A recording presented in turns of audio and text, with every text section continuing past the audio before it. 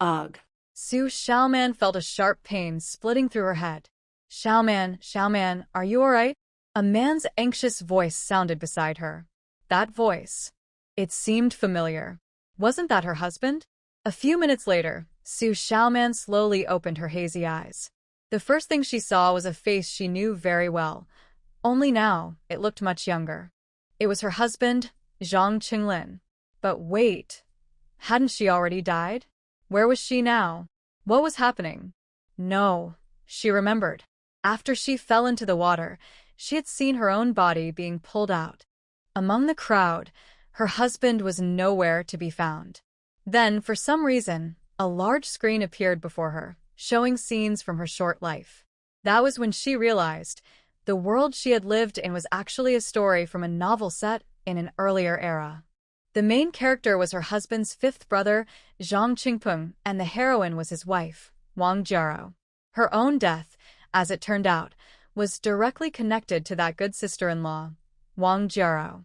As the heroine, Wang Jiaro seemed to be blessed with an extraordinary sense of luck, as if she were truly favored by fate itself. Not long after marrying into the Zhang family, during a casual chat, she had borrowed a necklace from Xu Xiaoman, one that Xiaoman rarely wore, saying she wanted to wear it for a couple of days. But she never returned it, claiming she had accidentally lost it. That necklace, however, was no ordinary piece of jewelry. It was a real storage space. Even more incredible, it had a special ability. It could reveal a person's fortune and luck. With that space, Wang Jiaro and her husband rose step by step, overcoming every challenge. Decades later, they became powerful and respected figures in the country, people of great influence. Meanwhile, the woman who had unknowingly given her that treasure lay forgotten beneath the grass of her grave. Thinking of this, Xu Xiaoman's eyes filled with deep hatred. Wang Jiaro's success had all come from her space. Not only did she never show any gratitude, but she even repaid kindness with cruelty. What kind of person could do something so heartless? They had never wronged her.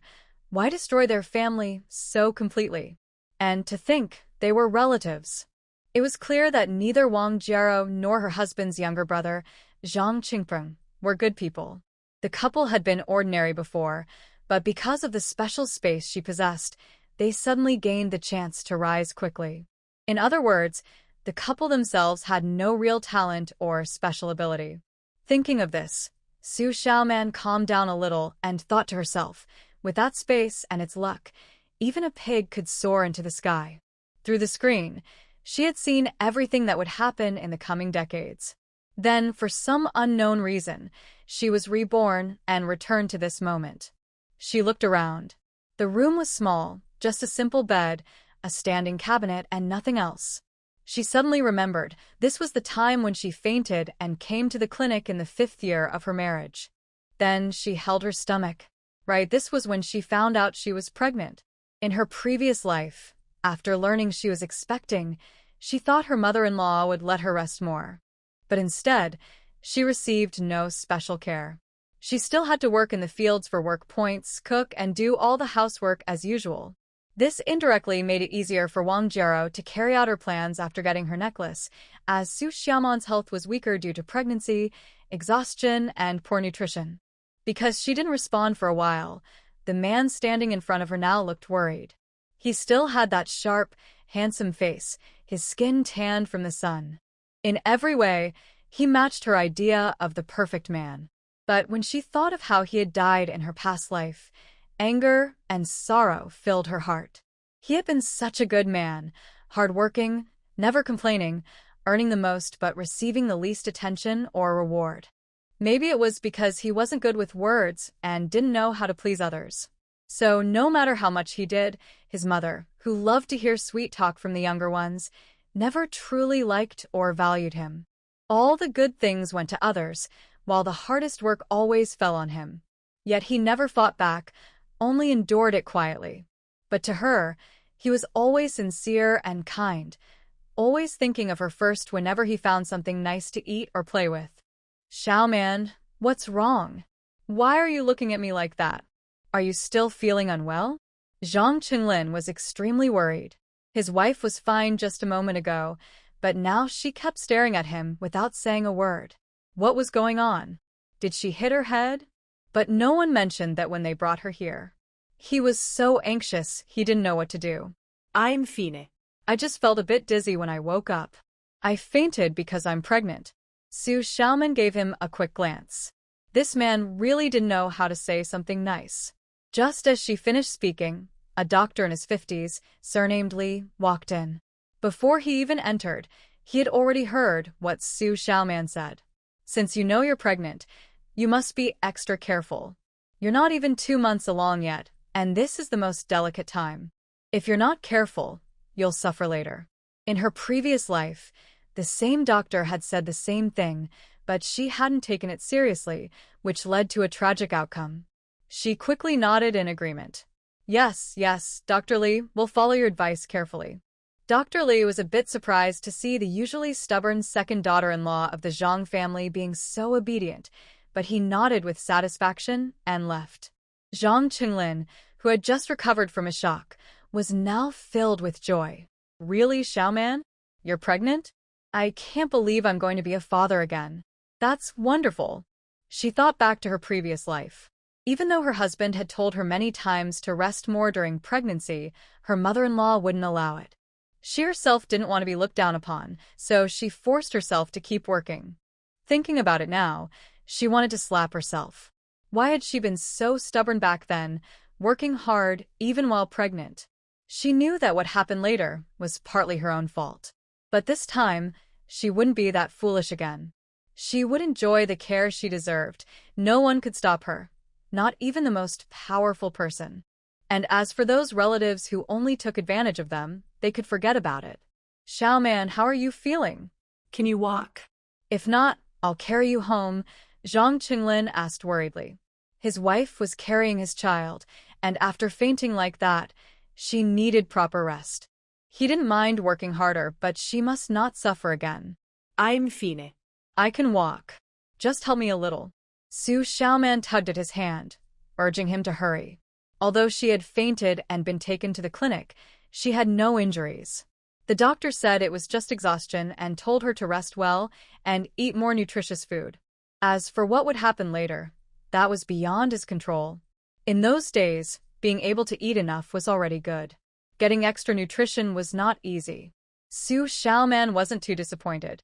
She and her husband had no money at all. Even if the doctor had prescribed medicine, they couldn't afford it. Thinking of this made her feel upset. Her husband wasn't an ordinary farmer. He was quite capable of earning money. But all the money he made went straight to his mother, not a single coin left for their small family. Once the money reached his mother, it was no longer theirs. And she was clearly biased. On the way home, Zhang Qinglin walked very slowly, afraid she might not be able to handle the trip. By the time they reached home, it was almost noon. The Zhang family lived in a brigade called Pingshan Brigade. It was in a good location right next to the county town. Although it belonged to the Shuangqing commune, many people went directly to the county for business because it was so close. If someone from the brigade worked in a factory or mine in the county, they could go back and forth every day without any trouble. Xu Xiaoman knew that her father-in-law worked at the county machinery factory and commuted daily. The Zhang family's house was in the southern part of the brigade, and a short walk further south would reach the county area. Counting from east to west, their house was the fourth one, Old Zhang's house. From a distance, you could see a neat row of 5 tiled rooms. Even in Pingshan Brigade, which was better off than most because of its location, the Zhang family was considered quite wealthy. Many families in the brigade still struggled to have enough to eat, let alone own a brick and tile house like that. People who didn't know better thought the house was built through the hard work of the family's head, Zhang Mingqing, her father-in-law. After all, he worked at the county machinery factory as an official employee. Although he was only a porter in the transport department in Pingshan Brigade, that was still a stable government job, something everyone admired. Even in the county, the machinery factory was a well-known and respected place. With the experience from her previous life, Xu Xiaoman knew that although her father-in-law worked at a machinery factory and had a good reputation, he was only a laborer. The work was hard, and as he grew older, his wages had become even lower than when he was young. The reason this family could afford a brick house, marry off their sons and daughters, send them to school, and live comfortably was all because of her husband. Thinking of this made her feel upset. She glanced sideways at the man walking carefully beside her, always watching out for her so she wouldn't fall. Although her husband didn't seem to have a proper job, she knew very well that besides helping with the harvest during the busy farming season, he often traveled around the country with his brother, who worked as a driver in the city's transport team. He wasn't an official employee of the team, but he had a special skill. He was excellent at repairing vehicles. Whether it was a car or a tractor, he could fix it easily. Whenever a vehicle in the transport team broke down, her husband would always help repair it for free. Because of this, everyone in the team thought highly of him. Even though he wasn't officially part of the team, no one complained when his brother took him along on trips. After all, it didn't cause any real problems for the team. In fact, having him around meant they could send one less person on each trip. Over the years, he and his brother had worked well together and earned a lot of money. But what made her most upset was that, despite all the money her husband had earned, neither of them had ever kept any for their own household. Every bit of it had been handed over to her mother-in-law. Thinking about this made her so angry that her whole body ached. After so many years, that money had become a huge sum. She knew her husband didn't give all the money to his mother just because he was obedient. It was also because she herself hadn't done anything about it. In her previous life, she had been proud and distant. She seemed hard to get along with, but in truth, she was simple-minded and cared too much about her reputation. Her clever and capable mother-in-law had seen right through her and completely controlled her. The most frustrating thing was that even though most of the family's savings had been earned by her husband over the years, outsiders had no idea. Her mother-in-law never revealed a word about it and even told the rest of the family to keep quiet. In front of others, she always emphasized that the family relied on the old man, saying the children were just burdens. Without her husband, how could the family survive? She would go on and on like that. As for her husband, Zhang Qinglin, and all he had done for the family, she never mentioned it. Only when he handed over his monthly earnings would she quietly praise him a little in private. That was all. Thinking of her mother-in-law, she gave a cold, bitter smile. In her past life, she had been foolish, unable to see through all the hidden schemes, letting her mother-in-law keep control over their lives. But this time, things would be different. Still, she had just been reborn and there were too many things to handle. She needed to plan carefully. Most importantly, she had to think about how to talk to her husband, the main breadwinner of the family, and slowly change the way they handled things. Of course, she had no intention of telling anyone about her rebirth for now. Even her husband would have to wait. She knew that her husband cared deeply for her. As long as she asked, he would never refuse. That thought comforted her. Otherwise, life would be unbearable. As she was thinking, the couple slowly reached their doorstep. Just as they approached the gate, a familiar voice came from inside. "Where are the second son and his wife? It's already noon, and they're still not back. Do they expect someone to go fetch them? How arrogant can they be?" The moment Xu Xiaoman heard the voice, she knew it was her mother-in-law, Li Guiping. She glanced at her husband, who remained expressionless after hearing his mother's words. She gave a soft snort, her lips curling into a mocking smile. See? No matter how much they did for the family, her mother-in-law would never appreciate it. Even if they were late because she had fainted earlier, they still couldn't escape being scolded. The village wasn't that big. She didn't believe that after half a day, Li Guiping still didn't know she had fainted. Yet there was not a trace of concern in her words, only blame for their late return. She even knew that when they were scolded for coming back late, it was only because their mother worried they might miss the afternoon work.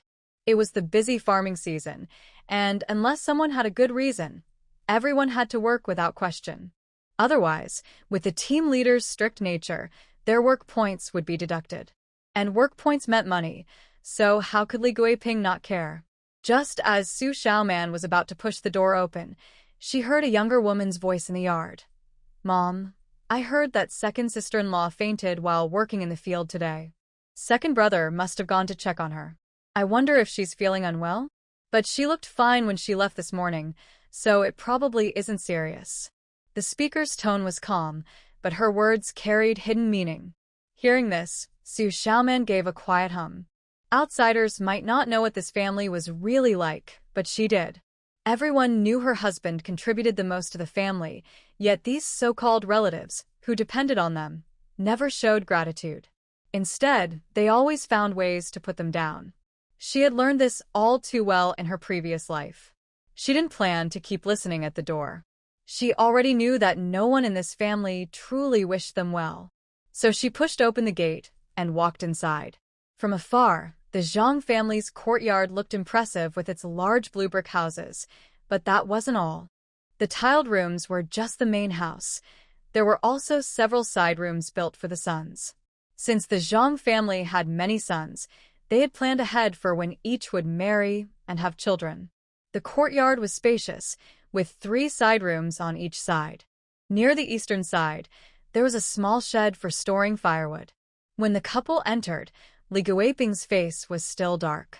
She glared at them sharply and spoke in a harsh tone. "It's already noon. Did you come back because you smelled the food? You're never this punctual when it comes to work." Xu Xiaoman stayed silent, watching how her husband would respond. Her husband had always been capable and clever. He wasn't someone easily fooled. The couple knew they could never repeat the mistakes of their past life. Change had to begin now. When Zhang Qinglin heard his mother's sarcastic words, his face stayed calm as always, showing no sign of displeasure.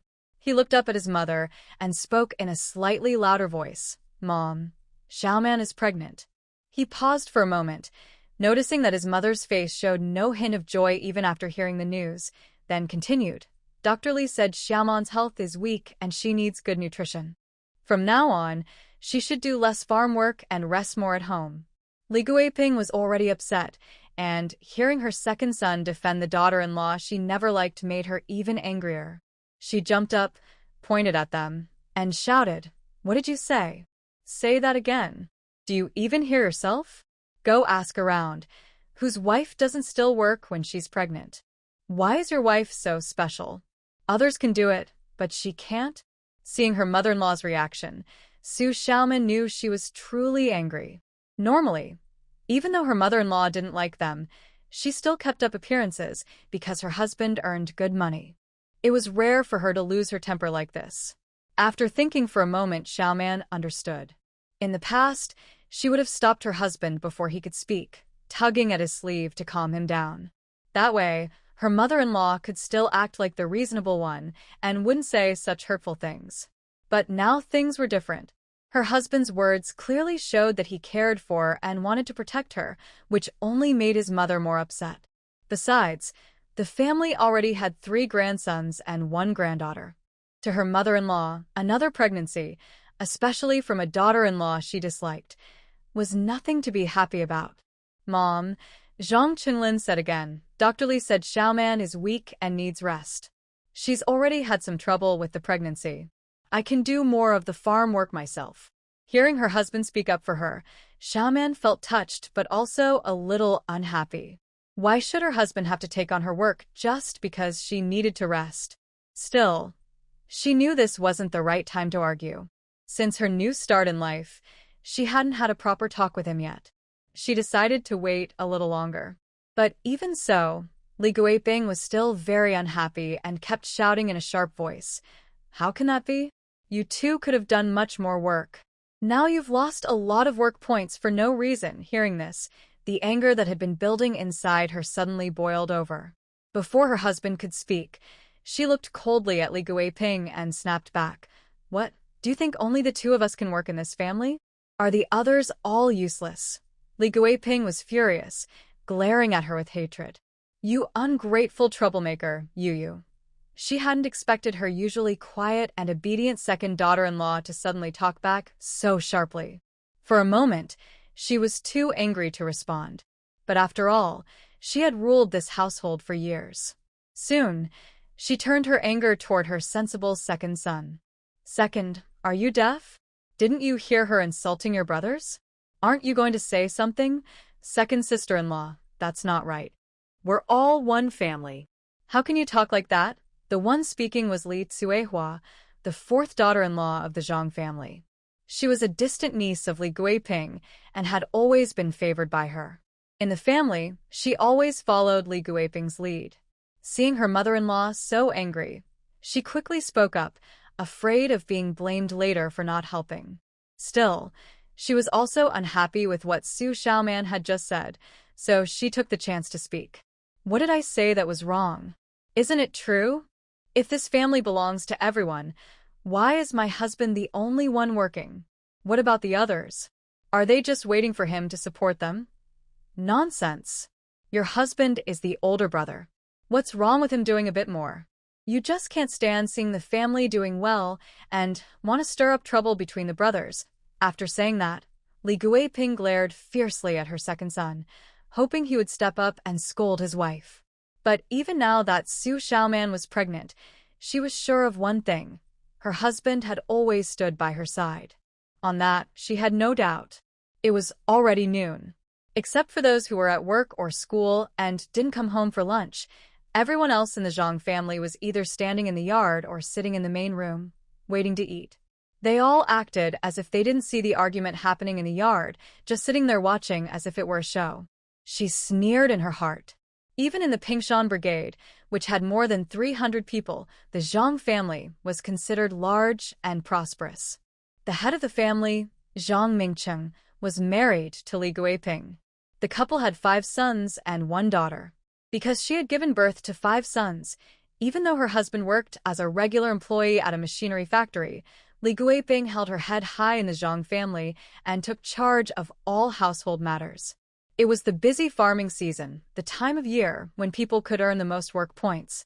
Even though the family had the old man's salary, it was far from enough to feed such a big household. So every year at this time, she would order everyone in the family to go to the fields. But how many work points they actually earned was another matter. After all, everyone's work performance was different. Now that everyone was here, yet no one spoke up for the couple, it showed clearly what kind of people they really were. Others in the brigade might not know the Zhang family's situation, but family members surely did. Having lived through her previous life, she already knew everyone's true nature. She wasn't surprised. This only confirmed what she already knew. She glanced at them, knowing they were only watching coldly for now. But in her past life, after Wang Jiaro married into the family, things slowly changed. Yes, Wang Jiaro, the wife of the 5th son, Zhang Qingpeng, had not yet married into the family in this life. After she joined the family in the past, for some reason, whether she naturally disliked the couple or feared that they might take back something she had gained from them, she began to target them. With careful planning, Wang Jiaro and her husband turned the whole family against the couple, isolating and mistreating them until tragedy struck, and the family of 4 met a terrible end. But this time, things would be different. There was still plenty of time. Wang Jiaro hadn't married in yet, and the special item she once tricked them out of would never fall into her hands again.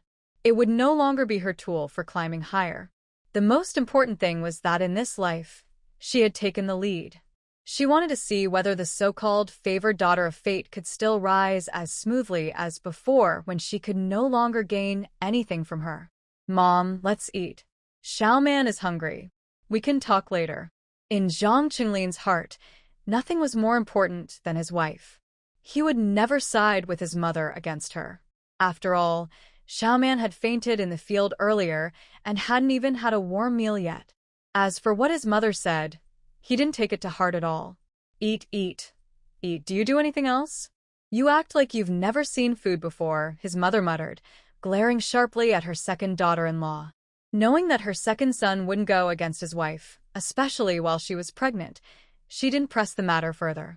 Still, she couldn't help but notice that her second daughter-in-law seemed different today, more assertive than usual. She decided to think it over carefully when her husband came home that evening and stopped arguing for now. Before she could say more, Xu Xiaoman turned and went inside. Once inside, she saw her daughter rubbing her sleepy eyes as she sat up. A gentle smile appeared on Xiaoman's face. She thought of how, in her previous life, after both she and her husband had passed away, their daughter, though she still had grandparents, had lived like an orphan. Before she even turned 15, Li Guiping had arranged for her to be married off for a large bride price to a man in the mountains. After years of hardship, she passed away before turning 18 due to complications during childbirth. The thought made Xiaoman's heart ache deeply. Her little Nuno was the child she had carried for 10 months and given birth to with great effort. After that, she had raised her with love and care until she was 3 years old. If life had followed the same path as before and she hadn't been reborn, in just over half a year both she and her husband would have died, and her precious Nuno would have faced the same tragic fate again. Fortunately, she had come back. She thought this with a heavy but determined heart. In this life, she was willing to risk everything to protect her little Nuno. She not only wanted to help her avoid the tragic fate of their past life, but also to give her a better future. At the same time, she would make sure that those who had harmed their family paid the price. She was not someone who believed in forgiving easily or trusting the idea that what hasn't happened yet should be let go. In her heart, everything from the previous life had truly happened. The pain and suffering had fallen on their family of 3. No, it should be 4, counting the baby she had been carrying. Everything had been real, and she never doubted that. She just didn't understand why. After living through one lifetime, she had returned to the very beginning with all her memories intact.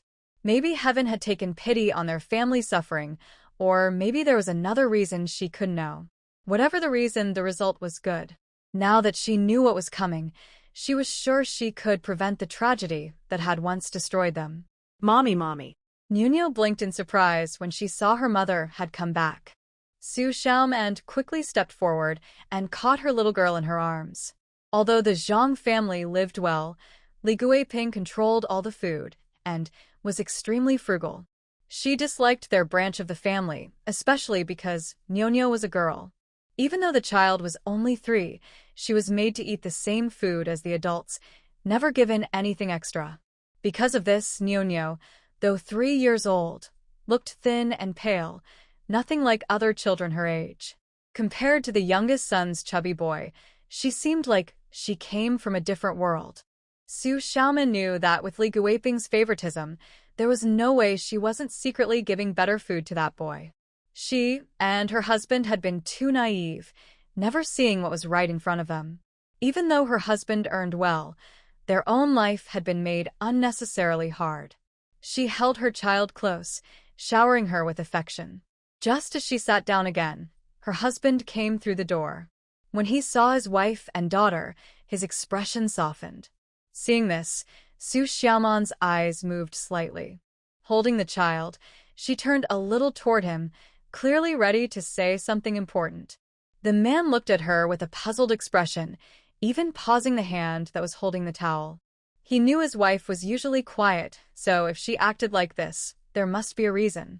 How much money do you still have? She didn't hesitate and asked directly. She was very clear in her mind. No matter what, having money in hand made everything easier to handle. She also had a hidden thought. In both this life and the previous one, their family, especially her husband, had worked tirelessly for the Zhang family. But after the 2 of them were gone, how did that family treat their only child left behind? Thinking about how, for so many years, the Zhang family had lived off her husband's hard work without a bit of gratitude made her angry. She bit her lip and silently decided that things had to change. She would make sure her husband stopped handing over all his hard-earned money, and she would even find a way to get back what had already been given. Otherwise, she would never feel at peace. From what she knew about Li Guiping, that household had plenty of savings. If she could get that money back, the whole Zhang family would probably lose their minds. After all, in any time or place, life was hard without money. She also knew that the old couple had been living frugally for years, even though her husband gave them a good amount every month. She knew they were saving that money to buy jobs in the county for the 4th and 5th sons. Using her husband's money for that, how could they even think of it? When the man heard her question, he seemed surprised. His face froze for a few seconds before he slowly replied, I only went out once this month. Didn't earn much, a bit over 30 yuan. Why do you ask? He knew his wife had never cared much about his earnings, so this direct question was a first. He couldn't guess what she was thinking. Xu Xiaoman rolled her eyes and nodded knowingly. She knew that because it was the busy farming season, her husband had only gone on one trip and just to the nearby city, so of course the income was lower than usual. But for now, 30 yuan is still quite a lot. With that kind of income, it's no wonder the two of them ended up in such a situation in their past life. Both of them were too generous. Even though they could earn money easily, neither of them thought differently. They just handed over their hard-earned money to that troublesome big family without hesitation. Still, she didn't want to dwell on the past. What mattered now had to be said. Give me the money. From now on, all the money you earn from driving should be handed to me. I'll be the one managing our household finances. After speaking, she quietly looked at him, waiting for his reaction. Although she knew he cared deeply for her, after being apart for so long, even a whole lifetime, some things still needed to be confirmed, just to be sure. The man looked stunned, as if he hadn't fully understood her words. He stood there blankly for a while, unable to respond. Seeing this, Xu Xiaoman raised her voice slightly and said again, What's wrong? Do you have a problem with that? No, no. He finally came to his senses. Hearing the tone of his wife's voice, he realized she might be upset by his hesitation. He quickly waved his hands and denied it. How could he have any objections? He worked hard to earn money for their family after all. It was just that before, his wife didn't seem to care much about money, and his mother always kept a close eye on things. So, he had simply handed the money over without thinking too much. In his view, although he had given quite a bit to his mother over the years, he had been out working for so long that he knew how to make money. If he wanted to earn more, it wouldn't be difficult. So he hadn't taken it too seriously. But now his wife's attitude seemed different. Thinking this, the man picked up the towel in his hand, but didn't go out to wash up. Instead, he took 2 steps forward and sat down on the edge of the bed, looking at her closely. After a moment's hesitation, he asked, What's going on? Did something happen? If you need more than 30 yuan, I still have some money outside. Hearing that, Xu Xiaoman's eyes lit up, and a look of surprise slowly appeared on her face. As far as she knew, that hadn't happened in their previous life. She had no idea he still had money of his own. Hadn't he given all his earnings to Li Guiping? Could there be something she didn't know about? The thought made her heart tremble. This news was better than she could have hoped for.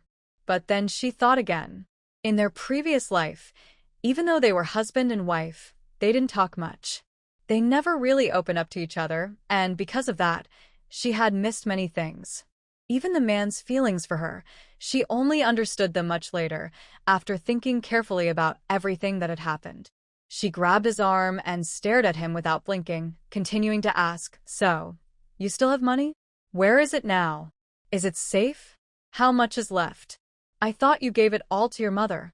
Seeing how anxious she was, the man didn't try to hide anything.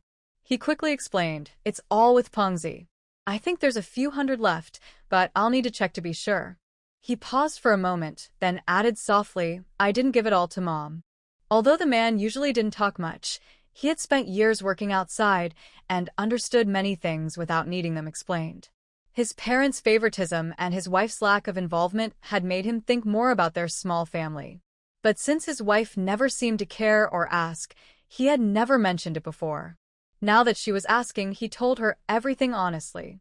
He also had no objection to her suggestion that she should manage the family's money from now on. In his eyes, it was only natural for his wife to handle such matters. But Xu Xiaoman wasn't thinking about his feelings at the moment. When she heard that he had saved a few hundred yuan, her eyes lit up with joy. This was wonderful. Nothing could be better. With this money, she finally felt secure. Many things would be easier to handle now. And if her husband hadn't been careful, that money would have already ended up in his family's hands. Thinking about how Li Guiping had missed out on a few hundred yuan made her secretly happy. She was just about to say something more when a voice called from outside, Dinner's ready. Maybe because the head of the Zhang family hadn't come back yet, or because the earlier argument had led nowhere. The dinner table was peaceful this time. No one caused any trouble. Xu Xiaoman felt completely at ease because of it. She had just been reborn, and many things were still unclear in her mind. She needed to go back, think carefully, and decide on her next steps. After dinner, the family of three returned to their room. The Zhang family's tile house had only been built a few years ago, around the time of their marriage, which allowed them to have one of the 5 main rooms. Their room was on the west side, a rather good location. It was rectangular, about 20 square meters. To the right of the door was a heated brick bed connected to the kitchen, but since their room was the farthest from it, the bed often wasn't warm enough in winter. There were 2 small cabinets on the bed. Facing the door stood 2 wooden cupboards made by the village carpenter. The craftsmanship was rough, but they worked fine for storage. On the south side was the only window in the room. Beneath it stood a small table and a few handmade chairs. Whenever the family did anything together, it was usually around that table. Since her husband had to return to the fields in the afternoon, she didn't talk much with him.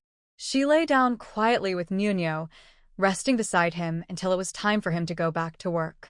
After he left, the yard became silent. She knew that Li Guiping was probably still napping with Go Dan, the youngest son's child. That old lady was truly biased. She had agreed to look after both children while the couple worked in the fields, but most of the time, she only cared for Go Dan. Nuno was often left to play by herself. Even though Nuno was still very young, she could already sense that no matter how much she cried, her grandmother would never pay her any attention. Knowing she wasn't liked, the little girl had learned to be quiet and sensible. The woman understood that if things continued like this, even if she hadn't died in her past life, Nuno would have grown up timid and shy. Now that she had another chance, she saw Nuno was asleep and quickly got off the bed. She walked to the cupboard, opened the door, and reached inside for a small box. This was where she usually kept her most valuable belongings. When she opened it, there were only a few scattered bills inside. She sighed deeply.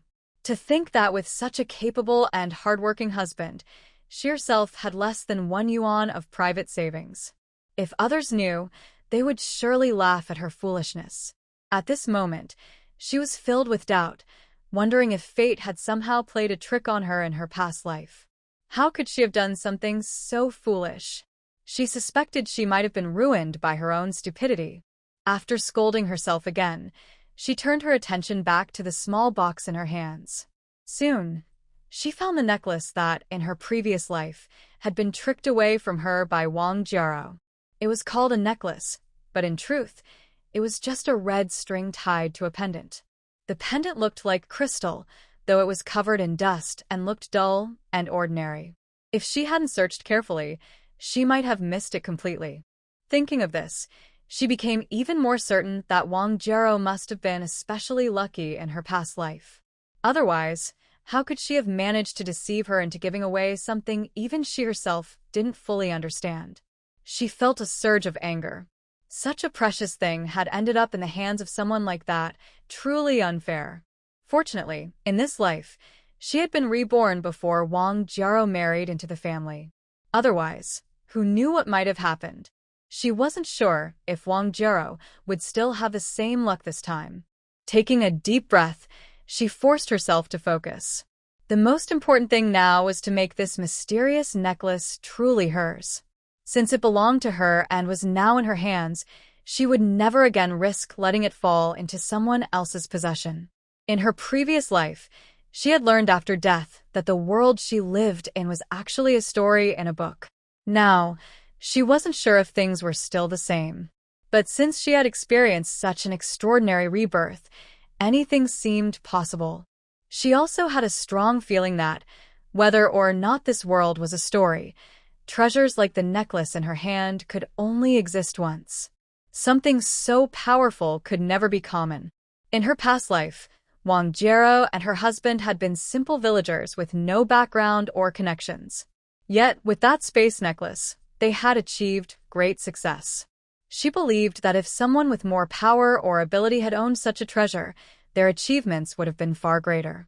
With that thought, she gently held the necklace in her hand and examined it carefully again, but found nothing unusual about it. She searched through the box again. Although she only remembered one necklace, she carefully checked just in case, but found no second one. She took a deep breath. Holding the necklace tightly in her hand, she picked up a small knife from the table. From what she had learned after her death in her previous life, Wang Jiero had used a drop of her own blood to make the necklace recognize her as its owner, turning it into a space she could use. Now that she knew how Wang Jiero had done it before, she felt much more confident. She quickly made a small cut on her finger and let a drop of blood fall onto the pendant. The plain-looking necklace soon began to give off a faint warmth after absorbing the blood. Her heart leapt with joy. This was the reaction she had been waiting for. Her heartbeat quickened. Though she didn't want to admit it, she knew that Wang Jiero had been someone very special in her past life. Otherwise, she and her husband wouldn't have ended up so successful. It seemed that getting this necklace had given Wang Jiero a rare chance that others never had. But now that it was her turn, she wasn't sure if she would be as lucky. Her heart was uneasy, uncertain what would happen after the necklace absorbed her blood. When the heat from the necklace reached the limit she could bear, it suddenly shone with a bright light. She instinctively closed her eyes. When she opened them again, her right hand was empty. The necklace had vanished. Seeing this, her heart filled with excitement. Had she succeeded? Still, before confirming that the space had truly bonded with her, she couldn't relax. She knew that this space was extremely important, both to Wang Jiero in the past and to herself now. There was no room for even the smallest mistake or accident. Although she had been reborn, she was still the same person. Without the help of the mysterious space, even with her knowledge of future events, achieving her new goals would still be very difficult. This made her treat everything related to the space with great care. She held her breath, closed her eyes, and quietly tried to sense if her body felt any different. Soon, she noticed something unusual in her mind. The space was not hard to detect. With a little focus, she could sense a round, glowing sphere in her consciousness. She clearly felt that this thing was not a real object inside her brain, but something more like a virtual presence. When her awareness touched the sphere, she discovered that it contained a whole new world within. Although she had learned after her death that Wang Jiero once possessed such an extraordinary space, she had never truly understood what it was like. It seemed that only the Wang Jiero from her previous life knew the full truth about it. Naturally, she was filled with curiosity.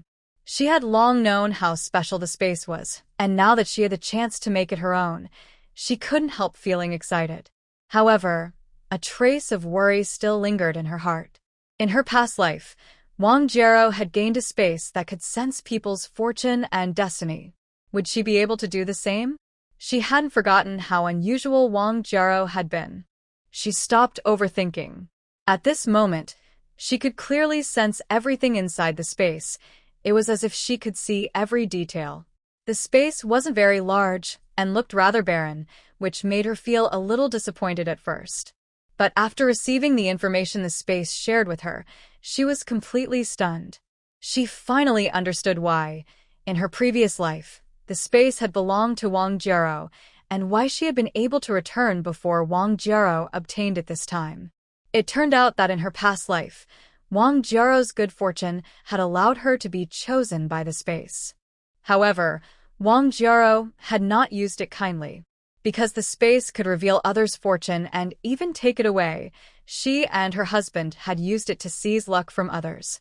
By taking shortcuts and exploiting others' destiny, they had raised the space's level to an extremely high degree within just a few decades.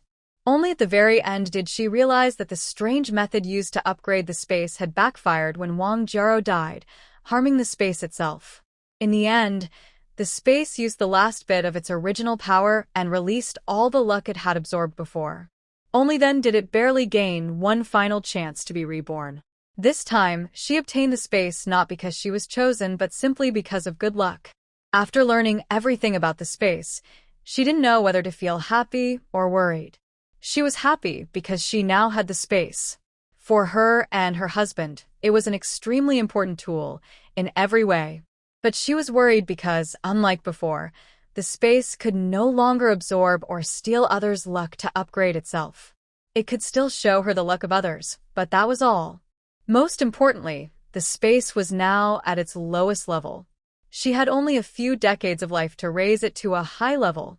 If she failed, the space would lose its energy to start over again, and she dared not imagine what would happen then. Although the space didn't say what the result would be if it wasn't upgraded, she had a bad feeling about it. That feeling made her want to follow the hints the space gave her. On the other hand, if she could upgrade the space to a high level, the energy of this world would be strong enough to be sensed by higher-level planets. By then, even if she disappeared from this world decades later, the space would be completely bound to her soul. No matter how many times she was reborn, it would stay with her forever. Even if by then the space became just an ordinary one with only storage functions, it would still be a rare and powerful treasure for them. After receiving all this information, Xu Xiaoman's excitement slowly faded, and she calmed down. Although the space was not exactly what she had imagined, it had accepted her as its master. As for upgrading it, that could wait. After all, there was still time ahead. At least, the space did not end up with Wang Jiao, and that alone was already a great relief for her. Although the space around them was empty and barren, it still had a basic storage function. Even this small ability was precious to them. Since she now had this space, Xu Xiaoman began to carefully sort through the valuable things at home. But after tidying up, she only felt more upset. After being married for several years, she and her husband hardly owned anything of real value. It was no exaggeration to say they were nearly penniless. Fortunately, her husband wasn't completely foolish. He had saved a few hundred yuan outside the home. Thinking of that money made her feel a little better. Having some money in hand always brought peace of mind. Since there was nothing valuable left at home, she stopped fussing over it. When Nunya woke up, the mother and daughter stayed quietly in the room all afternoon. She hadn't forgotten that she was still recovering from an injury. She was also pregnant, and because of overwork before, her condition was already unstable. She needed to rest well for a while. As for whether her mother-in-law, Li Guiping, agreed or not, that was no longer her concern. Now that she had been given a second chance at life, she would never live as she did before, working endlessly even while pregnant, never taking a break.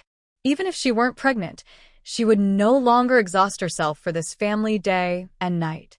So, when Li Guiping woke from her nap that afternoon and started making noise in the yard, muttering and complaining, Xu Xiaoman simply ignored her. This made Li Guiping, who had been holding in her anger all afternoon, look dark-faced at dinner, her eyes occasionally flashing coldly toward their side of the family. Dinner was always the most important time in the Zhang household. Any serious matters were usually discussed before or after the meal, mainly because the head of the family, Zhang Mingcheng, only came home after work in the evening. Zhang Mingcheng worked at a machinery factory. Although his current salary was not as high as Zhang Qinglin's, since Zhang Qinglin didn't have a stable job, outsiders still saw Zhang Mingcheng as more reliable and respectable. That was also why Li Guiping always acted so confident both inside and outside the home. In her eyes, no matter how much the second son earned, it was like floating weeds, rootless and unstable. Although the Zhang family had someone with a steady job, there were many mouths to feed. And since Li Guiping was known for being frugal, the food on their table was never much different from that of other families in the village. Because it was the busy farming season, things were still a little better than before. There was a bowl of cold eggplant salad, a large plate of shredded potatoes with a bit of pork fat, and the main food was corn grits with some mixed grain pancakes. When Xu Xiaoman saw the same food again, she couldn't help but frown. Everyone said she was weak from poor nutrition and that it had affected her pregnancy, yet Li Guiping still didn't show her any special care. Fortunately, Xu Xiaoman had her own plans now. She was no longer the quiet, patient person she used to be. She thought to herself that, knowing the old woman's temper, this meal would not go smoothly. Just as she was waiting for trouble to start, Zhang Qingpeng, the fifth son of the Zhang family, who had been Wang Jiarou's husband in her previous life, spoke first with a happy face. Dad, Mom, about what I mentioned last time, my marriage with Jiarou, have you thought about it? Jiarou was such a good girl, and she worked at the commune. The fact that she was willing to marry him was already a great blessing for the Zhang family. What was there to think about? They should agree right away instead of waiting for the girl's family to bring it up again. When Zhang Qingpeng said this, everyone at the table except Zhang Mingcheng and Li Guiping suddenly lost their appetite, their faces turning unpleasant. Only then did Xu Xiaoman remember, right, since Wang Jiarou hadn't married into the family yet, she would be joining soon. She hadn't expected it to happen so soon. That was actually good news for her.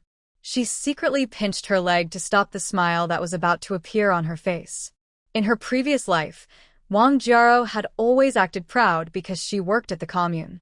When she married into the Zhang family, she carried herself with great pride. As far as Xu Xiaoman knew, the bride price and gifts given back then were generous, comparable even to those in the county, not to mention their small village. It was said that the bride price alone was 300 yuan, not counting the other things prepared for the couple, a bicycle, a watch, and some furniture. Wang Jiarou, thinking highly of herself, brought only a few personal belongings when she married, saying that she herself was the most valuable gift. The Zhang family should feel lucky just to have her. Although Li Guiping was very unhappy about it, she couldn't resist her youngest son's insistence. What finally made Li Guiping stop talking was a single sentence from Zhang Qingpeng. Wang Jiarou's uncle was the workshop director at the county's steel mill. After the two got married, his job became secure. For the elderly couple, this news was more valuable than any dowry. So, when preparing the wedding gifts and other items for the couple, even though the other daughters-in-law were unhappy under the firm attitude of the parents, especially considering the great contribution of the second son and his wife, everyone stayed silent and accepted it in the end. Because of this, Wang Jiarou enjoyed quite a bit of attention after marrying into the Zhang family. After all, what the Zhangs provided her with was something even many town families couldn't match. This also gave her a special position in the Zhang household. She clearly received better treatment than the other daughters-in-law. Just as Xu Xiaoman had guessed, Wang Jiarou didn't have to work in the fields like the others. Even the housework, under Li Guiping's obvious favoritism, was only done casually. She lived freely and comfortably. Life was so easy for her that she often found fault with Xu Xiaoman and her husband. Thinking of this, Xu Xiaoman sneered inwardly. Wang Jiarou, oh Wang Jiarou, this time, without my agreement, let's see how you can still marry into the Zhang family as proudly as before.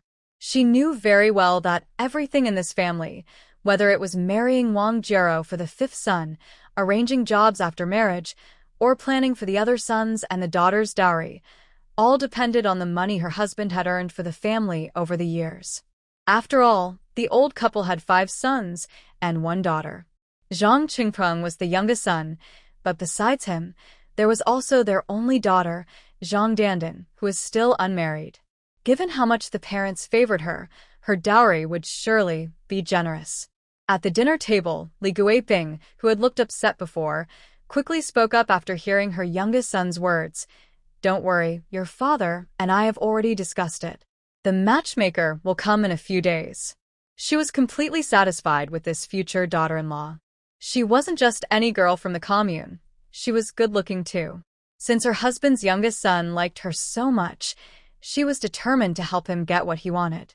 As for everything else, she didn't really care. When Zhang Qingpeng heard his mother say this, he glanced at his father. Seeing no sign of disagreement, he finally relaxed, a look of relief spreading across his face. After all, the conditions set by Jiarou's family were not small. If his parents had refused, things would have become quite troublesome.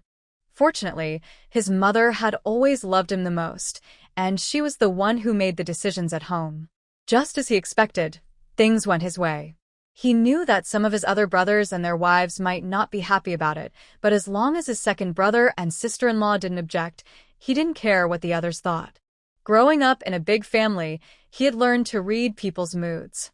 He understood the family's situation well and knew that their current life was not something his well-known father had earned alone. Just as he was quietly breathing a sigh of relief, a familiar voice came from beside him. He immediately realized it was his second sister-in-law, who rarely spoke at the dinner table. His heart tightened.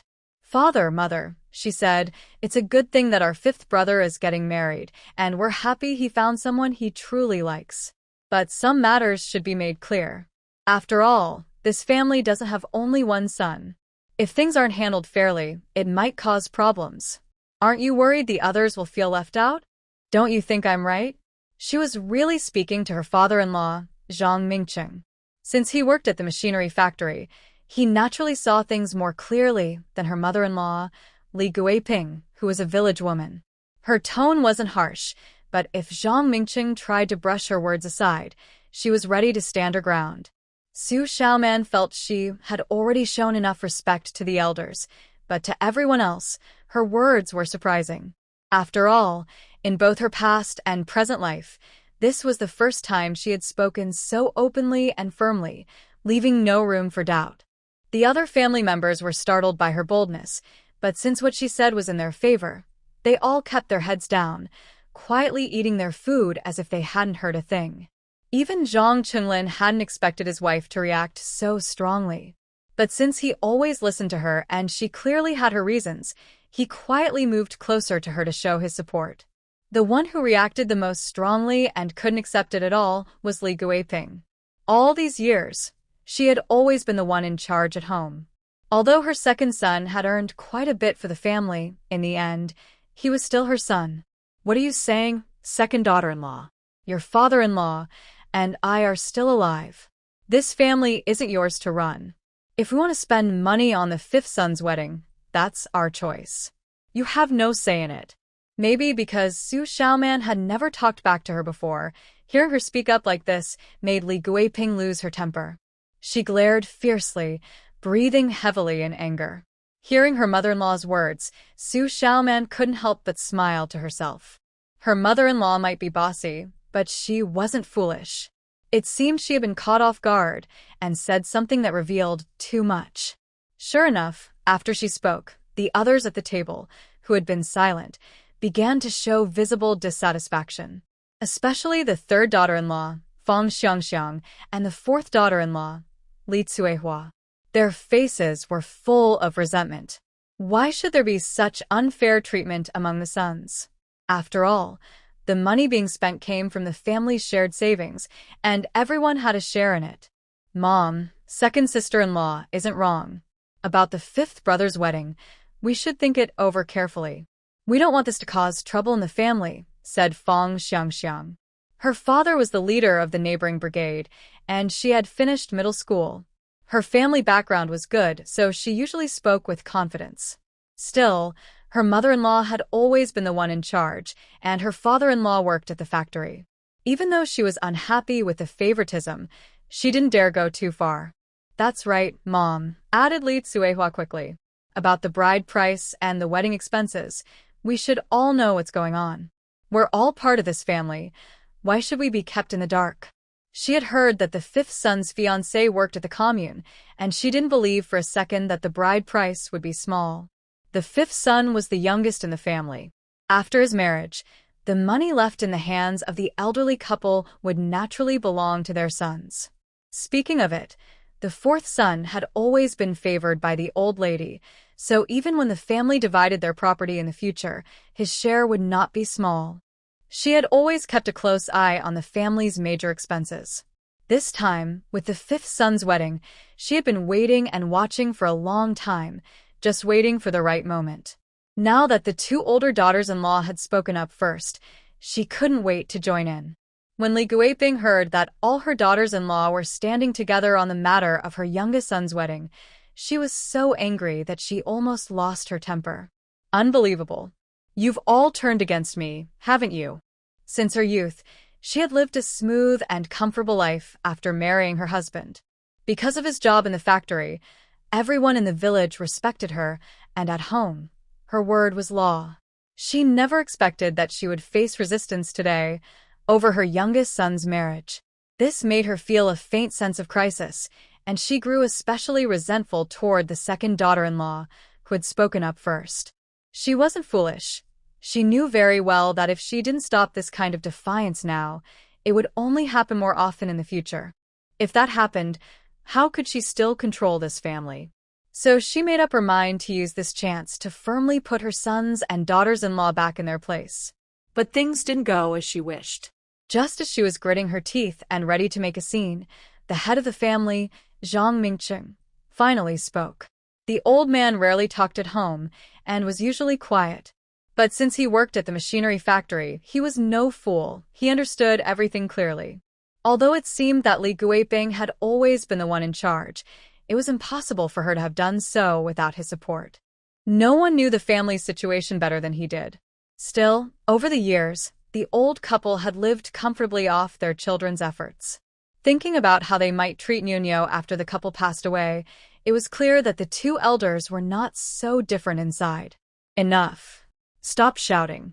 The old man looked at Li Guiping and spoke calmly.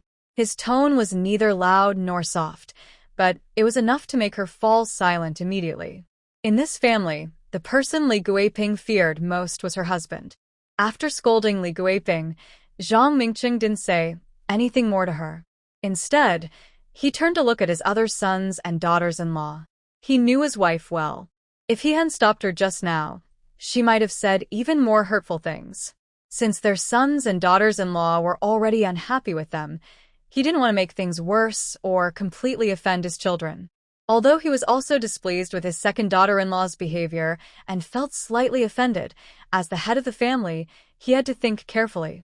Especially since it was the second daughter-in-law who had spoken up, he needed to handle the matter with caution for the sake of the family's future. "Do you all feel the same way?" he asked. At the dinner table, everyone except the fifth son, Zhang Qingpeng, who still looked upset, lowered their heads in silence. But their silence already showed what they were thinking. As members of the family, they naturally wanted to know more about the large amount of money that was about to be spent. Even though they all feared their father, they also knew that the fifth son was the most favored one, always speaking sweetly to their parents. Since he was getting married and his fiancée worked at the commune, the expenses would surely be high. They couldn't just let the matter pass without understanding it clearly. Seeing this, Zhang Mingcheng understood everything. He sighed deeply. When he noticed his wife's angry face and saw that she was about to speak again, he quickly waved his hand to stop her. He knew nothing good would come out of her mouth right now. He was a smart man. He knew that even if his sons said nothing, they still felt their parents were being unfair. Especially since it was the second daughter-in-law who had brought up the issue first. Without her, the others wouldn't have dared to speak. But because it involved the second son's family, he had to be even more careful in handling it. Unlike Li Guiping, who had spent her life working in the fields and didn't understand the outside world, he had some idea of what kind of work his second son had been doing all these years, and he knew both the risks and the opportunities involved. Among his sons, except for the eldest, the others still needed help from their parents. Without that support, their lives wouldn't be easy. But, as the saying goes, every family knows its own troubles best. The small amount of money he earned each month was hardly enough to support such a large family. What troubled him most was that several of his sons were hoping he could help them find jobs. This had always been the biggest headache for him. If his sons could get decent jobs, he would feel proud as their father. But now, not to mention the county, even in the city or the province, every position was already taken. Finding a job was no easy task. It required not only connections, but also a lot of money. And in this matter, he had to rely heavily on the support of his second son. So, although he didn't show any special favor toward the second son's family in public, deep down he was cautious. He knew very well that if the second son stopped supporting the family, it would be a serious blow to them all. The eldest was unreliable, and the younger one still needed help from home. For a moment, old Zhang thought about many things. But since the issue had been brought up and all the sons except Zhang Qingping agreed, he couldn't just ignore it. He had to take it seriously. Still, this wasn't something that could be solved right away. After thinking for a while, he turned to Li Guiping and said, "Let's postpone the engagement talk for the fifth son. We'll discuss it again after the family has made a decision. Although he favored the youngest, he still cared about his other sons. If the matter hadn't been brought up, he could have pretended not to notice. But now that it was out in the open, it had to be discussed properly. At the very least, as the second son's wife had said, they couldn't let one son's situation make the others feel neglected, especially the one who was the most capable and earned the most. After saying this, Zhang Mingcheng finished his meal, put down his chopsticks, and went back to his room. Seeing this, everyone else, except Fang Xiangxiang, who stayed to clean up, quickly returned to their own rooms. They could tell that Li Guiping was upset, and no one wanted to give her a chance to vent her anger on them. Of course, the one directly involved, Zhang Qingpeng, hadn't left yet. At that moment, he was filled with anger. Just now, while his father was still around, he didn't dare say much. But once everyone left, he quickly pulled his mother into the backyard and started whispering to her. Fang Xiangxiang saw this and gave a cold snort in her heart. This younger brother-in-law of hers was always sly and smooth-tongued, flattering their parents and becoming their favorite among the sons. But this time, he had finally met his match. She secretly thought he deserved it. Although she didn't particularly like Xu Xiaoman either, she disliked the fifth brother even more, especially since the family had to spend so much money for him to get married. No, she had to discuss this with her husband later. Since Xu Xiaoman was the one who brought it up, they should follow her lead. With the second brother and his wife taking the lead, they could just agree and not stand out too much. The fourth brother and his wife were probably thinking the same thing. After all, no one wanted to waste so much money on the fifth brother. Why should there be different treatment when they were all sons and daughters-in-law? Xu Xiaoman didn't need to guess what everyone else was thinking. After all, in this matter, only the fifth brother, Zhang Qingpeng, would benefit. The others would all lose out. Before, no one dared to speak up, partly because most of the family's money had been earned by the second brother. The others hadn't contributed much and didn't want to be the first to cause trouble. Now that someone else had spoken up, the rest were happy to agree. When the couple returned to their room, they each washed up. Xu Xiaoman asked her husband to fetch some water, and together they gave Niu a warm bath.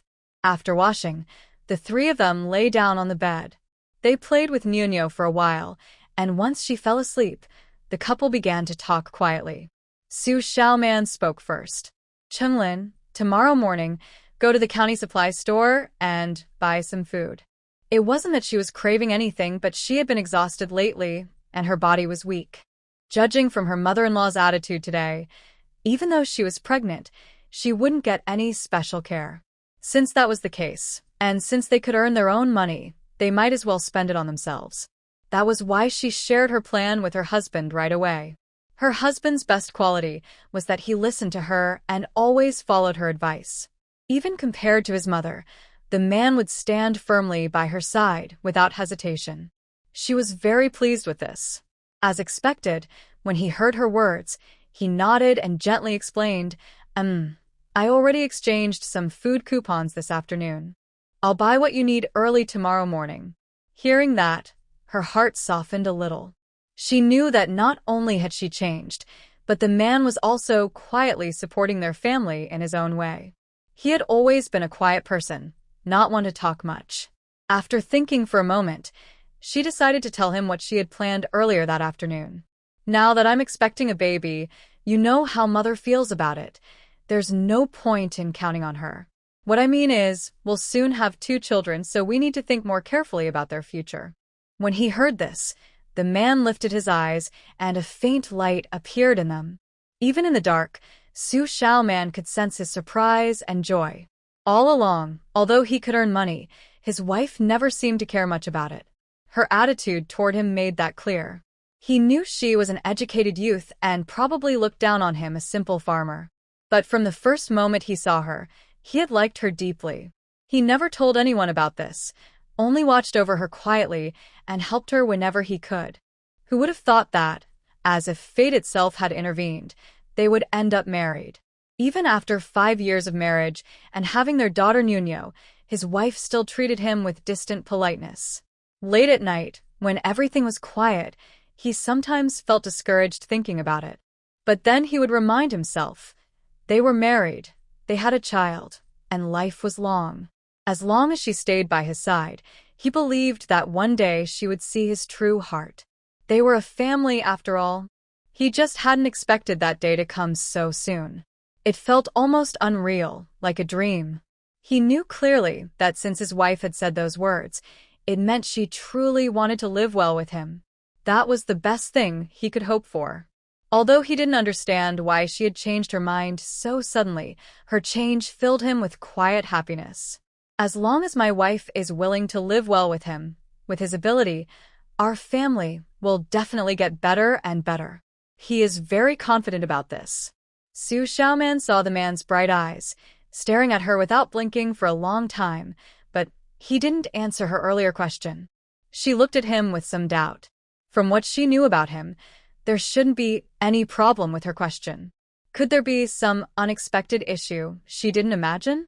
Just as she was feeling uncertain, the man suddenly spoke softly, his voice hoarse and deep. Okay, whatever you say, from now on, you will be the head of this small family. He naturally had no objection to his wife's suggestion. He understood that her decision was mainly for the sake of their 2 children. He saw no reason not to accept it. He knew very well what his parents were like, better than anyone else as their son. Although he had been giving part of his income to them over the years, it didn't affect their small family's life.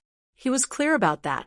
But before, he wasn't sure about his wife's thoughts. He was worried she might accidentally tell his mother. Plus, their house wasn't big enough to hide much secret money. If his wife didn't mind, it could easily be exposed. Once it was leaked, it would be trouble. He just felt that after his wife fainted and woke up this time, she seemed very different from before. How to say it?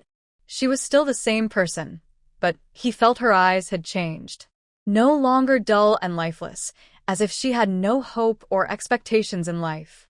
Even when looking at him and their daughter, there was no emotion.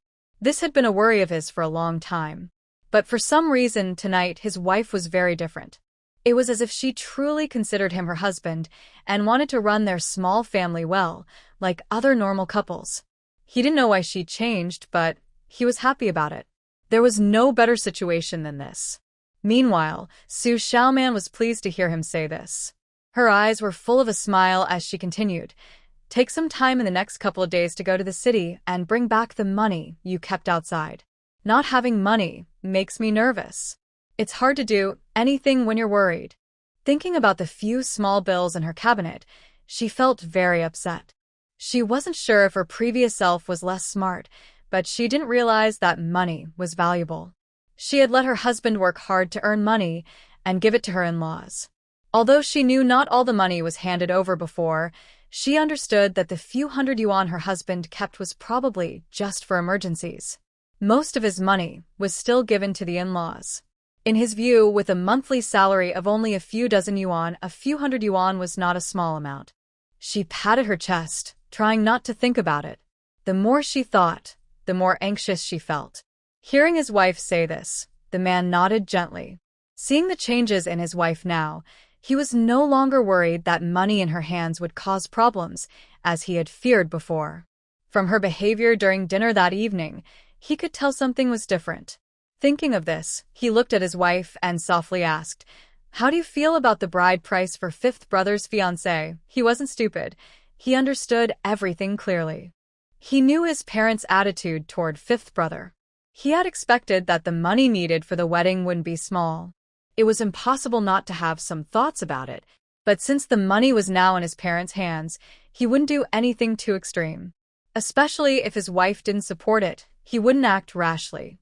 He thought that this time, like before, his parents would decide everything quietly and it would pass without much fuss. But his wife, who usually didn't care about these small matters, spoke up first in front of the whole family. And her attitude was very different from before. He felt comforted and supported by her stance. He could sense that her attitude was different, but he still needed to hear her say it clearly. Xu Xiaoman looked at her husband when he asked, understanding that he might have doubts about her behavior today. But she didn't want to hide anything. If he didn't ask, she was ready to speak. After all, there would be more similar issues in the future. They needed to be on the same page. And since her husband was the main earner in the family, many of her ideas depended on his support. Without it, she couldn't do much. That's just what you saw. My parents are too biased.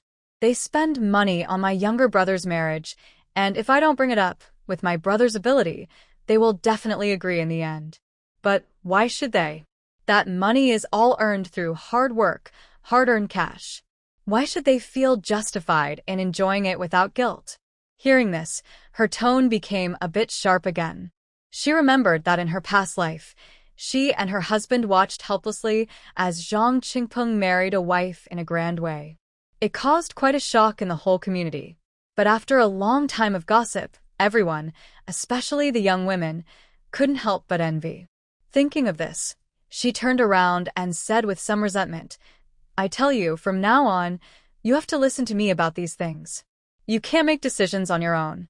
Her husband hadn't experienced the hardships she had in her past life. She was worried because those were his family members, and maybe someday they would feel pity and act on it. She needed to warn him in advance. When it came to the Zhang family, she would never compromise. But unlike her worries, her husband, after hearing her reasons, felt deeply touched. He didn't expect his wife to act out of concern for his efforts. At this moment, his eyes flickered softly as he looked at her quietly, and he gently said, Okay, I'll listen to you. He wasn't just being polite. He truly believed it. He was the second son in the family. Old Zhang valued the eldest son most, while Li Guiping loved her two younger brothers and her little sister. His position in the family was always overlooked by his parents. Even in school, he only managed to finish elementary school, unlike his older brother and younger siblings who went to high school or at least middle school.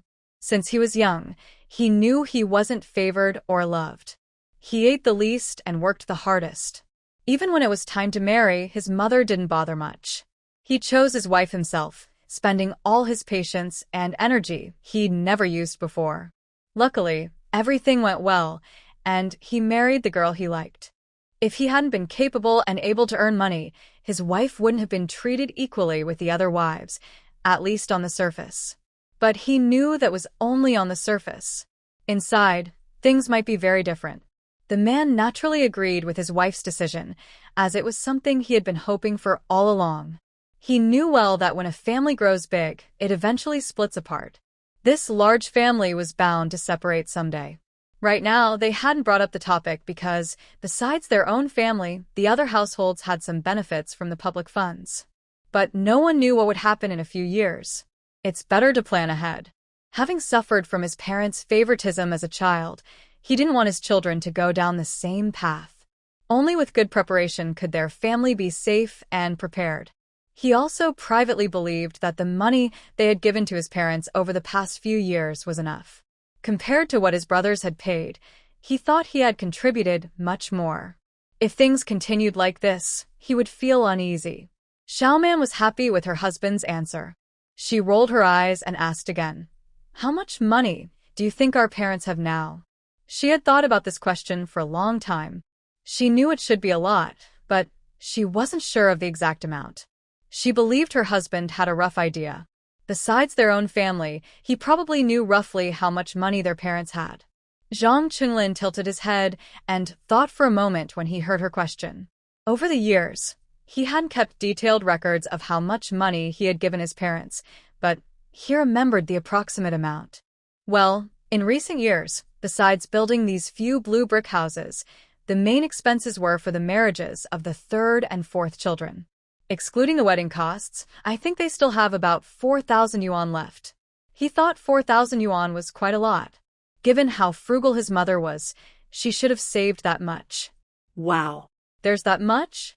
She thought their parents had at most 2,000 yuan, but it turned out to be almost double her estimate.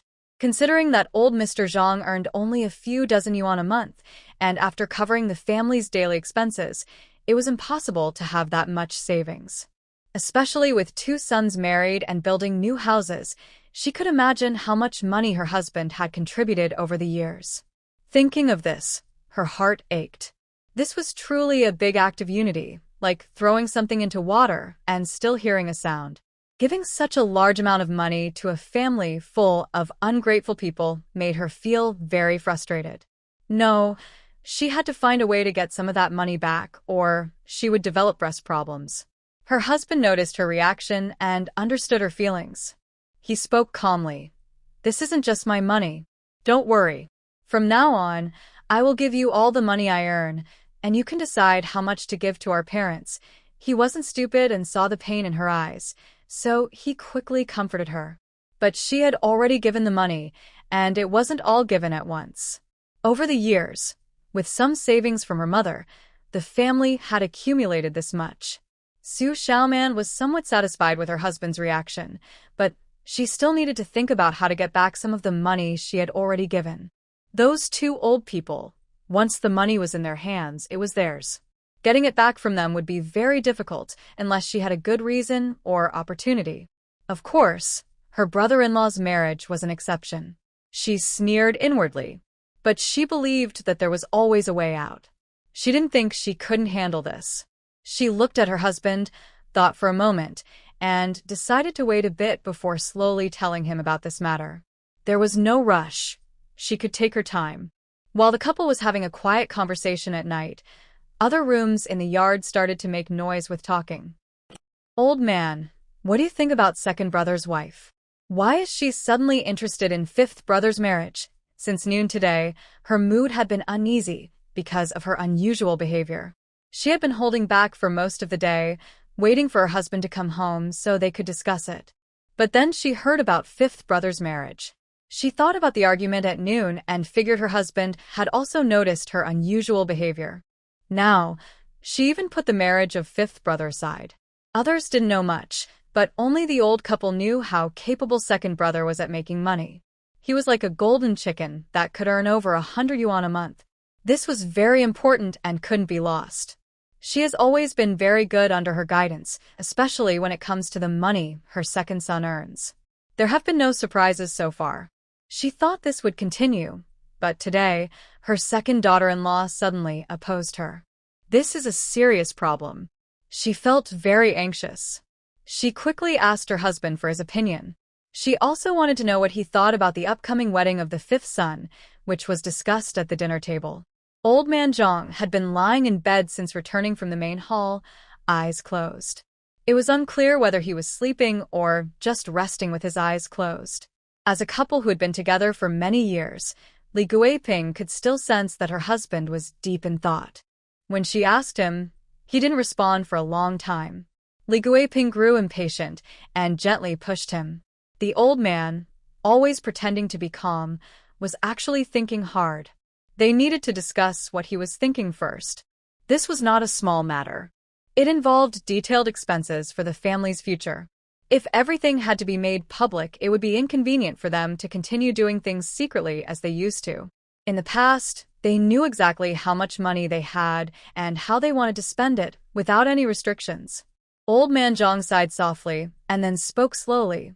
"Since the second family has brought this up and the others have the same idea, you should take a couple of days to organize things and inform them when you have time." He thought for a whole night. It was better to loosen up than to block things. Over the years, he knew that his sons and daughters-in-law weren't unwilling to know the family's finances. They just didn't want to ask directly, especially when the second son and his wife didn't want to talk about it. Now an opportunity had come, and they naturally seized it eagerly. On the surface, they wanted to know the details of the fifth son's wedding, but what they cared about most was the family's savings.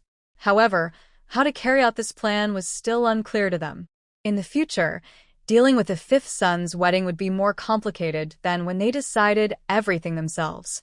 Compared to the dissatisfaction of the other sons, they could only temporarily accept the fifth son's situation. But in the future, they might find other ways to make up for it. What? How can that be? When Li Guiping heard her husband speak like that, she immediately felt unhappy. She had always kept the family's wealth very secret, and even her husband only knew the general idea. Now, he wanted to tell all the children and their spouses, which made her feel worse than if she had been hurt. But just as she was about to shout, her husband stopped her with a loud command. "Be quiet. Don't shout so loudly." He gave her a sharp look, Then she relaxed and leaned back again. Li Guiping was about to speak when her husband scolded her, but her words got stuck in her throat. She was so angry that she kept panting loudly like a bellows, clearly very upset. She knew her husband's temper. In their home, he was the boss. Once he made a decision, few could change it. But this was about a big family matter. After thinking for a while, she decided to speak, but this time she was smarter. Instead of shouting with anger, she asked softly, "Old man, you know what the younger children are planning, right? If the family's income is made public, what will happen then?" She truly cared about her younger children. She had planned that after the fifth child got married, she would save her money over the years to help two of her sons find jobs. But today, something unexpected happened. Although she had less money now, she was worried that her second son's family would have to honestly report their earnings in the future. Even if they wanted to hide some income, her second son and his wife probably wouldn't agree to cooperate. This was what made her most upset. She had only saved a little money, but there were many expenses. How could they manage everything? She had hoped to take things step by step, but today's surprise changed everything. Although she and her husband loved their younger children very much, they were getting older. She didn't have a pension, so she needed to save some money for retirement. She was hesitant to spend all her savings. Old Zhang knew all the twists and turns here. But if this matter was exposed, unless her second son and his wife gave up their plans for dinner tonight, he couldn't just decide everything himself. After all, most of the family's wealth wasn't earned by him. From now on and in the coming years, there will be several important times for the family. If they can't have a steady large income, their hopes will become uncertain. What should we do? What can we do? Their demands are reasonable, but we have no way to handle it. This time, we can only ask Old Five to bear it, he sighed deeply after speaking. Since Old Five is someone he cares about deeply since childhood, thinking of his disappointed look makes him feel uncomfortable too. But there's no choice. If we can't be patient now, everything will fall apart. The most urgent thing is to keep the family stable, and everything else must be set aside. Seeing her husband like this, Li Guiping also realizes that things might turn out badly this time. She immediately becomes very angry, her eyes turning red, and she keeps cursing Xu Xiaoman. All of this is because of that shameless girl from the second family. She's so heartless. Why doesn't she just go away? Not far from them, their third son Zhang Qingwu and his wife Fang Xiangxiang are also whispering quietly. "Husband, what do you think is wrong with second sister-in-law? Why did she suddenly change her personality?" But what she said today, it hits the point. If I were second sister-in-law, I would have caused trouble long ago. It's not easy to wait until now, but your parents are really biased. I heard that Old Five's partner asks for a lot of things. Why? They're just a daughter-in-law. This time, the old couple is too much. Hearing this, Fang Xiangxiang feels unfair and angry again. Regarding the bride price that fifth brother's partner asked for, Old Five and his mother thought only they knew about it. Actually, they had been watching closely and had already learned the general situation. After all, Old Five is the mother's favorite. If they didn't give enough, they wouldn't believe it. Even if second sister-in-law didn't cause trouble today, they planned to whisper to her and persuade her. After all, the most convincing person to talk to her is second sister-in-law herself. Others don't have that ability. Even if their efforts don't work in the end, they tried their best. Unexpectedly, before they could act, second sister-in-law woke up.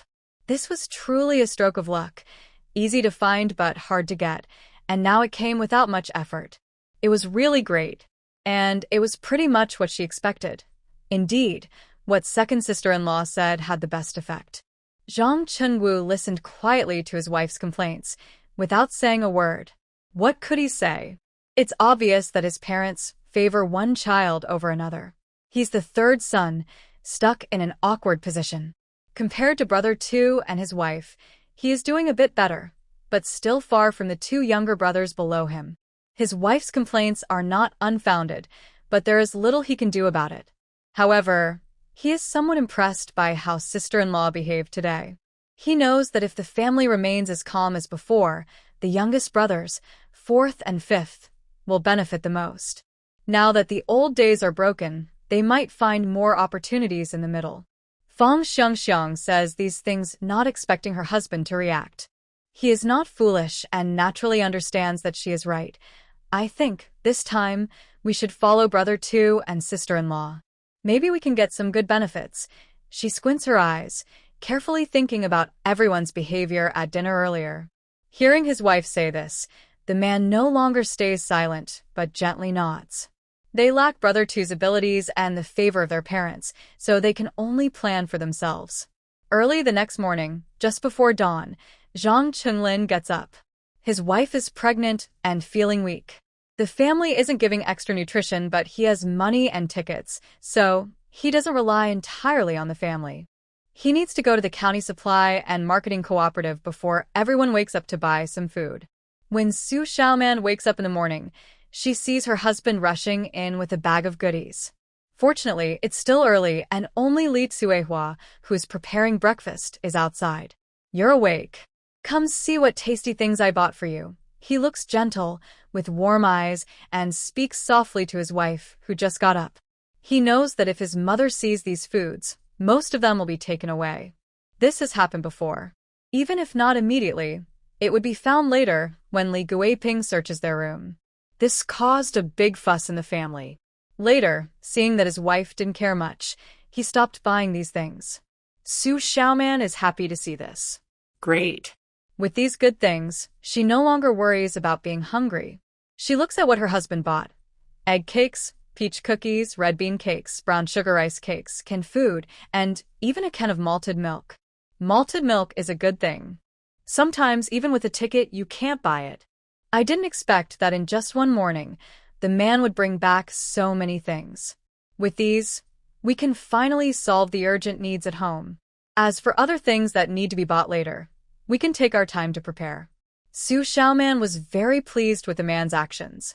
After briefly looking over the various foods, she picked them up and placed them at the end of the bed in the storage cabinet, which was actually just a space. Her storage cabinet looked sturdy and durable, but it was missing the most important thing, a lock. Without a lock, valuable items in the house placed here would soon be taken away by Li Guiping. Over time, this cabinet became just a decoration. Seeing her put things in the cabinet, the man paused, hesitant to speak. But when he saw his wife's determined look, he didn't say anything. In recent days, his wife had been resting at home. He thought it was probably safe to keep things in the cabinet now.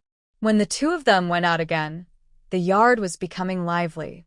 Soon, the whole family gathered in the main hall for breakfast. Xu Xiaoman looked at her parents' faces. Old Zhang looked normal, as always silent, but the tight lips from time to time showed he wasn't in a good mood. Li Guiping, on the other hand, looked clearly tired from not sleeping well last night. Her face was pale, and her eyes dull. Just when she thought that last night's incident was over and she could have a quiet meal for a few days, she was surprised to find that as soon as the bowls were served, Li Guiping spoke again. Unsurprisingly, her target was her second brother's family. You're resting at home. You need to take care of lunch and dinner here. Don't forget the chickens and pigs in the backyard. Everyone else is working in the fields, but you're just lying around. Do you even realize if you have that kind of luck? After saying this, she shot a sharp look at Xu Xiaoman. This troublemaker. If it weren't for her nagging about her fifth brother's bride price last night, no one would have remembered this issue. After this, she realized that she couldn't manage the family affairs as freely as before. Li Guiping didn't know yet that it was impossible for her to get as much money from her second son as she used to. Others heard her words, but didn't react much. However, Fang Xiangxiang and Li Tsuehua felt happy inside. They didn't expect that the ongoing struggle between the second family and the mother-in-law would actually work in their favor. This was great news. In the family, the cooking and chores were usually done by the daughters-in-law in turn. But Fang Xiangxiang and Li Tsuehua knew that the mother-in-law favored the second family and often found excuses to avoid kitchen work. This made their lives a bit easier. Now, with the mother-in-law speaking like this, it seemed they wouldn't have to handle the household chores for the next few days. They knew that with such a big family, there was always a lot to do inside and outside the house. If the second family took care of everything at home, that would be the best. But as soon as Li Guiping finished speaking, they heard a loud slap on the table and a voice filled with anger. Do I need to repeat what Dr. Li said yesterday? I am pregnant and need to rest in bed. How can your Zhang family be so hard on your daughter-in-law? If you keep treating her like this, I might go outside and tell everyone. Let them judge for themselves. Fang Xiangxiang and Li Cuihua looked and saw that their sister-in-law, Xu Xiaoman, was angry, her face full of fury, and her sharp eyes looked at the mother-in-law. Her words were like knives, showing no respect. Everyone knew that because their father worked at a machinery factory, the old couple had been respected in Pingshan for many years. If outsiders found out how Li Guiping treated her pregnant daughter-in-law, they would surely criticize her. How dare you? Every pregnant daughter-in-law has to do chores. Second sister, look at your wife. Don't you care? Are you trying to hurt me? She started crying and shouting loudly. But inside, Li Guiping was a little worried. Over the years, since Xu Xiaoman married in, no matter how much she criticized her, she never said such things or told others. Could it be that her second daughter-in-law was about to change completely? Mom, Xiaoman is weak right now. She can't do these chores. When it's our turn, I will do the housework. Let's wait until later for everything else. Zhang Qinglin also felt helpless. He didn't expect his mother to not only refuse to let his wife rest, but also want to push all the chores of the family onto her. But he also knew that if the second wife didn't do the work, others would have to share the tasks. Over time, some people might complain, and he would have no choice but to take on the work himself.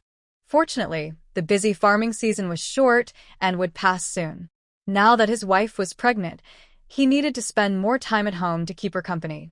As for household chores, he had started doing work from a young age, so he was capable of handling these tasks. How can you, a man, do these things? That's really going against the natural order, he said, giving a look that seemed almost threatening toward the second wife. Although he favored his other son more, he couldn't stand seeing the second son take over chores for his wife.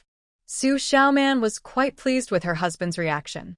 Since she was pregnant now, it was impossible for her to serve the whole family as she did before. Since her husband was willing to help her with the chores, she had no objections. As for her mother-in-law's complaints, she chose to ignore them. Enough already. It's early in the morning. Why are you making so much noise? Can't we have a good meal? Zhang Mingqing, the head of the family, interrupted. After what happened last night, he was already feeling upset. He didn't expect his wife to be so insensitive, still fussing over trivial matters at this time. It seemed that as she aged, her mind was not as clear. He glanced softly at his wife, but didn't say anything at the dinner table. Fang Xiangxiang and Li Cuihua were disappointed because things didn't turn out as they had hoped. A few years ago, their mother-in-law was very good at controlling the second sister-in-law, but what happened in the past 2 days surprised them greatly and made them sense something unusual. In the family, sometimes the east wind overpowered the west, and sometimes the west wind was stronger. They knew the second brother's abilities. From the arguments between their mother-in-law and the second sister-in-law, it was clear that the mother-in-law hadn't come out on top. Could this family be about to change? Thinking of this, they suddenly felt a sense of crisis. Although they sometimes felt dissatisfied with their mother-in-law, they knew she was still better than the second brother. But if something went wrong with the second brother, it would be a big problem. They understood this very well. However, this matter couldn't be decided quickly. They needed to keep observing and see what happened next. When the head of the family spoke, the others said nothing and quietly finished their breakfast. Those going to work left, and soon the yard became very quiet. Xu Xiaoman didn't care about this. After finishing her meal, she pushed her bowl aside, took Nuno, and went back to her room to lie down on the kong, a traditional bed. Xu Xiaoman's body has been working very hard over the past few years. In her previous life, she barely made it through childbirth, and whether she could successfully have her baby was uncertain. Her body belongs to her. She's still young now, so she doesn't feel anything. But as she gets older, her body will start to show problems. When that happens, it won't be easy to fix them. Even if she doesn't have the right conditions now, she must find a way to create them. The first step to healing her body is to rest more and eat well. Plus, she is pregnant now. She took out 2 pieces of chicken cake from her space and gave them to Nuno. She patted her little head and told her to play inside. She then lay on the Kong, thinking slowly about the big events that happened in her family in her past life. For her, a lot of time has passed. In her previous life, she lived in a daze, and many things she saw or experienced didn't matter much to her. Now, she wants to remember them clearly. Thinking about last night when the 5th brother talked about getting married, she suddenly remembered the wedding date of Zhang Qingpeng and Wang Jiaro in her past life. It seemed to be in the month after the busy farming season because they finished the work in the fields and then had time to plan the wedding. This means the 5th brother and his wife got married in November. Now it's early September. In her previous life, there were still 2 months left. But this time, because of the bride price, there might have been some unexpected events. What big things happened around November in her family? She thought hard, trying to remember. Surprisingly, she did recall some clues. She remembered that just a few days before the 5th brother's wedding, the eldest brother and his wife came over several times. They looked exhausted and distracted, very different from how they had been before. The eldest, Zhang Qingyan, was the oldest in the family and always valued by the parents-in-law, especially the head of the family, Zhang Mingcheng. Among his 5 sons, he loved the youngest 2 the most, but in his heart, no one could surpass the eldest. Moreover, the eldest family also gave them 2 precious grandchildren, who are truly adorable. The reason is that the eldest has always lived in the county town close to the Yu family, so they receive a lot of care from them. The eldest daughter-in-law is the only daughter in her family and is very favored at home. The father-in-law of the eldest is the warehouse manager at a large textile factory in the county, and the family is quite well off. Therefore, the daughter-in-law of the eldest only visits her in-laws occasionally, mainly during festivals or special occasions, when her husband takes their 2 sons to see the grandparents. Other than that, she rarely visits. During the few times she visited after marrying into the Zhang family, she noticed that the eldest sister-in-law had a somewhat aloof attitude, which made it hard for people to get close to her. Because of this, she only remembers the visits before the 5th child's wedding, when the couple came several times in quick succession. She also recalls something about her in-law's only daughter, her younger sister-in-law, Zhang Dandan. Zhang Dandan, being the only girl in the family and a twin with the 5th child, was very loved by her parents, especially by Li Guiping, who favored her as much as her own youngest son, Zhang Qingpeng. She remembers that at this time, Zhang Dandan was a 20-year-old young woman studying in the county for her senior year of high school. About a week after the 5th child's wedding, this young lady from the Zhang family boldly returned home crying and complaining. She said she had a great job opportunity as a union clerk at the textile factory, and if she could get a salary of 1,000 yuan, she could secure the position. This caused quite a stir in the family at the time. After all, even though jobs are scarce now, 1,000 yuan was quite a lot.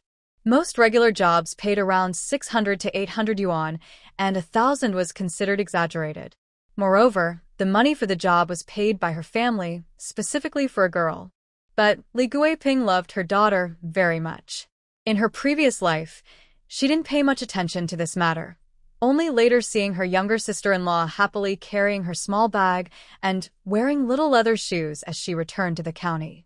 This meant that the money was paid by the Zhang family, or more precisely, by Li Guiping herself.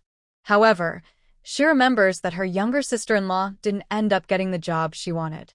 She didn't pay much attention to what happened afterward.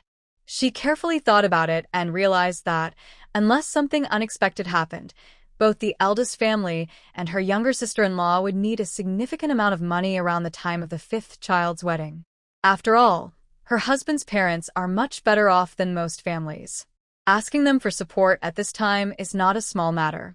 She remembers what her husband said before: if everything goes smoothly, her in-laws should have about 4,000 yuan. She recalls that shortly after her 5th brother's wedding, even though she was pregnant, Li Guiping repeatedly urged her husband to work more outside. Her anxious expression didn't seem fake. Could it be that by then, her in-laws' money had already been spent by their favored children? That might be why they kept pressuring her husband again and again. She remembers that during the months around the new year, her husband was so busy he hardly came home. When he did, he couldn't stay for long before her mother-in-law urged him to leave again.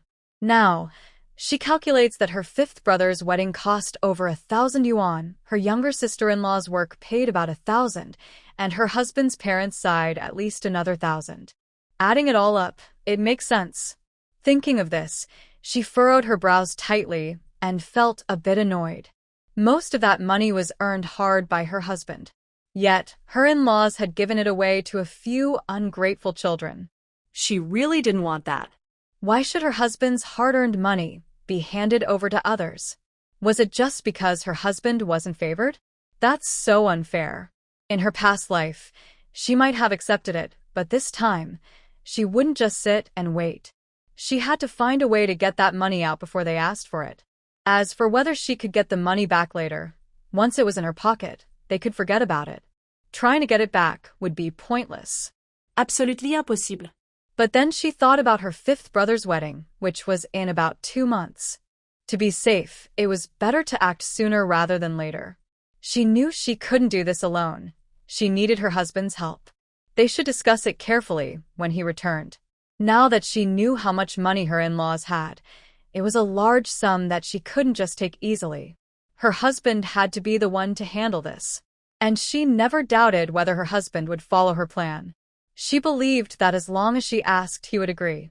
Xu Xiaoman was at home, thinking about the important events that happened in the Zhang family during her past life.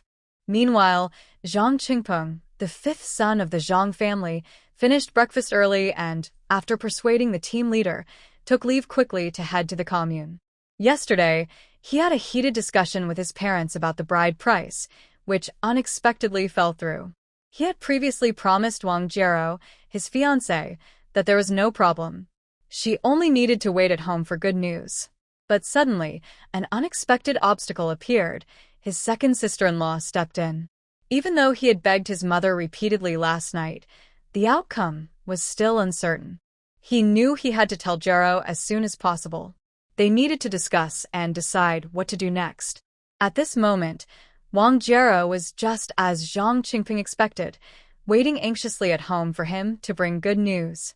She and Zhang Qingpeng had known each other for quite some time, and they had been dating for a while. She knew basic details about his family. Although Zhang Qingpeng's family wasn't the wealthiest, he had a special advantage. He was obedient and easy to control. His family's situation wasn't perfect, but from what she heard from him, the bride price could fully meet her mother's demands, even exceeding them. This was something she hadn't expected before. More importantly, she had a strong feeling. She must marry into the Zhang family quickly. If she didn't, she felt uneasy and anxious. This was a gut feeling she had since childhood. It had helped her avoid many unnecessary troubles and brought her many benefits. Because of this intuition, she didn't hesitate much in her relationship with Zhang Qingpeng. They quickly reached many agreements privately. Jiero, when is the Zhang family boy coming to propose? The bride price you mentioned earlier. Is it okay? The speaker was Wang Jiero's mother, Wu Hongying. Although the Wang family lived in the commune, they weren't well off because they had many children. Only 2 of the 6 family members had jobs. They struggled to cover basic living expenses, and anything beyond that was difficult to manage. Therefore, when their daughter found a young man with a rural household registration and no formal job, they initially strongly disagreed. Only after hearing about the bride price and the traditional customs did they quickly agree. For the Wang family now, only being able to afford enough bride price and the traditional customs matters. Other conditions can be ignored. As the eldest in the family, she had waited so many years because the family was too poor to support themselves. Now, if they didn't consider marriage soon, it would become even more difficult later. Seeing their daughter waiting in the house, they became nervous and asked uncertainly. Although Wang Jiero was a bit anxious, she remembered Zhang Qingping's promise, which made her feel a little calmer. She forced herself to stay calm and said, "Don't worry, Mom." Qingping said it's fine. So it definitely is. Wu Hongying nodded when she heard this, then went to sit beside her daughter. waiting together for Zhang Qingpeng to come and tell the result. The Wang family lived in a big, noisy courtyard. To avoid unnecessary trouble, Zhang Qingpeng didn't go directly inside when he arrived outside, but went to the side of the house where the Wang family lived. After making a few bird calls and getting a response, he quickly went to a small park nearby. This place was good, with a nice environment. Since they met, they often came here to talk. Meanwhile, Wang Jiero, waiting at home, heard the signals between the two and was happy. She stood up suddenly, took a few steps forward, then seemed to remember something. She turned back, smiled at her mother, and said, "Mom, Chengpeng is here. I need to go out. If I don't come back before noon, you can eat first and don't wait for me." Wu Hongying agreed repeatedly when she heard this. She knew her daughter and Qingpeng were going out to discuss things. Her daughter was always confident. This time, she brought up the bride price and wedding plans herself. At first, their family was shocked. But seeing her daughter's confident attitude and knowing their family was truly poor, they naturally agreed. However, the amount was quite large. Since her daughter brought it up, her heart was uneasy, worried that something might go wrong with Zhang's family. Now that Zhang's son had come to visit, the success or failure depended on this moment. If they agree over there, the rest will be easy to handle. Just follow the rules, but if things don't go well, it could be troublesome. I am still satisfied with Zhang Qingpeng. Within the commune, it's hard to find someone who can offer a higher bride price than him. After all, based on her daughter's standards, even if they go to the county, it wouldn't be much different. Meanwhile, Wu Hongying was restless at home, while Wang Jiero, familiar with the place, went to the small park to meet her long-unseen friend, Zhang Qingpeng. But when she saw Zhang Qingpeng's expression, her heart sank. She thought, something's wrong. Has something changed? Zhang Qingpeng was troubled because of an unexpected event last night. It kept him awake, tossing and turning until early morning. Now, his face looked very bad. He had dark circles under his eyes, a pale face, and a hint of worry on his face. It was clear he was upset, and things weren't going smoothly. Qingpeng. "You're here," Wang Jiero said nervously. Her happy expression when seeing her friend was gone instantly. She greeted him softly and then slowly walked toward Zhang Qingpeng. Even though Zhang Qingpeng was worried, he forced a faint smile when he saw her. He genuinely liked Wang Jiero. So, even though they hadn't known each other long, he confidently asked her to marry him. When Wang Jiero mentioned a bride price higher than usual for their area, he didn't hesitate and agreed immediately. To him, Wang Jiero was gentle, beautiful, and from the commune. She was willing to marry a simple worker from Pingshan commune, which made his family proud. A higher bride price was worth it for a girl like her. But when he thought about the purpose of today and saw her happy face, his smile faded quickly. Wang Jiero kept her eyes on Zhang Qingpeng. Seeing his current expression, she was sure her earlier guess was right. "Your face doesn't look well. Did something happen?" Wang Jiero asked first, hoping it wasn't what she feared. She genuinely wants to marry into the Zhang family as soon as possible. Now, she is more worried about the wedding going smoothly than anyone else. At the same time, she is secretly thinking about what to do if the wedding gets stuck at any point. In Wang Jiero's mind, she has never considered anyone other than Zhang Qingpeng as her future husband. Even though some people might have better conditions than Zhang Qingpeng, she has a gut feeling that, although Zhang Qingpeng doesn't seem outstanding now, and his family is from the countryside with many members, her intuition tells her the real issue is elsewhere. It's just that she doesn't know the details yet because she hasn't married into the Zhang family. So, right now, she wants to quickly find out what Zhang Qingpeng has heard so she can solve any problems as soon as possible. When Zhang Qingpeng heard Wang Jiero say this, his face looked a bit unhappy. He felt embarrassed because he had confidently promised her a few days ago that everything would definitely work out. He didn't expect it to be so soon that he would be proven wrong. He couldn't help but feel angry at second sister-in-law Xu Xiaoman, who had caused trouble yesterday. Why did she have to cause trouble now, right when he was about to get married? It felt like she was deliberately making things difficult for him. All these years, everything was fine. Why did problems suddenly appear just as he was about to marry? But since things had already happened, even though he was angry and frustrated, he still had to tell his fiancée everything honestly. Since they started dating, they had learned a lot about each other's families many times. Although they are not married yet, Wang Jiaro knew a lot about the Zhang family, especially because she had been curious and asked questions. She knew all about the different branches of the Zhang family, except she hadn't met them in person. Now, hearing the man talk about what happened yesterday, her face grew serious. He didn't clearly explain where the family's main income came from, but she wasn't stupid. She thought carefully and, through hints and clues, quickly understood what was really going on with the Zhang family. After all, if they were to get married according to their previous plans, it would cost a lot, several thousand yuan. That's a big amount of money, not easy for an ordinary family to afford. And the Zhang family isn't just Zhang Qingping's father. They have 5 sons. Therefore, this was when Xu Xiaoman, the second wife, raised objections about the bride price for their marriage. This made her feel heavy-hearted. Both of them were not foolish. They both felt worried about their family's future. Compared to Zhang Qingping's concern that Wang Jiaro might not want to marry into the Zhang family, Wang Jiaro's heart was very firm from the start. She never thought about giving up. When Zhang Qingping saw the girl he loved hearing his introduction, his face lost its previous relaxed expression. He felt very guilty, thinking that his past mistakes had caused her trouble. Without thinking further, he blurted out, "Jiaro, don't worry. My parents love me the most. I'll go back and ask them again. I believe they will agree." Although Xu Xiaoman's actions yesterday made both of them feel uneasy, Zhang Qingping had been spoiled by his parents for many years. For a short time, they didn't think his marriage was such a big deal that his parents would oppose it. Wang Jiaro, however, was not as relaxed as the man. She was already thinking about how much she could lower the bride price to solve her family's urgent needs and still make the Zhang family accept it. Only then could their wedding happen smoothly and quickly. Frowning in thought for a while, she looked at the man carefully and spoke carefully. "Qingping, I truly want to marry you. If it weren't for my mother's request, I wouldn't agree to the original bride price.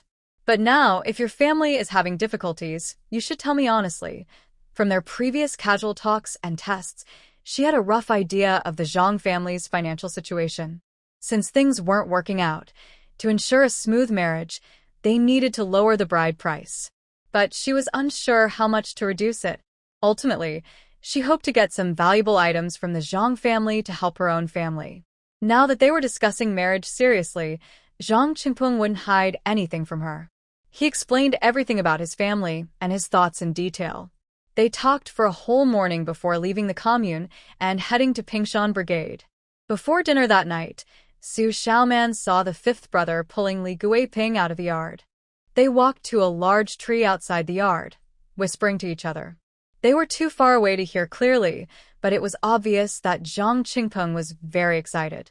She smiled quietly, knowing that at this stage, the only thing the 5th brother cared about was getting married.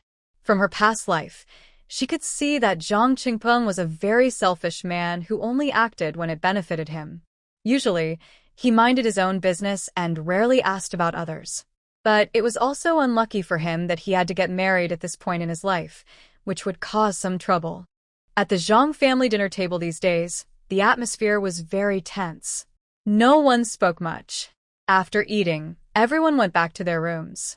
But Xu Xiaoman knew this was just a false calm, maybe even the calm before a storm. Today, it was their turn to do housework. Early in the morning, Zhang Qinglin got up. After tidying himself up briefly, he went to the kitchen to cook. She was very happy about this. Such a good man was very rare in this era. But maybe that was what made the other women in the family jealous, especially Li Guiping, who often criticized others behind their backs. Xu Xiaoman, having experienced terrible things in her past life, didn't care about their words. She ate and drank happily, enjoying her life. In the past 2 days, she had been free and spent more time lying on the kong, a traditional bed, thinking about her space. Her space was the key to whether she and her husband could have more possibilities in the future. But no matter how many times she entered her space, She saw only a desolate, barren land, which made her feel sad.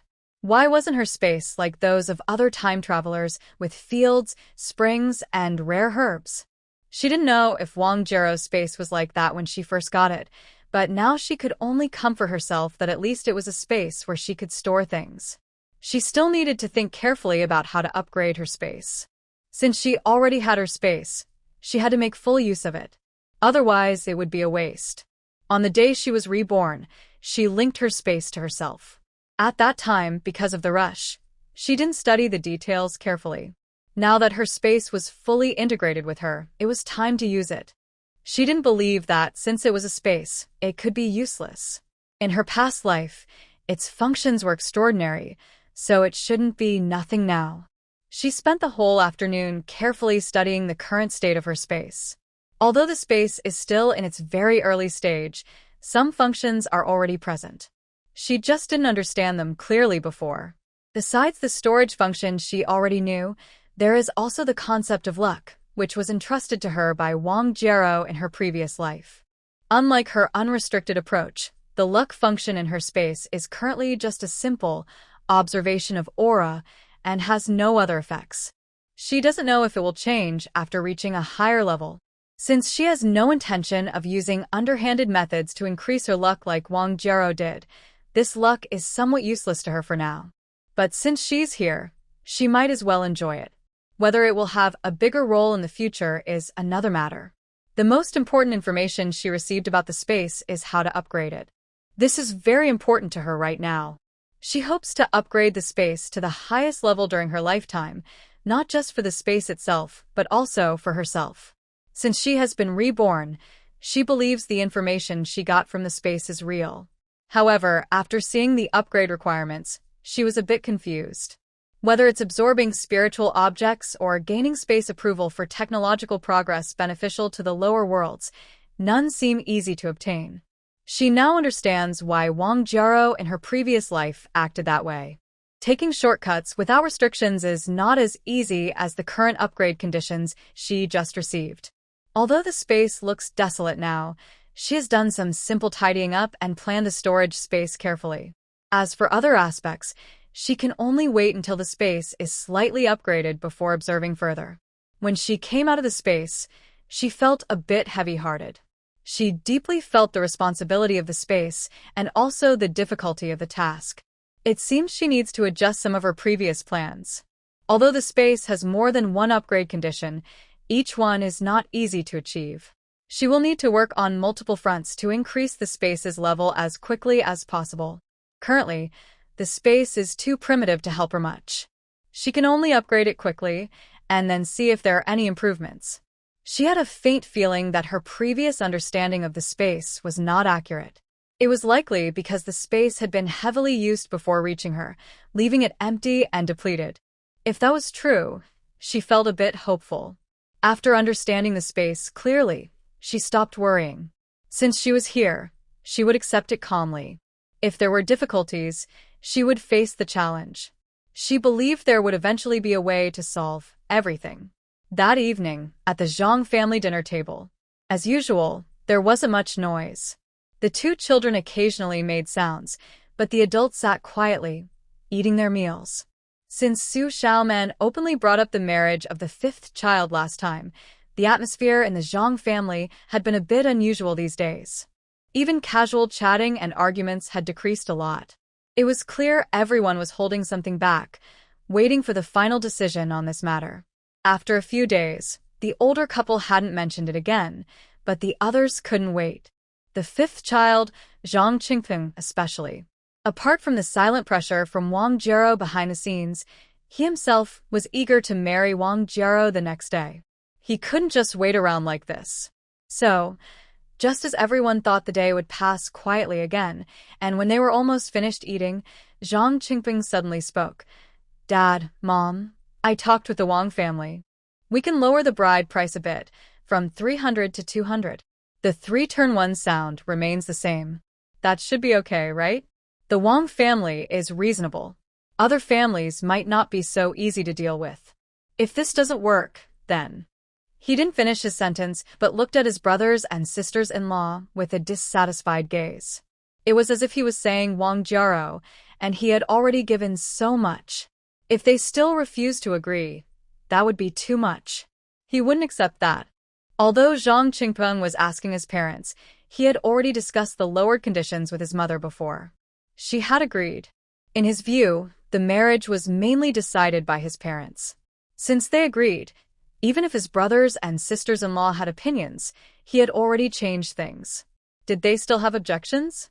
You should know that Jiao is a girl from the commune, gentle and quiet. She is completely devoted to him. Moreover, her family has an uncle who is a director at a factory. How could his sisters-in-law compare to Jiao? Although Zhang Qingpeng was staring at his sisters-in-law, neither Fang Xiangxiang nor Li Cuihua showed any reaction. They neither agreed nor disagreed. This matter had been discussed many times privately by the couples in each household. They knew how to handle it.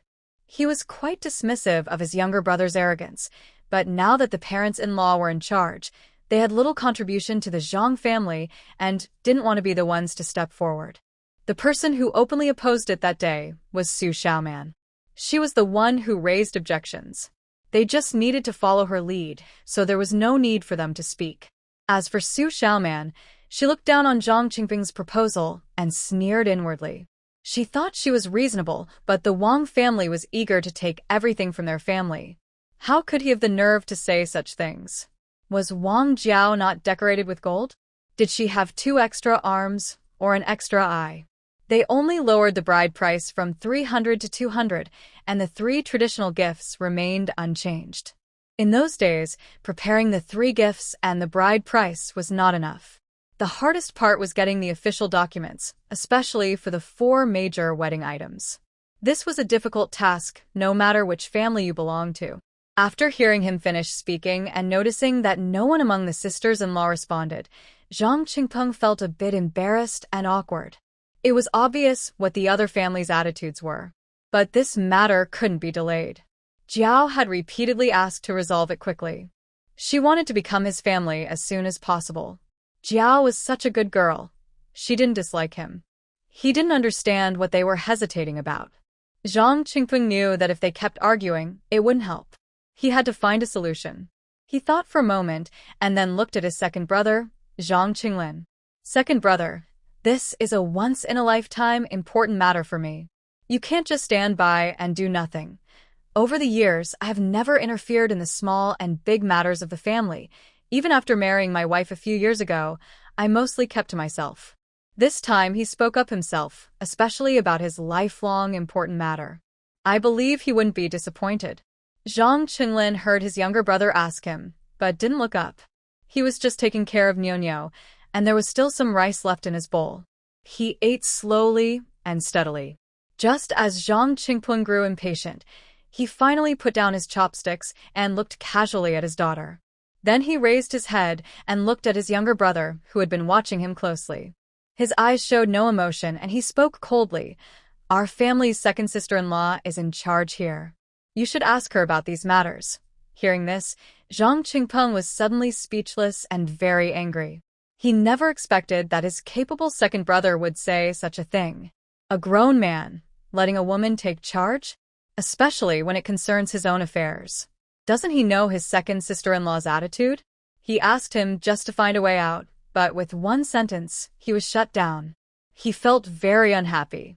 While Zhang Qingpeng was still silent, the old couple who cared for their youngest son was paying close attention. Particularly Li Guiping, who always loved her youngest son, couldn't hold back anymore and got angry. Second brother, how can you say that? Xu Xiaoman married into our Zhang family, and it's like her family's good luck. When has our family ever let her boss around? You're a man, you need to stand firm. Although she didn't like her second brother very much, she loved her son. She couldn't stand seeing his wife act arrogantly over him. Especially since this person was Xu Xiaoman, whom she disliked the most. Her frustration was almost at its peak. Compared to Li Guiping's extreme dissatisfaction, the other 2 daughters-in-law, Fang Xiangxiang and Li Cuihua, were full of envy and jealousy. Their husbands treated them pretty well overall, but they knew that their second brother was better at earning money. Moreover, even so, they wouldn't openly say that family matters should be decided by the wife, like their second brother did. Especially Li Tsuehua, who was related to Li Guiping. She had known about the Zhang family situation for a long time. Now she couldn't help but think, if only she had known that their second brother was so good at earning money and loved his wife, she wouldn't have let her sister marry him. It's too late to say anything now, and I can only secretly blame Xu Xiaoman's good luck. Xu Xiaoman was still satisfied with the man's recent answer. However, regarding the Zhang family's large household, she had learned about everyone's personality from her past life. She didn't want to say much and ignored Li Guiping's mild accusations. She then turned to the head of the Zhang family, old Zhang Mingqing, and spoke directly. "Father, about the matter we discussed a few days ago, I don't know what you think. I'm not in a hurry. We can take our time. But looking at the current situation, the fifth brother can't wait any longer. Since the fifth wants to get married and needs a significant amount of money, everyone should be aware of the family situation. We should only take on as much responsibility as we can handle and not pretend to be richer than we are." Hearing her words, Li Guiping no longer worried about who was in charge, as she immediately became more hopeful. Regarding her eldest son's marriage, the fifth son had visited her several times recently. She knew he was anxious, and as a mother, she also wanted to do her best to fulfill his wishes if possible. Now, seeing that the second daughter-in-law only mentioned other things and didn't oppose the bride price for the Wang family that the fifth son had just mentioned, she was pleased and guessed that the second son's family also agreed. Since the second family agreed, she believed today's matter could be settled. Before she could speak, Zhang Qinglin, who had been watching eagerly from the side, couldn't wait any longer and hurriedly reminded, "Father, since the second sister-in-law has already spoken, you should agree too." It's not a big deal.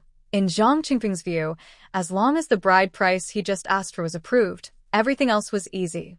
He knew that if the other families found out about the family's finances, it might cause some trouble for him in the future. After all, he was the most favored, and whenever there was good news, the parents thought of him first. He benefited the most from this family. But the authority of his parents in the family over the years made him subconsciously think that, with their ability, knowing the family's finances wouldn't change anything. They couldn't do more than what their parents allowed. After Zhang Qingping finished speaking, the other two brothers, Zhang Qinwu and Zhang Qingjun, along with their wives, nodded in agreement and looked expectantly at their father. Great. They didn't expect even the fifth son to agree. They had always wondered how much money was in the family and knew that, given their parents' personalities, they wouldn't be told unless it was time to split the family. I didn't expect it to happen so early at this moment. Xu Xiaoman was a bit surprised that the fifth son also agreed, but then she understood. The fifth son is in a hurry to get married now, so he doesn't care about much else. She only wonders if Wang Jiaro was behind this push. Zhang Mingqing saw that all his sons said the same, and he just glanced at his youngest son briefly. Then he lowered his head to fiddle with his pipe, ignoring the eager looks from his sons and daughters-in-law. Zhang Qingpeng was anxious, seeing his father like this. If he didn't settle this matter today, his own marriage might be delayed forever.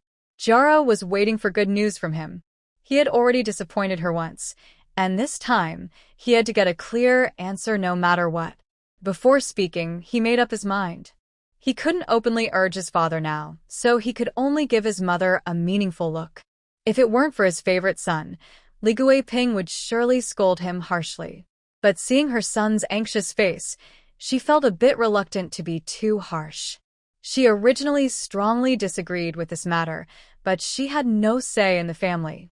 Her sons had all agreed. While she was still struggling with her feelings, old Zhang, who had been smoking, finally put down his pipe. He looked at his wife and then calmly ordered, "Go, bring that box here." They had discussed this matter several times before. Although Li Guiping had hoped for the best before everything was clear, now she saw that it was inevitable. She glared bitterly at her second son, who first brought up the issue, then turned and walked to her own room. Xu Xiaoman didn't feel much about this. When she saw the old lady enter her room, everyone in the main hall fell silent, waiting quietly for her to return. This was a moment everyone, including Xu Xiaoman, had been looking forward to for a long time. But unlike others, Xu Xiaoman had guessed how much the old couple had in savings after learning from her man. She wondered how much they would really give out if they had no choice. She never thought they would honestly reveal all their savings. Given their personalities, that was simply impossible. Although she knew she could hide this from others, it was probably difficult for the second child, who provides most of the family's income. But now that things have reached this point, there is no other choice. Even if they try to cheat, they must make the matter clear. If she didn't have some secret savings that no one else knew about, how could she help her favorite son and daughter? Xu Xiaoman understood this well, but she also knew that some things wouldn't turn out as her parents hoped. Since she was reborn, she chose to take action. She would definitely make her move, regardless of who they were. She couldn't just watch them use her husband's hard-earned money for their own benefit. It all depended on who could outsmart whom in the end. Everyone waited quietly in the living room. It felt like a long time, but actually it was less than 10 minutes. As they waited, some grew impatient, thinking their usually unreasonable mother might cause trouble again or change her mind. Suddenly, they heard footsteps coming from their parents' room, growing clearer. Everyone's heart skipped a beat.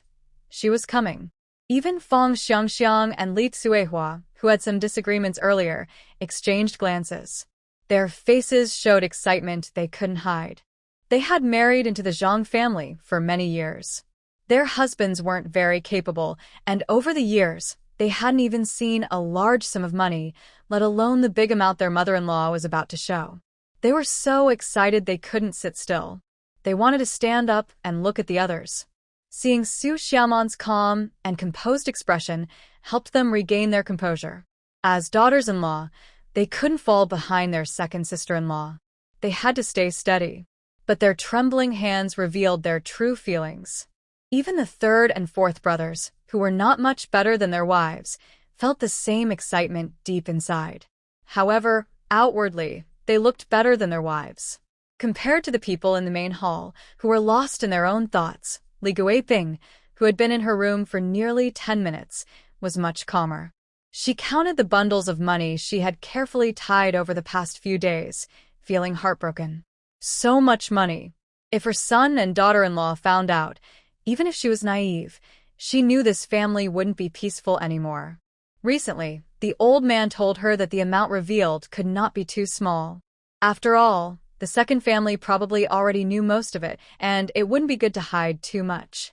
However, although the old man had already hidden 2,000 yuan as their private savings, she was very reluctant to part with the remaining 2,000 yuan stored in the box.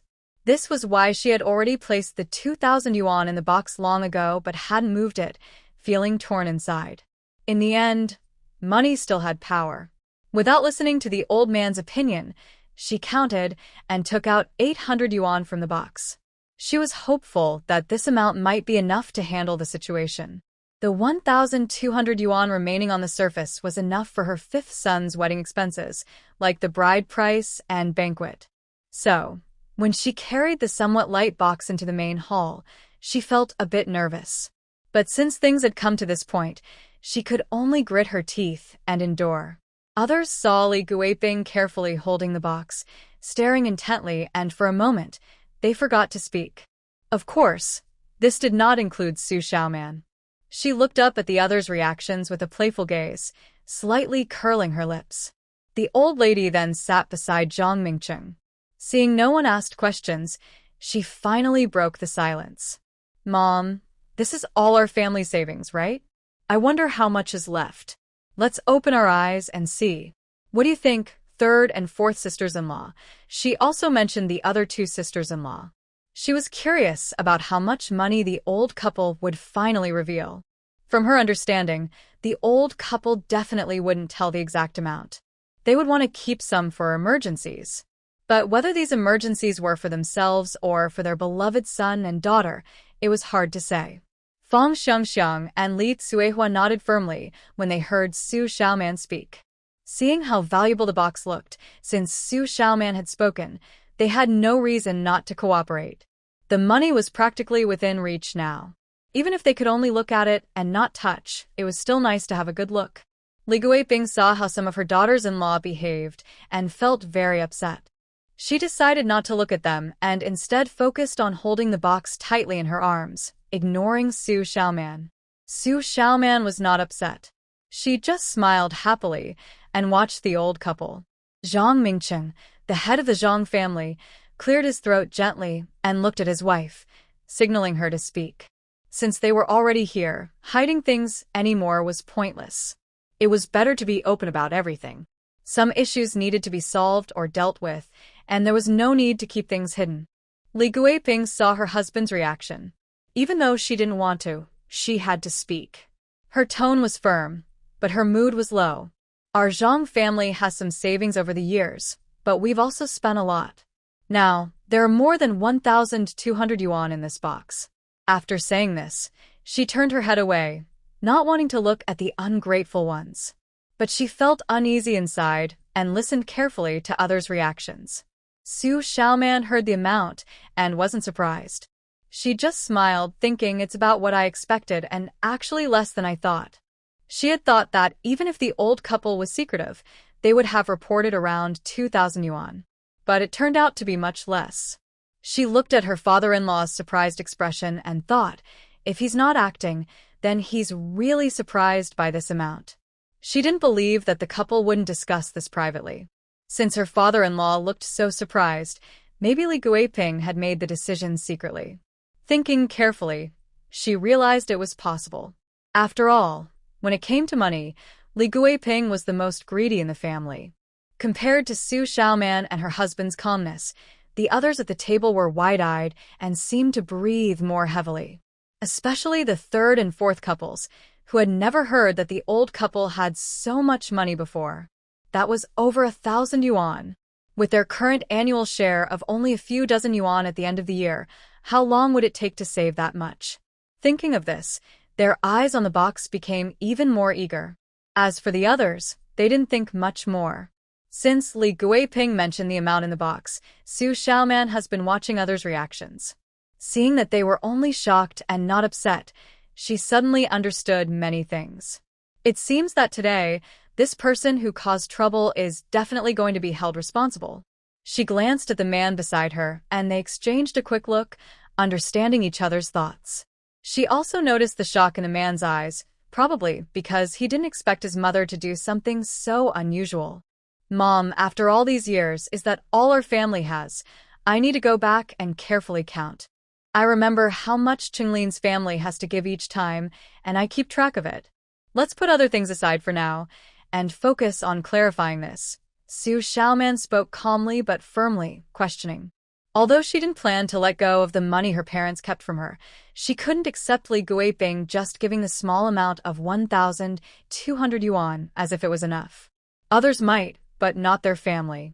If they don't pursue this now, Li Guiping might think they are still easy to fool, just like before. Who does she think she is? She definitely won't let Li Guiping get away with it. Before she finished speaking, her parents hadn't said anything yet.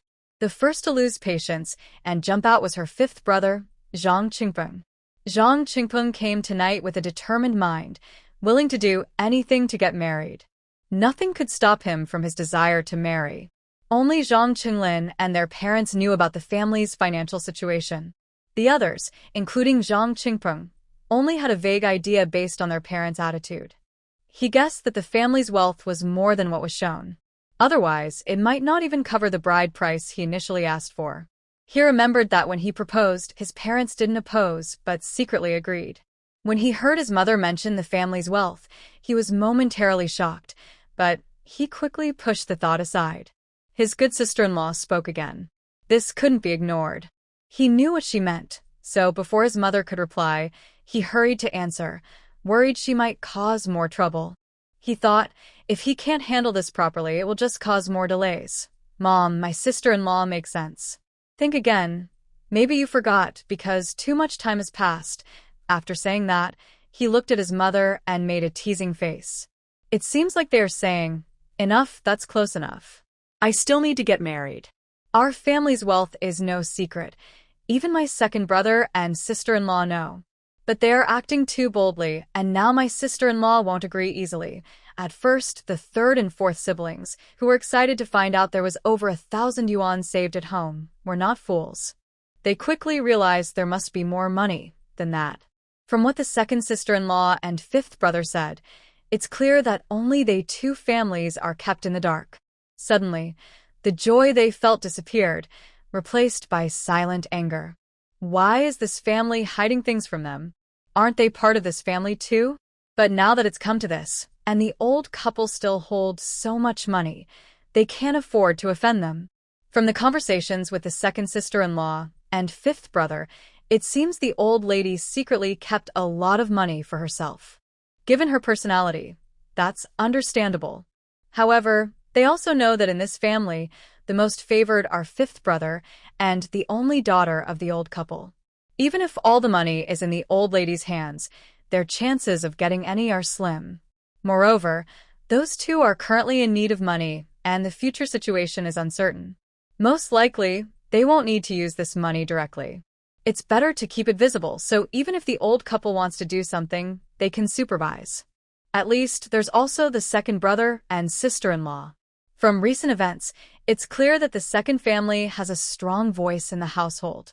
After understanding this, the two quickly joined in the conversation with Zhang Qingpeng and started persuading. Yes, Mom, our big family, not to mention Dad holding a steady job, but we've been working in the fields all year round. After so many years, that's not all we have. Mom, if you're getting old and your memory is fading, I think this money should be. Li Tsuehua hadn't finished speaking before Zhang Laotu interrupted her. Enough, he said sharply, glaring at his wife. They had already agreed on a sum a few days ago, but who knew this wife was so bold? She didn't even tell him and secretly kept such a large amount of money. Forget about others. The second family is not easy to fool. Now even the third and fourth families are involved. He knew that if he didn't speak up to stop them, they might say something irreversible. Now, their family was at a critical point, and they couldn't afford any accidents or mistakes. He then comforted a few children present. There is some money and notes at my place. Your mother might think I have already returned them. It would be good for her to go and get them now. After saying this, he looked up at Li Guiping. The couple had been together for decades. With just a glance, they understood each other's meaning. Li Guiping wasn't foolish, but she still felt a bit regretful inside. She thought she could get through today easily, but it turned out she had to follow the original plan. Fortunately, her husband gave her a way out. She hummed softly, held the box, and turned back into the house. Although old man Zhang said that everyone present knew what the situation really was. But now, seeing Li Guiping say nothing and go back inside, no one else said anything. The process didn't matter. Only the result was important. Li Guiping seemed to give up struggling, realizing that arguing wouldn't help. She was much more straightforward than before and came out of the house in less than 2 minutes. Back in the main hall, without waiting for anyone to ask, she took the initiative to explain. There are 2,000 yuan here. This is really the savings of our family over many years, carefully saved little by little. When others heard that Li Guiping had taken out another 800 yuan from the house, they guessed that this was all the family's savings. Nowadays, in a family, having 2,000 yuan saved is rare. Even having 200 yuan is uncommon. Seeing this, Xu Xiaoman didn't plan to say more. She understood that these 2,000 yuan was not only Li Guiping's bottom line, but also that of the head of the family, Zhang Mingcheng. Asking for more was impossible. She decided to stop there, nodded, and didn't bring it up again. Today, the elderly couple openly told everyone about their family savings, but it was out of helplessness. In the end, it was all because of the fifth child's upcoming wedding. After that, everyone soon heard the somewhat excited voice of the fifth son, Zhang Qingpeng, in the main hall. Dad, Mom, are we going to talk about my wedding next? I have already promised the bride price to the Wang family. Jiaro was impressed with my character and convinced her parents. Otherwise, they wouldn't agree to marry their daughter to our team. Our family can't back out now. When I think of Jiaro, a slight smile unconsciously appears on Zhang Qingpeng's face. In his view, reaching this point, it's almost certain the marriage will happen. Now that he's brought it up, it's just a formality, and he believes no one will oppose it anymore. But just as he feels proud and hopeful, he suddenly hears his second sister-in-law's voice. Mom and Dad, I remember when I got married, Chenlin only gave me 200 yuan as bride price. There was no talk of the 3 turns and 1 honking tradition. I don't know how it is now for my younger brother's wedding. Is it true that, as sons of the Zhang family, regardless of contribution or age, the bride's family just asks for whatever they want and they give it? After speaking, she notices her 5th brother's smile stiffen on his face and gently shifts her leg because sitting in the same position for a long time makes her uncomfortable. She doesn't realize how much her casual words impact others, especially Feng Xiangxiang and Li Cuehua. They were still stunned by the fact that the old Zhang family had 2,000 yuan in savings. Suddenly hearing the second sister-in-law's words, they freeze in place. But they are smart and quickly understand. A shiver runs through them. Yes, they hadn't thought of this before. Why should there be a hierarchy just because they are all sons of the Zhang family? If it were only a few tens of yuan, they might hesitate to argue over such a small amount. But now it's hundreds. Hundreds of yuan. Now, not just in their team, even in the whole commune, no one has such a big bride price for marriage. This can't happen. Absolutely not. Even if it means causing trouble, they can't just let it go. They exchange a quick look and make up their minds. Causing a fuss about this will only bring them benefits, no harm. They might get nothing, but if they succeed, they could gain a lot. Not acting would be foolish. And just like that, the decision is made in an instant. Neither of them had thought it through. They reacted quickly and instinctively followed Xu Xiaoman's words, speaking further. Yes, parents, you can't be so biased. How is our Qingwu any worse than the 5th brother? Why did I only get 100 yuan in bride price when I married? Look at the 5th brother, his bride price is 200 yuan, and he even has to go through 3 rounds of celebrations. Is he marrying a fairy? And Wang Jiaro, is she even suitable? Exactly, 3rd sister-in-law is right. Why is there such a big difference between daughters-in-law? The 5th brothers-in-laws must be so proud, asking for so much. Are they treating our family like fools? Having been sisters-in-law for many years, they quickly reached a common stance with just a glance. They were willing to fight for the bride price, even knowing it might offend their parents-in-law and younger brother-in-law. At this moment, they no longer cared. That much money was hard to bear. After all, part of that 2,000 yuan belonged to them. Giving it all to the 5th brother for his wedding was like cutting off a piece of their own flesh. How could they bear it? As the saying goes, taking others' money is like killing one's parents. After speaking, the 2 women still felt upset. They nudged their husbands with their legs, asking them to speak up too. This wasn't just their matter. After all, the men were the sons of the family, and their words carried more weight than theirs as daughters-in-law. Zhang Qingwu and Zhang Qingjun couldn't possibly have no thoughts about this. Since childhood, the old couple had favored the 5th brother. Now, as he was about to marry, they planned to give an outrageously high bride price. With their own wives standing in front, they couldn't help but say a few words. Dad, Mom, Xiangxiang is right. We're all in this together. Favoring one over the other isn't right. Yes, I think we should discuss this more. We shouldn't spend most of our savings just for the 5th brother's wedding. There are still many years ahead. We need money for many things. Whether it was Zhang Qingwu or Zhang Qingjun, although they had farmed in the countryside for many years, they still had a desire to work in the city, since their father was a worker there. That desire had never faded. Now that they knew the family had so much savings, they wondered if they might have a chance to try for a better life someday. If they spent so much money just because of the 5th brother's wedding, they might never get another chance. Because it involved their own interests, the 2 men shared the same stance more than ever before. Old 5th Zhang Qingping couldn't keep up for even a moment. He didn't expect the couple to say so much, and suddenly his dissatisfaction reached its peak. 3rd brother, 4th brother, why are you talking like that? Jiaro is a girl from the commune. If she's willing to marry into our family, we should be happy about it. What's wrong with giving them more bride price? Jiaro is such a good girl. She deserves it. She's not like those country girls.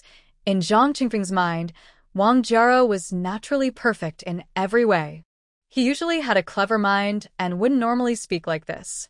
But just now, when his third sister-in-law talked about angels and whether they were a good match, he was so angry inside. She was the girl he cherished in his heart. How could he tolerate his sister-in-law and others speaking about her like that? Plus, his third and fourth brothers secretly opposed him, which made him lose his temper and say these words. But as soon as he finished speaking, he felt it might be a mistake. Sure enough. On the other side, Fang Xiangxiang and Li Cuihua overheard and exploded. What do you mean, fifth brother? Are you saying our sisters-in-law are not as good as your precious girl? If she's so wonderful, why does she ask for so many things from our family? According to normal standards, 3 wives would be enough. I think the Wang family is probably selling their daughter by weight. Exactly. A family that sells their daughter, and you, fifth brother, are the only one going to praise her family. Do you really think she's some kind of treasure? Although Zhang Qingping knew his words were a bit inappropriate, he had already spoken. He was about to soften his tone, but unexpectedly, his 2 sisters-in-law spoke so harshly about the Wang family. His patience snapped, and he couldn't hold back his anger about Jiaro anymore. What does it mean to be a high school student, gentle, well-educated, and reasonable? It seems like they're saying that their daughter-in-law is not as good as his so-called Jiaro.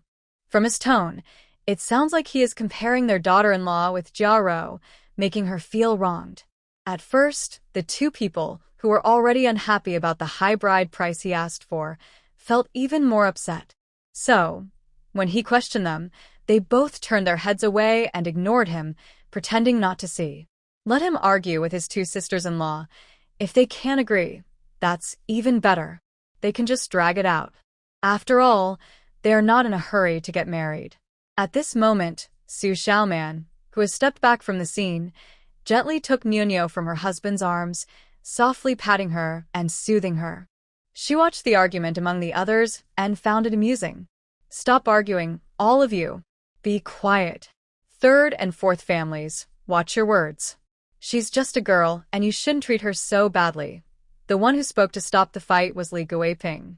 It's not good for her younger brother-in-law and 2 sisters-in-law to argue publicly. And men are no match for 2 women when it comes to talking. Li Guiping saw her son might get into trouble, so she stepped in to stop him. She also somewhat agreed with her 2 daughters-in-law. Although her eldest son had mentioned before that Wang Jiaro had an uncle who was a workshop director at the steel factory in the county, and that when they got married, they would need to rely on her uncle to help with his work, she only reluctantly agreed. But now, this matter can't be made public. After all, that is Wang Jiaro's uncle. Even if they want to arrange a job, it would be for the 5th son, and others should not speak up. Nowadays, every family has some poor relatives waiting for jobs. There are plenty of people, so it's impossible for it to be their family's turn. If they say it out loud, the other sons might have opinions. And even if Wang Jiaro's uncle helps find a job later, it won't be for free. It will cost a lot. Who will pay for this? The 5th son's father-in-law's family has their own son, so they won't pay such a large sum just for a son-in-law. The 5th son himself has no money, so in the end, they will have to pay. The bride price and all the wedding expenses are quite a lot. If the other sons find out, there will be a big fight. There is no way to support the entire family with just one person. Not only would it sound bad to say out loud, but the other sons also wouldn't agree, especially with those troublesome daughters-in-law. Therefore, Wang Jiaro's outward conditions are truly, as the 2 daughters-in-law said, unworthy of the bride price she asked for. Fang Xiangxiang and Li Cuihua know that this mother-in-law always favors her youngest son. Even if she scolds now, in the past, she would have calmed down quickly. But at this moment, under the strong temptation of money and benefits, they no longer hide their true feelings. Knowing that talking to the mother-in-law is useless, they turn to their father-in-law, Zhang Mingcheng. Dad, say something too. How should we arrange the bride price for the 5th son? If it's still based on what he previously said, we won't agree. After saying this, Fang Xiangxiang looks around for support, glancing at Li Cuihua, signaling her to continue. Yeah, Dad. 3rd sister-in-law is right. Such a high bride price. Neither Qingjun nor I agree. After they speak, both stare intently at their father-in-law, waiting for his response. At this point, Xu Xiaoman sees that everyone has said enough. She gently pushes down Nyonyo, who is leaning forward. Zhang Qinglin, who has been watching his wife, quickly picks up Nyonyo and holds her in his arms.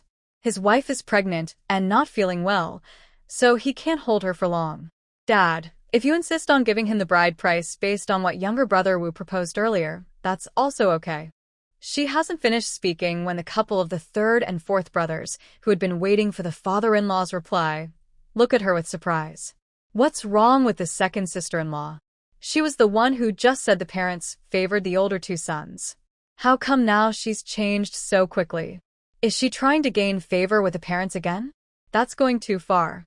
But they also know the importance of the second brother and sister-in-law in the family. Hearing that she agreed, their hearts sink. They feel things might turn out badly. Are they really going to spend so much money just for Wu, the youngest, to marry a very expensive bride? They feel upset just thinking about it. Just as they felt a bit upset, they heard second sister-in-law speak again, slowly and calmly. Yes, to keep peace in this family, and to be fair to the elderly couple, we have prepared a certain amount of bride price for old fifth. I suggest we calculate the difference and compensate the other sisters-in-law accordingly. I think that should be fine. Upon hearing this, Fang Xiangxiang and Li Cuihua's eyes lit up immediately. Great. Why didn't they think of this? Yes, they should compensate them. As daughters-in-law, this seems fair.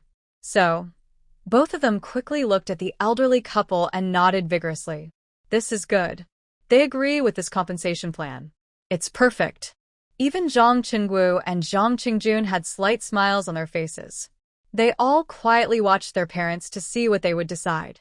But at this moment, Zhang Qingpeng was not willing to stay silent. He was stunned when he heard second sister-in-law's suggestion. What? They want to compensate the other sisters-in-law based on the bride price he paid?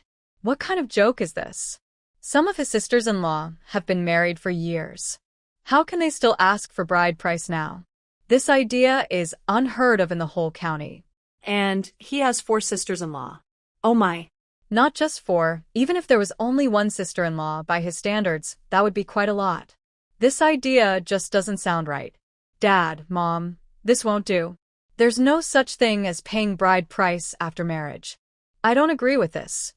But at this point, no one paid attention to his opinion. His opinion didn't matter at all. No one listened to him. They were just waiting for the head of the family to decide. At this moment, old Headjong also felt quite troubled. He silently took a puff from his dry tobacco pipe and looked at tonight's behind-the-scenes hero, the daughter-in-law of the second family. However, now is not the time to think about these things. First, he must clarify the matter of the bride price.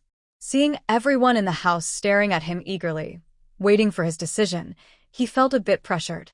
But this matter really puts him in a difficult spot. In the past, when the fifth son got married, the bride price was usually handled with his wife's love and care, and it was pretty much settled. But now, with the other daughters-in-law being more serious about this, it's become hard to manage. As the daughters-in-law have said, why should there be such a big difference among the daughters-in-law when they are all family? If this gets out, it could hurt the family's reputation. Most importantly, he knew that with the current attitude of the daughters-in-law, if he handled this badly, his sons and daughters-in-law might become unhappy and start complaining. He cares a lot for the fifth son, but he never thought of ignoring his other sons, especially the second son, who is the main breadwinner. He definitely cannot afford to offend him. Maybe because old man Zhang was silent for a long time, the others could wait. But the fifth son, Zhang Qingpeng, seemed to sense that things weren't going well. He was the first to lose patience and spoke up. Dad, Mom, I've already talked to the Wang family about the bride price. It can't change now. Seeing this, he probably felt his words were not enough. Even if his parents agreed, the other brothers and sisters-in-law wouldn't listen. He thought for a moment, then looked up with a determined expression. This time, he didn't look at his parents, but at his other brothers and sisters-in-law. Jaro has an uncle who is the director of a workshop at the steel factory in the county. With this connection, Think about how much help we could get in the future. He's a workshop director with a lot of power. Not just temporary workers, even regular employees might be able to help us. Regarding Jiarou's uncle being a workshop director, Zhang Qingpeng and his mother, Li Guiping, shared the same idea. At first, they didn't want to reveal this. They knew that, not just them, many people in the county were waiting for jobs. Whenever a position was available, everyone would scramble for it. But he wasn't stupid. Now that things had reached this point, if he didn't say something, he had a feeling that the bride price he previously suggested would be impossible to get. There was no choice but to reveal this trump card. But he didn't want to do that unless absolutely necessary. But he knew in his heart that the Wang family's financial situation was not as good as he had previously boasted, and he had even kept some secrets from his parents. He was worried that if his parents disagreed with the standards he had set before, even if Jiarou agreed, the Wang parents would not easily accept. Things are urgent and important now, so he could only focus on the bride price first. As for everything else, they could deal with it later. With him and Jiarou together, they could handle any problems that come up. Hearing his words, the old couple only looked at him with some doubt in their eyes, but at this moment, it was not the right time to say much. However, the third and fourth couples were happy when they heard the news. They were honest village girls, and being a workshop director was already a good position for them. Now, hearing what the fifth brother said, they started to waver. Their expectations were simple. If they could use the connection with the fifth brother's future wife's family to find jobs for their men, even temporary ones, it would be very good. Then, their small families could escape the hard life of farming. Thinking of this, their once firm expressions became uncertain. They wondered whether the immediate compensation or the future prospects of the men were more important. Both families felt conflicted. If they insisted on the compensation, they knew it would be difficult for the fifth brother to get the bride price he wanted. If they didn't give up now, they would definitely offend him. Offending him meant that after he got married, his wife's family wouldn't be able to help them, which was a big problem. That was a job opportunity. Thinking of this, they suddenly looked at the second sister-in-law with a shared purpose. Today's matter was ultimately decided by her behind the scenes. They now understood that although she seemed to work tirelessly at home, once she was serious, she was not someone they could compare to. They hadn't thought so far ahead before. Seeing this, Xu Xiaoman cleared her throat lightly, looked at the fifth brother Zhang Qingpeng with a half-smile, and casually said, "Hello, workshop director. So, once your fifth brother becomes a formal worker, he can help support us brothers a bit. We won't let your fiancé's uncle work for nothing. We'll pay for the work and the negotiations. That's our family matter, and we can keep it clear." Her words seemed reasonable, but Zhang Qingping's face grew darker as he listened. He had hoped to use the fact that Jiaou's uncle was the workshop director to persuade a few sisters-in-law and smoothly settle the bride price today. As for what happens afterward, who cares? Unexpectedly, his second sister-in-law was very clever and knew all about the inside details of job arrangements. This made her hard to fool. He saw that his hesitant third and fourth brothers and their wives quickly regained their composure after hearing what the second sister-in-law said. This was very bad. He didn't expect tonight's discussion to be so full of twists and turns, with no clear victory in sight. Fang Xiangxiang and Li Tsuehua immediately understood what the second sister-in-law meant. Yes, even a big official like the workshop director wouldn't be able to give you a job for no reason these days. Especially for relatives like them, who take indirect routes. Even if there's a chance, they can't give it away for free, right? Talking about spending money makes this a serious matter. The Zhang family has many sons. Except for the eldest, none of the others have proper jobs. Arranging their futures will be complicated. So, it might be better to hold on to the benefits now. The bride price for fifth brother was quite high, and if it were lower, they might hesitate. After thinking it through, Fang Xiangxiang was the first to speak. She was quick-witted and responded fast.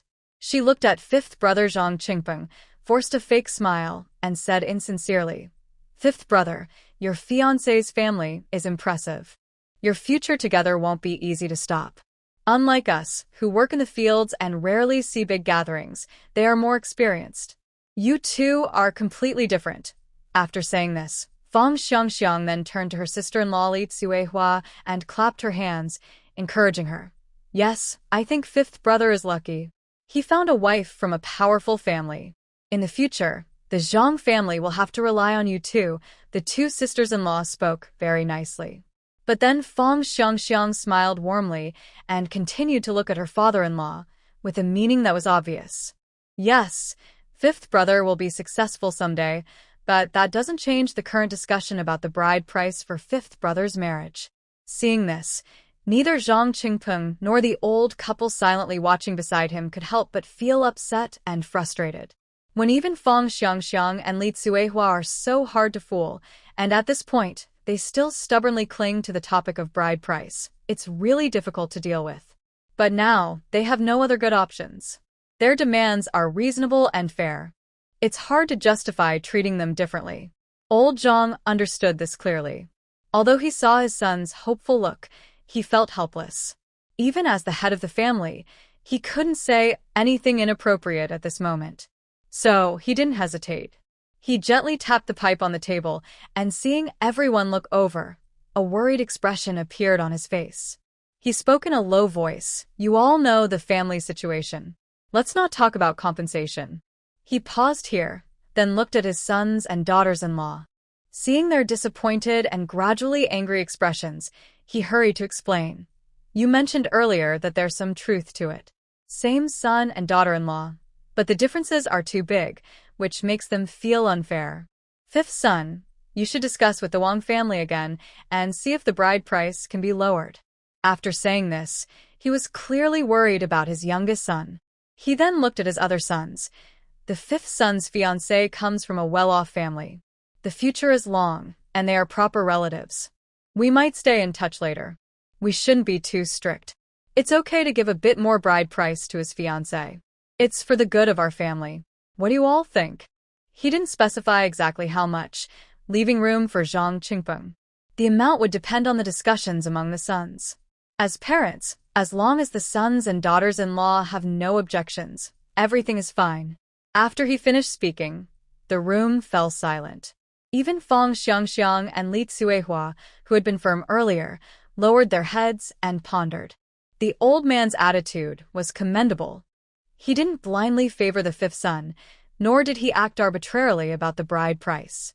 Instead, he let them discuss it together. This was quite rare. Even Xu Xiaoman couldn't find anything to oppose at this moment. Only one person here is different. Zhang Qingpeng. He wasn't foolish. In fact, he was quite sharp. From what his father said, it was clear that the bride price he had mentioned earlier was no longer possible. The bride price for the Wang family was much higher than what the other daughters-in-law in the family had received. Even if the others agreed to add a little more out of respect for Jiro's uncle, it wouldn't be much. That was far from what he had hoped for. What should he do now? Old man, this won't do. Be quiet. It's already decided. Li Guiping could clearly see her youngest son's disappointment and hesitation. Feeling sorry for him, she wanted to speak up for him, but before she could finish, her husband cut her off. Seeing this, Xu Xiaoman understood that the matter was basically settled. Any small difference in the amount wouldn't change much. It had to be said, the head of the family was decisive. Once he saw something couldn't be done, he made up his mind quickly. Since the discussion was left to the family, things would move forward smoothly. This time, Wang Jiro wouldn't be marrying into the Zhang family with the same grand bride price as in her previous life, when she had become the talk of the whole commune. The sooner this was settled, the better. Since the fifth son was in a hurry, everyone in the main room began to discuss and make suggestions. The others didn't feel much about it, but the fifth son's heart ached. The 3 must-haves he had asked for were all replaced with cheap items like wash basins, enamel cups, and kettles. Xu Xiaoman didn't say much, only watched with a faint smile. She spoke up only when the discussion reached a deadlock. Although the fifth son argued hard to get more for himself, he was outnumbered and could only stay silent in frustration. In the end, except for him and his mother, Li Guiping, who felt sorry for her son, everyone else, including the head of the Zhang family, was pleased to see him accept the decision. And why wouldn't they be happy? Although the agreed amount was slightly higher than the usual standard for marriages in Pingshan Brigade, it was only a little higher, nothing excessive. The bride price was set at 200 yuan. The three must-haves were gone, replaced by simple daily wedding items, with no large or expensive goods included. This level is just about the same as the bride price that Xu Xiaoman received at the time of her marriage. Since everything was settled, the family members briefly informed their parents, and the sisters-in-law quickly cleared the dishes from the table to the kitchen. Tonight was very busy for everyone, full of clever planning and effort, but it was all worth it in the end. Especially the sisters-in-law, who worked together smoothly and achieved great results, saving the Zhang family a lot of money. Just thinking about it made everyone feel happy. As daughters-in-law, women tend to care more about these things than men, because it's a matter of reputation. They must not overlook it. So, tonight, most of the talking was done by the daughters-in-law. It was late now. After returning to their room, Zhang Qinglin quickly brought some hot water in a basin. First, they washed Niuniu all over, then they washed Xu Xiaoman. After the family of three finished washing and got into bed, it was nearly 10 o'clock at night. As soon as they lay down, they couldn't sleep right away and started talking about what had just been discussed in the main hall. The man was smart enough to see what was happening. During fifth uncle's wedding, his wife led the trouble. Fifth uncle didn't get what he wanted, and he was probably feeling upset inside. Be careful. Fifth uncle's wife might target you when she comes in. He didn't really care much about how much bride price was given for fifth uncle's wedding. The money given to his parents had already been handed over, and since it was in their hands, he didn't interfere with how they used it. Not giving anything would be even better. But this matter, in the end, involved his wife too. He didn't know what kind of person fifth uncle's fiancée was. If she was petty, she might cause trouble after moving in. Anyone would be unhappy if the original bride price was only 300 plus 3 turns and a loud celebration, which was cut down to 200, with other costs ignored. Since his wife was doing it, he had no reason not to support her. But now she was pregnant, so he had to be more careful. Xu Xiaoman knew he was worried and softly comforted him. Don't worry, I understand.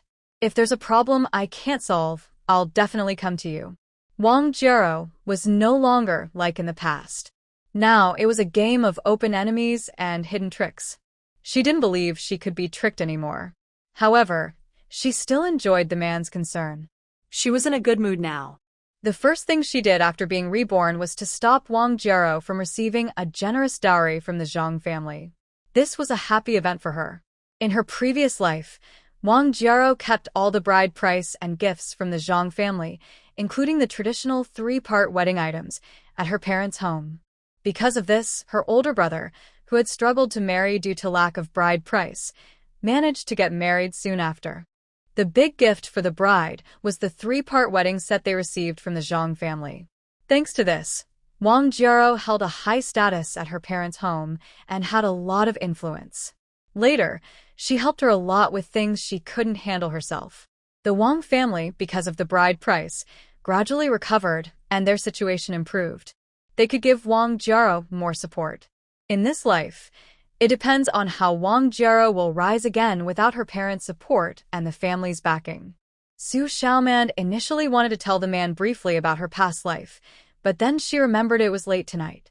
Since he had to get up early tomorrow for autumn harvest, she decided to wait for free time to talk about it. She didn't plan to hide everything from him about her past life. They had been a couple living together for years, and a sudden big change would surely be felt by the man. Also, because he hadn't experienced the pain of her previous life, he still had some feelings for the Zhang family, whether for his parents or siblings, even if he didn't show it openly. She couldn't accept this. In her previous life, the Zhang family treated their family of four very badly.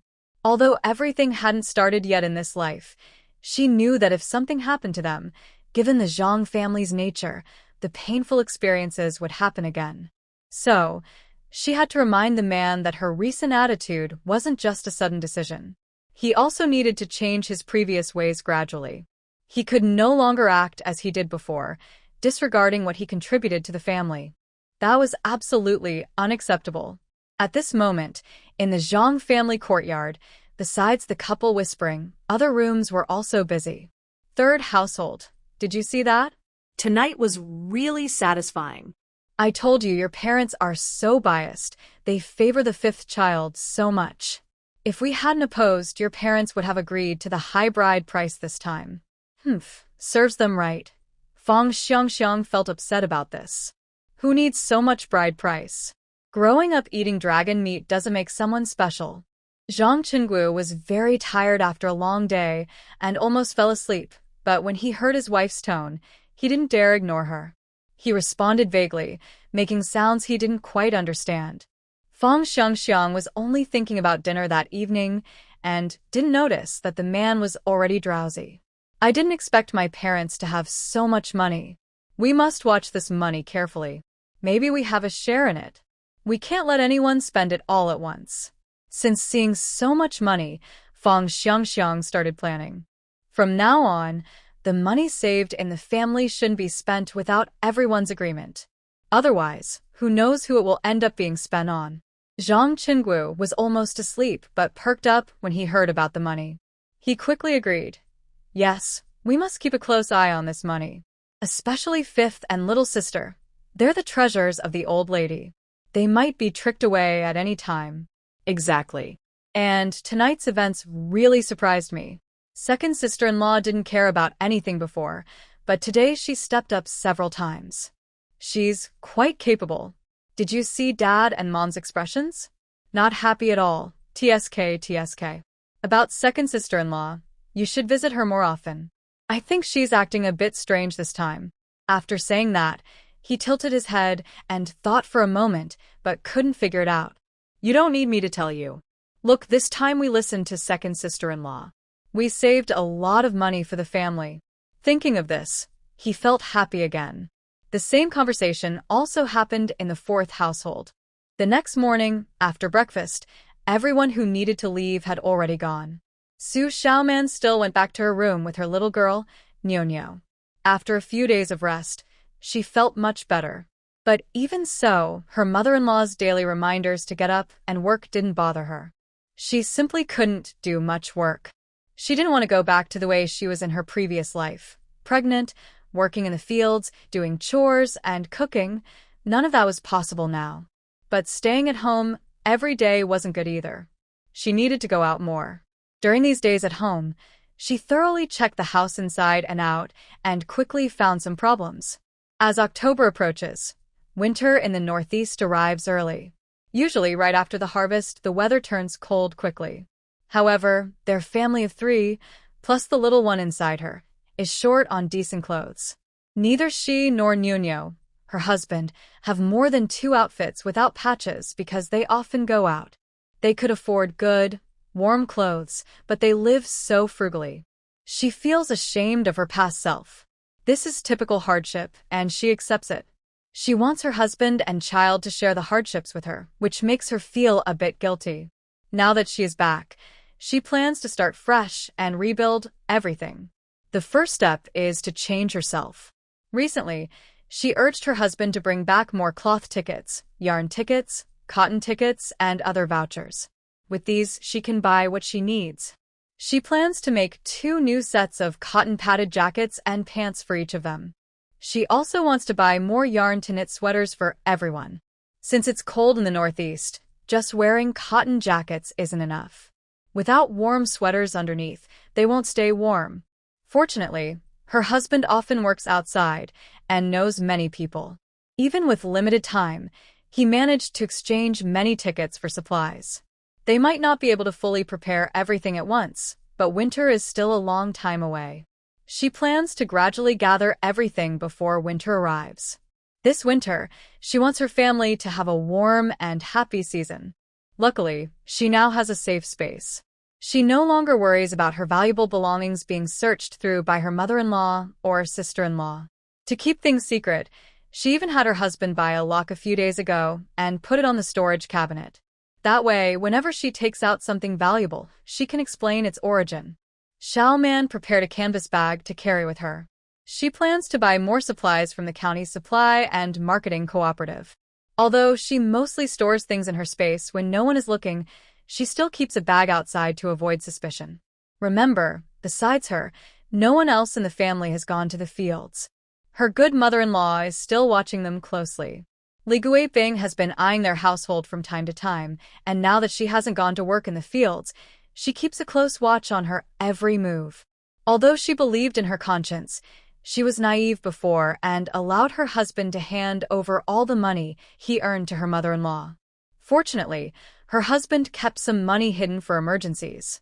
However, she thought her mother-in-law might not see it that way and probably believed they had more secret savings than they actually did.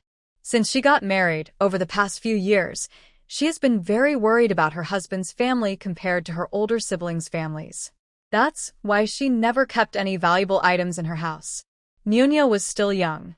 She found a bamboo basket, put Nuno inside, checked the weight, and decided it was fine. Everything was ready, so she left her room and locked the door behind her. When she reached the yard, she didn't say hello to Li Guiping and went straight out.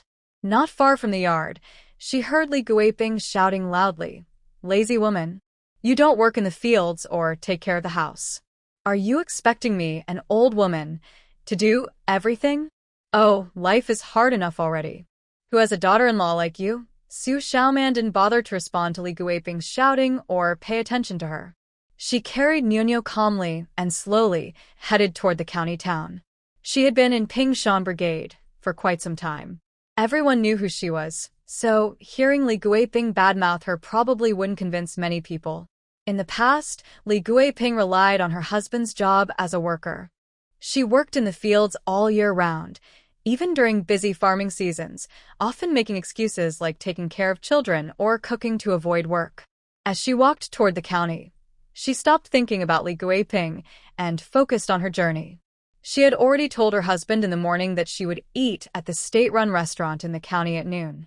She planned to return in the afternoon, so he didn't need to worry.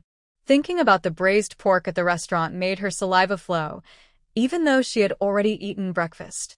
The taste was unforgettable, even from her past life. Carrying Nuno and being pregnant, she didn't walk fast. But since Zhang's house was not far from the county, she arrived at the supply and marketing cooperative after about 40 minutes. Because it was in the county, the supply and marketing cooperative was much larger than the one at the commune, even having 2 floors.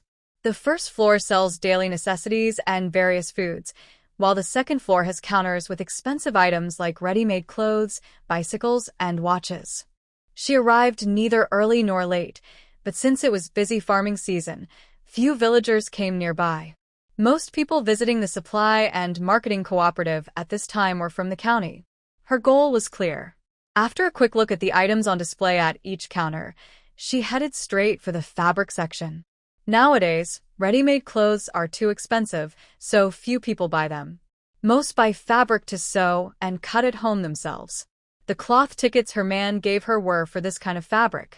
Maybe her clothes were too worn out, because the young clerk only glanced at her briefly before turning to a woman dressed in a Lenin-style outfit, who was very friendly. Seeing this, Xu Xiaoman didn't show much emotion. She just quietly looked at the colors of the fabrics displayed at the counter. At this time, the fabric patterns were very simple. Even if she wanted to buy bright-colored fabrics for Nuno, there were none available at the counter. In the end, she could only buy whatever was there. She bought black fabric for her man, dark blue for herself, and blue for Nuno. Since she bought a lot at once, the clerk was a bit surprised. It's important to know that buying so much old fabric with fabric tickets wasn't easy for most people. If her man didn't have connections, even factory workers might not have such tickets. Seeing so many tickets spent, she felt a bit sad.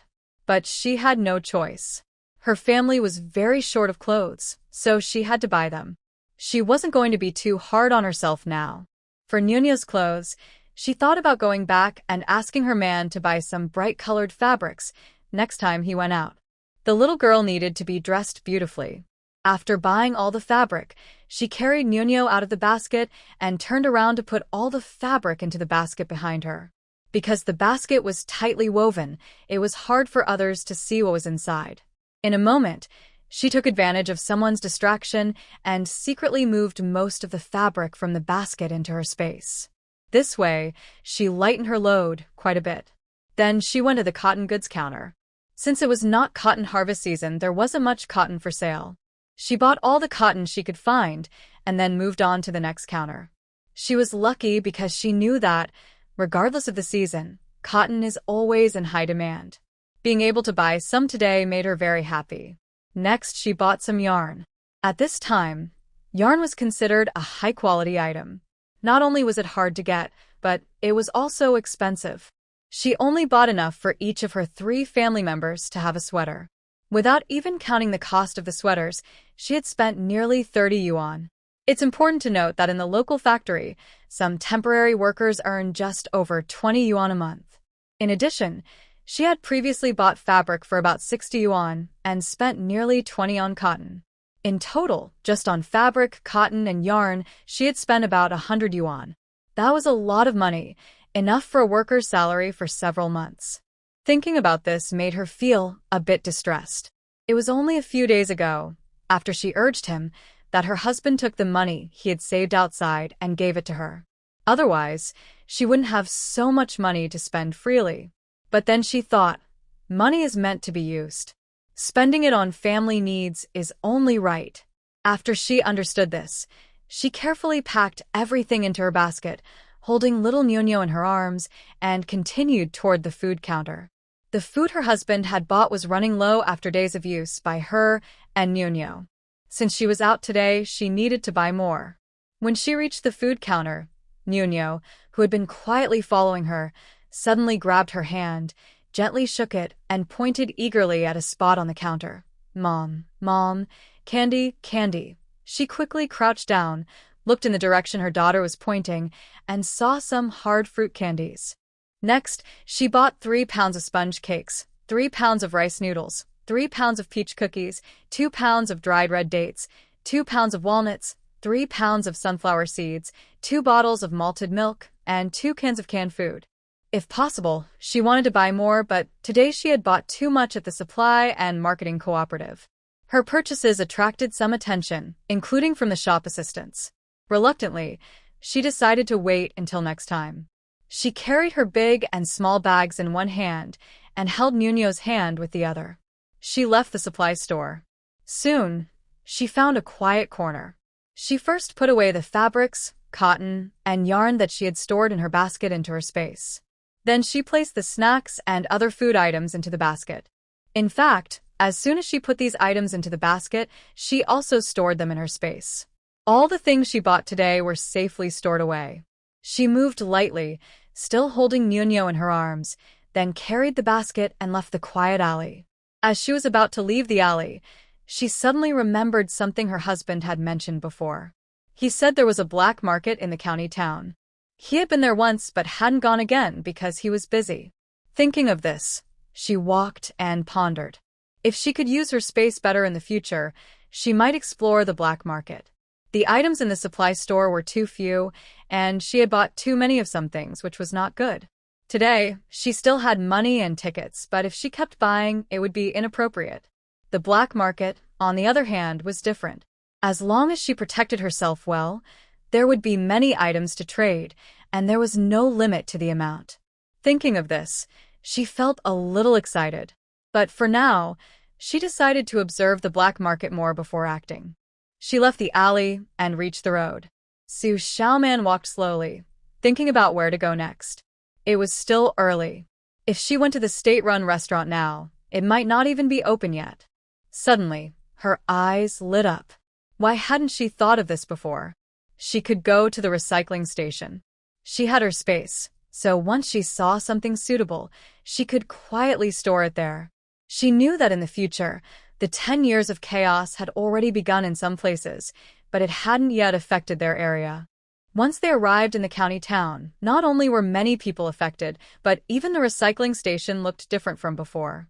She silently remembered this in her mind. From what she knew, Wang Jiaro in her previous life had found many good things at the recycling station during the first 2 years of the disaster. It seems that those items were probably thanks to the space ability. She asked around and found out that if she took a turn 2 more times along this road, she would reach the largest and only waste recycling station in the county. When she arrived at the station's entrance, she checked the time. It was not even 10 in the morning.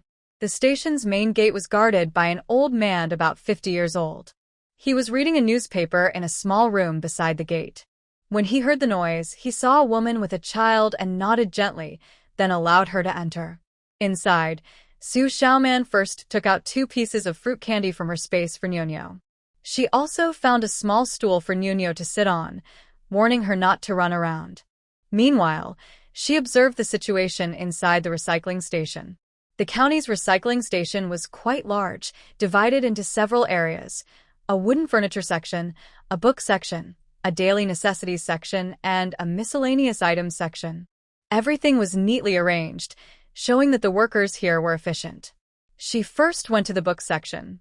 She knew that in this era, many valuable items were overlooked and buried, only to be rediscovered decades later, becoming even more precious. While Xu Xiaoman was busy in the county, Wang Jiero, from the Wang family near the county, was also having a heated discussion with Zhang Qingpeng. This time, like yesterday, they had come to their usual small park. But the atmosphere was much heavier than before. At this moment, Wang Jiero had learned from Zhang Qingpeng about the bride price the Zhang family was willing to give. Although Wang Jiero usually acted gentle, generous, and considerate in front of Zhang Qingpeng, her emotions couldn't hold back now. She simply couldn't believe that the Zhang family was only willing to offer such a small bride price. It was a huge disappointment. At the same time, she felt some resentment toward Zhang Qingpeng. If he hadn't shown how much his family valued her before, she wouldn't have agreed to the previous conditions. Now, the gap between what they expected and what they received was enormous. No matter how much she tried to persuade herself, she found it hard to accept this condition. You should know that the bride price offered by the Zhang family was not just about her reputation. Of course, her marriage into the Zhang family was also very important to her. But she knew clearly in her heart that for the Wang family and her parents, the amount of the bride price was even more crucial. Her brother was still waiting for her bride price to arrange his wedding. Otherwise, since the eldest in the family hadn't married yet, she, as the younger sister, would be the first to prepare. Because of Zhang Qingpeng's previous attitude, she had already promised her family that she would marry into the Zhang family, as they expected. Now, she didn't expect things to turn out like this. Seeing her look so upset, Zhang Qingpeng felt ashamed and quietly lowered his head. His face was really burning with shame. But what could he do? Even after insisting yesterday, in the end, his most beloved parents only agreed to give an extra 100 yuan privately. There was no more. That 100 yuan was insisted on by Li Guiping, who strongly wanted to give her son something. Old Zhang couldn't refuse and reluctantly agreed. But that 100 yuan was kept secret from the rest of the family, and he still had to think carefully about how to use it. His father had said that if the family found out about this money, it had to be returned exactly as it was, without missing a cent. He wasn't stupid and understood all the twists and turns here. So, even now, he hadn't decided how to tell Jialua about it. After a while, Zhang Qingpeng was the first to speak, hesitating and feeling a bit ashamed. Jialua, can you go back and talk to your parents? Don't worry, as long as you agree to marry me, I promise to be devoted to you. I will handle all the family matters, and you can be the head of the household. When you say, chase away the dog, I won't chase away the chicken. When you say, go east, I won't go west. I promise to listen to your commands. At this moment, Zhang Qingpeng almost swore to the sky. Now that she knows about Wang Jiero's situation, she naturally doesn't want to let it go. She understands very well that with her current family situation, if her uncle from Jiero's side shares any job opportunities, it is very likely she can get one. If her family pools their resources, they can afford to pay for a job. So last night, she didn't sleep well, tossing and turning, thinking about how to make Jiero agree to marry him despite the current circumstances. She has spent some time with Wang Jiero and knows she is a strong-willed girl who can speak for herself. Her family also has some influence. If she can first persuade Jiero, then she can let her communicate with her parents, and there is a good chance things will work out. Right now, she is doing her best to act innocent and adorable, hoping to soften Jiero's heart. As for Wang Jiero, seeing Zhang Qingping's description and his unpleasant expression, she gradually feels better. Of course, she also knows that staying stuck in this situation isn't good.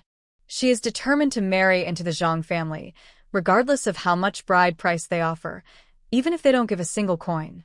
But she wouldn't tell Zhang Qingping any of this. From his attitude, she can tell that the Zhang family isn't likely to offer more. Now, her main concern is how to persuade her parents to agree to this marriage. Thinking about the promise she made to her parents earlier, she feels a bit troubled. Zhang Qingping keeps an eye on her and, seeing her face looking better, finally relaxes. He breathes a sigh of relief and starts talking more, trying to explain himself. Jiero, you don't know, my parents were originally going to agree to the previous bride price. But then, my second sister-in-law's family, the Chens, suddenly caused trouble, catching us off guard. My other brothers and sisters-in-law are not easy to deal with either. They all teamed up, and that's how I ended up with no way out. He was just thinking about how to go back and persuade his parents to agree, but hearing him say this, her heart was pulled back. She hurriedly asked, "What? I heard before that your second brother and his wife are honest and easy to get along with." She had already figured out the situation in the Zhang family and knew roughly what her second brother and his wife were like. She originally thought there was some other problem in his family, but it turned out to be his second brother's family. Yes, for so many years it has been like this. I don't know what has suddenly changed this time, but he keeps saying things to ruin my plans again and again. It's really annoying. Hearing this, Zhang Qingping felt a tight knot in his chest that he couldn't release or loosen. If it weren't for wanting to quickly get engaged and married to Jiero, he wouldn't have urged his parents to reveal their family situation to others. Now, he feels like he has lost out by trying to cheat the system. His parents' family background has been exposed, but his side still hasn't met the conditions for the bride price he previously mentioned. Zhang Qingping is both angry and frustrated inside. Meanwhile, Wang Jiero feels a bit nervous and uneasy. She has a feeling that things might not turn out well. Although they haven't married yet and haven't met other members of Zhang's family, especially Zhang Qingping's second brother and sister-in-law, she has a strong intuition that something is wrong. From what she learned from Zhang Qingping before, even though he now has a rural household registration and no steady job, she believes this is only temporary. After they get married and plan carefully, their future shouldn't be bad. But now, things are uncertain. She knows clearly that with Zhang's big family of over 10 people, relying only on Zhang Qingping's father's salary won't be enough to live comfortably, let alone fulfill the bride price promise made to her family. Zhang's family has 5 sons, and Zhang Qingping is the youngest. While Wang Jiero was lost in thought about where the problem lay, she suddenly heard Zhang Qingping speak impatiently. "Forget it. Don't mention them anymore. It's bad luck." He then irritably grabbed his hair. Recently, he has been worried sick about their marriage, losing sleep and appetite. Seeing this, Wang Jiero's heart tightened. She was genuinely worried that Zhang Qingping couldn't handle the pressure, so she casually suggested that they might as well not get married. Fortunately, things haven't reached the worst point yet. Since the Zhang family has revealed their situation, for their marriage to succeed, one side must compromise. It seems now that it can only be her. After thinking it through, she sighed deeply. She really didn't want to back down at this step. Not to mention her previous promise to her parents, she herself couldn't bear to see her parents continue worrying about her brother's marriage, losing sleep, and enduring gossip from others. Since marriage is inevitable, she decided to look at it from a long-term perspective. She had a strong feeling that after marrying Zhang Qingping, her life would change dramatically. Not only would she benefit greatly from this marriage, but her family might also experience a big turnaround. With this in mind, she didn't hesitate. After making her decision, she looked seriously at Zhang Qingping and gently spoke. "Qingping, I truly want to marry into your Zhang family. However, I had already promised my parents before, and there's a gap." She looked at him with a worried expression.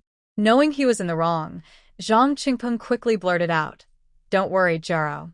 After we get married, I won't let you suffer. I also have some savings, and after we marry, I will give it all to you to use as you see fit." He hadn't planned to mention his savings so early, but seeing her attitude, he couldn't hold back. He was worried that if she got angry and said something, the marriage might fall apart. Hearing his words, Wang Jiero secretly thought, sure enough, she knew he must have some money, and her previous guess that his parents loved him wasn't false. Then the two of them started talking about wedding plans. Fortunately, although Wang Jiero was just a girl, she was clever and lively from a young age. She was spoiled by her parents because of her wit and charm. Though the situation was a bit complicated, she had some ideas in mind. She believed that once she married into the Zhang family, she could figure out where her premonition came from. She was confident she could fulfill her promises to her parents and resolve everything. That afternoon, Xu Xiaoman took Nuno to eat lunch at a state-run restaurant, then slowly walked back to Pingshan Brigade. They arrived early and happened to see freshly cooked braised pork. Naturally, she couldn't miss it. She filled a bowl completely, then casually took some vegetables, and the two of them ate heartily. She packed the leftovers in an aluminum lunchbox to bring home. Her husband hadn't eaten meat in a while, especially during this busy farming season. Over time, his health was starting to suffer. She also packed 10 large meat buns from the state-run restaurant.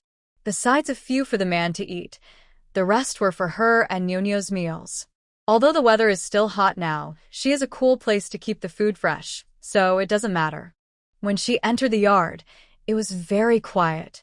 Knowing everyone was napping, she didn't make a sound and quietly went into her room. The man had just woken up. When he saw his wife return, he quickly took the big bundle and basket from her hands. His eyes showed deep concern, and he scolded her in a rare, gentle way. With so much stuff, why did you carry it all back alone? Are you okay? Next time, make a list and I'll buy it for you. He hadn't forgotten that his wife had fainted before because of her health.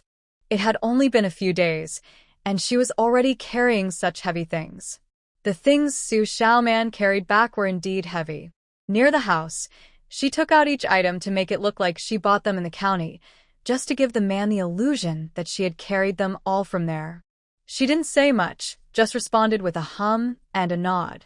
Seeing that it was almost time, she didn't delay. She quickly took out 2 large meat buns from her small bag and handed them to the man. She signaled him to eat quickly. Even if the weather isn't cold, buns can go bad if left out too long. When the man saw the buns, he was surprised. He didn't expect his wife to bring him buns from the county. He felt touched but didn't plan to eat them himself. His wife was pregnant and Nuno was still young. Both needed good nutrition. As a grown man, he didn't need these. But since Xu Xiaoman had already taken them out, she wouldn't take them back. Besides, he loved his wife and cared for her. Seeing her body look darker and thinner lately, he felt uneasy. Daily hard physical work, even for a young man, makes it hard to get by without eating some oily, nourishing food. Seeing that his wife was firm in her decision, Zhang Qinglin had no choice but to quickly finish the 2 buns. After eating the buns, Xu Xiaoman handed him a glass of water to rinse the meat taste from his mouth. Nowadays, it's rare to see meat in every household. When someone eats meat, the smell can be noticed from far away. To avoid unnecessary trouble and potential conflicts, she knew she had to prepare carefully before going out. If her mother-in-law found out, it could lead to a big problem. She had been out all morning and was feeling a bit tired now. It was still early, so she ignored Li Guiping's noisy fuss outside and took a nap with Nuno. When she woke up, it was already late. Seeing Nuno still sleeping, she didn't wake her but instead started organizing the things she bought this morning from the supply and marketing cooperative. She made sure everything was clearly visible, knowing her husband was aware of it. She sorted the items into categories. Food was placed in the bed cabinet, while other things like cotton, wool, and fabric remained in the storage space. She couldn't cut the fabric yet, so keeping everything in the room might give her mother-in-law a chance to sneak around and find them, which she wanted to avoid. Getting these things was not easy, especially the money and the vouchers. If Li Guiping took them, it would be hard to get them back. As the weather was getting cooler, she finished organizing everything and started making a cotton-padded jacket. She had learned how to make jackets from an older woman in the team. It wasn't perfect, but it was decent enough. A few peaceful days passed at home. That evening, the atmosphere at the dinner table was noticeably different. The old couple from the Zhang family, who had been cold-faced for days, surprisingly showed some smiles. Old Five was busy fussing around, trying to please his parents. Seeing this, Xu Xiaoman only glanced at them briefly when she entered the house, not planning to join the conversation. She understood that after Old Five's wedding and the dowry, it was unlikely they would have a good impression of her. There was no need to seek trouble. Besides, it didn't affect her at all. For a while, only the three of them in the spacious, main room occasionally spoke. Just when she thought the dinner would pass quietly like before, she suddenly heard Li Guiping raise her voice. "Second brother, you need to prepare the vouchers for Old Five's wedding.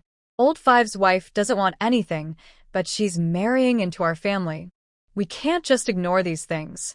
You're his second brother, so you should help out." Hearing this, Xu Xiaoman sneered inwardly. "Look, they're just waiting here for them. I told you, when it comes to family efforts, how could their second wife be left out?" In the previous life, around this time, the family was preparing various documents for Old Five's wedding. The couple had instructed her husband to handle it. She didn't care about the details back then and didn't know what was exchanged. But she remembered that in the months before and after Old Five's wedding, her husband was busy working from dawn to dusk outside, rarely coming home. He was probably trying to make up for the missing documents and the family's financial shortfall. In the past, the Zhang family had given the Wang family a lot, 3 turns and a loud bang. These big items all required receipts, and the value of the receipts was almost as much as the items themselves. Sometimes, the receipts were even harder to get than the money. This shows how much effort and hardship her husband had put in for Old Five's wedding in the past life. But in this family, it seemed no one noticed her husband's efforts. Everything was taken for granted, as if it was just what should be done, without a hint of gratitude. Such ungrateful people. If they still want to squeeze more from her and her husband in this life, it depends on whether she agrees. Although this time the receipts are far fewer than the 3 turns and a loud bang in the past, in her view, even a small amount of receipts that don't belong to them is something they shouldn't do at all. Why? Just because they are honest? If they no longer endure like in the previous life, what would happen then? She was also curious about how the old couple would react next. After Li Guiping finished speaking, the main hall instantly fell silent. But this time was different from last time. The third and fourth families, seeing that it had nothing to do with them, naturally didn't speak up anxiously like before. Instead, they acted as if they hadn't heard anything, eating and drinking as usual, feeling carefree. They knew that last time, because of the joint effort of several families, the bride price for Old Five was greatly reduced compared to before. This was a serious insult to the mother-in-law and Old Five's family. But there was no other way. After giving so much bride price, the whole family had to suffer some setbacks. Not speaking up was not an option. But now, things are different. First, the details of this bill are completely different from before. The mother-in-law clearly told the second brother to handle it, so they have no right to say anything, let alone interfere. Usually, when similar things happen, the older couple would also ask the second brother to deal with it. This is not unusual. However, just as they thought this matter would pass as it always did, they suddenly heard the second sister-in-law, Xu Xiaoman, ask casually, "Mom and Dad, I want to ask, since someone in our family is getting married, do all the brothers have to give a gift?" Initially, Li Guiping was arranging for the second son to exchange the bill, probably thinking it would go smoothly like before. She turned to the fifth son to continue her previous topic. But when she heard the question from the second sister-in-law, she was caught off guard and asked, "Give a gift? What kind of gift?" After a moment, she realized she thought she was asking if each household needed to give a gift. She looked at the increasingly talkative and busy second sister-in-law with some annoyance and explained, "Are you crazy at home these days? We haven't divided the family, so there's no gift to give." But as soon as she finished speaking, old Zhang, who was sitting nearby and understood what the second sister-in-law meant, looked unhappy. He didn't expect her to be so restless. Recently, every issue in the family seemed to involve her, which made him very annoyed. But her words made sense, so even if they were unhappy, they couldn't openly oppose her. They didn't expect that the family of the fifth son's fiancé, who had finally agreed to their repeatedly lowered bride price, would now cause trouble over the wedding bills. This bill wasn't a big deal, but the second sister-in-law was so particular about it that it made him angry. If she's so picky about everything, how can the family live peacefully? If Xu Xiaoman could hear old Zheng's thoughts, she would definitely scold him for being shameless. Why are we the only ones paying? Is it just because you have a big face? This really is a case of the weak being bullied. But Xu Xiaoman didn't care about old man Zheng's thoughts. Seeing that Li Guiping might not fully understand her meaning, and that some of the others in the main room hadn't realized it either, she didn't mind making her intentions clear and showing what she would do in the future. Since I don't need to contribute money, how should we handle the receipts that Chenglin paid for? Unlike Dad, who has a stable job, he doesn't have a factory sending him various receipts. After saying this, she looked at the elderly couple with a half-smile, quietly waiting for their response. Perhaps they didn't expect Xu Xiaoman to say such things. Li Guiping was slightly stunned when she heard this, and after a moment, she reacted with some shock, even stuttering. What? What are you saying? About the receipts? You shameless person. When your second brother got married, he asked for some receipts, and now you're talking about contributions and receipts. Isn't that what should happen? After speaking, perhaps feeling angry, she didn't wait for Xu Xiaoman to reply. She took a deep breath, then continued to slap her thigh and shouted. Her voice was sharp and high-pitched, loud enough to be heard from afar. Second brother, I told you, you shouldn't have married such a troublemaker into the family. Look at her now. When your brother got married, he asked for some receipts, and this woman is always causing trouble and stopping him. Old man Zhang cared about his reputation. Worried that his wife's loud voice might attract neighbors and affect their family's image in the village, he quickly stopped her. Stop making noise. After saying this, perhaps still feeling upset, he secretly glanced at his daughter-in-law, who had been causing trouble lately. But as the father-in-law, he couldn't openly criticize his daughter-in-law. Still, he was clearly dissatisfied inside. Before Xu Xiaoman could say anything, the man next to her, unable to bear seeing his wife insulted by his mother, spoke up in protest. Mom, what are you saying? Xiaoman is very good. She's my wife. I hope you can respect her. Don't speak so harshly. Moreover, what she said wasn't wrong. When the fifth brother got married, didn't every brother have to contribute? If they did as the older brothers, we should do our part. But if others didn't, then we need to discuss this properly. After speaking, he looked at his wife. Seeing that she remained calm and unaffected by his mother's words, he finally felt a little relieved. Actually, when it comes to the marriage certificate, if the wife doesn't mind, the husband doesn't really care. Compared to the money he used to give to the family, these documents are nothing to him. But since the wife brought it up and is standing on the right side, for the sake of their small family, he naturally has no reason to refuse. Strictly speaking, this matter isn't worth arguing over. For him, these documents are not a big deal, but for others, especially his brothers who farm at home and have no jobs, it's a significant expense. When Xu Xiaoman first mentioned these words, Li Guiping was already upset. Now, hearing her son say the same thing, she almost couldn't breathe and took a long time to reply. Second son, listen to what you're saying. We're a family. How can we be so divided? It's just some documents. What's the big deal? Are you going to ignore your younger brother just because of your wife? Yes, second brother, it's not a hard thing. It's just some documents. What's the problem? Besides Li Guiping, the most angry person present was Zhang Qingpeng. Over the years, under the favoritism of the old couple, he had been able to get whatever he wanted, whether wind or rain. Only recently, with the wedding dowry, he felt a bit overwhelmed. He never expected that most of the dowry was gone, and now, just some documents, his second brother and sister-in-law were still arguing over them. Watching the mother and others argue, Xu Xiaoman sneered inwardly.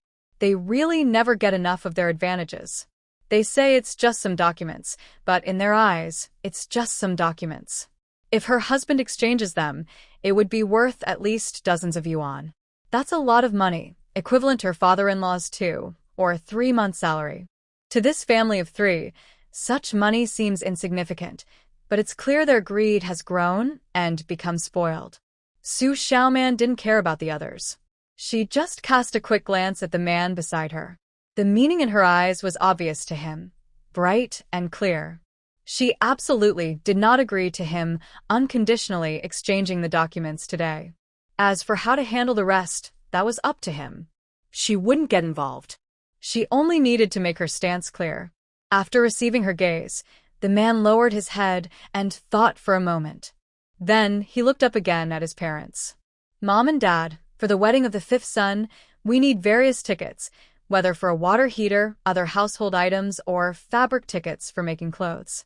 Please give me 50 yuan, and I will try to find connections to exchange the tickets. The cost will be added to the wedding expenses. I can't do more than that. I can't just get everything for free. He spread his hands, looking helpless. His meaning was clear. He had no money himself, and if the family didn't provide the funds, he couldn't help. When he heard about paying, Li Guiping immediately felt upset and became unhappy. Originally, they didn't have to pay for this. Even a small amount was a lot for the second son to handle. In the past, the second son would have taken care of it without hesitation and wouldn't have argued about money. Now, it was all because of that mean woman, Xu Xiaoman, causing trouble behind the scenes. She didn't want to pay and immediately wanted to cause a scene. Second brother, why are you so cruel? That's your own younger brother. Just a few tickets and you're acting like this. Yes, second brother. Before the fifth son finished speaking, the man pulled his wife up, holding little Nyo-Nyo in his arms, and said as he walked out, Mom and Dad, think about what I said. Let me know after you decide, clearly. Even if we need to exchange, I don't have time right now. Let's wait until after the busy farming season. After speaking, he didn't wait for their reply and led the way out of the main room. He made it clear he would do as he pleased, even if it caused trouble. He was determined. Li Guiping, who had prepared many words, suddenly fell silent. Since the main person had left, there was no point in continuing the act. She felt uncomfortable hanging in the middle, unsure of what to do. But the old couple, at this moment, shared a clear understanding. The second son and his wife had changed. They were no longer the same as before, no longer demanding and controlling as they used to be. What exactly was going on? They couldn't quite understand it at first. Even at this moment, the younger son kept muttering, Is this still my second brother? Is this still my second brother? Such a small matter, and he's asking the family for money. He was clever and quick to notice that when his second brother said the money for changing the ticket should be recorded as part of his wedding expenses, he instinctively felt that doing so was not good for him. Keeping accounts, recording expenses. What's the point? There's no need to keep track of everything. He sensed that someday in the future, this record might work against him, so he felt very resistant to it. But in the end, he knew he had to discuss this with his parents. At this time, Xu Xiaoman and her family of three had already returned to their room. It was still early for bedtime. She took 2 large white rabbit candies from her pocket, actually from her space, and peeled one open, then put it into Nyo-Nyo's mouth. The other one was placed in the man's mouth. These days, white rabbit candies are made with real milk, making them very nutritious. The man, caught off guard, was surprised when his wife put a candy in his mouth. He wanted to spit it out but couldn't, feeling a bit helpless as he looked at his wife. He was a grown man, wondering why he was eating a white rabbit candy. It would be better to save it for their daughter and himself. Xu Xiaoman saw his reaction and sat on the edge of the Kong, a traditional bed, smiling slightly at him, perhaps as a reward for his unconditional support earlier. She then said, You did very well just now, hearing the compliment. The man's eyes curved into a gentle smile. In fact, he had long grown tired of his parents' constant demands and pressure.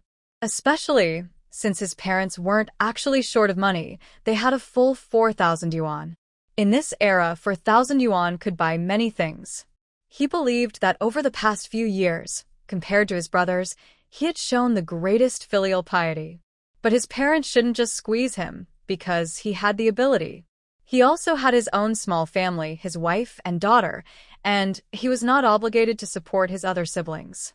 Previously, his wife didn't mind, and for the sake of peace at home, he had made some compromises.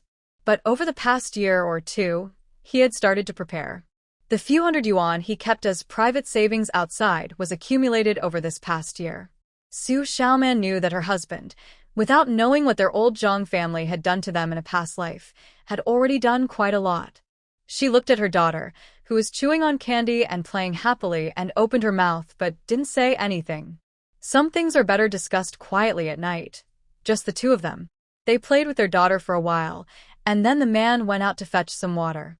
He watched his wife help their daughter take a bath. After everyone finished washing up, they turned off the lights and got into bed, ignoring the noise from others in the yard, and prepared to sleep. But at this moment, Xu Xiaoman couldn't fall asleep. She thought for a while and realized some things needed to be talked about soon. About an hour later, the sounds in the yard gradually quieted, and their daughter was already asleep. Only then did Xu Xiaoman lean into her husband's arms and softly speak. "Are you curious about my recent change in attitude toward the family?" Hearing this, Zhang Chenglin held her closer and tightened his embrace. As someone who had shared a bed with her for many years, he naturally noticed her change. But he always thought she had secrets she didn't want to share, and maybe he hadn't done enough. He only reflected on himself and didn't blame her. Still, he couldn't help but be curious. Lately, he had been pondering her change, but had no clear idea. He only vaguely remembered that her change seemed to start on the day she fainted during her pregnancy. Beyond that, he knew nothing more. "Yes, if you want to say it, just say it. If you don't want to, I'll wait until you're ready." Hearing this, Xu Xiaoman felt touched. This man had always been so considerate, never wanting to go against her wishes or thoughts. Even if he was curious, he never showed it in daily life. Everything was according to her wishes. But they were husband and wife. How could she hide things from him for a long time? She just hadn't found the right moment to tell him yet. They quietly embraced for a while. Then Xu Xiaoman slightly lifted her body and looked intently at her husband. Even in the dark room, her bright eyes revealed something different. His heart tightened, knowing that what she was about to say was not ordinary.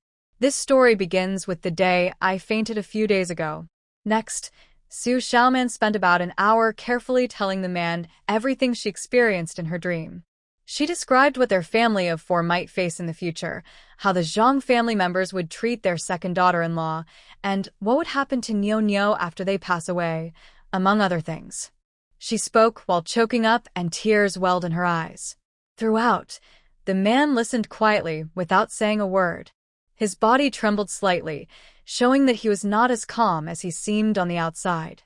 She explained these events as if they were dreams. But her words felt so real, as if she had actually lived through them, not just dreamed. Her feelings were so intense and sincere that it was hard to ignore. Finally, she casually said, "Although these are just dreams, I know they will come true. I am sure of it. Maybe even heaven can't stand to see our family suffer like this, so it gave us a warning early." The man just held his wife tightly. After a while, when he finally calmed down a bit, Zhang Chenglin spoke with some disbelief. "In your dream, after we left, so many people treated Niu like that? Not one of them helped her." For him, the hardest thing to accept was that he had dedicated his heart and soul to this family, giving everything he had. But after they left, the so-called family members who had benefited from them for so many years didn't treat Niu well at all. When Xu Xiaoman heard his hoarse voice and dark tone, she looked up at him and softly nodded. Then she noticed his breathing had become rapid, and he was gasping for air. At this moment, Zhang Chenglin finally understood why. Since the day his wife fainted, her attitude toward everyone in the family, especially her parents, had changed. They all knew that if Niu was not properly cared for after they left, the biggest responsibility lay with the old couple of the Zhang family. The others, well, they were Niu's grandparents. Even after their parents had passed away, they could not just watch their only granddaughter in the world be treated so inhumanely by other siblings and do nothing.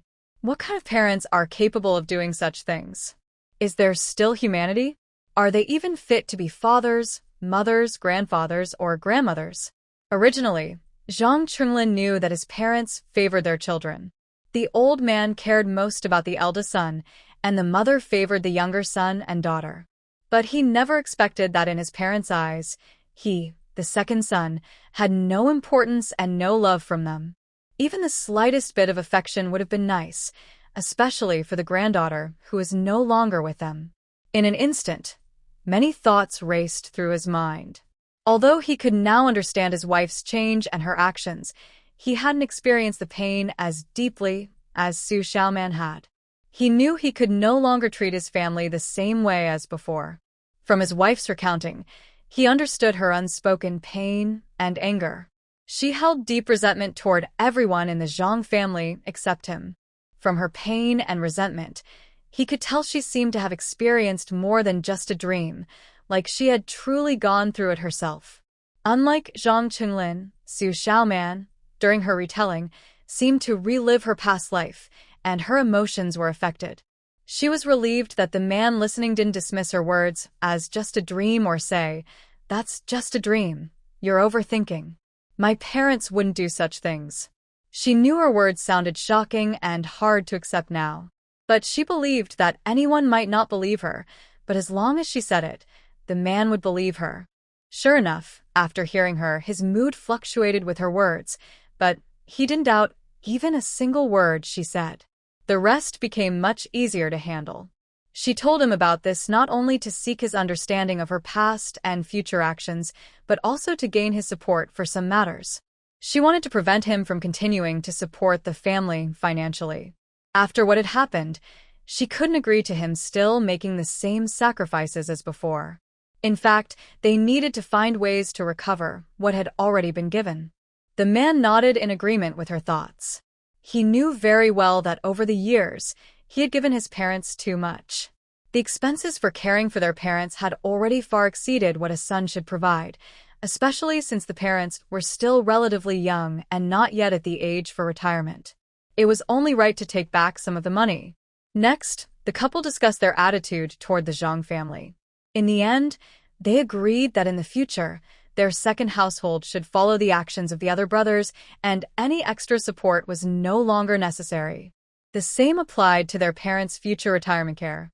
After the couple reached this decision, Xu Xiaoman finally felt a little more at ease. What she had said was quite unbelievable, and it was rare for the man to believe her and support her subsequent actions. For him, these things hadn't actually happened. They were just some unlikely possibilities. After sharing her thoughts with him, Xu Xiaoman felt like a heavy weight had been lifted from her heart, and she felt more peaceful. Since it was already late, the two of them had a brief chat before gradually falling asleep. What Xu Xiaoman didn't know was that, shortly after she closed her eyes and fell asleep, the man who had been breathing evenly and seemed to be asleep suddenly opened his eyes. Under the moonlight outside the window, he quietly gazed at his wife's peaceful, sleeping face. From her recent words, he could sense her tension, anxiety, anger, and regret. These emotions were not something that could be explained by a simple dream. He wondered what his wife had experienced that made her so cautious, even around him. Thinking of this, he felt a deep sense of pity. He believed that what his wife said might be true, but even if she had made it up, her intention was for their small family's good. Why wouldn't he fully support her? He had already done enough for this family. If others had any conscience, even if he stopped giving money, they shouldn't criticize him. He was also curious about how his family members would react to the changes in him. In the end, she decided to wait a bit longer. When the time is right, she will carefully tell the man. If she wants the space to work at its best, only she should know about it, but that would be too slow. Moreover, her man is rarely involved in transportation these days. The people, things, and opportunities he encounters are far beyond what a small village woman like her, who mostly stays at home, could imagine. Besides, she is pregnant now. For a long time to come, she might not be able to leave her child's side. If she cannot consider the man in her plans, it would be a waste of a good opportunity. Furthermore, as a married couple living together for many years, hiding things from each other is inconvenient. And if she cannot trust this man, who can she trust in this world? From what she learned after her death in her previous life, this man's feelings for her are very deep. That's why she feels so strongly about him. That evening, her husband's firm attitude made her parents-in-law notice something. After that, they didn't mention the wedding of the fifth son at the dinner table. It's clear that they could get the necessary marriage tickets. Old Zhang, the father, is a formal worker at the factory, so if he wanted to exchange or buy tickets secretly, he could do so. They didn't think of this before. They just thought that with one word, everything could be arranged easily. No effort, no need to ask for favors, and no personal expense. Why not? Now, hearing that they still need 50 more yuan to exchange for the tickets, the old couple was a bit unhappy. 50 yuan is a lot. If they exchanged the tickets themselves, they might even save some money. That morning, Xu Xiaoman took her daughter, finished breakfast, and then went back to her room. She first took out a comic book from the space and handed it to Nuno, telling her to read it herself. Despite her young age, Nuno loved picture books with illustrations ever since she found a set of children's comics at the recycling station before. She could hold the book and enjoy reading it for a long time. Seeing her daughter focused on reading, Xu Xiaoman sat back on the bed and let her mind drift into the space. Just now, when she took out the comic book, she suddenly remembered that during her last trip to the county, she had taken a few things from the recycling station. These past few days have gone by, but because she has many things to do, she hasn't finished tidying up yet. As soon as she entered the space, she saw it was very empty, and she felt a little disappointed. When will she be able to upgrade the space to a normal level? Even though she had set aside a special area in the space to store her belongings, it still looked messy and disorganized. Now that everything is getting back on track, she must make good use of this space. Currently, the space is at the beginner level. To reach level 1, she needs 1,000 points. Right now, she has no points at all. Where can she get these 1,000 points? It doesn't seem like much, but earning them easily is actually quite difficult. Especially since she has nothing now, no experience and no resources, she has to figure everything out on her own, which is very challenging. But she knows she has to do it. However, she just read some good news in the space instructions. Although her current space is very poor and barren, it is still extraordinary in some ways. It has fallen into a bad state because she used too many resources before, but it's not completely lost. Even a weakened space still has many functions. For example, the space shop. Once the shop opens, she won't need to get supplies from the supply store or other places anymore. Most importantly, the shop should have some good items waiting for her to discover. This is very exciting news for her. If she wants to upgrade her space to the highest level, level 10, it would require 1 million points. That's a huge number. But with a shop, many things become possible without limits. Thinking of this, she felt very motivated. Her plan now is to find a way to upgrade her space to at least level 3, so she can open the lowest level shop. She believes that once the shop opens, many things will become much easier. She thought for a while, but couldn't come up with a good idea. She patted her head to remind herself to first examine the items she retrieved from the recycling bin. Maybe there was something good among them. She remembered that day she found a small, elegant dressing table in the furniture section of the recycling area. The dressing table was not large, but very delicate. The materials and the detailed carved decorations around it looked elegant and grand. She also put in a redwood oval stool, a fan, and a few books. She took her daughter's comic books out separately. She examined the dressing table from all sides for a long time but couldn't figure out anything special. In the end, she noticed something unusual about the oval stool. The stool looked normal on the outside, but it was surprisingly heavy. That's why she immediately stored it in her space. Such a heavy stool would be hard to move otherwise. At this moment, she found something different at the edge of the stool's side trim. Soon after, she was holding 2 small gold bracelets for children. These were 2 gold bracelets, probably weighing nearly 100 grams. That was quite a valuable find. After that, she worked for a long time, but didn't find anything else among these items. She wasn't disappointed. Getting 2 gold bracelets was a lucky find. There probably wasn't much more to discover. She stored these items in her space, mainly because it was convenient. Also, She thought the dressing table looked special, while the stool was just a casual addition. She didn't expect the dressing table, which she had high hopes for, to be useless. Instead, the stool gave her a pleasant surprise. She placed the bracelets into her space, but didn't notice any reaction from it. She knew the space didn't value these items.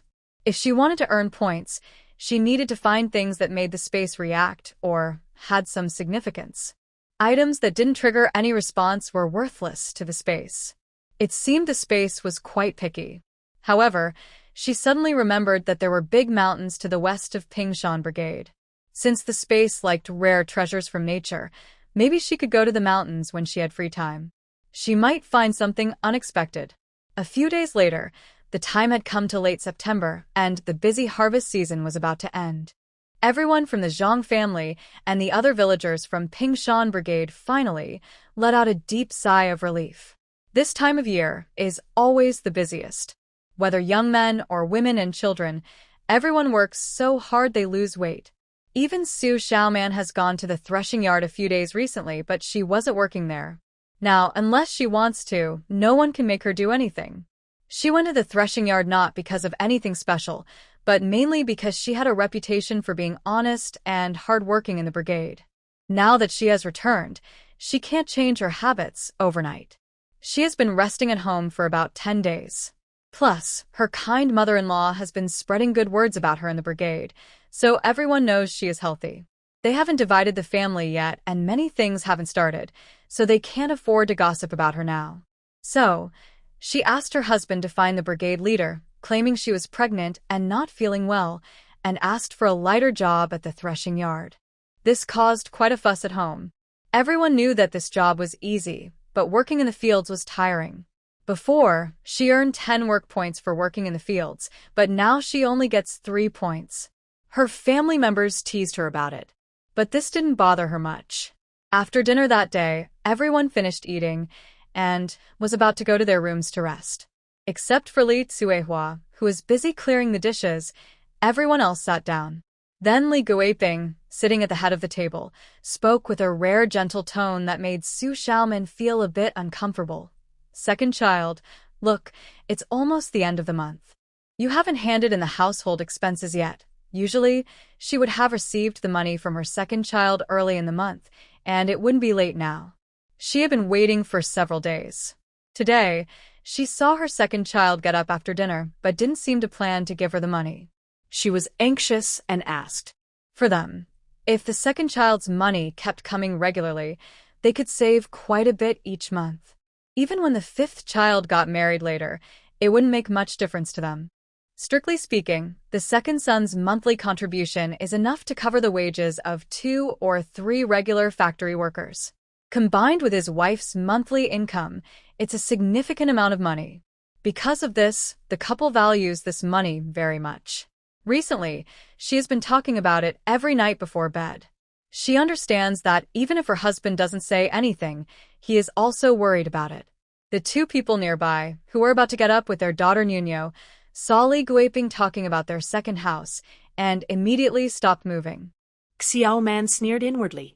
Only at this moment could Li Guiping rarely show kindness toward their second house. Usually, after receiving the money, she would quickly change her attitude. When she gets the money next month, she would switch back again. Her mood swings are so quick that most people can't keep up. It's amazing how she can control her expressions so easily. However, the couple had already discussed this during a late-night talk. Since the man promised her, he would definitely do it. She wasn't worried. She was just waiting to see how he would perform. She turned her head and looked at the man with a half-smile, waiting to see how he would handle his mother. Zhang Qinglin had already expected this scene. When he heard his mother ask, he didn't feel surprised or panicked. He paused for a moment before sitting back down, looking straight ahead at her mother with his usual cold and steady voice. "Mom, I've been working at home most of this month." Hearing this, Li Guiping immediately retorted. "Weren't you out for a trip before the busy farming season? Didn't you make any money?" She knew her second son's schedule very well. She also knew that once he went out, he wouldn't have much free time, only how much he earned. She had expected that this month, the amount he could contribute would be less, as it usually was in previous years. But now, she wondered why her second son seemed to be unwilling to contribute anymore. That's not acceptable. Even if he only went out once, given his job, the amount would be quite a lot. The family was in need of money now. Even a small amount is still money, and she couldn't miss out on it. Moreover, with her second son's ability, he wouldn't be a small amount at all. Seeing his mother persistently ask, Zhang Qinglin kept his expression unchanged and explained casually, "There's not much left. I've already used it." But after he finished speaking, it caused a big fuss. The most intense reaction came from Li Guiping, who had always considered his earnings as her own money. She suddenly jumped up and said, "What? You spend it? How can you spend it? That's our family's money. How could you spend it all by yourself?" Thinking about how all that money was used up by such a spendthrift, her heart ached deeply. That money was all hers. Now it was gone. If the money from her son was gone, then this month she would only have her husband's salary. For the first time in many years, she only received one paycheck. When she thought about her husband's salary, she lost interest in the small things he did. Although she was just a rural old woman, working in transportation through her son, she truly understood that those who didn't work in factories for a steady salary could earn quite a lot. After Li Guiping finished speaking, except for Xu Xiaoman and Zhang Qinglin's couple, everyone else in the room silently nodded in agreement. Yes, the second brother's earnings belonged to the family. How could he use the family's money without telling anyone? This second brother was too much. This couldn't go on. At this moment, Zhang Qinglin deeply realized what favor brings worry really meant. Over the years, he had earned a lot for the family. This month, he only went out once, earning less than usual.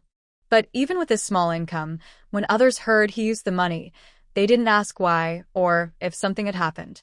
They only cared about, or rather, only focused on, how he spent the money. And the strangest thing was, they even regarded his hard-earned money as everyone's. Feeling unhappy inside, he didn't show his emotions.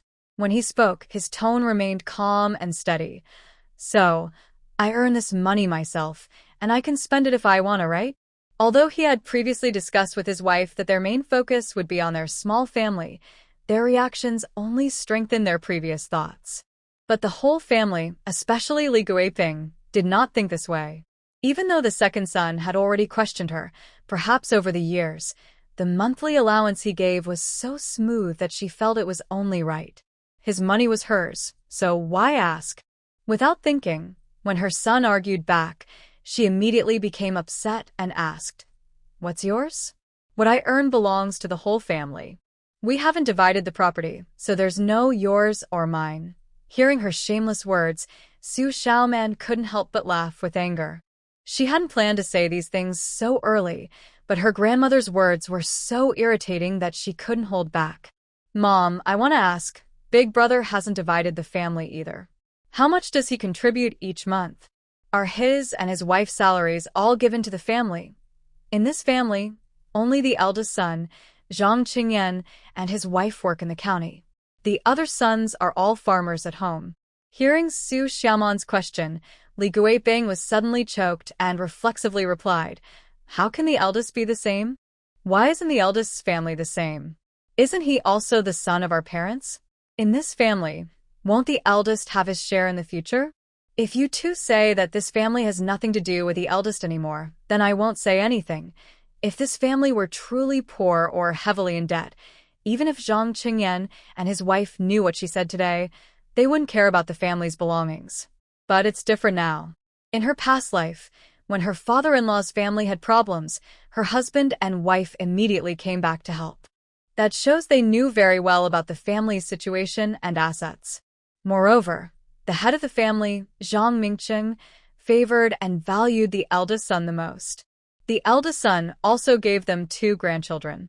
Looking at the 5 sons in this family, only the eldest has a formal job in the county, which shows the situation clearly. Her husband could earn money, but his work in transportation was achieved through his own effort and luck, and had nothing to do with the family. Therefore, after she asked this question, Li Guiping didn't dare to make any promises on behalf of the eldest son. Perhaps because he mentioned his most beloved son, even old man Zhang, who usually doesn't interfere in his wife and daughter-in-law's conversations, couldn't help but respond on behalf of his eldest son. Big brother's situation is different. He doesn't live at home, so it's a different matter. You can talk about him, but don't involve him. Hearing the biased words from the old man, Xu Xiaoman felt speechless. She didn't hold back anymore and continued. So, are you saying that parents' wishes are that the eldest son doesn't have to fulfill obligations normally, but when it comes to dividing the inheritance, everyone is treated equally? Hasn't the eldest son been raised and supported by the family since he was young? Hasn't the family spent money and effort on his work? Why, now that he has a job, does he seem to have no responsibilities or duties toward the family? We have many brothers and sisters, but only the eldest son has a formal job. If he doesn't have to take on these responsibilities, then shouldn't Chenglin also be excused? Chenglin is not as capable as the eldest son. He even went to high school, and the family didn't spend money to help him find a job. Mom and Dad, do you think what I said makes sense? After Xu Xiaoman finished speaking, the room fell into complete silence. The others in the house didn't expect Xu Xiaoman to be so bold, to confront her father-in-law so directly, without holding back. As for Li Guiping, she was momentarily stunned and kept repeating one phrase, "That's different, it's different." She couldn't quite explain how it was different at that moment. Long ago, her husband had been instilling in her the idea that the eldest son had a hard life, with 2 grandchildren to support, and the family shouldn't cause them trouble. Over the years, since the second son earned more, she had gotten used to their current way of life. But now, after the second daughter-in-law openly pointed it out, she realized something was off. The second daughter-in-law's words seemed somewhat reasonable. After all, they had spent a lot on the eldest son over the years, far more than the other children. Of course, this was also partly because of the old man's favoritism. But some things, when examined closely, don't hold up. Just like now, laid out in the sunlight, no one could come up with a decent reason. Even the head of the family, Zhang Mingcheng, only looked sharply at the second daughter-in-law, his eyes no longer showing the previous indifference or apathy. She knew very well that today, she had really offended the old man, her father-in-law. Before she spoke, others in the family, including Li Guiping, the 3rd, 4th, and 5th brothers, probably didn't realize the special position the eldest son held in the family. Now that she had made it clear, even if those people didn't say anything now, they might keep this secret in their hearts, and someday it could come out. As sons, why could the eldest son's father always work hard for him, paying and helping him find jobs, while they had nothing, no support, no plans, just watching them farm in the fields? Especially the 3rd and 4th brothers, there's no way they didn't have thoughts about this. Over time, under their wife's constant advice, they might start to feel resentful.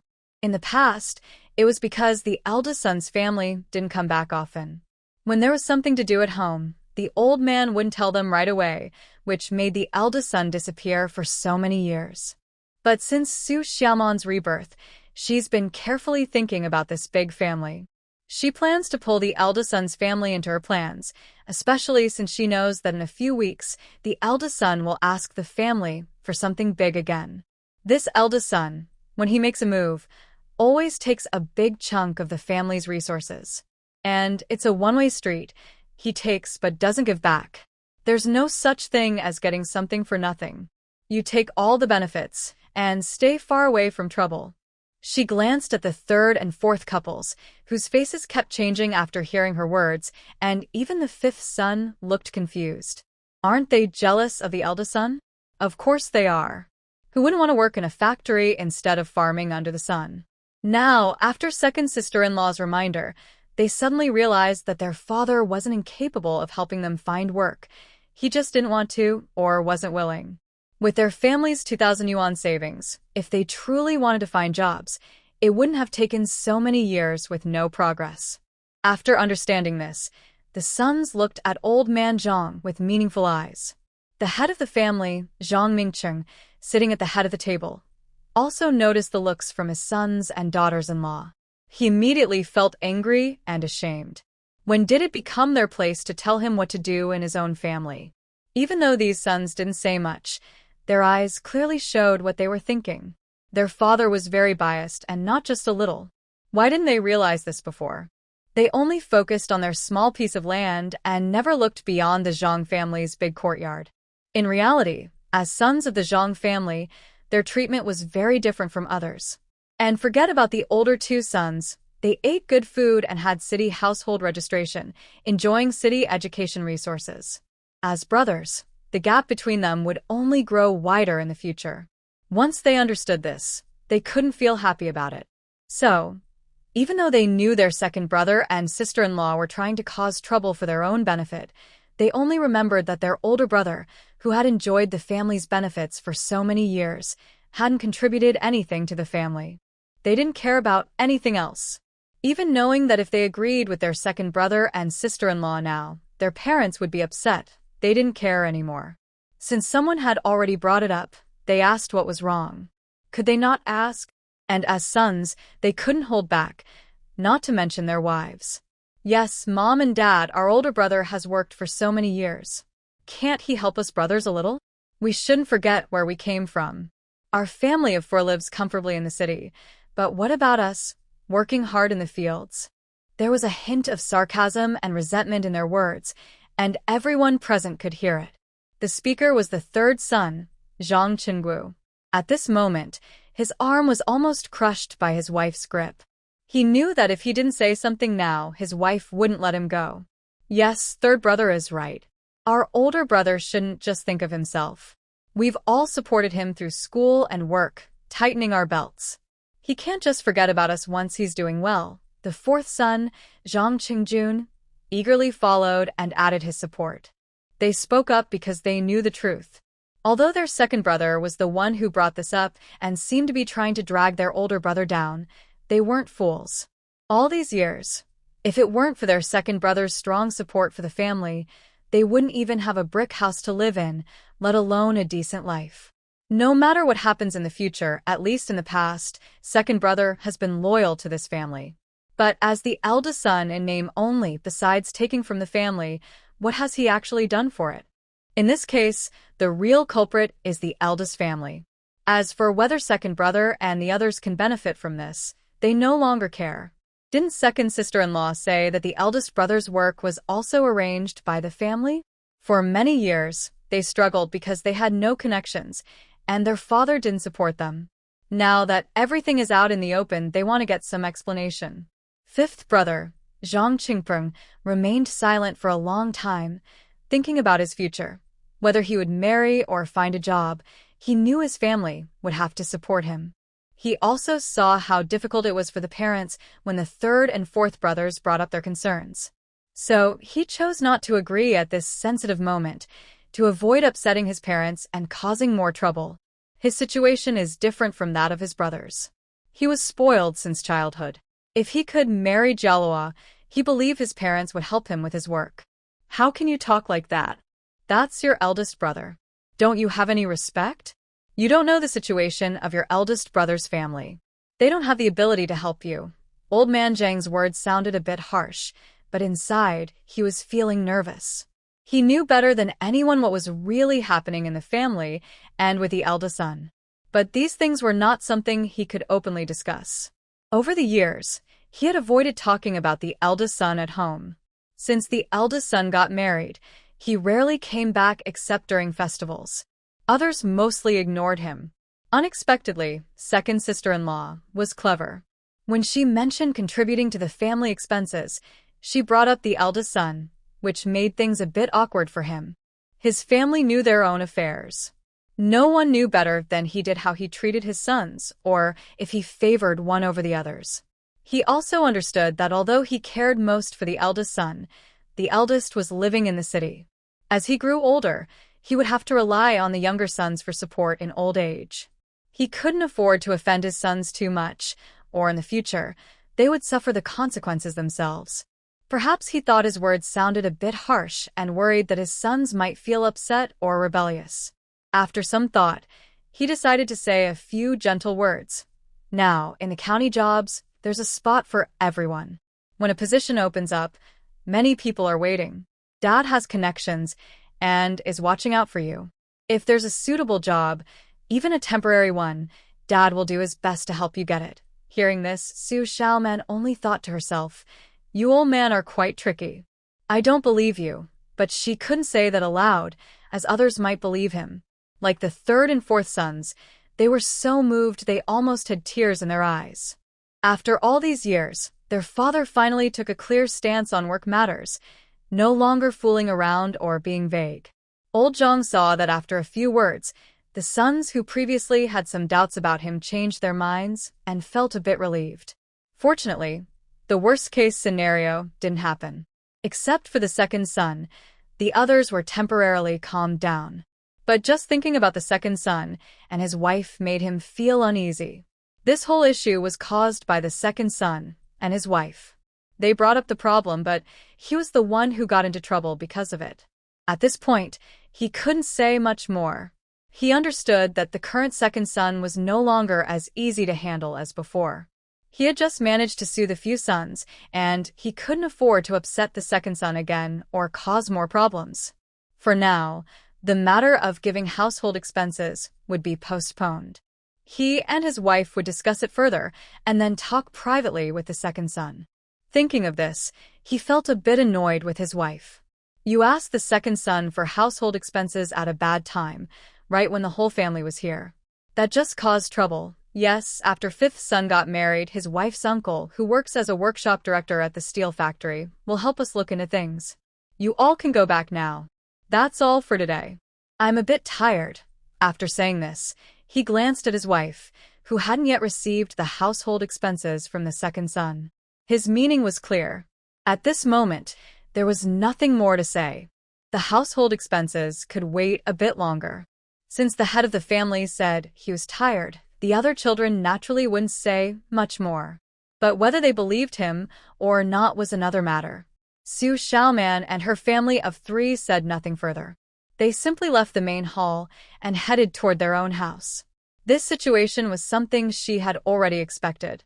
Since her parents-in-law did not give a clear answer and told them to leave, they would no longer contribute their monthly household expenses. At least, until they came up with a solution, this would remain the case. As for her bringing up Zhang Qingyan's family, being the son who contributed the most and the eldest, she believed fairness meant treating all sons equally so that no other son would feel unfairly treated. It was a matter her parents-in-law needed to consider. She believed that until they found a proper solution, this topic wouldn't be brought up easily. She and her husband were clear. They didn't need special treatment, just equal treatment like their brothers from their parents. However, this simple request was difficult to achieve in their family, especially regarding how they treated the second family. Her parents-in-law wanted to benefit from their less-loved son, who still earned money, but didn't want the eldest son, who was responsible for most of the family, to have to give too much. This was a tricky situation. It was hard to find a reasonable excuse publicly. Thinking about how her parents-in-law were trying to come up with reasons, she couldn't help but smile with a bit of mischief. Well, after all these years of exploiting one son, they were now facing some resistance. It would be interesting to see how the old couple handled this. She was looking forward to it. In short, if they didn't give a satisfactory answer, they wouldn't get their household expenses again. From then on, whether it was Li Guiping or Zhang Mingcheng, most of the time they looked gloomy. The house was very quiet. Li Guiping was upset because she didn't receive her second son's contribution this month. After so many years, that was a big part of their income, and now it was cut off. She felt uncomfortable. She wasn't stupid. She figured out that her second son and his wife were trying to follow the example of the eldest family. That was troublesome. If everything in the second family was to follow the eldest example, how could they continue to deduct money from the second son? But if the idea is to have the older brother also turn over both couples' salaries, not to mention whether the old man would agree, even the older sister-in-law would find it hard to explain. In recent days, my wife has been thinking hard about this matter. They all know that, so far, the family cannot do without the second son's income, as it is the main source of money each month. The other family members also see the attitude of the older couple. To avoid trouble, the disputes among the sisters-in-law have decreased a lot. However, Xu Xiaoman is not affected by these things at all. She eats and drinks as she pleases. Since her rebirth, her health has improved a lot, and her face looks healthier. Because she has been eager to go up the mountain, she has been constantly talking about it to her husband these days. That night, worn out by her persistence, the man finally agreed. He also saw that since his wife really wanted to go, if he didn't agree, he was worried she might go alone when he was out driving. That would be more dangerous, so it's better for him to stay at home and lead her. He understood that the mountain wasn't as fun as she thought, and maybe she would give up. Early that day, after breakfast, the couple went back to their room to prepare for the trip up the mountain. The busy farming season was mostly over. Today, the village gave everyone a day off, so they had time. It was October now. During the day, the weather was not cold, but mornings and evenings were a bit chilly. Since they were going up the mountain, they dressed quickly. Both changed into the simple shoes she bought at the supply store. Zhang Qinlin carried a basket, while Xu Xiaoman went lightly, bringing nothing but following her husband. After everything was ready, they took their tools and left their house. Because everyone was resting today, the Zhang family yard was not as quiet as usual. The third and fourth couples were sitting in the yard. Seeing their brother and sister-in-law dressed like that, no one approached to talk. Although that day, Li Guiping urged them to hand over the family money because they quickly pulled out the eldest brother's family, the matter was left unresolved. In the meantime, the third and fourth brothers realized that old Zhang clearly favored the eldest son's family. Although old Zhang later comforted the other sons, a few days had passed, and it seemed everyone had understood the complicated situation. Their attitudes also became more subtle. No matter how the eldest couple behaved, now that the second brother asked their parents to treat everyone equally, it meant he no longer wanted to be as demanding as before. Their father's monthly salary was known to them as children.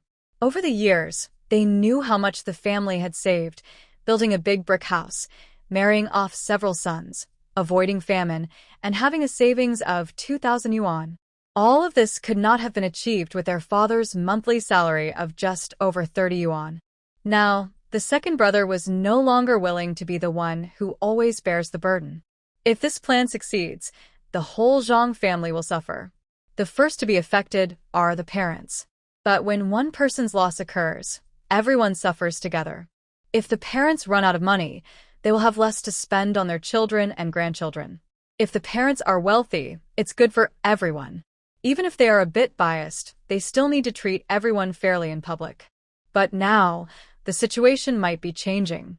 After understanding this, they no longer worried about how the eldest was doing, but focused more on what the second brother and his wife planned to do. Their attitude towards the second brother and his wife was naturally a bit different. Inside, they felt uneasy, confused, and somewhat dissatisfied. Why couldn't the second brother just do his part, contribute his share, and work hard, like before? Why did he have to cause so much trouble at home? Of course, they could only whisper about these things quietly at home. It wouldn't be proper to say them out loud.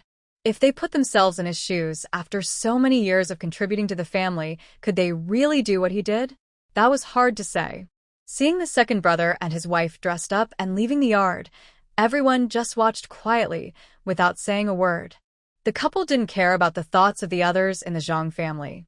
They simply left the courtyard without saying a word to anyone. Having experienced the previous life, Xu Xiaoman was very disappointed with the Zhang family, so her attitude was very different from before. As for Zhang Qinlin, he was also somewhat influenced by what his wife had said earlier. It was still early in the day. After leaving the hospital, the couple headed west along the mountain road. Their Pingshan team was wealthier than nearby teams, mainly because they were close to the county town and backed by a vast, rolling mountain range that stretched for countless miles. Even the best and most experienced hunters in Pingshan had never ventured into the deepest parts of the mountains. The man beside her had also gained an important opportunity in these mountains. This was something he had told her before they decided to go into the mountains. When he was young, Zhang's family was not well off. He had an older brother and younger siblings. His parents didn't think much about the treats or fun things he wanted. He was very hungry then and would sneak into the mountains alone to find food. He didn't refuse anything: wild fruits, vegetables, or occasionally some wild chickens or rabbits, anything to stop his stomach from growling. One time, while in the mountains, he met Pang Zi, who later became his close friend and helped him join a transport team. Pang Zi's full name was Pang Wei. He was from the county town. He also went into the mountains hoping to find some meat to eat, but accidentally fell near a steep cliff. The cliff was very sharp and steep. Luckily, a branch of a tree growing at an angle caught him. When he was helpless and stranded, he met the man who was entering the mountains with her. The man spent a whole night and used great effort to pull him up from the cliff. Pang Wei survived a life-threatening situation and was very grateful to the man. Over time, they became close friends who could talk about anything. Later, with the opportunity to work with a transport team, they started working together naturally. Because of this good friendship, they could now live better lives. In Zhang's family, they could hold their heads high. Otherwise, with the old couple's favoritism, they might have been in deep trouble. Even now, although they have done a lot for Zhang's family, they receive little love in return, which shows how things are. On the way from Zhang's house to the mountains, they passed by a few families. Usually they had a good reputation outside. They chatted warmly with the villagers before saying goodbye and heading toward the mountains. Today, the team was on holiday, and many others shared their wish to go into the mountains as well. In the team, there aren't many people like Zhang's family who work in the factory. Most people's living standards are not high, especially now in late autumn, when the mountains yield more than usual. Because Xu Xiaoman is still pregnant, they walk slowly. Today, if it weren't for her insistence, Zhang Chunlin wouldn't want his wife to come to the mountain. The mountain can be dangerous and they have some savings, so they don't need to go up the mountain to beg for food like others. But Xu Xiaoman has her own ideas and naturally disagrees. Her space is still empty, which makes her anxious. Since it's a rest day, she naturally wants to try her luck on the mountain. Following her suggestion, they chose a little-used path and slowly walked up the mountain, with the man walking beside her, occasionally helping her. The man grew up in this area and knows the surroundings very well. Xu Xiaoman followed him, and soon he led her to a persimmon tree. It's October, the season when persimmons ripen. The tree was full of big, round, yellow persimmons, looking very pleasing. She quickly took a few steps forward, picked a ripe persimmon, wiped it with her sleeve, and gently bit into it. A sweet, fresh taste flowed into her mouth. A look of surprise appeared in her eyes. She didn't expect that the persimmons growing in the mountain would be so sweet. However, persimmons are cold, and pregnant women shouldn't eat too many. But these persimmons are good, so there's no reason not to enjoy them. Even if they later make persimmon cakes to sell at the supply and marketing cooperative or black market, it would be a good business. Chunlin, quickly, let's pick more. These persimmons are so sweet.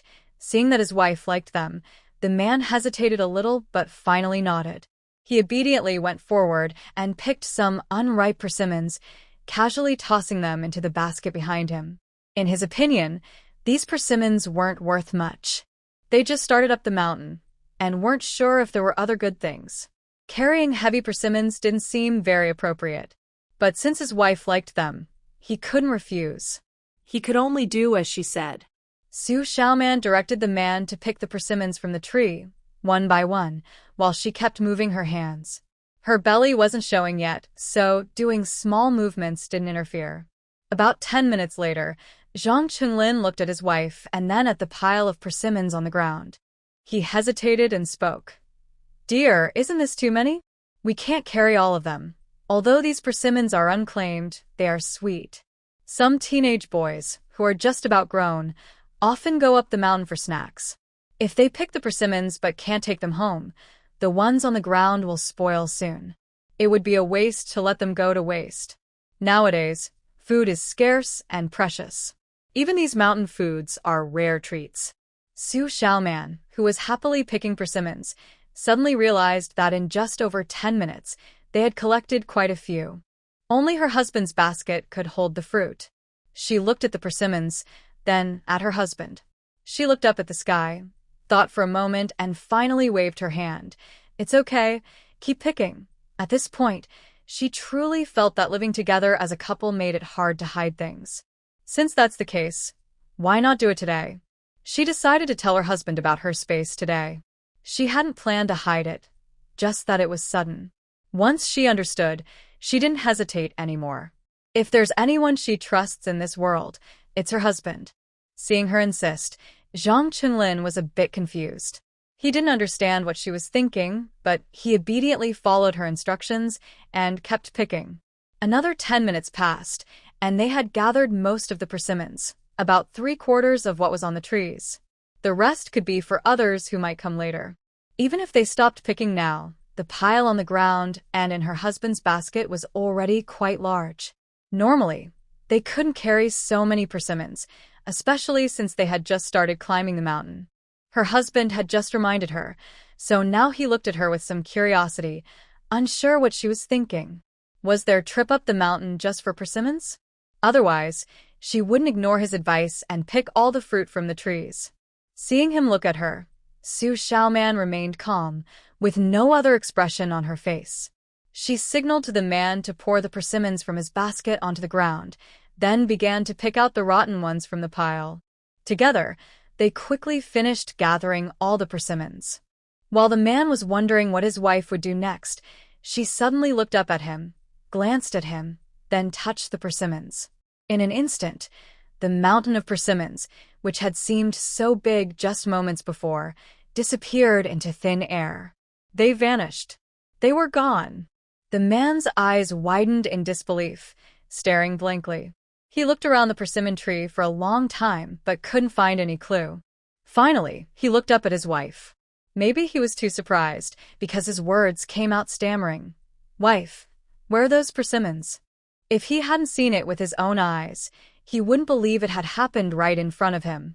It was so amazing. So many persimmons just disappeared out of nowhere. Where did they go? He looked at his wife with suspicion, knowing she was somehow involved. But seeing her expression, which seemed to say she didn't want to talk about it, he decided to give up trying to find out the truth right then.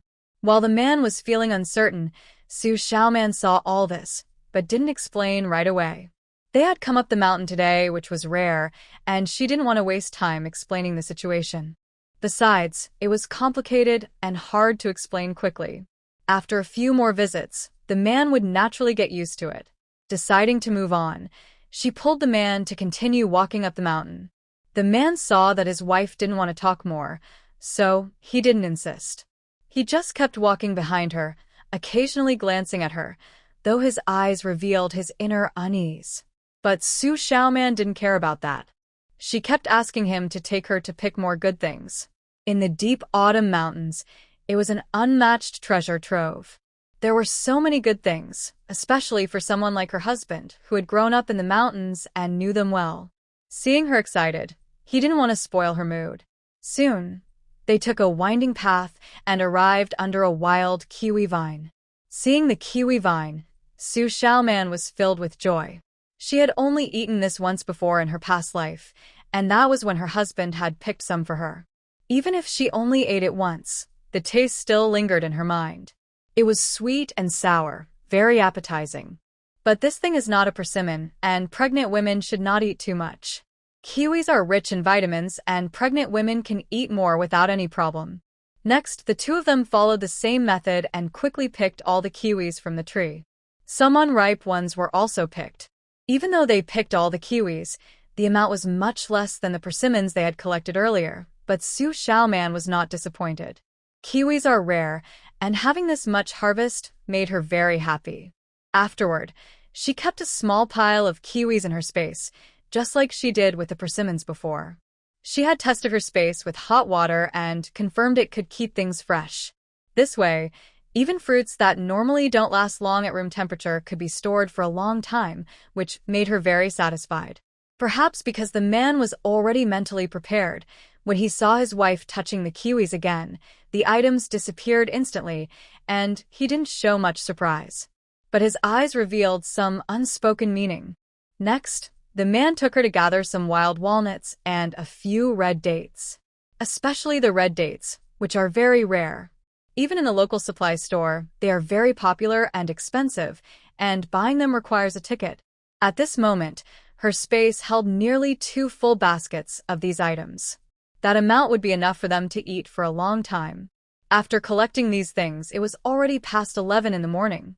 They worked all morning, and Xu Xiaoman felt a bit tired.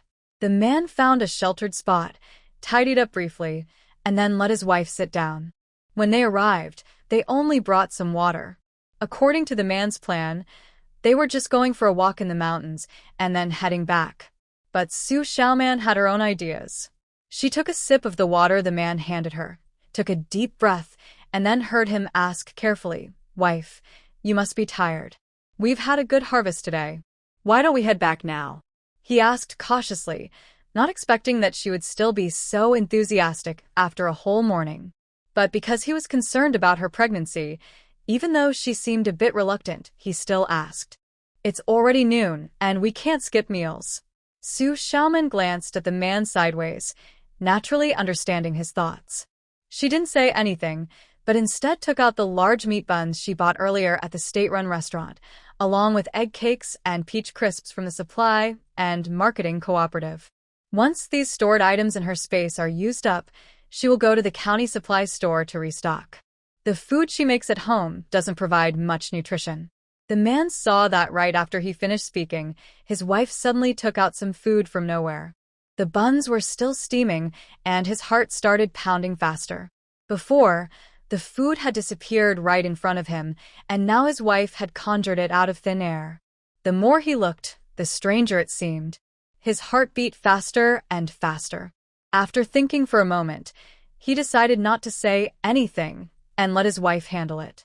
He didn't ask about the 2 large meat buns his wife handed him and ate them quickly. Since they were in the mountains, it was very rare to enjoy hot, fresh meat buns. Xu Xiaoman also noticed that the man seemed distracted. Knowing he had many questions in his mind, she thought for a moment and gave a clear answer. "Let's talk about it when we get back. Today, we must make this trip worthwhile." She had been planning this trip into the mountains for days. She wouldn't come all this way just to be disappointed. Zhang Qinglin could only nod helplessly, agreeing. Fortunately, his wife was thoughtful. Even though she was pregnant, she seemed capable of handling things. After eating and resting for a while, they continued their journey. So far, their trip up the mountain had been quite successful. But Xu Xiaoman remembered her main goal for today. As for the space, she hadn't found anything yet. Thinking of this, she felt a bit disappointed. She had heard that there were many good things in the mountains. For this trip, she even went to a recycling station to find a book about traditional Chinese medicine. She read it carefully several times, prepared everything, and then set out. On the way, she was very careful and observant, but she hadn't found anything. Just when she was feeling a bit discouraged, she suddenly noticed some red color at the bend ahead. Among all the yellowing leaves on the ground, it looked quite striking. She was thinking about the traditional Chinese medicine book she had read many times and realized there might be several possibilities. Her heart was pounding, and she hurriedly called out to the man supporting her. "Qinglin, Qinglin, look at that. What do you think it is?" The man, who grew up in these mountains and forests, probably had more experience than her and might know what it was. Hearing his wife's slightly excited voice, Zhang Qinglin immediately lifted his head and looked in the direction she was pointing. His eyes widened in surprise, and a look of wonder and happiness flashed across his face. However, they were a bit far from the spot, so they couldn't see clearly or be certain. The man was about to say, "Stay here, I'll go check," but before he could, his wife grabbed his hand and started walking toward the area. He felt a bit helpless inside. He opened his mouth to call her back, but thinking of her stubborn personality, he felt a little discouraged. Forget it, let her go. At worst, he would be more careful. Xu Xiaoman walked quickly and soon reached the place with the red object. The man told her to stand aside and not move while he went closer to examine. When they arrived nearby, he already guessed what it was. From a distance, the red object looked like a mushroom, but upon closer inspection, it was a type of fungus.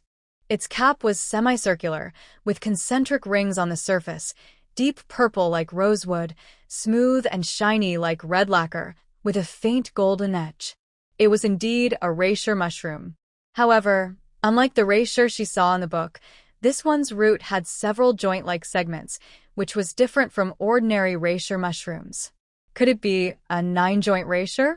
Thinking of this, her heart started pounding wildly. She knew that wild reishi mushrooms weren't very rare, but 9-joint reishi was quite rare. After realizing this, her eyes lit up with excitement as she looked at the man beside her, hoping to get a definite answer from him. Zhang Qinglin also noticed her mood. He helped her stand steadily, then took a few steps forward, squatted down to examine it carefully. After a long moment, he stood up again. So, is it reishi? She naturally knew it was reishi, but she strongly suspected it was a 9-joint reishi. She knew that even if she was not very knowledgeable, she understood the difference between lingji and 9-section lingji. That was a huge difference. She even had a feeling that if it was ordinary lingji, the space might not be very rare, but if it was confirmed to be 9-section lingji, it could be a different story. Zhang Qinglin noticed his wife's urgent mood and nodded gently, saying, softly. He then confirmed aloud. 9-section lingji, and not just one. Today is a lucky day. Not just lucky, but a big gain. He had been traveling for many years and roughly knew the value of these wild 9-section lingji. If sold outside, it would bring in a lot of money. After he finished speaking, Xu Xiaoman was stunned. Not just one? She quickly turned her head to look. Sure enough, on the other side of the tree root, there were several more 9-section lingji that looked exactly like the ones they saw earlier, just varying in size. Some were a bit larger, some smaller, with many different sizes. But the quantity was quite a lot. Seeing this, Xu Xiaoman was instantly excited. Even if there was only one, she would be satisfied. She didn't expect a big surprise like this. She wondered how much these older 9-section lingji could exchange for points. Thinking that she would soon be free from her space's point system since she recognized her master, she felt a bit emotional, finally no longer at 0 points. Since it was confirmed, she hurriedly urged the man. Quick, Qinglin, hurry up and pick all these lingji. Don't leave a single one. Her tone was more excited than usual. Zhang Qinglin originally just wanted to pick the larger ones, but unexpectedly, his wife wanted to gather them all. He opened his mouth, wanting to say something, but saw that his wife didn't even look at him, only focused on the lingji. Knowing that whatever he said now wouldn't be heard, he didn't waste more time. He squatted down and started working hard. Xu Xiaoman didn't compete with him at this moment. She saw that some lingji had been growing deep into the tree roots over the years, and pulling them all out would take some effort. Finally, under her eager gaze, Zhang Qinglin managed to pick all the lingji around the roots. He counted them. Regardless of size, there were 17 in total. Even now, Zhang Qinlin's face was filled with joy, almost overflowing with happiness. This is a total of 17 pieces. After removing a few smaller ones, most of them are mature Ganoderma mushrooms. The harvest is quite large. He carefully collected each mushroom and placed them in a basket. As he approached his wife, she suddenly took the basket from him. In an instant, the basket was back in his hands. However, the mushrooms that were in the basket had disappeared again. Seeing this, Zhang Qinglin didn't say anything and supported his wife's decision. Although things in the mountains are usually shared among the team, whoever finds them keeps them. These were 9-section Ganoderma, and he could recognize them. Others in the team could too. If others found out they had such good mushrooms, it could cause trouble for them. These were 9-section Ganoderma, and there were 17 pieces. Even if sold at the herbal market, it would bring in a lot of money, not to mention private sales. Such a large amount could attract envy. If someone reported them, it would be a big problem. To avoid trouble, it was better to keep the mushrooms with his wife. He still didn't fully understand his wife's situation, but he knew that if he couldn't find out, others probably couldn't either. This way, their safety was more assured. Xu Xiaoman no longer longed to go back to the mountains now that she had 9-section Ganoderma. She was eager to see how much space points her harvest could exchange for. Although she had stored the mushrooms in her space, she couldn't check it now because her husband was nearby, and they were still on the mountain. Once she confirmed all the mushrooms were in her space, she happily looked at her husband and waved her hand. Let's go back. She knew her husband wanted her to come down the mountain quickly, so she agreed to his wish. Sure enough, when Zhang Chunlin heard her, a happy expression appeared on his face. He couldn't wait to speak. "All right, wife, let's head down now." Without waiting for her response, he quickly picked up the basket from the ground, then helped his wife and slowly started walking back, worried she might change her mind. It was already quite late that day. The sun was setting early, and they had already traveled a fair distance into the mountains. If they didn't head back soon, it would be too late. Xu Xiaoman naturally understood her husband's thoughts. She didn't delay any longer and slowly walked down the mountain. She was very happy with what they had gathered today. She secretly thought that in the future, they should come more often. Otherwise, staying at home, how could their points just fall from the sky? But she wasn't sure if her husband would agree. Thinking of this, she gently glanced at the man beside her. When they reached the foot of the mountain, to avoid attracting attention, Xu Xiaoman thought for a moment and took some persimmons from her space, placing them in the basket behind her husband. Otherwise, carrying an empty basket down the mountain would look strange. Back at the Zhang family's courtyard, it was around 4 in the afternoon. No one was around, and everything was very quiet. They went straight to their own room. Xu Xiaoman took out the key and opened the door. This key was something she had her husband buy after she was reborn. Before, their door was often left slightly open, which made it easy for Li Guiping to come in and look for things. After her rebirth, she made sure to lock the door every time she went out. Although her important items were stored in her space, she still kept some daily necessities in the room. Once inside, her husband looked at her with concern and asked, "Wife, are you tired? Do you want to lie down and rest?" They had been out since morning almost a whole day. She was pregnant, so he wondered if she was tired. Xu Xiaoman waved her hand to show she was fine. She listened carefully outside and found no one had returned. Thinking about today's harvest from her space, she hesitated for a moment before turning to her husband and explaining, "Our fruit harvest today was quite large. We can't finish it all. Maybe we should process some of it?" She spoke cautiously. She knew her husband had been working outside for many years, earning extra money through special channels. If she wanted to deal with those persimmons, asking her husband would be the best choice. Zhang Chunlin looked at her when she said this, but didn't say anything. The fruits they collected today, if only for their family of 3, were plenty. But if they included the entire Zhang family, it wasn't much at all. Since my wife said that, it shows she never thought about their income and just gave it away to others for nothing. "Okay, you can put the leftovers in the basket, and I will deal with them later. Although throwing away those fruits doesn't earn much money, it's a pity to waste them when there's too much and they can't be eaten." Recently, she bought many things, including food, fabric, and daily supplies. Whether in money or vouchers, she spent quite a lot. Now, she only has 621 yuan in cash, not counting the vouchers. That amount of money seems a lot, but if she wants to buy good things, it's still not enough. So, she can only save where she can. While she was thinking, she heard the man next to her speak. "Are you feeling unwell anywhere?" he asked her nervously. Xu Xiaoman gently waved her hand to show she was fine and said, "Hurry up and go next door to bring Nuno back." Today, they planned to go to the mountain, and they had already arranged with Aunt Nyo, who is close to them, to take care of Nuno for the day. So early in the morning, the man took Nuno away. When they returned, they had to bring the child back. She tidied up the space and asked the man to take some food over, some persimmons, a handful of dates, and some egg cakes. Seeing there was enough food, she let the man go out.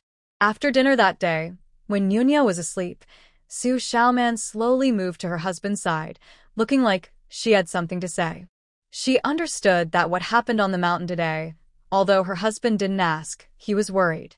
He wanted to ask but didn't know how to start, and he kept looking at her with strange eyes. If she didn't say anything, he might burst with worry. "Just ask whatever you want," she spoke softly, giving him an easy way to ask. Sure enough, after she said that, her husband immediately responded with an and then fell silent. She wasn't in a hurry. The night was still long, and she could wait. After a while, her husband finally spoke with some difficulty. "Today on the mountain, How come those things just disappeared into thin air? He wasn't foolish, he understood now. The things his wife had mentioned about their family's future and the attitude of the Zhang family towards their daughter might be connected to what happened earlier that morning. He didn't believe that the two strange events happening one after another could be unrelated. But if these things were real? Thinking of this, he felt a bitter taste in his mouth. Xu Xiaoman didn't expect the man to think so much all at once. She was already prepared for his questions and simply explained the purpose of the space. Even though it was dark outside, she still insisted on showing him. Since they had seen the space several times on the mountain today, Zhang Qinglin was no longer as shocked as he was at first. Now, he fully believed what his wife had said, including the dream from before. But he didn't tell her that. He also gained a clearer understanding of the Zhang family's parents, siblings, and relatives. He trusted his wife's character. They had lived together for a few years, and now that they had access to this space, it explained many things. Xu Xiaoman only talked about the space. As for what happened in her past life, she had already mentioned it through her dreams and didn't say much more. Is this thing dangerous for you? His main concern was still his wife's safety. He naturally knew that the space was a good thing. But no matter how good it was, her safety came first. Hearing his question, Xu Xiaoman felt warm inside. She knew that once he heard about the space, he wouldn't have other ideas. Instead, he was more worried about her. No, don't worry. Besides you and me, no one else will know about this. She was very careful about this. If she didn't trust him completely, she wouldn't have spoken so easily about the space. After hearing this, the man nodded. Since she didn't say more, he wouldn't either. Now that she was aware of this, he wouldn't go into more detail. Thinking about this amazing thing, he felt a mix of happiness and worry. The space was naturally wonderful, but because it was so incredible, it also made him uneasy.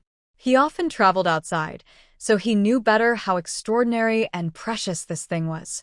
Knowing that if the information were to be leaked, it wouldn't be something that just the couple could handle. In this world, not to mention talented or extraordinary people, even those with some power can be easily crushed like an ant. Right now, he can only try to improve himself and do his best to protect his wife and children. Thinking of this, he felt a growing sense of urgency.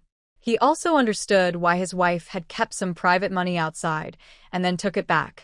Having the space to store things is probably the safest place in the world. Xu Xiaoman also saw the deep worry in her husband's eyes. She gently hugged his arm and comforted him. Don't worry. For the sake of the children, for you, and for our family, I will be very careful. Hearing her words, Zhang Qinglin let out a sigh of relief. His previously tense heart gradually relaxed. He grabbed his wife's wrist tightly and held it firmly. After a while, both of them slowly calmed down. Talking openly about the situation in the safe space made Xu Xiaoman feel a bit more at ease. She knew her husband was cautious, and with him taking responsibility, she felt much more secure. But at this moment, there was something she needed to discuss with him. After thinking for a moment, she decided it was best to talk about it sooner rather than later. She then mentioned that not long ago in her dream, her father-in-law's family had an incident, and when she and her husband returned, they borrowed money. Based on her guess, they borrowed at least 1,000 yuan. Everyone knew that when the older couple said they borrowed money, it was just polite talk. In reality, they probably wouldn't be able to pay it back.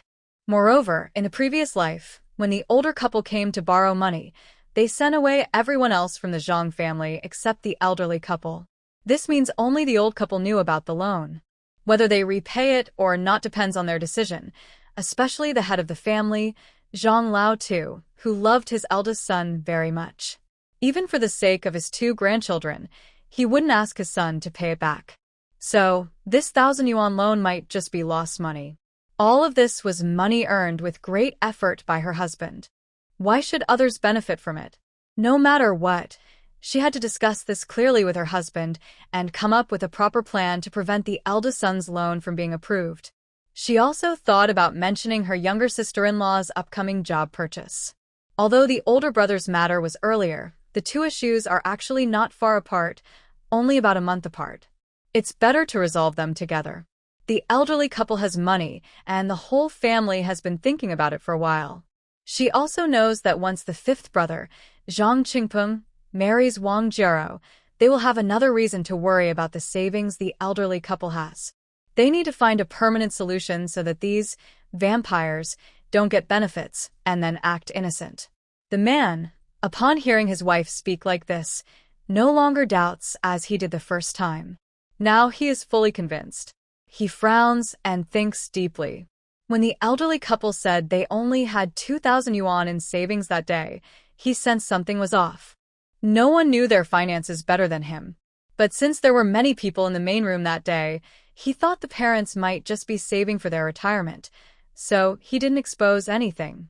Now, hearing his wife's words and considering his previous dreams, he understands she is unhappy. But since things have come to this point, he isn't sure what she really thinks. Regardless of her thoughts, he supports her. After a while, the man finally speaks in a low voice and asks his wife, "What do you think about this?" He had previously entrusted money to the family, and as his wife, she has the right to know and manage it. So his words are also a way of making amends. Xu Xiaoman hears his question and doesn't hesitate. She quickly says what she has already thought of. We need to find a way to get the 2,000 yuan that our parents have saved elsewhere, so those people don't get any benefits. As for the other 2,000 yuan already announced to the family, everyone knows about it, so the parents probably won't touch it. Otherwise, if others find out later, it could cause a big fight. Zhang Chunlin isn't surprised by his wife's idea. He nods softly to show he understands and doesn't say anything more. He supports her. Not to mention that he helped build a big house with blue bricks, and his brothers are also finishing their studies and getting married. The major family matters are already settled. At this moment, the parents still had 2,000 yuan saved up. This achievement was quite impressive. Not to mention the other brothers, who contributed little to the family. Especially when thinking about what his wife mentioned, her dreams about certain things. He felt very angry. After Xu Xiaoman finished speaking, she watched the man's reaction. Seeing he didn't oppose, she felt a bit relieved. To make this happen, she knew she needed her husband's support. After a while, Zhang Chunlin leaned close to his wife's ear and whispered carefully, "I'll think of a way to handle this. We can get the money back, but how to do it needs more careful thought." After all, it was 2,000 yuan. If anyone else had it, they probably wouldn't be able to take it back from the old couple once it was gone. Xu Xiaoman nodded heavily after hearing this. She thought for a moment and emphasized the timing again. Old Wu is expected to get married at the end of November. The older brother and the others will come around mid-November. We need to keep a close eye on the schedule. Hearing this, her husband quietly responded, "Got it." She knew her husband was very careful. Since he understood, she didn't ask more. Then they talked about some other things. Seeing it was getting late, they slowly went to sleep. The next morning, at the Zhang family's dining table, Xu Xiaoman thought it would be an ordinary morning, but unexpectedly, Li Guiping started causing trouble again, looking for issues. "Second brother, you guys went up the mountain all day yesterday. Didn't you get anything good?" Because Li Guiping was unwell yesterday, she went to bed early and didn't ask about their trip. She thought it was over, but she was waiting for them early in the morning. Li Guiping said this with a very bad expression. Her resentful gaze was directly aimed at the second brother and his wife, showing she was very dissatisfied. She now felt that the second brother and his wife were becoming harder to control. Usually, the second brother didn't go up the mountain often, but whenever he did, he always brought something back, never empty-handed. Sometimes it was wild chickens or rabbits, sometimes eggs from wild birds, or at least some wild vegetables and fruits. But now, after a whole day out, they came back empty-handed. But perhaps because she was prepared, Zhang Chunlin didn't feel surprised. He kept eating his corn porridge calmly and, during a break between dishes, looked at his mother and casually explained, "Mom, we only went to the hillside yesterday. We didn't find anything." Li Guiping heard this and felt very unhappy. "We didn't plan to go to the mountain. It would have been better to go to the big field in the east and harvest the corn stalks. Winter is coming soon, and we haven't prepared enough firewood at home. With so much work at home, Who is it for? Are you saying I, an old woman, can't do it? Hearing Li Guiping speak like this, Xu Xiaoman's anger flared up. Why can't they just rest for a bit? The man has been working hard in the fields for many days and hasn't taken a break. Now they want him to keep working. Even the old ox isn't told to rest. Mom, with so many people at home, why are you only blaming my brother Zhang Qinglin? The work isn't just for our second family. Isn't that unfair? What unfair? Look at who isn't working. It's you and your husband always avoiding chores. And since the fields are done, isn't the second brother going out? Staying at home all day isn't good. Actually, Li Guiping's main goal today was to get her second son to go out and earn money. She just mentioned going to the mountain casually yesterday. Earning money is what she cares about most.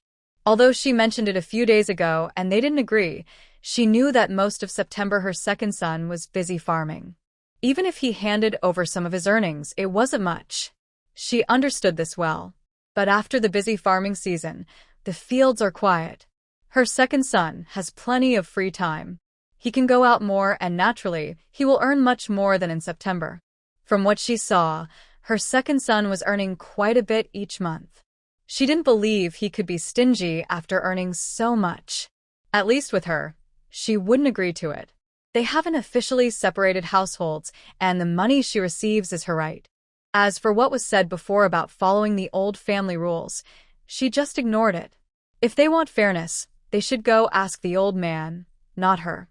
She only knew that without a formal separation, she was entitled to the money. She had good ideas, but she wasn't sure if the final result would turn out as she hoped. When Zhang Qinglin heard his mother's urging, he wasn't surprised. He simply nodded and replied, I know what to do. You don't need to worry. After that, he paid no more attention to Li Guiping, no matter how much she asked. Li Guiping was so angry she was about to explode. She kept saying, This is too much. Now I can't even speak? If I do, no one listens? What's the point of me living? I might as well die. Sob. The others in the room could guess her intentions from her crying, but no one said anything. They thought it was best to keep the second son's family under control so they could get some benefits too. But after crying for a long time, Zhang Qinglin and Xu Xiaoman showed no special reaction. They just ate their food quietly. Gradually, Li Guiping found it boring.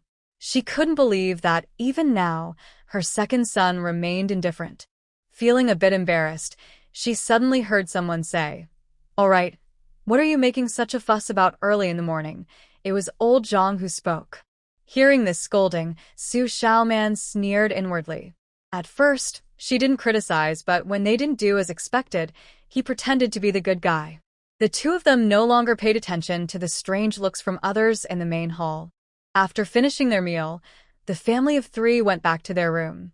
In the room, Xu Xiaoman took out the wild fruits she collected yesterday.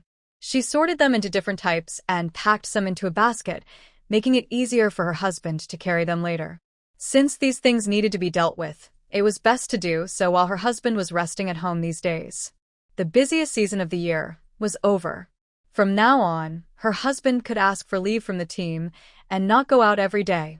They had already planned that while she was still small, her husband would go out more often to earn some extra money. When she was bigger and couldn't move easily, he would stay at home until she finished her confinement. The money they had now was enough for daily expenses. But even for upgrading their living space, she couldn't stay in Pingshan Brigade forever. She was preparing for after Zhang's family affairs, especially after the division of the family. Their family of four would need to move to the county or city to live.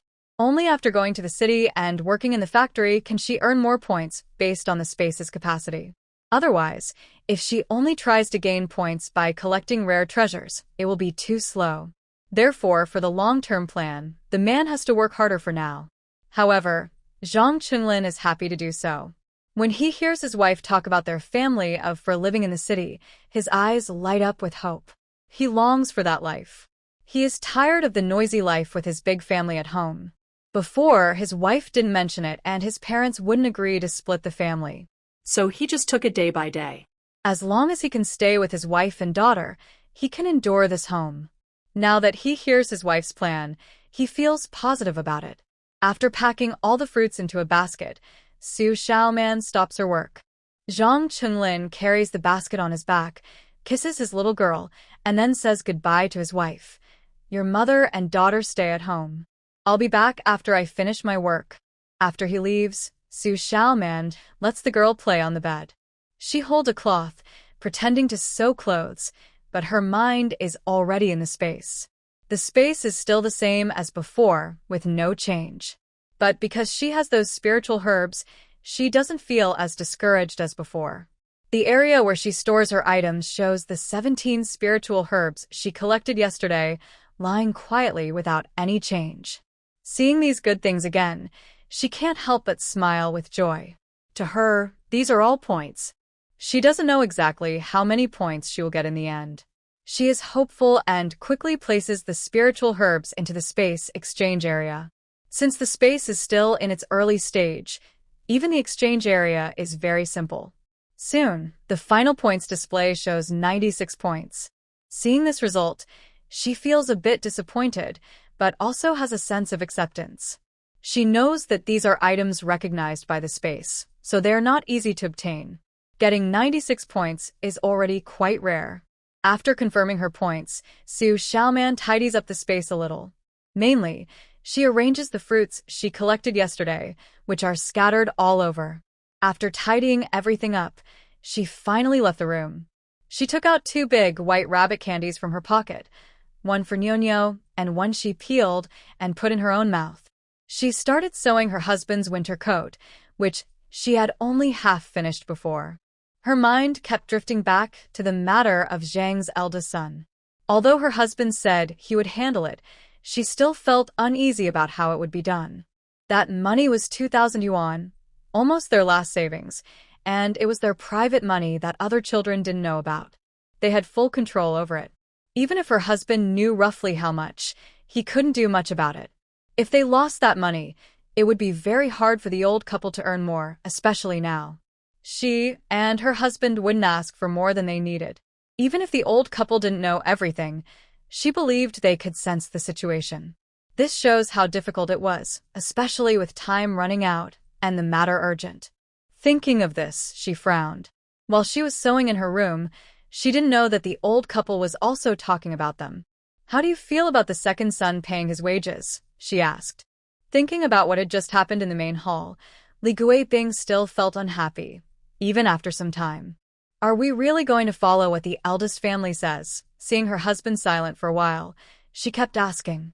If they followed the eldest family's way, what hope would they have in the future?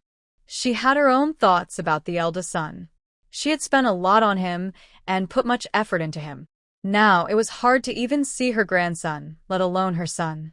But she couldn't say anything because her husband liked him. Zhang Mingcheng ignored her persistent questions and lit a dry pipe. He was off work today, so he could relax a bit.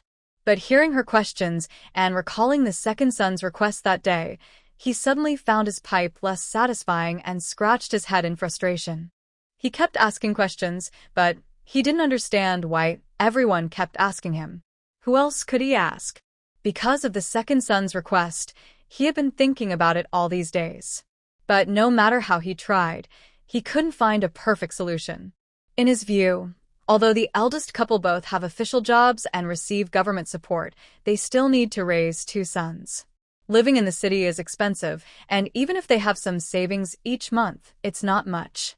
Not to mention that when the children grow up, they will need money for school and marriage, so they must save early.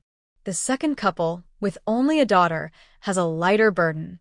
Plus, the second son earns more, so their situation is quite different from the eldest. The second son works hard, but that's only natural. They are all family members. There's no need to be so strict about it. However, even though this is how things are, openly talking about it doesn't sound very nice.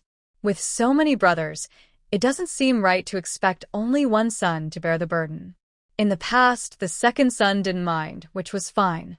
But now, if he starts to complain, it becomes very troublesome. Should they really ignore the eldest and make him contribute the same amount as the second son each month? He suddenly shook his head. That's not acceptable. Absolutely not. That would be too hard on the eldest. With so many children, once the money reaches his hands, it's hard to say who it will go to later. He doesn't want to cause trouble for the eldest son, but this issue must be resolved. They can manage for a short time, but if the second son doesn't contribute his earnings for a long period, it will seriously affect the whole family. He still hasn't found a good solution. When his wife asked about it, he felt annoyed. He didn't want to talk more about this unhappy topic, so he changed the subject to the fifth son. How is the fifth son's wedding preparations going? Recently, there have been many worries, but at least the wedding of the youngest son can lift everyone's spirits.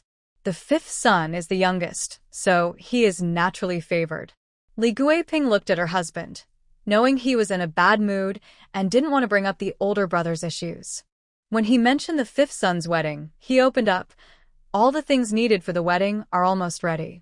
The family over there said that since the two young people get along well, there's no need for an engagement ceremony.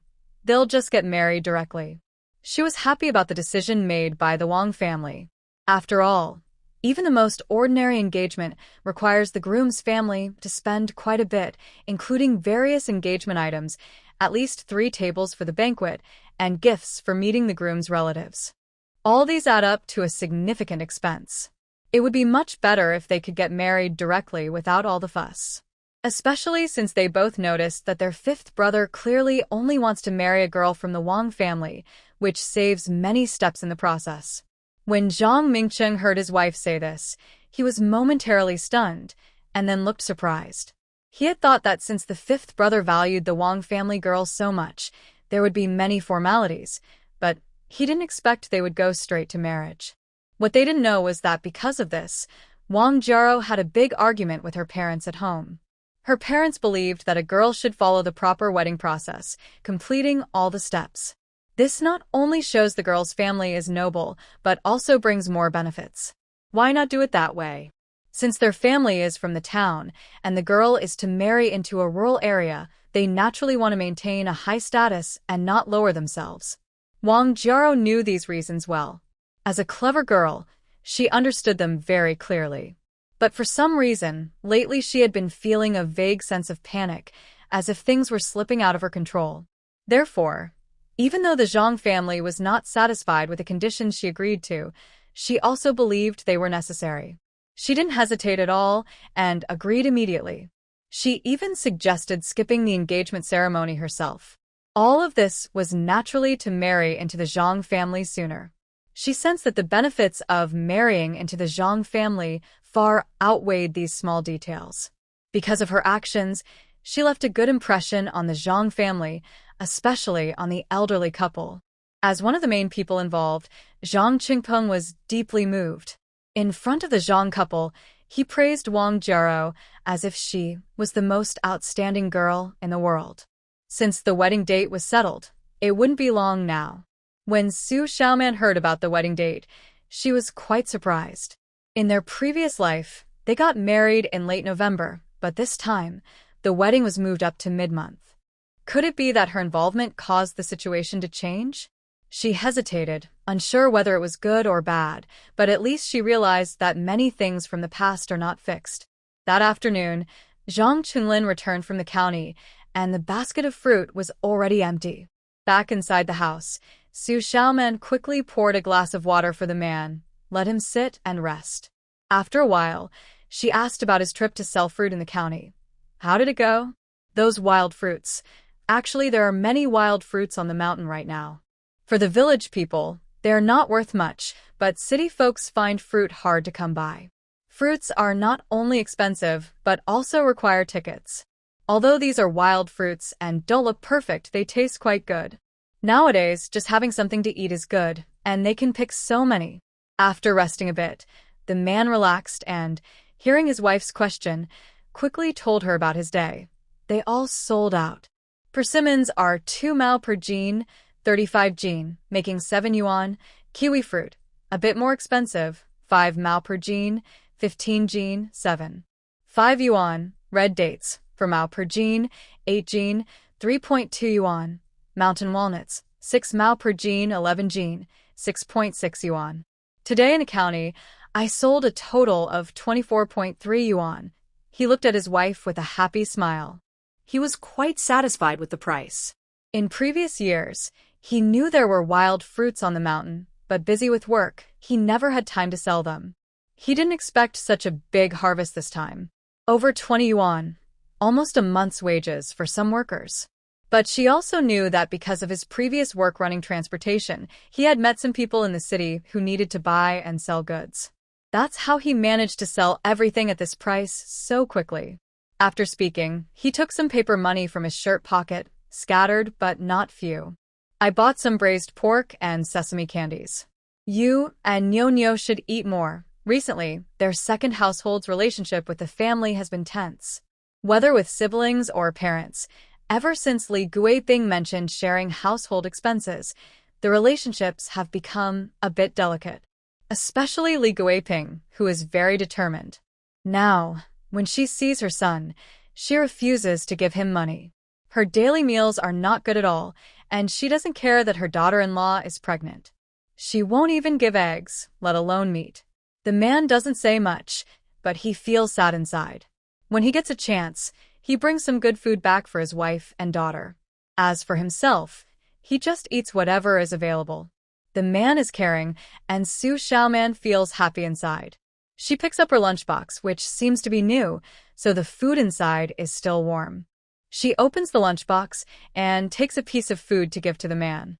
The man doesn't want to eat, but seeing his wife's insistence, he opens his mouth. Then Xu Xiaoman also eats a piece. The food is soft, tasty, and not greasy. It's very delicious. While eating, she talks to the man. Why did you go out for so long? Nothing happened, right? She asks casually, not expecting the man to hesitate for a few seconds after hearing her. When she notices that her husband doesn't reply immediately, she senses something is wrong. She quickly lifts her head and looks at the man with a curious expression, silently asking with her eyes. She is very curious. Seeing her husband's behavior, it's clear he has something to hide, but he hasn't told her. They rarely keep secrets from each other.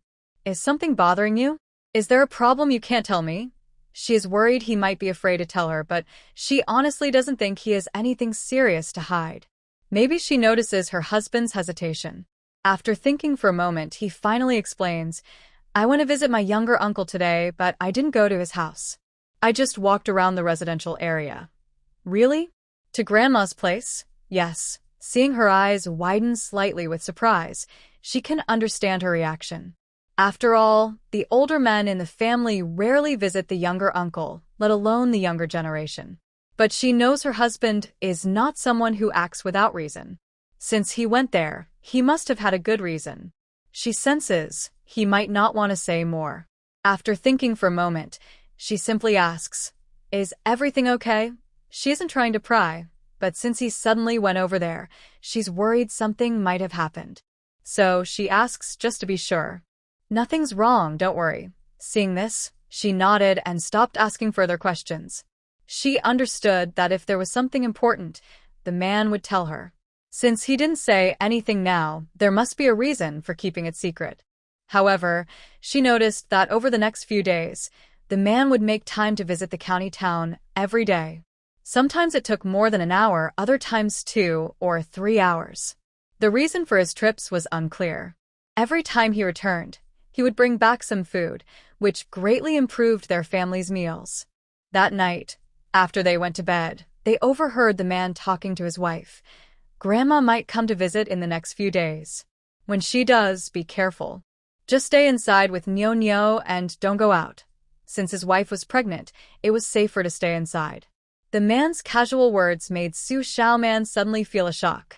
Her eyes widened sharply, and she stared at the man with a surprised look, asking, Grandma is coming? Do you know why? Grandma doesn't visit easily. From what she knew, she had been married into the Zhang family for several years. Even when her brothers got married, Grandma rarely came over.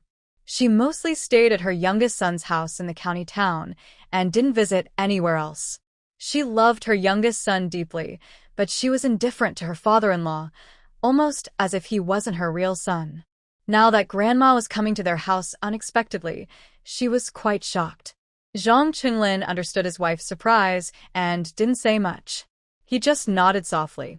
When Xu Xiaoman finally came back to her senses, she couldn't wait to ask, "Do you know something?" Since Grandma's visit was rare, and it seemed like her husband already knew about it, she couldn't help but think there was something going on. "Yes, if everything goes well, you'll find out in a few days." Xu Xiaoman saw that her husband didn't want to talk now. Although she was full of doubts, she nodded to show she understood. She wondered if Grandma's visit was related to the previous talk about borrowing money from the old family head. For now, this was their most urgent issue. It was important because the wedding of the fifth brother, Zhang Qingpeng, and Wang Jiaoluo had already been scheduled and was in the final planning stages. She wasn't entirely sure, but she wondered if Zhang Qingyan, her eldest brother, might be rushing to borrow money as the wedding of the fifth brother approached. Since he had previously said he would handle it, she didn't ask further. Still, she couldn't help but feel anxious and kept thinking about it. In the next few days, Xu Xiaoman stayed mostly at home, worried about her grandmother coming, as her husband had mentioned. She spent most of her time with Nyonyo, making winter clothes. The weather in the northeast was cold early on, and now it was October. If they didn't hurry, it might be too late. Starting this year, their family of 3 couldn't go out without proper clothes. One evening, while she was playing with Nyonyo inside, she suddenly heard a noisy commotion outside in the yard. She felt curious. Who could it be at this hour? She quickly put Nyonyo on the bed and quietly moved to the window, gently pushing the door frame to look outside. Soon, an elderly woman appeared in her view. The woman looked to be in her 70s, with short hair neatly combed, her face thin, lips pressed tightly, and small eyes that occasionally sparkled. She didn't look friendly. Xu Xiaoman was surprised to see her. It was her husband's grandmother, the mother of Zhang Mingcheng, the head of the Zhang family, Li Guiping's mother-in-law. Beside her was a middle-aged man who resembled her father-in-law, Zhang Mingyun. She was familiar with him. He was her husband's younger brother. They had come at this unusual time. She suddenly remembered that her husband had said a few days ago that his grandmother would come soon. She hadn't expected him to be right. She wondered what brought her grandmother and her younger brother here today. Everyone knew that they rarely visited without a reason. If they came now, it was probably because they were waiting for her father-in-law to return. She saw that Zhang Mingcheng had just come home about 10 minutes before her grandmother and her brother arrived. He hadn't even sat down comfortably when they showed up. Just as she was about to open the door, she saw her younger brother Zhang Qingpeng and her sister-in-law Fang Xiangxiang being driven out of the main room. She immediately realized that something serious was happening. Otherwise, they wouldn't even let anyone listen. Since their room was separated from the main hall by a wall, even if they were close to the door, they could only hear some scattered words. It was unclear whether those people intentionally wanted to hide something from others or didn't want them to hear, because no sound came from behind.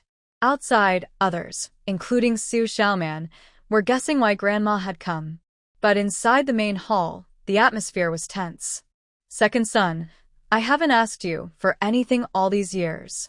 This time I really have no choice. You can't just stand by when your brother is in trouble. He's your real brother." Over the years, Zhang Mingcheng rarely saw his mother show kindness. Suddenly, she was acting this way, and he felt a bit uncomfortable. But as her son, he knew her personality well.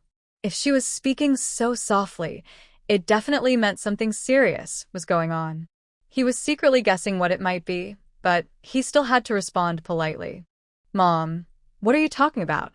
Of course I will help if I can. "But what exactly is going on? Can you tell me first?" Zhang Mingcheng didn't want to make a firm promise, but he still needed to show some attitude. He knew his mother's temper. She would start scolding at any moment, without mercy. Now that he was grown up and even had a grandson, he didn't want to embarrass himself again, especially here in Pingshan. He cared a lot about his reputation. Wu Dahua, hearing her eldest son's words, suddenly looked energized, as if she had gained strength. She immediately started talking openly. But she didn't realize how much her words would affect the others in the room, especially Zhang Mingcheng and his wife. Even Li Guiping, who had been sitting quietly like a quail because her mother-in-law had come, suddenly couldn't hold back and exploded. What? Mom, what are you saying? How much do you want to borrow? 2,000 yuan? Why don't you just go and steal it? We don't have that much. Only Ming-Cheng has a proper job in the family. We've been living a hard life, worse than bitter herbs. How can you be so heartless to come here and ask us for money? Even if you kill us, we can't come up with that much, because the amount of money her mother-in-law wanted to borrow is truly huge. Although they had some savings, once they lent it out, not only would the old lady possibly not repay, but they would also be left with nothing. In the future, they wouldn't be able to support their children anymore. At this moment, she no longer cared that her mother-in-law was a tough person and suddenly became angry. After speaking, she still felt unsatisfied. She turned to her husband and eagerly started talking, as if she thought the money had already been given away. Ming-Cheng, say something. Mom is asking us to borrow so much money. Isn't that putting us in a difficult spot? If we had that money, we wouldn't still be here in Pingshan. We would have gone to the city to enjoy a better life. To avoid lending money, Li Guiping was willing to do anything. Wu Dahua knew well before she came that it wouldn't be easy to borrow this money. But right after she finished speaking, her daughter-in-law jumped in, making her feel very annoyed. It seemed like she was crying poverty to her. Before this, she really didn't know much about the situation of her eldest son's family. She thought only Ming-Cheng had a job.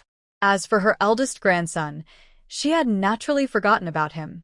In her view, her grandson was no different from a son-in-law. The money earned by him wouldn't be shared with the whole Zhang family. Apart from her eldest son and grandson, no one else in that family had a proper job. Without work, could the whole family really rely on the little income from the land? That would be laughed at to death. Moreover, with only a few dozen yuan a month from her eldest son, how could they support such a big family? Not to mention, her eldest son had 5 sons and 1 daughter. With so many children, there were many expenses. She believed that her eldest son's situation was definitely not good. This was also why she rarely came over all these years. As long as her eldest son paid the respect he owed her, she wouldn't interfere much. In her opinion, if she got involved too much, and her eldest son came to complain or asked her for money, what could she do? Of course, she wouldn't lend money. But since they were mother and son, over time, it would become a bit awkward. It might be better to stay away. Recently, by chance, she learned that the old family's life was not as poor and difficult as she had thought. Instead, they were living quite comfortably. She looked subtly at the large blue brick house and secretly admired it. Such a big house, even just the bricks, is worth a lot of money. She secretly regretted not visiting the old family more often in the past years. If she had kept in touch regularly, she would have known what the old family was really like, instead of assuming they were worse off than the younger son. But she didn't know that the old family had already changed a lot and was no longer the same. Now that things have come to this point, regretting won't help. It's better to focus on making sure today's plan works out. Even if she hasn't gained much from the old family over the years, this would be enough for her. 2,000 yuan is a lot of money. Whether for her retirement or to give some support to the younger son's family, it's enough. Thinking of this, she felt very hopeful. Holding so much money in her hand, it felt like several thick stacks. It might seem like a lot, but it was just a momentary thought in Wu Dahua's mind. Although she was annoyed that her eldest daughter-in-law argued with her, considering the money involved, she decided to hold back and not argue with her for now. She glared fiercely at her daughter-in-law, then slightly softened her expression and looked at her eldest son. Eldest son, Mom knows you can come up with this money. I'm not asking for more than what's fair. I'll write an IOU, and when I have the money, I'll pay you back. After saying this, Wu Dahua looked at her eldest son with hope. At this moment, Zhang Mingqing also felt a bit conflicted.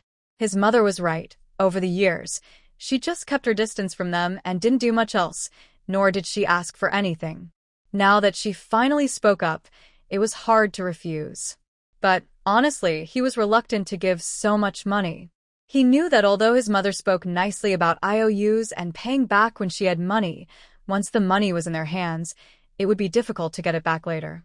He wanted to keep the money for himself, but for some reason, hearing his mother's words, he felt like she knew more than she let on, as if she had some inside information about their family's finances. Why is it that we keep hitting the 2,000 yuan mark?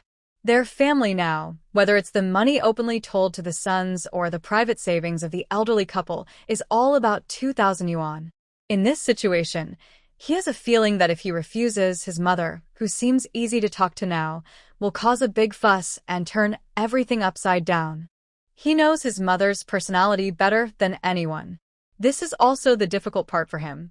At the same time, he is suspicious. After so many peaceful years, how did his mother find out about the family's finances now? He can't understand it, but now isn't the time to think about that. His mother is still waiting for his answer. Before replying, he glances at his younger brother, who's been silent since they entered the main room. This younger brother is really clever, always hiding behind their mother, getting a share of the benefits, and leaving the reputation to her. Mom, don't listen to others' nonsense. Our family doesn't have that much money. Over the years, with several sons getting married, we've almost used up all our savings. You know that, right? He can't admit that they have so much money. But Wu Dahua doesn't care about that. She didn't hear what she wanted to hear, so she gets upset. Outside, the other sons and daughters-in-law of the Zhang family suddenly hear loud crying and wailing from the main room. The sound is deafening, like a spell that's hard to ignore. Big brother, have you lost your conscience? Do you forget that your current job was given to you by the old man? Old man, how could you die? Open your eyes and see. Your eldest son doesn't care about my life or death anymore. He's out enjoying himself every day. What's the point of me, the old woman, still being alive? I might as well die. Living only means being disliked and ignored. Everyone inside and outside the house hears the old lady's continuous crying and wailing. They aren't surprised. After all, it's been many years since anyone visited, and suddenly they come by, so it's understandable that there might be some awkward moments. But just when everyone thinks the old lady is only pretending to be upset and using tantrums to get her way, soon after, I heard a sudden thud inside the house, followed by a series of loud calls. Mom, what's wrong? You can't scare me like this. Big brother, look what you've done to Mom. You're so angry that she doesn't even want to live anymore. Mom, please don't leave me. Sob. While staying in my room, listening carefully to the sounds from the main hall, Xu Xiaoman was the first to realize what was happening. Hearing the last words, her heart skipped a beat. She thought something bad might have happened. She quickly left her room and, along with the other third and fourth brothers' families, went to the door of the main hall. Fifth brother Zhang Qingpeng, worried about what was inside, did knock. He pushed the door open directly. Inside, the room was dimly lit. After a moment of adjustment, they saw what was happening. An elderly woman was lying on the ground, weakly leaning on her younger uncle. She had a large bump on her forehead. Zhang Mingcheng and his wife, Li Guiping, looked anxious as they stood around the elderly woman. They wanted to speak, but didn't know what to say, looking helpless. Seeing their sons and daughters-in-law arrive, the old couple only glanced lightly, then turned their eyes back to Grandma Wu. At this moment, Zhang Mingcheng looked overwhelmed. He didn't expect that after so many years, Grandma's fiery personality was still so strong, even more so than before. Look, she even used the trick of banging her head against the wall. He was worried that if something happened to his mother at his house, he might be scolded or even worse. And if this news got out to the factory, how would they see him or handle the situation? Over the years, the factory had always valued filial piety highly. He was about to retire soon. Even if he didn't retire and passed his job to another son, that would be good. He absolutely couldn't mess up his work, as it was a stable job passed down through generations. Adding to that, he could see that Grandma was probably determined not to give up until she got what she wanted, about borrowing money. Just as Zhang Mingcheng was feeling anxious, worried that he might lose his income today, he saw Grandma trembling and slowly waking up. Upon waking up, the first thing she did was to shake off her younger son's help and continue to hit the wall she had just collided with. She kept muttering, "I don't want to live anymore. What's the point of living? My children have grown up, and all dislike me. I might as well end my own life now, so I won't be a burden or annoyance to anyone. Maybe the earlier collision hurt her, because now she looked very weak when she spoke, much different from her previous energetic self. But her actions made people feel helpless and showed her strong determination.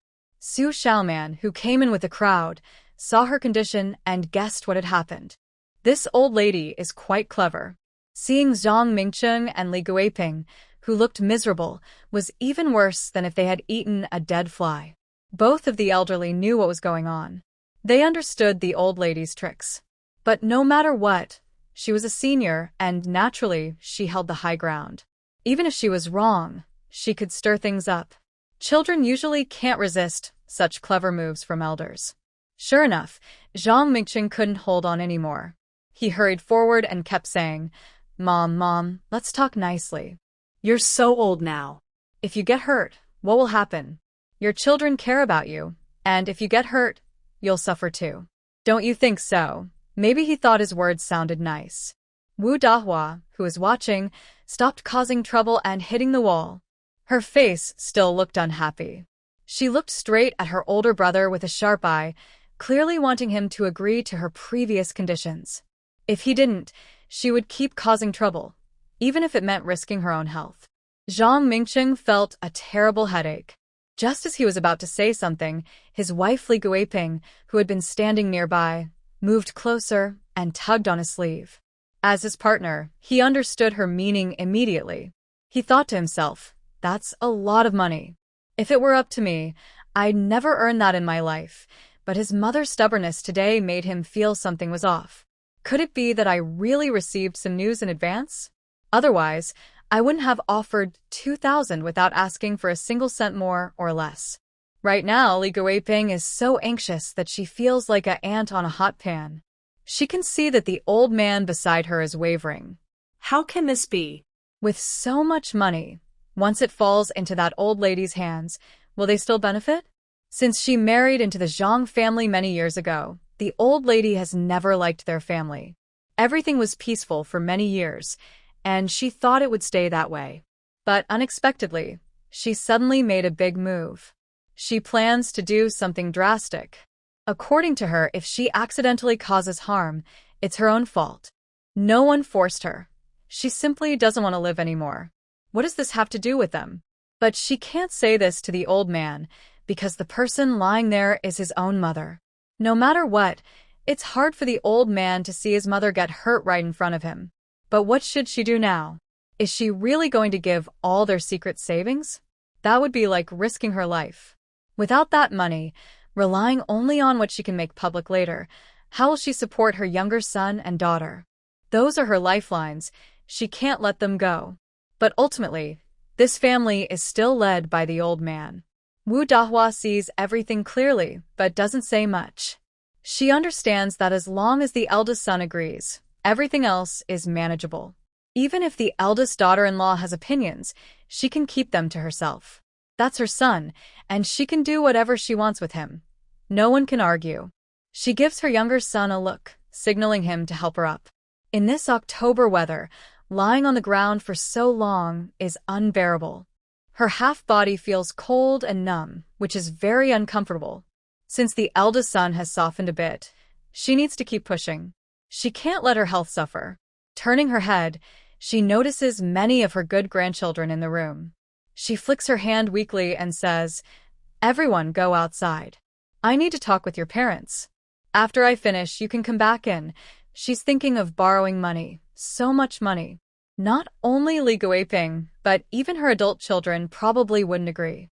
To avoid more people stopping her, it's better if they don't know about it.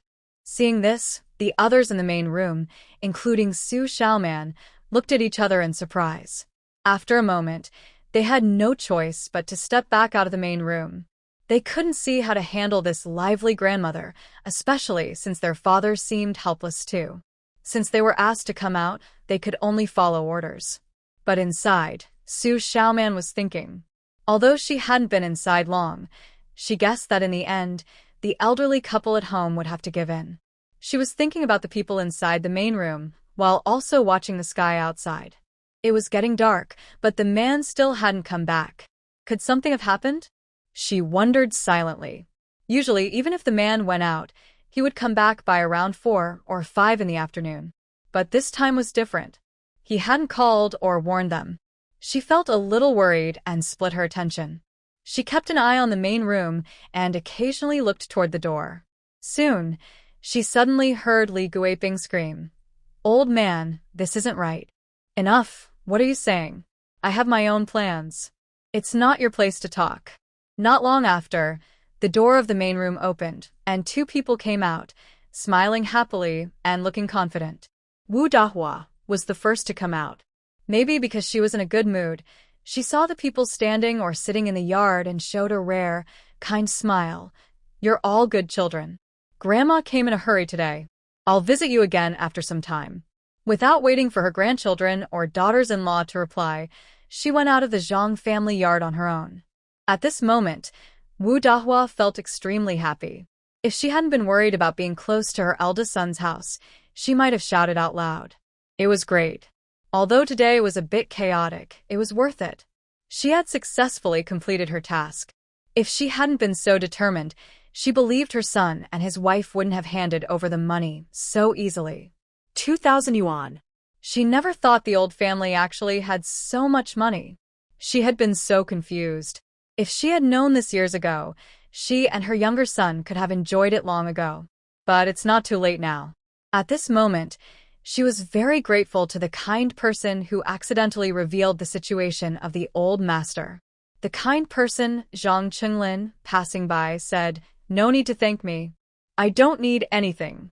I just wonder if, after a while, you'll thank me again." Her younger son, Zhang Mingyun, who had been following nearby, was also excited, with his cheeks flushed and his hands trembling slightly. She never expected the older brother's family to be so wealthy. But she had never thought about helping her younger brother, even though her mother was still alive and living with him. Now that her mother had taken a big share, she felt it was well-deserved. Both mother and daughter were very happy inside, but they remembered they were in Pingshan Brigade and dared not act too openly, so they kept their feelings inside. Especially Wu Dahua, who was holding a thick stack of 2,000 yuan in her pocket, was so nervous she almost couldn't walk properly, moving awkwardly with her hands and feet, looking quite funny. Fortunately, it was already dark and there were no pedestrians on the road, so no one paid attention to them. They hurried along and soon left Pingshan Brigade. Although Pingshan Brigade was not far from the county town, it still took about half an hour to walk there. After leaving the brigade, turning a corner would lead to a small road to the county town, but the road passed through a small forest. It was now completely dark, and the mother and daughter, carrying a large sum of money, felt their mood gradually calm down after walking a while. Their main concern now was how to quickly get home and hide the money safely. Wu Dahua regretted a little now, thinking it would have been better to ask her older brother for half a day off so they wouldn't have to sneak back in the dark after the deed was done. But since things had already happened, they had to be extra careful. Meanwhile, back at Zhang's house after Wu Dahua returned, there was a big argument. The first to get angry was Li Guiping. Although she had listened to Zhang Mingqing for most of her life and never dared to disobey him, today was different. She never expected her husband to give away so many thick bundles of money right under her nose. And it was to her mother-in-law, whom she had disliked for many years.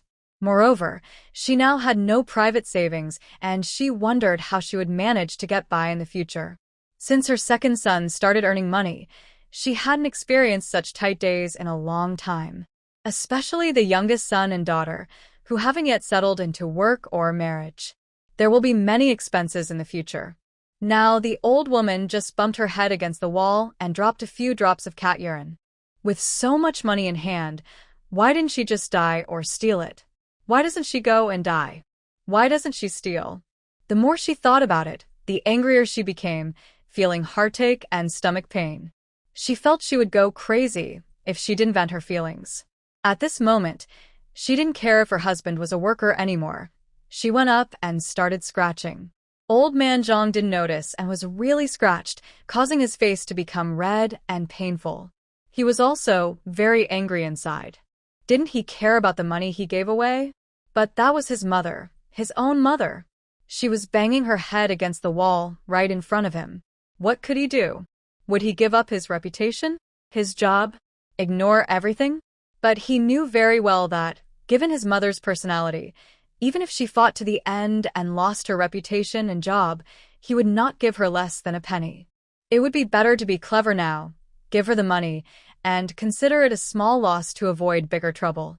Although he was reluctant, he could only do that. Fortunately, to be safe, he insisted that his mother sign a debt note. He always felt that having this document might serve some purpose. The couple argued fiercely, and their children and daughter-in-law naturally came over to intervene and persuade. Although they hadn't heard what was being said inside the house, they weren't fools. Seeing Li Guiping's condition, they knew it wasn't a good sign. They all had their own concerns, but when it came to their uncle and grandmother, they knew what was more important. Their faces looked a bit grim. For so many years, everyone knew what kind of attitude Grandma had. Now that she came to the door, it was unlikely there was no big issue. Others could wait a bit, but Zhang Qingpeng, who was usually spoiled and impatient, couldn't wait. He eagerly asked his mother, "Mom, what exactly happened? Why did Grandma and my uncle come here? Why did you guys start fighting first?" Zhang Qingpeng was clever. Seeing his mother look so sad, as if she had lost her closest relative, he felt worried. It didn't seem fake. He felt that if his mother was upset, he would be the last to suffer. Hearing his eldest son ask questions, Li Guiping, who had just been pulled away by her two daughters-in-law and was still gasping for breath, glared angrily at her husband. Suddenly, she felt overwhelmed with sadness, hugged her youngest son, and started crying. "Son, why is my life so hard? I ended up with a grandmother who eats everything without leaving a bone. This is going to ruin our whole family. How can we go on like this?" After crying loudly, tears streamed down her face, looking very sad. Maybe she was afraid her husband might say something inappropriate, so Zhang Mingqing quickly interrupted her crying. "Stop crying. Don't make a fuss in front of the children." Although it was okay to talk about this matter, it was something the two of them had kept secret before. If they revealed it now, their sons and daughters-in-law might look at them with disdain. If the sons and daughters-in-law got upset later, it would be bad. So, they endured it silently, not telling the truth. The sons and daughters-in-law saw that old man Zhang was trying to hide something, but Zhang Qingpeng was not willing to stay silent. He suddenly stood up. "Dad, Mom, what exactly happened with Grandma? We're all grown-ups now. We shouldn't hide everything from us. If you tell us, we can help figure it out." "Right. Third brother, fourth brother." Third brother Zhang Qingwu and fourth brother Zhang Qingjun hesitated when they heard their younger brother's question. They looked at each other, then nodded in agreement. "Yes, Dad and Mom, it's a family matter. If something's wrong, we should all work together to solve it." Zhang Mingqing shot a sharp look at his wife, who was about to speak after hearing the brothers, then turned his gaze to the other sons and daughters-in-law in the main hall. He looked tired as he leaned back in his chair and waved his hand. "It's nothing. Your grandma's matter is something I and your mother will handle. Just focus on your own work. Fifth son, you're getting married soon. Pay more attention to that. If you need anything, talk to your mother. The others do your own things. Don't all crowd around here." When Zhang Qingpeng heard his father mention his marriage, he hesitated and wanted to say something but held back, saying nothing more. Seeing that the lead, Zhang Qingpeng, had given up, the others naturally stopped digging for details. In the end, the old man was right. His grandma's matter was something their father could handle, so there was no need to worry. They also didn't want to get involved. The only person in the house who knew the truth, Li Guiping, under her husband's hint, pursed her lips and, after calming down, didn't dare to completely go against her husband's wishes. She angrily closed her mouth. Xu Xiaoman, who came out with the others, wasn't thinking so much now. No matter what, she didn't want to get too involved with her grandmother. More importantly, her mind wasn't on the others inside the house or her grandmother. Her husband was out so late, it was completely dark outside, and he hadn't come back yet. Since she was reborn, such a thing had never happened before. Whenever her husband went out before, he would tell her in advance where he was going and when he would return. What should she do now? Could something have gone wrong? She held little Nyo, feeling distracted, and returned to her room. She found a piece of sponge cake to give Nyo a snack. Her younger brother and sister-in-law were too busy watching the fun and hadn't started cooking yet. The child was small and couldn't go hungry. After settling the child, she gently pushed open the door and slowly walked toward the main door. Outside the yard, she stood not far from the gate, looking back toward the direction of the county town. It was too dark, and as a pregnant woman, she couldn't just go out searching. Besides, her husband wasn't unreliable. Something must have happened to delay him. Otherwise, he wouldn't be so late. But what exactly happened? She felt uneasy, pacing back and forth. After waiting about half an hour, a dark figure gradually approached from the distant night. If she hadn't been watching that direction all along, she might not have noticed it so easily. Her heart lifted with hope, guessing it might be her husband returning. She looked forward eagerly. Sure enough, as the figure drew closer, it wasn't her husband Zhang Qinglin, who had only been gone a day. Seeing him looking disheveled, she knew something must have happened. But since he was outside now, she thought it was better to wait until he returned home before asking. Seeing his wife waiting for him here, the man was momentarily stunned, then spoke with some disapproval. "Honey, why are you standing here? Are you waiting for me? There was an urgent matter today, and I didn't have time to tell you. Next time I come back late, I won't notify you. Don't wait for me outside. Go back inside. When I finish my work, I will return immediately." The man feels sorry for his wife, who is waiting in the wind so late, and is touched by her care. But since his wife is pregnant, she can't stay outside for too long. Xu Xiaoman sees that although the man looks a bit tired on his face, there is a hint of happiness in his expression. She knows he is in a good mood. She gently nods and responds with, The two walk together toward the yard. Back inside the house, Xu Xiaoman quickly fetches some water outside so the man can wash his face and relax. Even without saying anything, she knows that after a day outside, he must have suffered, eating and drinking poorly.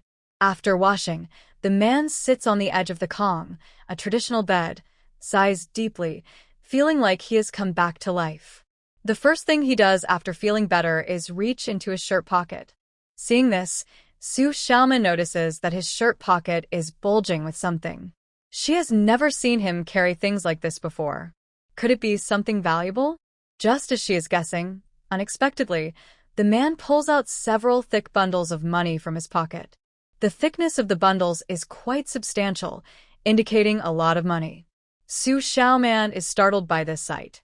Her eyes widen in surprise as she looks at him, blinking in confusion. After a moment, she stammers and asks, "What is this? Why are there so many bills? Where did you get this?" Before she finishes speaking, she hears Fang Xiangxiang, her third sister-in-law, outside calling. "Dinner is ready." Come eat. Hearing the call, Zhang Qinglin quickly places the money in the unlocked cabinet beside the kong. Then he turns to his wife to explain, "Go eat first. We'll talk more after dinner." Xu Xiaoman is still a bit stunned after hearing this. She nods blankly. With so much money, it probably can't be explained in just a few words. It's better to go to the main hall to eat first. There's plenty of time in the evening. The two adjust their expressions and then carry their daughter, Nyo, to the main hall to eat. When they arrive, they realize that Li Guiping is not there. She says she has a headache and can't get up. Let them eat by themselves. After Xu Xiaoman found out, she guessed that Li Guiping was probably very angry with her grandmother and didn't want to eat anymore. But this didn't affect her speed of eating. Because Li Guiping wasn't there, the dining table was especially quiet today. Everyone in the house, including Zhang Mingqing and the other family members, looked worried and serious. No one wanted to speak, which suited Xu Xiaoman's mood perfectly. She was focused on the thick stack of money she had just seen. She just wanted to finish her meal quickly and go back to her room to count how much money there was. If all that money belonged to their family, it would be great. At least for a while, they wouldn't have to worry about money. She also secretly planned to ask her husband about what he had been busy with lately.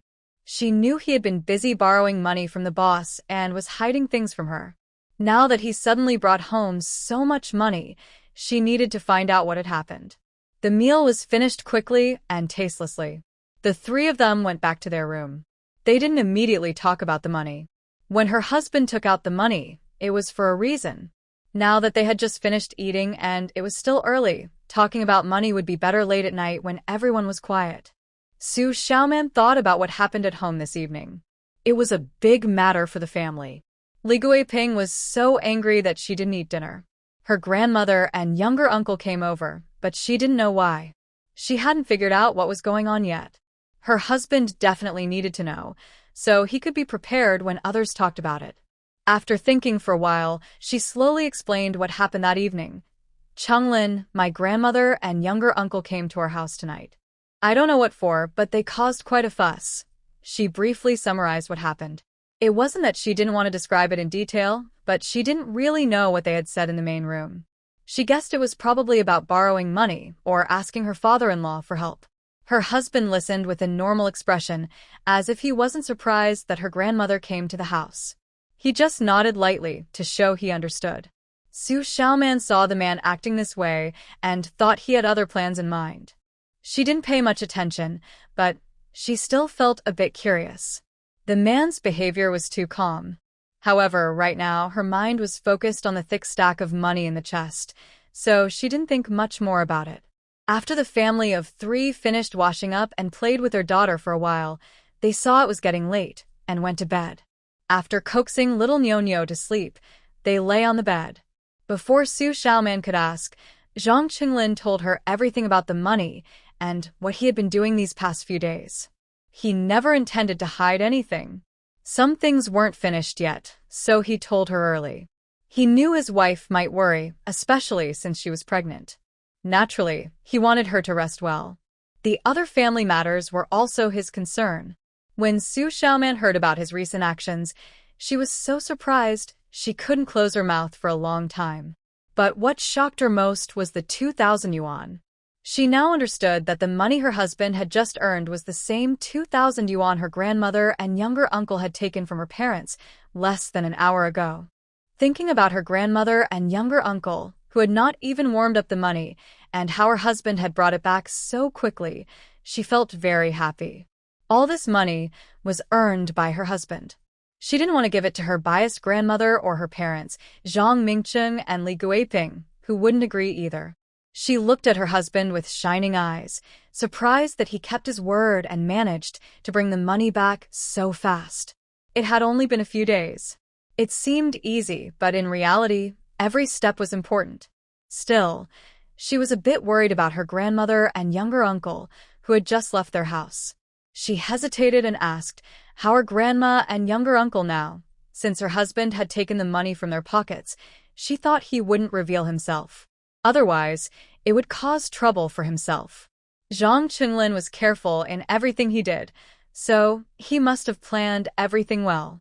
When he returned, it was already very dark. Her grandmother was old, and now that the money was in their hands, she didn't want any accidents to happen again. Zhang Qinglin knew his wife's worries and softly replied, "It's okay, don't worry. I know what I'm doing." The younger uncle is still around. He wouldn't be foolish enough to risk himself for just 2,000 yuan.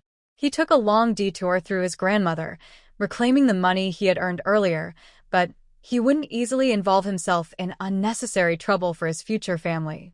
Since he was safe, Xu Xiaoman's heart relaxed, and she began to think about other things. She remembered how excited the old lady was when she returned home with a large sum of money from the Zhang family. Before she even entered her house, the money was gone, making her furious enough to spit blood. Thinking of that scene made her feel amused. Then she thought, it wasn't just the overly happy grandmother who was upset. At this moment, Li Guiping and her husband, lying in her own house, were no less distressed. After all, anyone would feel uncomfortable losing such a large amount of money for no reason. Especially Li Guiping, who watched as a thick stack of cash disappeared right before her eyes. That feeling, she believed, would stay with her forever. She chuckled maliciously. This was just perfect. The money she and the man had spent days discussing was finally back in their hands. Whether the older couple would want to borrow money again in the future, or if the youngest sister-in-law, after her wedding, wanted to buy a job, it was likely all going to fall through. Right now, the older couple only had 2,000 yuan left. This didn't include the various expenses for the upcoming wedding of the fifth son. After subtracting the wedding costs, they only had about 1,000 yuan left. And this money had to be spent openly in front of everyone, unlike before when the older couple could secretly handle things. Losing even a tiny bit of this money would be unacceptable to the third and fourth daughters-in-law, who were very particular. So, unless absolutely necessary, the older couple probably wouldn't spend it easily. After all, the eldest son was their child, and the others weren't any different. If old man Zhang truly used family savings to favor his beloved eldest son, risking offending the other sons, he would understand the serious consequences. As for the youngest sister-in-law, since the eldest son's loan didn't work out, the couple would be even more cautious about her job prospects. By then, they would only have about 1,000 yuan left. Being old, if they spent it all and ended up empty-handed, they would feel worse than anyone. Having once gained something, then losing it, that feeling is not easy for most people to accept. While Xu Xiaoman happily thought about her parents' and grandmother's reactions after losing the money, the man spoke again. Keep this money safe. Along with the few hundred yuan from before, it's all our family has saved now. If we get a chance to go to the city later, we can look around and see if we can buy a house.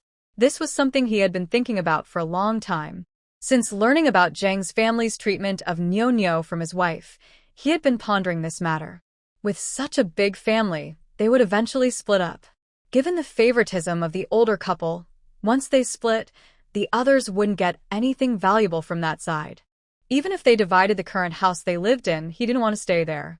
Living in the same yard after splitting up would be very inconvenient, seeing each other all the time.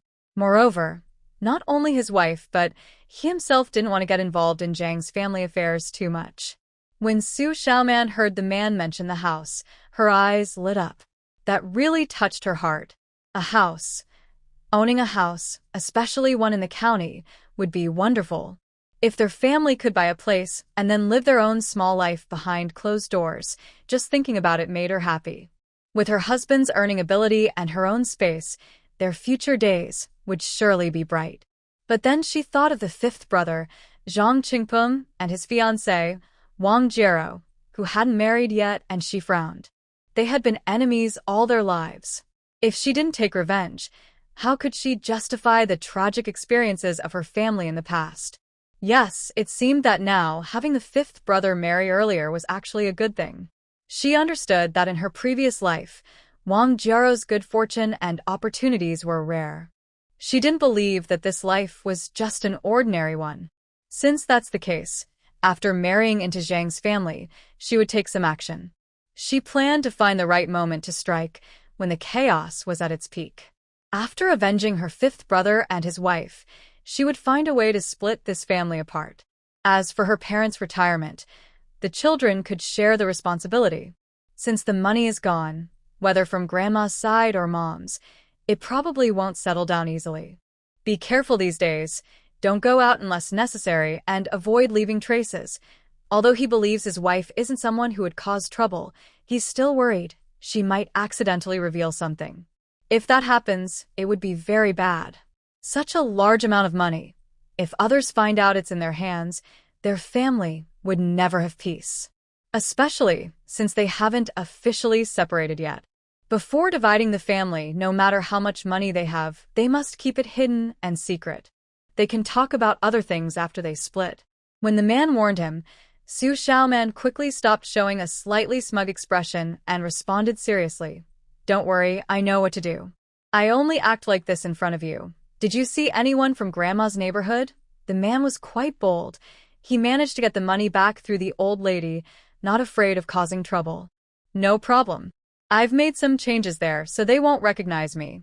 Actually, the old lady hasn't paid much attention to the older generation or her grandchildren for years. Since she doesn't pay attention, her impression of them isn't deep.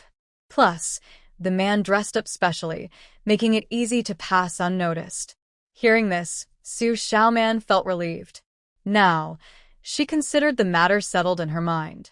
Then she looked up and asked, "Are you planning to go out soon?" Recently, the man had been staying at home because of the busy farming season. He had been busy every day. If it weren't for the money issue, he would have gone out long ago. His time at home this time was unusually long. "Yes, Pangzi has been urging me a few times. I'll stay at home one more day tomorrow, then leave early the next morning." If he hadn't just managed to get the money back today, he would have stayed home tomorrow to watch for any surprises. Otherwise, he would have to go out tomorrow. After getting a definite answer, Xu Xiaoman thought for a moment and then asked, "Can you look for a coal stove to buy? Winter is coming soon, and our house isn't warm enough. With a stove, it'll be easier to get hot water during winter." The winter in the Northeast is very long. Their room is farthest from the kitchen, so even if the family is heating the stove, it doesn't feel very warm there. In a few months, their second child will be born. Such a small baby needs gentle care, so they can't be too rough. Her storage space has plenty of food, and with a stove, she has a good place to prepare meals. "Yes, this time when I go out, I plan to get some things, including a hot water bottle. When I bring them back from outside, you shouldn't buy one yet. Right now, there's only one hot water bottle at home, kept in the old couple's room. Without a bottle in the room, it's hard to get hot water on cold winter nights." Xu Xiaoman doesn't want to suffer through that. If it weren't for the fact that the money the man gave her earlier didn't have any bills, she would have bought it already. Fortunately, the man is careful and noticed these details. If you have money, you should buy directly from the county supply and marketing cooperative. If you don't have bills, just wait for me to come back. Don't go to the black market. The man is worried that his wife might have money and try to go to the black market. He knows that a pregnant woman shouldn't go to such places, as she might get hurt, and then she'd have no way to regret it. If she really needs something, he will find a way. Right now, he just hopes his wife stays safe while he's away, so he can feel at ease outside. They talked back and forth for a while, and finally, the room grew quiet. Early the next morning, Xu Xiaoman hadn't woken up yet when she heard a noisy commotion outside. She rubbed her sleepy eyes and thought irritably, "Who is that? So early in the morning, are they trying to keep me from sleeping?" Since she was awake, she didn't plan to sleep anymore. She gently patted the restless little girl, Nyo Nyo, and saw that her husband had already gotten up, so she got up too. She remembered that yesterday, her husband had given her 2,000 yuan. That money was still in the bedside cabinet. She needed to get up early and put the money into her storage space, so she could rest assured. Even though their room had a lock now, she still habitually kept valuable things in her space.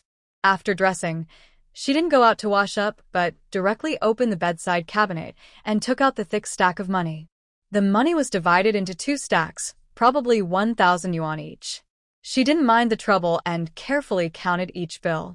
After a few minutes, she happily placed the money into her storage space. The amount was just right, neither too much nor too little. Exactly 2,000 yuan.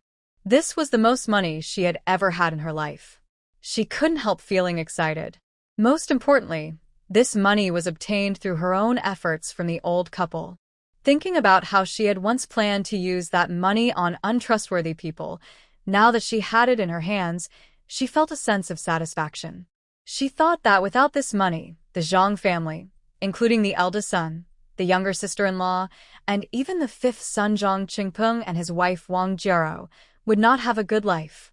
From her recent thoughts, she knew that Wang Jiaro's uncle, who was a workshop director at the steel factory and had connections for work, wouldn't be the one to pay for a job. In the end, she knew she had to get the money from the old couple. Now, everything was gone, and it all depended on how the couple would handle things after losing this money. Her eyes curved slightly as she confirmed the money was safely stored. Then she pushed the door open and prepared to wash up in the yard. Hearing voices outside, she was curious and stepped outside. She saw Aunt Nyo, who was usually friendly to her, approaching quickly when she saw her come out, and she said as she walked over, "Xiaoman, something has happened. Your family has an issue." When Xu Xiaoman heard this, she was momentarily stunned. She didn't expect that the lively commotion early in the morning was caused by her family. But what exactly had happened to her family? She was curious but didn't show it, and asked, "Auntie, what exactly happened?" "I just got up and don't know anything yet." She noticed that although Aunt Neo said her family had a problem, her expression and reaction didn't seem like a big deal. Otherwise, she wouldn't be acting like that. Sure enough, what she guessed was close to the truth. "It's your grandma. I heard that early this morning your grandma and your little uncle brought the police over. They said something was stolen. I haven't found out exactly what was taken yet. But since the police are involved, it must be something valuable." "Xiaoman, do you know what it was?" "Your grandma wouldn't lose anything in our village, especially since she hasn't been back for a long time. I heard she came to your house yesterday, and just after that, something went missing." "It's a bit strange," Aunt Neo said, almost talking to herself at the end. "It's not surprising that the people in the call team are strange. Wu Dahua has not returned to the countryside for many years since moving to the city, and her behavior clearly shows she looks down on her poor rural relatives. Now, when something happened, most people were just watching and laughing." Aunt Neo was confused, but not surprised. However, Xu Xiaoman suddenly understood why her good grandmother and younger uncle were so anxious early in the morning. They lost money. They wanted to see if they could find the money before it was too late. But that money was still warm and stored in her space now. Trying to get it back was impossible. She roughly understood what had happened and was no longer in a hurry. She knew what was going on inside, but she couldn't show it. She even looked a little worried and spoke to Aunt Neo. "Annie, since it's Grandma and the others, I need to go see them. If you don't mind, and if Neo wakes up, please help take care of her." Aunt Neo usually stayed at home to look after her grandson, but when she was busy, she sometimes entrusted Neo to Xu Xiaoman. She trusted her completely. Aunt Neo nodded when she heard this and quickly said, "Go ahead, I'll watch Neo. Don't worry." She gently pushed her. Aunt Neo also wanted to go because the lively scene at the big team was rare and it involved the police, so it was definitely a big deal. But she couldn't go because her grandson was at home and would wake up around this time. She couldn't leave. Thinking she couldn't go see the excitement made Aunt Neo feel very anxious. Now that Xiaoman was going, it was good. They had a good relationship, and she could tell her about it later. After explaining everything, Xu Xiaoman casually brushed her clothes and looked toward her house. Because it involved the Zhang family, the small yard was very quiet, no movement at all. It seemed everyone was out watching the scene. Seeing this, she didn't delay any longer and headed straight toward the village entrance. Before she reached the entrance, she heard loud crying from afar. The sound was not only deafening but also very sincere and emotional, showing that someone was very upset. "Who stole everything from my family? I can't go on living. Comrades from the police, you must catch that thief and bring him to justice. Comrades, the police station is just at the end of the village. I think the people from Pingshan team." "Mom, what are you saying?" "I think you're just too upset and not thinking clearly." Before she could finish, Zhang Mingqing quickly interrupted her. His mother, too, shouldn't be saying such things. Not only are they useless, but they also offend everyone in the team. Our whole family will be living here in the team in the future.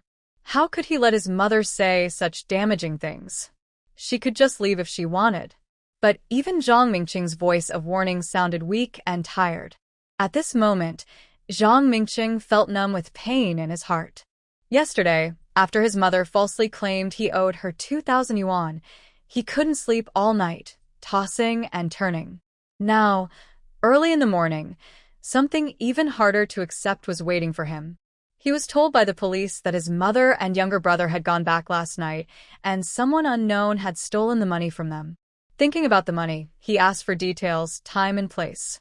There was no more confusion.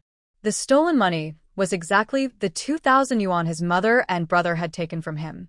When he understood this, his body went stiff, and he almost couldn't stand. All he could think was, it's over. Everything is finished. If there was any chance of getting back the 2,000 yuan his mother took before, it was gone now. The money was stolen, and there was no hope left. With his mother's temper, she would blame him for everything. Expecting her to pay him back was just a dream.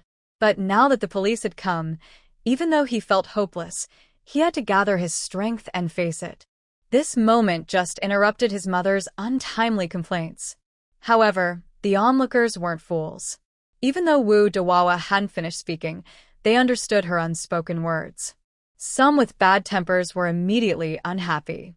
"Ma'am Wu, you can eat more, but you shouldn't talk nonsense. You came to our team early in the morning, making noise and causing trouble. We haven't even figured out what happened yet, and you've already thrown dirt on us. That's not fair." The speaker is a well-known lazy man in the team. If it weren't for the fact that her son, Zhang Mingcheng, is a regular worker at the factory, he wouldn't hold back his words. Others nearby also agreed with him. "Yeah, they say she lost her family's savings. I wonder what it was, maybe money. Who knows? It might be something else. But I saw her come to our team yesterday evening. I didn't see when she left. Yes, I saw her too. It was already late, and she was just heading home. It was almost dark. At that time, who could see what she had? Police officers, you need to investigate this clearly, so no one can falsely accuse our team of theft." After speaking, some looked at Mam Wu with dissatisfaction. Other members of the Zhang family standing nearby also looked a bit embarrassed. In the end, even if she wasn't very close to them, she was still their elder. When an elder has trouble, it naturally affects the whole family. Mam was very upset because she lost her money last night. She was so distraught that she didn't even know how her younger son helped her back home. She couldn't sleep all night. She felt sad, regretful, and heartbroken. She had once held that large sum of money in her hand, feeling its weight and warmth. But in the blink of an eye, it was gone. When she left her eldest son's yard, she had already thought about what to do with the money. Now it was all gone in an instant. It disappeared right in front of her eyes, which she couldn't accept. And it was a full 2,000 yuan. Not 2 yuan, 20 yuan, or 200 yuan, 2,000. Thinking of this, she clutched her chest in pain. The scene was lively, with people talking among themselves. Soon, 2 police officers arrived. After calling the team leader, they began to clear the crowd to give space for further investigation and discussion. According to Aunt Wu, the owner, she lost 2,000 yuan here last night. They handle many cases like this, and usually, it's hard to recover the money, especially with such a large amount, and at that time it clearly looks like a planned theft. This makes solving the case even more difficult. However, they still need to follow proper procedures. After Xu Xiaoman arrived at the scene, she saw her husband walking not far behind his father-in-law with an anxious and caring look on his face. She secretly found it amusing. Her husband was pretending to be serious outside, but his expression and reaction showed he was just worried about his family losing money, like any young person would be. No one knew that he was actually the one who caused all this. But if her husband hadn't tried to get the money back, they would have been the ones suffering. Between making others uncomfortable and feeling upset themselves, they naturally chose to prioritize others. Moreover, the money belonged to her husband, so they didn't feel guilty about taking it. While she was thinking quietly, Aunt Wu Dahua, couldn't hold back her words. "You heartless thief. Stealing my money to buy a coffin? I curse you and your family to have a bad death and to go to the lowest hell after you die. Even though I have a son, I don't have a good life. If someone hits me with a car and dies, police officers, please catch the thief quickly. If you don't find the money, I won't give up. I'll go to the county and city to get justice. You must work hard. I believe that with your effort, this case can be solved." Hearing this, Xu Xiaoman even saw the faces of the 2 young police officers approaching. They looked stiff and uncomfortable. Although the police also felt a bit annoyed, this case happened after dark and they didn't even know what the thief looked like. It was really hard for them to solve it. But their duty was to serve the people, so they couldn't say much now. Some onlookers, perhaps annoyed by Aunt Wu, started to make sarcastic comments. "I say, madam, don't make things difficult for the police. You have no clues to give, and it's dark and dangerous. How can the police solve this case?" Yes, solving a case isn't just about saying a few nice words. I think you should consider if you've offended anyone recently, which might be why someone planned to steal the money. That's right. We need to look at ourselves first. Otherwise, why would others only steal from you, an outsider? I don't know which comment made Wu Dahua angry, but she suddenly jumped up, pointed at the people talking, and shouted loudly, "Shut your damn mouth. I stay at home every day. How could I offend anyone? Don't worry about my business. It's none of your concern. You guys are just bored and talking nonsense all day. If you're so capable, why are you still stuck in the team? Why don't you go to the commune, the county, or the city?" She spat fiercely and added, "Pfft, what are you? Thinking you can argue with me?" The people she scolded naturally didn't want to fight back. Since the police were there, they couldn't do anything, so they just argued loudly. Wu Dahua spoke boldly, and Zhang Mingcheng wanted to stop her but couldn't. Finally, seeing both sides arguing, he decided not to interfere. He simply sat on a large stone nearby, sighed deeply. What is going on? Just yesterday afternoon, everything was fine, and in less than a day, it turned into this. Xu Xiaoman watched the big scene unfold, but in the end, the police stopped the shouting. However, Wu Dahua's reputation in Pingshan Brigade was now completely ruined. Especially her dismissive words about Pingshan Brigade, which had thoroughly offended everyone there. You live in the county, but your son and grandson still live in the brigade? What's there to be proud of? Xu Xiaoman waited about an hour after returning home before the man finally came back. The Zhang family's man had been working away for years, so his experience and outlook naturally surpassed others. The responsibility for coordinating with the police fell naturally on him. When they got back to their house and he sat on the Kong to rest, she quietly asked, "How is it? Did you find anything?" Honestly, Xu Xiaoman wasn't completely calm inside during the scene. Although men tend to be cautious in their actions, in this kind of situation, once something has been done, it's hard to avoid leaving some traces, especially when family members are involved. Naturally, their mindset is different. Fortunately, both of them can keep a calm appearance. At least at that moment, they handled the situation well. Zhang Qinglin understood his wife's worries and quickly shook his head. "No, don't worry. Since I did it, I will make sure they don't find any clues. No matter who comes, the result will be the same. We just need to be careful with our words and actions.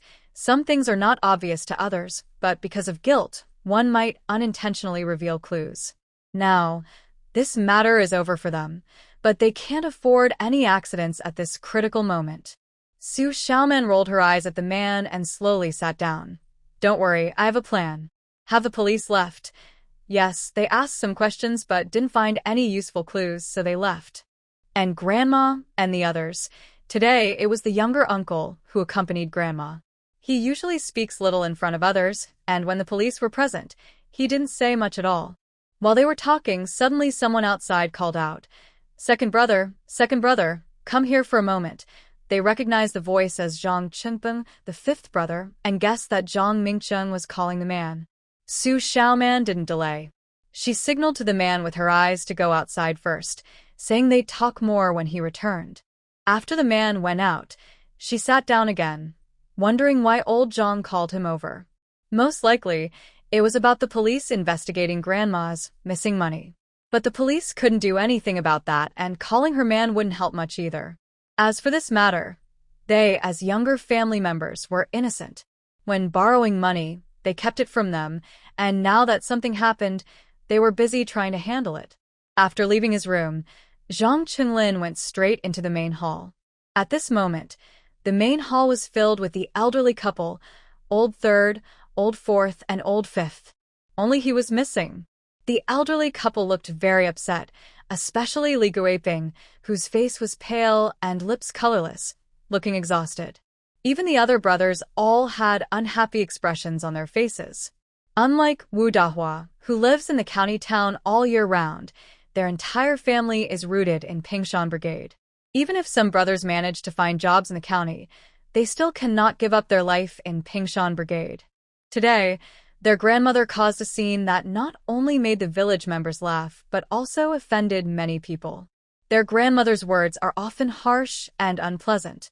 Apart from Zhang Mingcheng, no one else knows exactly what happened to the money their grandmother lost. The brothers are mostly angry but don't have many other thoughts. They're just a bit confused. Their grandmother rarely visits, so they didn't expect her to come after such a long time. When she arrived, she encountered this problem. Maybe it has something to do with their family. Seeing that the second son was coming, Zhang Mingqing puffed on his pipe and finally relaxed his furrowed brows. Just as he was about to speak, he saw his wife nearby, who was already crying before she could speak, and she tearfully told her son, "Second son, from now on, our family depends on you. Otherwise, how will we get by?" Thinking about the thick stacks of money she had yesterday still in her bag, she realized that everything was gone in just one day. She and her husband share the same thought. Now that the money is in the grandmother's hands and lost, it's impossible to get it back. They also know deep down that even if the money were still with the grandmother, their chances of getting it back are slim. Their grandmother is a strong-willed person. When she was young, she was quite domineering. Now that she's older, she's even more unreasonable and doesn't hold back, especially when dealing with her own son. She acts as she pleases without hesitation. Zhang Qinglin heard his mother's words. The other sons could speak more easily, but he understood his parents' feelings. Although most of the family's income came from him before, they had some savings then and they felt confident. Even if he paid his share every month, they didn't think much of it. But now, things are different. They lost a large sum, and their resources are suddenly halved. The other half doesn't even fully belong to them anymore. This is a huge change from their previous wealth, and they feel less secure than ever. They need to find a way to keep their capable son close, so he can help make up for the losses and restore the family's previous wealth. They knew that as long as the second son didn't turn against them, with his abilities, their family would eventually recover, and their good days would continue. Before coming, Zhang Qinglin had guessed their parents' thoughts. But since the previous issue hadn't been resolved and they still wanted him to promise, he couldn't agree. Also, how much savings is enough for a family?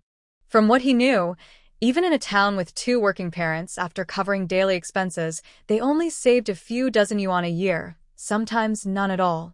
But his parents clearly didn't think that way. Their past savings had spoiled them. In his opinion, giving them 2,000 yuan wouldn't seem like much. Zhang Qinglin didn't respond to his mother's words.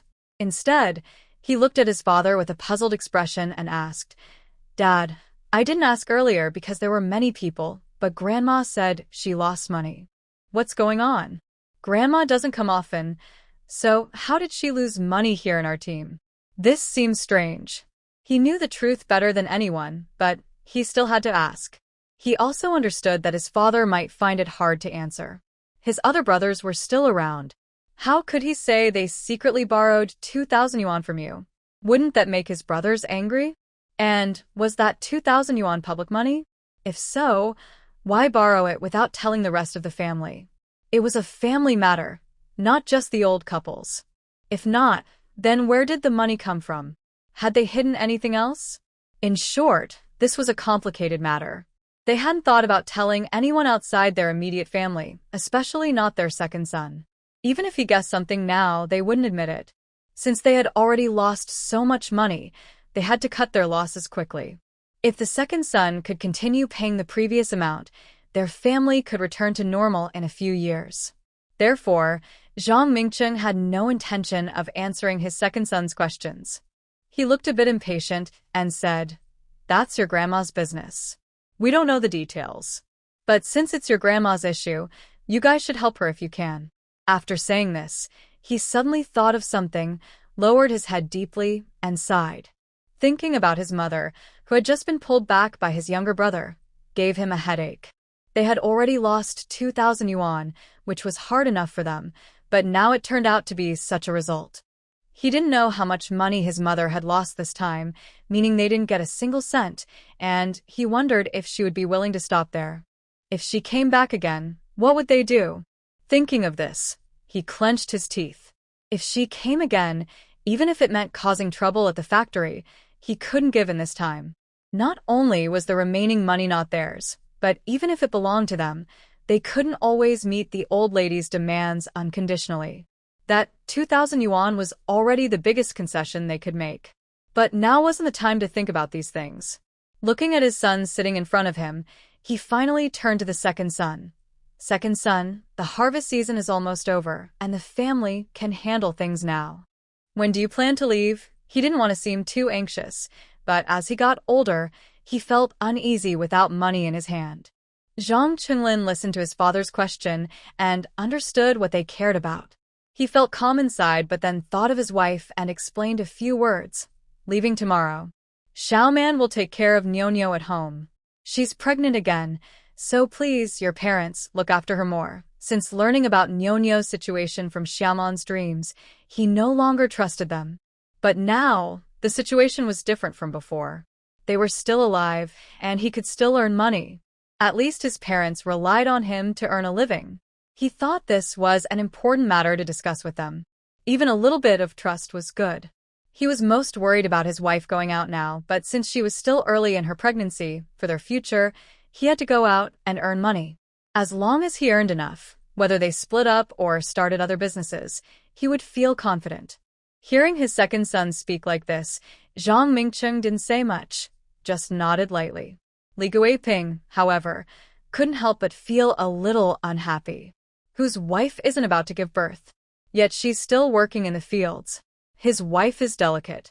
But even she, being simple-minded, knew that now is not the time to offend her son. She gently turned her head away and said nothing. Zhang Qinglin saw there was nothing else to say and was the first to stand up. Mom and Dad, I'll leave tomorrow. I need to pack some things. You should rest too. As for Grandma's matter, we'll see how the police handle it. Since he had said everything he needed to, he didn't want to stay any longer. What could he say? It was all about those issues. When he returned to his room, he saw his wife already packing the items he would need for his trip the next day. For those involved in long-distance transportation, this job can be a bit dangerous. But the pay is good and there are many opportunities. He had gone out many times before and was quite experienced now. Xu Xiaoman simply reminded him to be careful on the road and didn't say anything else. The next morning, the man got up early, ate a quick breakfast, and set off before dawn, heading toward the city. Meanwhile, Xu Xiaoman, not long after he left, was disturbed from her sleep by the noisy sounds in the yard. There was no choice but to get up. Today, her parents still looked tired and unwell. No one spoke at the dining table. After eating, she went back to her room. The weather was nice, October, with clear skies and a comfortable temperature. After thinking for a moment, she decided to visit the county town. First, she took Nyo to Aunt Nyo's house next door and gave her 2 eggs as a thank you. Aunt Nyo saw how generous the girl was, just 2 eggs, and, seeing she was just a child, happily accepted, without much trouble. They exchanged a few polite words, and then Xu Xiaoman left Aunt Nyo's house. She headed straight along the road toward the county town. This time, her first stop was the county supply and marketing cooperative. Not for food, since her husband often went to the county and brought back plenty of food and supplies, so there was no shortage. She came today to buy some wool yarn. She was running low on her previous supply, so she wanted to buy more to replenish it. Passing by the household goods counter, she saw a saleswoman nearby mention that today they had a batch of clay pots without tickets, and if anyone needed one, they should buy quickly. Hearing this, Xu Xiaoman hurried forward. They really needed a clay pot at home. Winter is coming. She had previously told the man that this time, he should bring back a coal stove. Once they have the stove in their house and a clay pot on top, it will be very convenient if they want to cook or boil something in their own room. The clay pot is completely black on the outside. Some parts may have bumps or uneven spots because of issues during firing, possibly due to materials or heat control. This might be the main reason it was not sold with a ticket, but these flaws do not affect its use. Xu Xiaoman decided to buy one without hesitation. The price was not high, 2 yuan for 2 pots. After buying the items, Xu Xiaoman left the supply and marketing cooperative. Her next stop was the scrap recycling station. This time, she had a clear goal: to find some old books. She had already planned her future work and life. Buying books was part of that plan. While she was busy in the county town, on the other side of the town, a different conversation was happening. Wenju, how is your dad doing? The person speaking was Zhang Qingyan, the eldest son of the Zhang family. He asked this with a worried look, his eyebrows furrowed, and concern in his eyes. Chen Wenju heard her husband's question about her father and immediately became worried, her eyes turning red. Qingyan, what should we do? Maybe we should ask around or try to use some connections. We can't just leave it like this. My younger brother is still small, and our family depends on us. You can't just ignore this. Chen Wenju had worked for many years because her father was the warehouse manager at a textile factory. He earned a good salary, and their family was quite well off. She and her younger brother lived comfortably. Even after marrying into Zhang Qingyan's rural family, their good life was not affected. At home, her husband was very obedient to her because of her family background, always willing to listen and help. She had never had a day of trouble in her life. Just when she thought her future days would always be like this, suddenly, one day, her father was suspended from his job for investigation. This was a shock worse than the sky falling. Before she could fully understand what was happening, her mother's crying and sobbing made her realize that this family couldn't be complete without her father. Not to mention, she knew very well that most of her good life came from her father. Even if she had to sell everything and go broke, she would make sure to settle this matter. Although she had secretly decided in her heart, she still cared about her family and her husband. Some things can't be solved by force alone. They need clever solutions. When she visited her parents' house before, she secretly asked her father what exactly had happened and if there was any way to fix it. Fortunately, her father's answer wasn't too bad. All she needed to do was repay the money he owed over the years. This was only possible because the factory director was her father's former boss, which made things easier. Zhang Qingyan frowned when he heard his wife speak like that. After a moment, he nodded gently. Her father was a small leader, and if some money could help settle this issue or even restore his position, that would be good. Thanks to the support from the Yu family, he had been doing quite well in the county town these years, gaining some benefits. He was happy with his current life and didn't want any big changes if he could help it. Chen Wenju saw that her husband didn't treat her any differently just because her father was suspended and investigated. Instead, he was willing to help out, which made her very touched. She looked at her husband with teary eyes. Qingyan, you're so good. Thank you. Although her husband wasn't a factory leader, he had been in the county town for many years and had some connections. Plus, her family couldn't rely on her mother, and her younger brother was too young. Now only her husband could go out and handle things. While Zhang Qingyan was thinking about his father-in-law's situation, Chen Wenju suddenly remembered something and couldn't sit still. She stood up suddenly, took off her apron, and said to her husband as she walked, "Please cook some noodles for the kids at noon so they can eat. I'll come back in the evening and cook something delicious for you all." Her cooking skills were average, but at this moment, she didn't want to fuss over it. She hadn't planned to rush back to her parents' house, but as she was talking with her husband, she suddenly remembered an important matter. She needed to discuss this with her father first, as she couldn't make the decision alone. She thought quickly and decided to act immediately. She couldn't wait even a moment because it concerned her father. She was very anxious. Her family home was not far from where she lived, only about 10 minutes by bike. It was just around noon. When she got home, her mother, Ma Yuanxiang, was cooking. Seeing her daughter return, she looked a bit surprised and asked while stirring the vegetables, "Why are you back at this time? Is something wrong?" Although her daughter had been coming home more often lately because of a man, usually she only came back in the evening or after work. This time was unusual. Could something have happened? Because of her husband's situation, Ma Yuanxiang was a bit nervous and looked worried.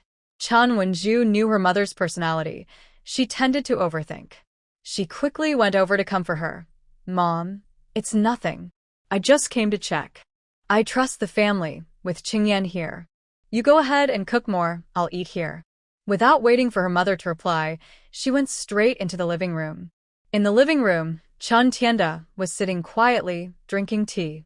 When his daughter spoke, he immediately knew she was back and was waiting patiently. "Dad." Chen Wenju greeted her father and sat down on the sofa. She looked at the time. It was lunchtime.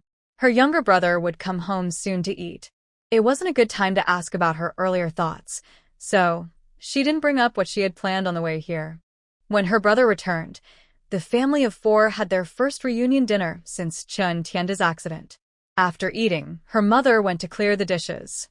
Chen Wenju slowly moved closer to her father and quietly shared her reason for coming today. Dad, about the investigation we talked about before, how is it going? It had been several days since she last asked her father, and she didn't know how the investigation was progressing at the factory. If they had clear results, her family could rest easy and sleep peacefully. Hearing her daughter's question, Chen Tianda felt a bit reassured. Since the incident, relatives had avoided them. Only her daughter and son-in-law were busy and worried. Fortunately, today he received some accurate news, and the matter seemed to have a conclusion. Even if his daughter hadn't come today, he would have called her back this afternoon. Chen Tianda looked outside the door and saw no one else. He then lowered his head, leaned close to his daughter, and whispered softly, "The factory's result is out." Hearing this, Chen Wenju straightened up quickly, her eyes shining as she stared at her father. Her father's decision was about their family's future, and she couldn't afford any mistake. Chen Tianda patted his daughter's hand to comfort her, then continued, "If we pay back the previous losses, this matter will be over, and I can go back to my original job." Hearing this, Chen Wenju suddenly jumped with joy. Great. Really? That's wonderful. She didn't expect that after such a big problem, her father could still return to his position. But then she remembered what her father just said, paying back the losses? That meant giving money to the factory. How much would it be? Could their family afford it? "Dad, how much do we need to pay back?" After asking, she looked at her father carefully. She knew very well that over the years, she had benefited from her father's position and status. If her father needed her help this time, she wouldn't refuse. However, she and Xiaoyan had 2 sons to support, and their living expenses were already high. They didn't have much savings. Although she was determined to help her father fully this time, she had no money and felt powerless. 6,000 yuan. 6,000? That's so much. Hearing this, Chen Wenju's mouth opened wide in surprise. 6,000 yuan. She and her husband had only a few hundred yuan saved over the years. How could they gather so much money? "Dad, how much can our family come up with?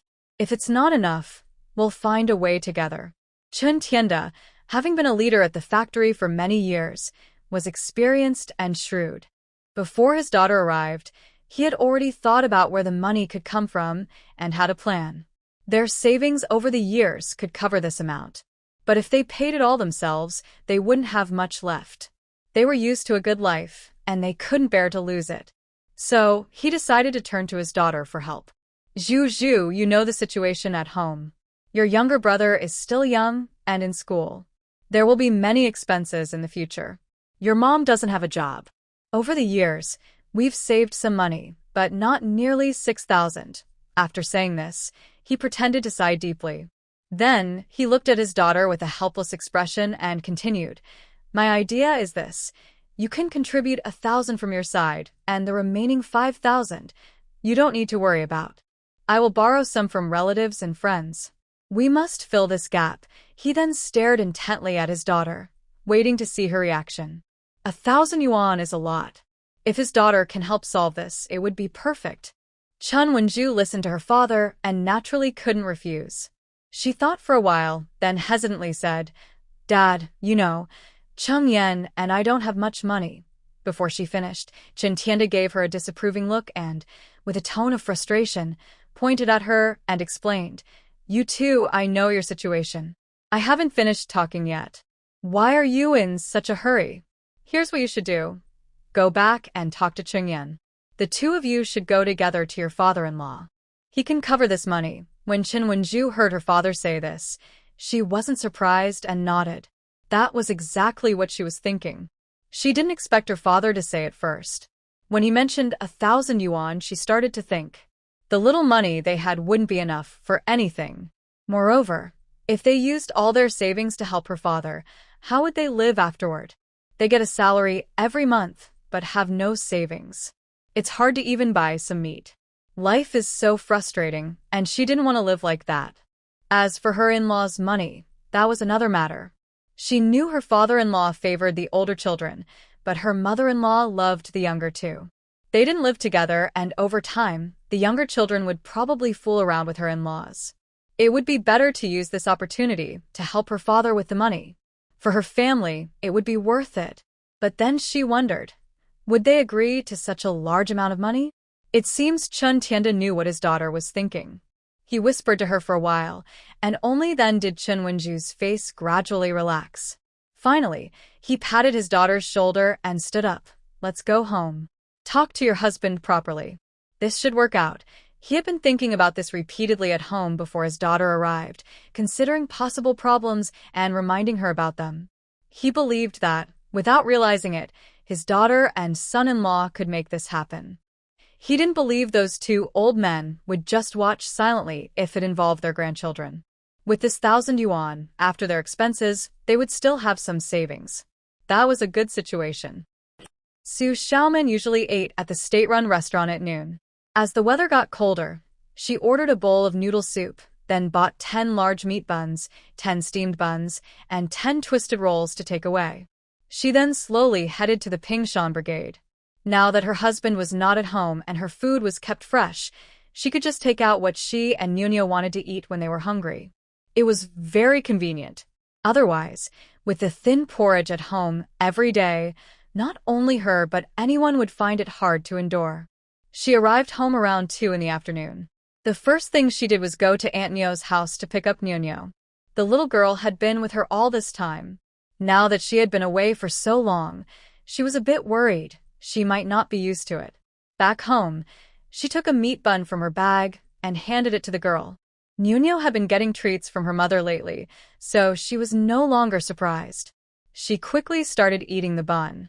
Nowadays, not only adults but children also crave meat. Even if she had enough money to treat herself and her daughter occasionally, Nunio's eyes still lit up at the sight of a meat bun, and she ate eagerly. Meat buns are so delicious, Mom. Did you eat yours? Even at this moment, the little girl still cared about whether her mother had eaten. She patted Nunio's head gently, with a kind look in her eyes, and softly said, "Be good. Mom has already eaten. This one is for you. Eat slowly. No one will take it from you." Do you remember how I taught you before? Hearing her mother speak like that, the young girl was chewing on a meat bun. She tilted her head and thought for a moment before hesitantly speaking. "Can't tell anyone except Mom and Dad that I ate a meat bun. Yes, that's good. No one else in our family can say anything." Following the principle that less trouble is better, she didn't want to cause any fuss at home just because she ate a bun. She told Nyo to eat slowly on the bed, while she crouched down to pack up her finds from today's trip to the recycling station. Her goal was clear: to find some books she wanted. She looked around for a long time and finally found a few useful ones. Books like metal materials and heat treatment, steel structure design, and controlling rolling and cooling of steel. She planned to study these books thoroughly before starting work, just in case she needed to. Wang family in the commune Wu Hongying had been feeling very upset lately. Her only beautiful daughter was about to get married, but she was marrying a simple country boy. If the family of the groom gave a lot of bride price and valued her daughter, she wouldn't complain. But that wasn't the case now. It seemed like her family was giving more than they received. The wedding wasn't even arranged properly, and the bride price was just enough. She couldn't even tell her old friends that her beloved daughter was marrying into such a family. The more she thought about it, the angrier she got. This afternoon, while her daughter was at home, she pulled her aside to try to persuade her again.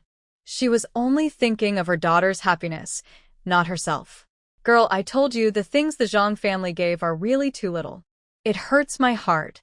I have a lively girl like you, marrying a young man from the countryside who doesn't even have a job. How can I bear it?" After speaking, she seemed overwhelmed and pounded her chest. Jiarhua Wang had already guessed her mother's thoughts before she even spoke. She could see that her decision had caused tension at home, making her parents feel upset. Seeing her mother act like this, she couldn't help but feel annoyed.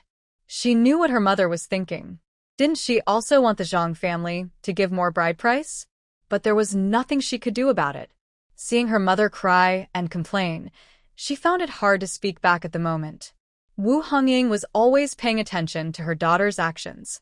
When she saw her daughter like this, She knew she was feeling uncertain, so she quickly tried to persuade her. Girl, I really mean it. Everything you took from the Zhang family, I let you take. I didn't leave anything at home.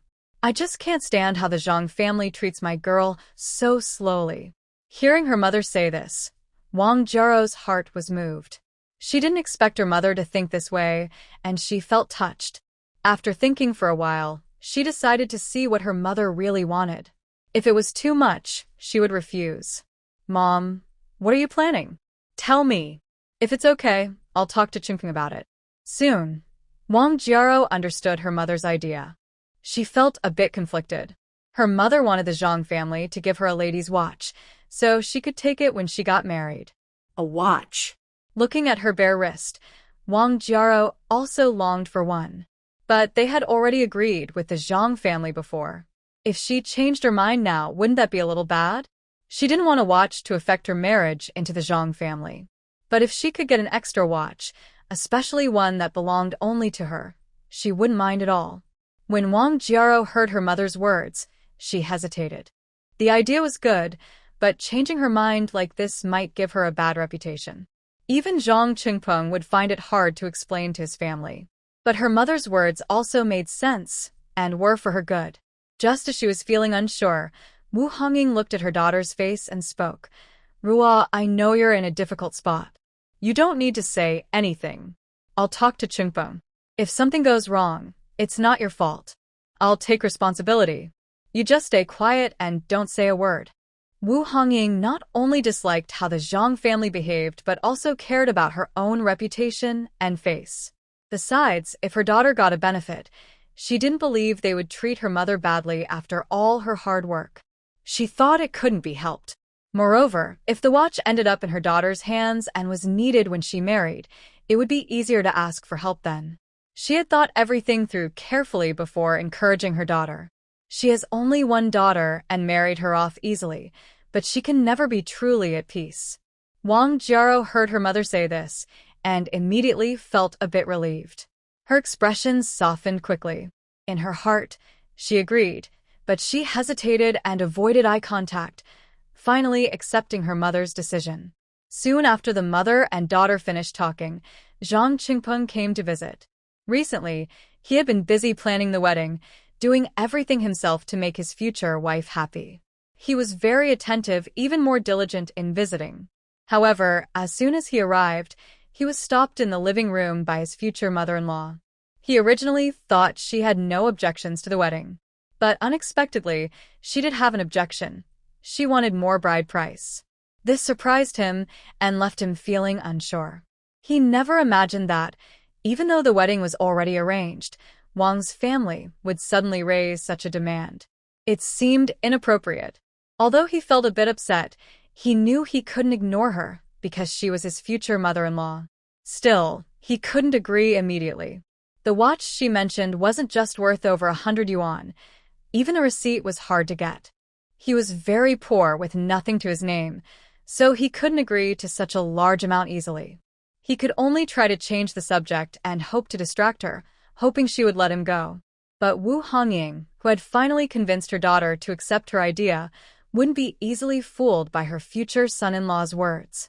Since only they were in the main hall, Zhang Qingpeng wanted to find someone to discuss with, but no one was around. Finally, feeling helpless, he told his future mother-in-law that he needed to go back and discuss with his parents because he couldn't make the decision alone. Wu Hongying saw this and let him leave. After Zhang Qingpeng left, Wang Jiao came out of her room, but her face showed worry. She hesitated and asked her mother uncertainly, "Mom, is this okay? Will we push them too hard?" At this moment, Wang Jiao regretted giving in to the temptation of the watch and agreeing to her mother's request. But now that it's said, it's too late to regret. She just hoped Zhang Qingpeng could help resolve everything smoothly. It's okay, don't worry. A girl is most valuable at this time. If you don't ask for something now, when will you? After marriage, no one will pay attention to you. For Wu Hongying, it's best if she gets what she wants. If she doesn't, there's no real loss. If there's a date, there's a chance.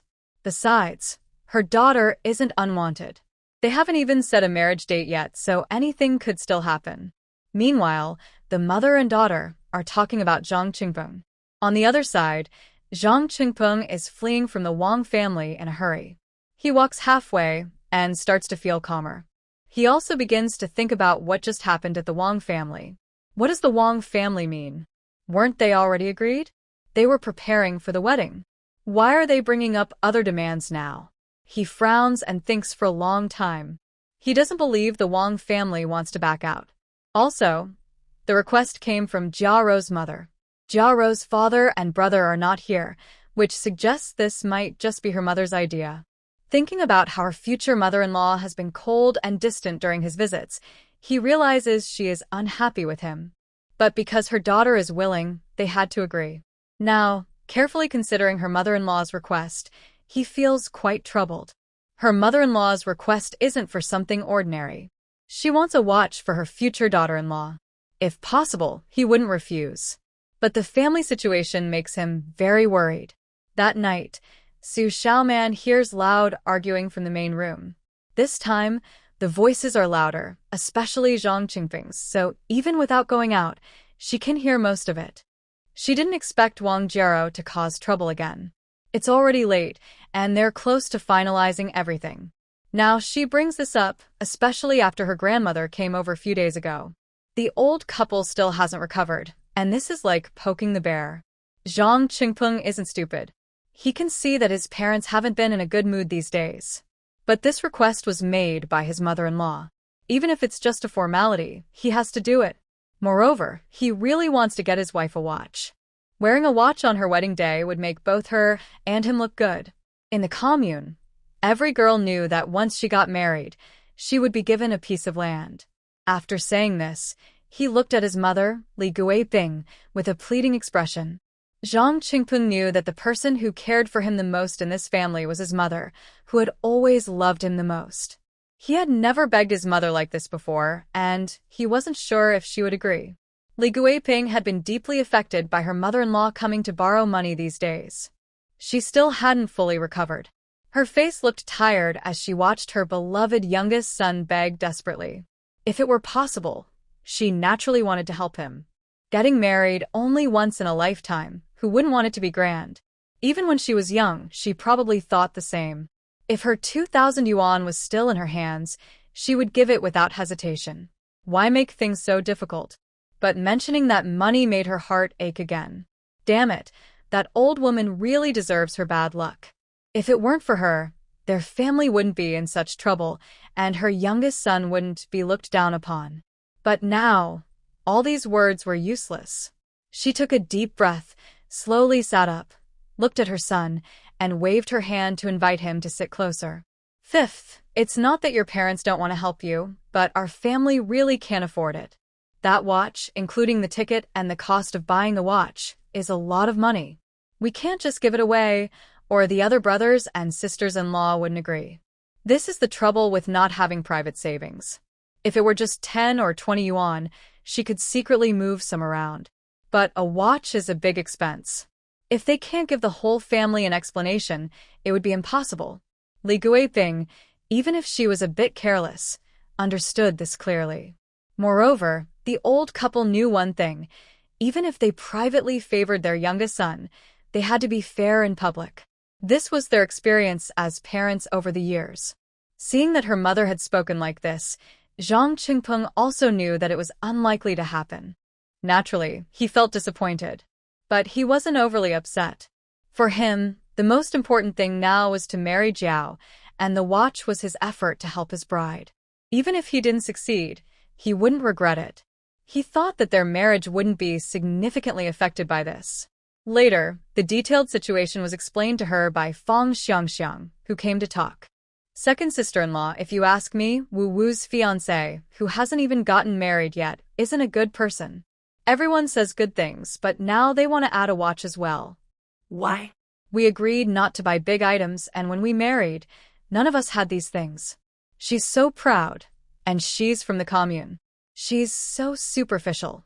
Only I, a rural girl, wouldn't look up to her. Buffed. That day, Fang Xiangxiang overheard everything from the small uncle entering the main room, listening at the window. She understood the full story clearly. But after understanding, her dissatisfaction with Wang Jiero grew even more. What is she doing? Repeating the same things over and over again, it's really hard to watch. Fortunately, the parents-in-law were still sensible and brushed this matter aside. Otherwise, if the mother-in-law had given her a watch, she definitely wouldn't have agreed. A watch is a big deal. Why should there be such a big difference between daughters-in-law? She came to talk to this second sister-in-law for a couple of days because she felt that her behavior had changed compared to before. It seemed like she had become a different person. She sensed something was wrong. Plus, in this family, only the second brother has the ability to get along well with them, which benefits everyone. But now, she really had to complain about Wu Wu's choice of marriage partner. For her, in this family, she doesn't like anyone who consumes resources, especially if it's a sister-in-law who hasn't even married in yet and is already making big demands. Xu Xiaoman listened quietly to her younger sister-in-law's complaints, only smiling slightly and letting her vent. I think those from the Wang family, I don't know what they're thinking, letting their daughter marry into the big team without even being engaged. That's strange. Maybe they can't get married in the commune anymore. She spoke softly, knowing well that if her mother-in-law or small uncle heard this, it would be a big problem. But thinking about it, such a possibility wasn't impossible. Any good girl from a good family, especially from the commune, would be eager to marry into the big team. Although their father-in-law has a job, Wu Wu is a true rural man with household registration in the team. In their village, the marriage process must follow the proper steps. Otherwise, they'd be looked down upon. However, whether Wang Jiero did anything wrong or not, she just talked about it privately. If something really happened, she would be happy to watch the jokes. Losing a daughter-in-law who is not liked by the mother-in-law might actually be good for them. There are 5 brothers in the family. With so many brothers and sisters-in-law, even if the old couple has some good things, they would be divided and hardly left for themselves. The 2 women whispered to each other and talked for a while. Then Fang Xiangxiang suddenly seemed to remember something. She moved closer to Xiaoman and spoke in a secretive tone. Second sister-in-law, I just remembered. My husband told me that yesterday the old lady said that for the 5th son's wedding, the meal would have 1 meat dish and 3 vegetable dishes. The meat is potato stew with meat. After saying this, she covered her mouth and giggled. If other families in the Pingshan Brigade had a wedding feast with 1 meat and 3 vegetable dishes, it wouldn't be a big problem. But for their family, it was different. Their family's old man was a worker in the county and was quite respected in the Pingshan Brigade. Plus, the marriages of the previous sons were all very proper, with clear distinctions between meat and vegetables. Anyone from another brigade who came to the feast would praise them highly. But now, for the 5th son, the level was just SOSO, and people would gossip behind their backs, which was inevitable. Xu Xiaoman was also stunned when she heard this news. It was the first time she heard about it. Maybe she just finished discussing it not long ago, and her 3rd brother overheard it. But thinking about how Wang Jiero was glamorous when she married in the last life, and comparing it to the current situation, a look of mockery flashed in her eyes. In the last life, the Zhang family's old couple was quite wealthy. Her husband continued to contribute to the household expenses, and the old couple had full control of the 4,000 yuan savings. For the wedding banquet of their youngest son, they naturally spared no expense. She vaguely remembered that the banquet only had 2 meat dishes, and they were both pure meat dishes, not like the half-meat, half-vegetable potato stew. It seemed that the series of events at home had finally made the old couple realize something.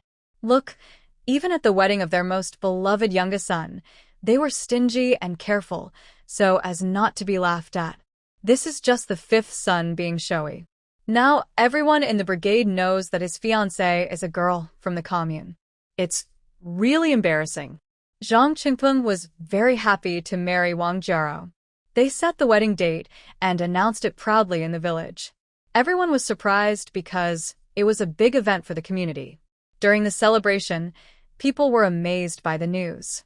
Zhang and Wang talked happily about other things, and Fang Xiangxiang went back to cook. Since Wu Wu's wedding was coming up, Xu Xiaoman was also curious about whether Zhang Qingpeng had bought a watch for Wang Jiero, as he had promised earlier. Later, She saw that everything at home seemed normal, so she guessed that Wu had taken care of the issue. It made sense because the two of them were a perfect match. They wouldn't break up over something small like a watch. Just before Wu's wedding, Zhang's eldest son, Zhang Qingyan, who usually didn't visit much, came back from the county with his wife. It was just after sunset. It was dinner time. Xu Xiaoman was getting water when she saw the couple enter the yard. She paused for a moment, nodded in greeting, and then went back to her chores. When Zhang's eldest son and his wife entered the main house, Fang Xiangxiang, who had been in her room, quickly approached her.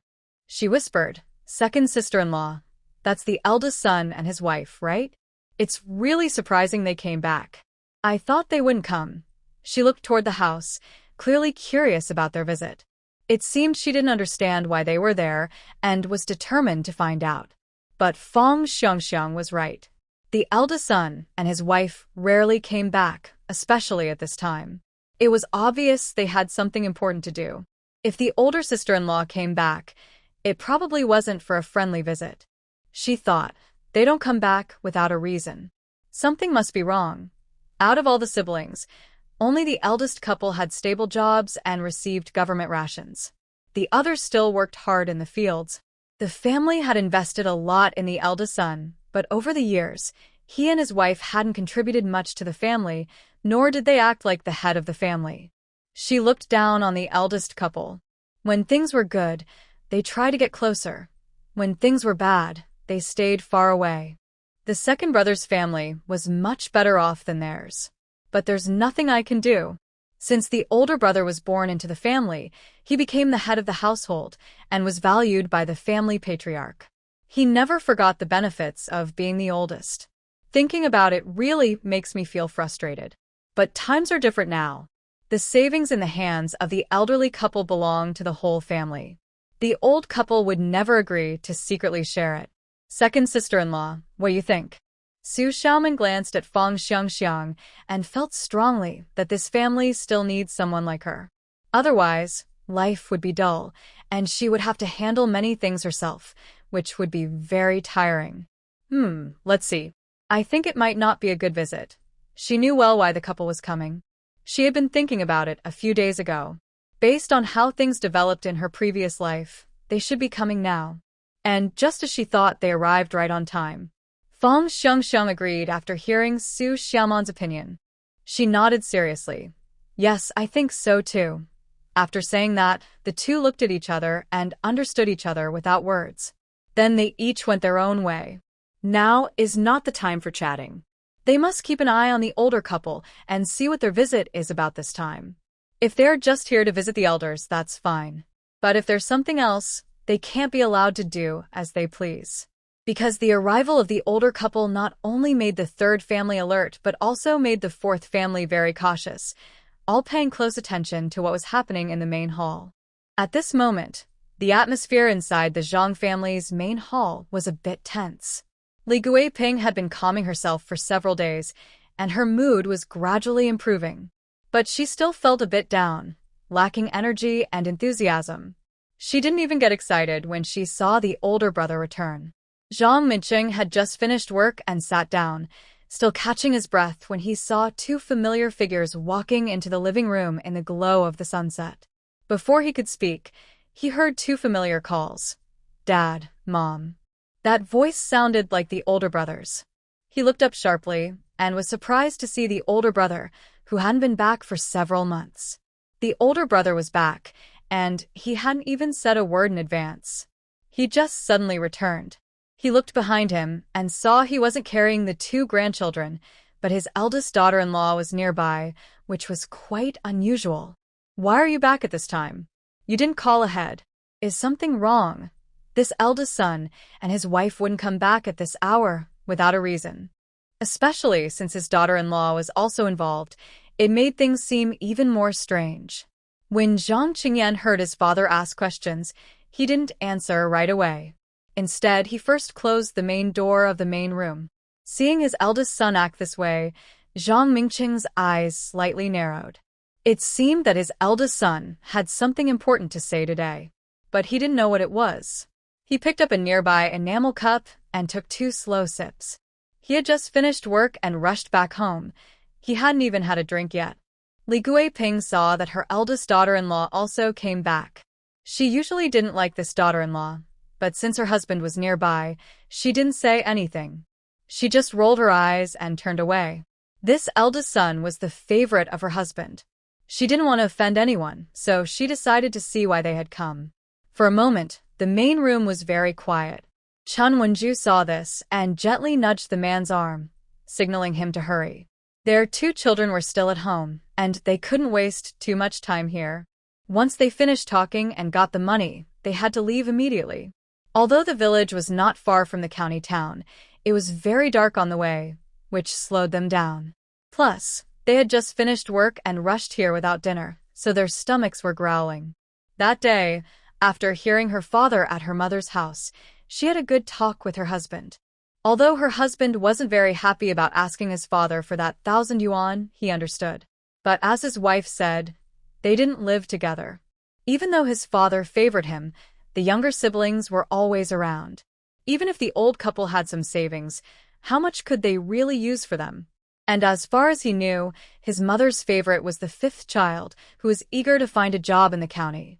Getting a job didn't cost money, right? Wouldn't it just take some effort to make arrangements? His father-in-law's family was different. His younger brother-in-law was still young, and if something happened to his father-in-law, he would have to rely on his son-in-law. Of course, they also thought about the benefits. After thinking it through, the couple agreed and, after finishing work that evening, they went to Pingshan Brigade. As his wife said, Zhang Qingyan knew very well his position in his father-in-law's heart. Therefore, even though he knew that 1,000 yuan was not a small amount, Zhang Qi spoke without hesitation. Dad, my father-in-law has a little problem and needs 1,000 yuan to handle it. You know, over the years, I haven't saved much money with Wenju, so I wonder if you could help. After speaking, he looked at his father with hope. Before coming, he and his wife had already discussed it. They decided not to mention Wenju's father's situation if they could avoid it. It wouldn't be good to talk about it openly, whether it's his parents or other siblings, because Wenju's father is a leader at the textile factory.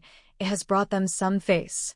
His father's regard for him might also be partly due to respect for his father-in-law. When Zhang Mingcheng heard his eldest son mention his in-laws, he paused briefly, looked at his eldest daughter-in-law, and asked seriously, "What happened to your father-in-law?" Given his in-law's position at the textile factory, unless it was a serious issue, he probably wouldn't come to ask him for help. "It's not a big problem. It's just that my father-in-law is a bit short of money right now. Once this is sorted out, it won't affect his position." He knew well what his father cared about most. He is a leader at the textile factory, and if there were any changes, it would be a big deal. Sure enough, when Zhang Mingcheng heard his son say this, he visibly relaxed, and his previously tense face eased. It's good that his in-laws' family is fine. It's really good. Having worked at the factory all his life, he knew very well how much influence a father-in-law who is a leader could have on his son's future work and life. He is just an ordinary worker, and his son's promotions in the future wouldn't help much. But with a father-in-law like that, he could rest easier. He is experienced and wise, and he also knew that his son wasn't telling the whole truth. But since his eldest daughter-in-law was nearby, he didn't want to ask too many questions to avoid causing trouble. However, it seems the in-law situation is quite serious. Otherwise, he wouldn't have come to borrow 1,000 yuan. 1,000 yuan is a lot. Considering his in-law's situation, he couldn't even gather that amount himself and had to borrow. But at least his position is secure in the end. In his view, if money can solve the problem, then it's not a big deal. And since the person is still around, even spending some money is worth it. Is it just about this 1,000 yuan? He hesitated, thinking that if someone else came to borrow this much money, he wouldn't even chase them away. He would consider himself quite patient. After all, this was 1,000 yuan, not 10 or 20. With his current salary, excluding household expenses, he probably couldn't save that much in 10 years. He also knew well that since his in-laws wanted the eldest son to come and ask for money, it was uncertain whether they could repay it later or when. If his son refused to help, what could he do? His 2 grandsons were still at home, waiting. But giving away so much money without clear reason made him feel uncomfortable. Especially now, with the current situation, he felt uneasy. He lowered his head in thought for a while, then looked up at his wife, signaling her to say something. Li Guiping had become clever at this point. She understood her husband's meaning. He didn't want to lend the money and wanted her to refuse, to be the bad person. But suddenly, she felt rebellious. In the past, a look from her husband was enough for her to act immediately. But that day when her mother-in-law came, her husband didn't even want to discuss it. No matter how she refused or caused trouble, he ignored her and still lent out such a large sum. If the money were still there, her beloved fifth son wouldn't have to be so stingy about his wedding, making others laugh. As for her husband, she thought that when the eldest son came to borrow 1,000 yuan, he probably wouldn't let her refuse. It's his decision. If he borrowed it, now it was the eldest son's turn to face difficulties and seek help. It was up to him how to handle it. Li Guiping sat quietly, lost in thought, not saying a word. Zhang Mingqing saw that his wife was indifferent to his signal and silently glared at her, feeling helpless. In the face of their son's hopeful gaze, he could only step forward. Oldest son, our current situation, well, the couple, who had come in full of confidence, suddenly froze when they heard Mr. Zhang speak. They looked at each other awkwardly, especially Zhang Qingyan, who was still a bit stunned. "No, Dad, it's me, Qingyan. Are you ignoring me?" He opened his mouth but didn't know what to say. After a while, Chen Wenju and the others couldn't wait any longer. They hurried forward and spoke eagerly. "Dad, we probably can't even come up with 1,000 yuan, right?" Because the couple only thought about borrowing money from home and never considered repaying it. So, when Chen Wenju spoke now, she was a bit reserved and cautious. She just wanted to find a way to get the money first, no matter what, and deal with everything else later. "Dad, our 2 older grandsons are waiting at home for us to cook dinner. If it's okay, let us take the money first to help us out in an emergency. We can handle the rest later when we come back." She knew her father loved his 2 grandsons the most. She didn't believe he wouldn't understand her words and wouldn't take out the money first. Zhang Qingyan heard his wife say this, and his eyes brightened. He suddenly felt hopeful again. His wife was quick-witted and clever. His father loved his grandsons the most. This time, it should work. Zhang Mingqing, hearing his daughter-in-law's words, felt even more troubled. He knew very well that from what his daughter-in-law just said, once they handed over the money, it would be hard to get it back later. But they only had 2,000 yuan left, and that was for the whole family. If he decided secretly to give half of that money to his eldest son, the other sons would find out and might cause a big fuss. He was afraid that by then, not only he but also his eldest son and the brothers would be in trouble. That was 1,000 yuan. He knew that the other sons, except for the second, were busy working in the fields and didn't have proper jobs. They barely earned enough money all year. To them, the 2,000 yuan in his hand was more important than their own eyes. Thinking of this, he and his wife unexpectedly had the same idea. If only their mother hadn't secretly borrowed their hidden 2,000 yuan earlier. Having money, even if it was given to the eldest son's family, what difference would it make? His father-in-law, seeing so much money, would naturally help his son and grandson more. It would be worth it. But now, it was too late to say anything. Thinking of this, Zhang Mingqing lowered his head and sighed deeply. After a long while, just as the older brother and his wife were feeling a bit anxious, he finally spoke again. "Call everyone at home over. Tell them I have something to say." He understood that today, there must be a clear answer. He couldn't just say directly that he wouldn't lend the money. If he did, they might think he's just making excuses to avoid giving the money. The only way now was to use others' words to persuade the older brother. Although Zhang Qingyan wasn't sure what his father was planning at this moment, he could tell from his father's expression that this was the only option left. Since the older brother and his wife had returned, the whole family had been focused in the main hall. When the older brother came out to call people, it seemed a bit strange that the elders were discussing something and calling them over, but it didn't stop their quick response. In just a couple of minutes, the once empty main hall was filled with people. Even the fifth brother, Zhang Teng, who had just returned, didn't delay, and went straight into the hall. The first to speak was Zhang Mingqing. Seeing that everyone who needed to come had arrived, Zhang Mingqing took one last look at the older brother and his wife. But the meaning behind his gaze confused Zhang Qingyan for a moment. What did his father's look mean? He hadn't been back for over 2 months. Had the family changed? Did his father care less about him now? At this point, he faintly sensed something was wrong. He was just here to borrow money, just a simple request. Of course, in his mind, he never thought his father would refuse. If that was the case, why did he gather everyone in the main hall? It seemed impossible that his father would give him money in front of so many people. Thinking about this possibility, he shivered. If that really happened, his brothers would be furious with him. He knew very well how his brothers felt about him. Every time he returned, they looked at him as if he was a sinner who didn't help the family, as if he was a terrible person, which made him less and less willing to come back. Even when he needed to talk to his father, he usually went directly to the factory. This time, if it wasn't for the large amount of money, his father wouldn't have brought it along, and he didn't want to go with his wife. Currently, what is the situation? Just as Zhang Qingyan was feeling a bit nervous, his father spoke. However, his words left him stunned on the spot. I called you here to discuss something. What about your older brother? He's having some trouble and wants to borrow 1,000 yuan from the family. Let's all talk about whether we can lend him the money. After saying this, he didn't look at anyone and just lowered his head to smoke his pipe. While Zhang Qingyan was lost in thought, old Zhang's words seemed like a drop of water splashing into hot oil, instantly causing an explosion. What? The older brother wants to come back and borrow money, and he wants 1,000? How can we lend him that? Yeah, that's a lot of money. Even if we lend it, when will he pay it back? That's a big amount. Honestly, the older brother has been working for so many years, but he never sent any wages home.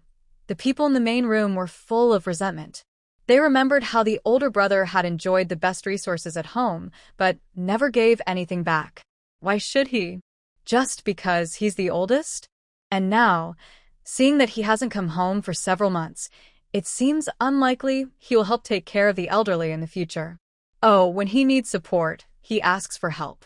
When the elders grow old, he ignores them and pushes everything onto the family.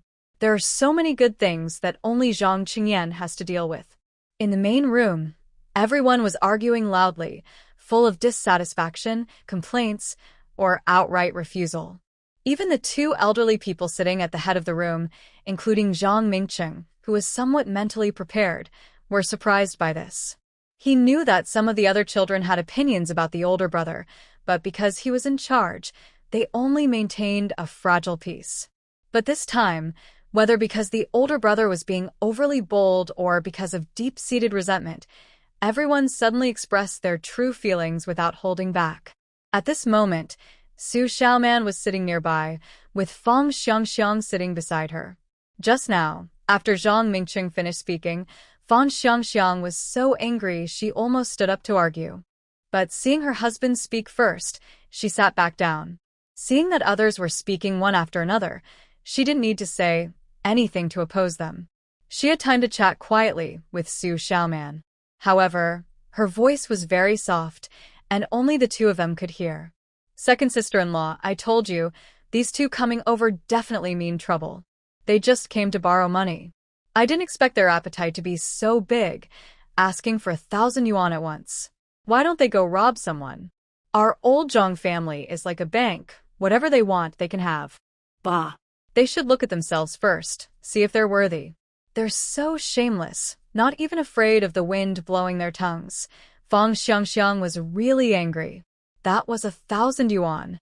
Such a large amount of money, and the older brother just asked for it without hesitation. Suddenly, she seemed to think of something. She leaned close to Xu Xiaoman's ear and muttered a few words. I think, judging by the older brother's expression, he probably didn't get this money honestly from the old couple before. After saying this, she didn't care whether Xu Xiaoman believed her or not, but she convinced herself. Seeing her face twisted in frustration, it was clear what she was thinking. However, Xu Xiaoman heard this and smiled knowingly, nodding gently. Wasn't it just like this in the past? If it weren't for the fact that this time, the couple had prepared in advance and took all the money from the old couple into their own hands, the outcome would have been exactly the same as last time. Don't be fooled by the old man's seemingly open-minded attitude now. He doesn't favor the older brother, and even when the older brother came to borrow money, he called the whole family together, pretending to be fair and just. In reality, she sneered inwardly. It's just that, especially old man Zhang, after realizing the future pension crisis when his hands were empty, he started to be more cautious about his own interests. When it comes to his own benefits, he wouldn't hesitate, even for his beloved son. So he had no choice but to act selflessly. Xu Xiaoman looked down on this so-called open-mindedness. She watched the scene coldly and didn't say anything. But with such a lively atmosphere, she figured that this time, the old couple wouldn't lend the 1,000 yuan again like last time. The reason old man Zhang called everyone over today was probably to use others' words to politely refuse the older brother's request for money. If old man Zhang really agreed and secretly gave the older brother the 1,000 yuan, they might not find out the situation for a while. But from his actions, it was clear he didn't plan to do that. It showed he valued his own interests far more than his eldest son. Zhang Qingyan was momentarily stunned when he heard his father's words. He didn't expect that in such a short time, all his brothers and sisters in the house would attack him one after another. Their words were so fierce and mocking that, even with a thick skin, he found it hard to defend himself. His face turned red with anger and shame as he said, "Why? Am I not your parent's son? What did I do to borrow money? What does it have to do with you? Why are you interfering?" Because the couple had selfish motives and never intended to repay the money, his rebuttal seemed somewhat ridiculous. Even the dullest person could see that Zhang Qingyan's expression showed weakness behind his bravado. And, especially in the main hall, no one was foolish. What Zhang Qingyan said only made everyone angrier. What does he mean by, "it's none of their business, and they need to interfere"? It seemed he still didn't understand the current situation. This money belonged to everyone, not just one person. He thought that because his father liked him, a few careless words could make the old man open his wallet. "Big brother, you must be dreaming. Why isn't it our business? You're the son, and are we just some strangers picked up from the fields?" "Exactly. How can you be so shameless? You ask for 1,000. Do you think this old Zhang family belongs to you alone? Don't you have any shame?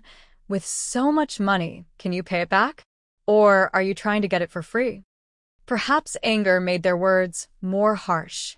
Zhang Qingyan and his wife, outnumbered, naturally lost the fight.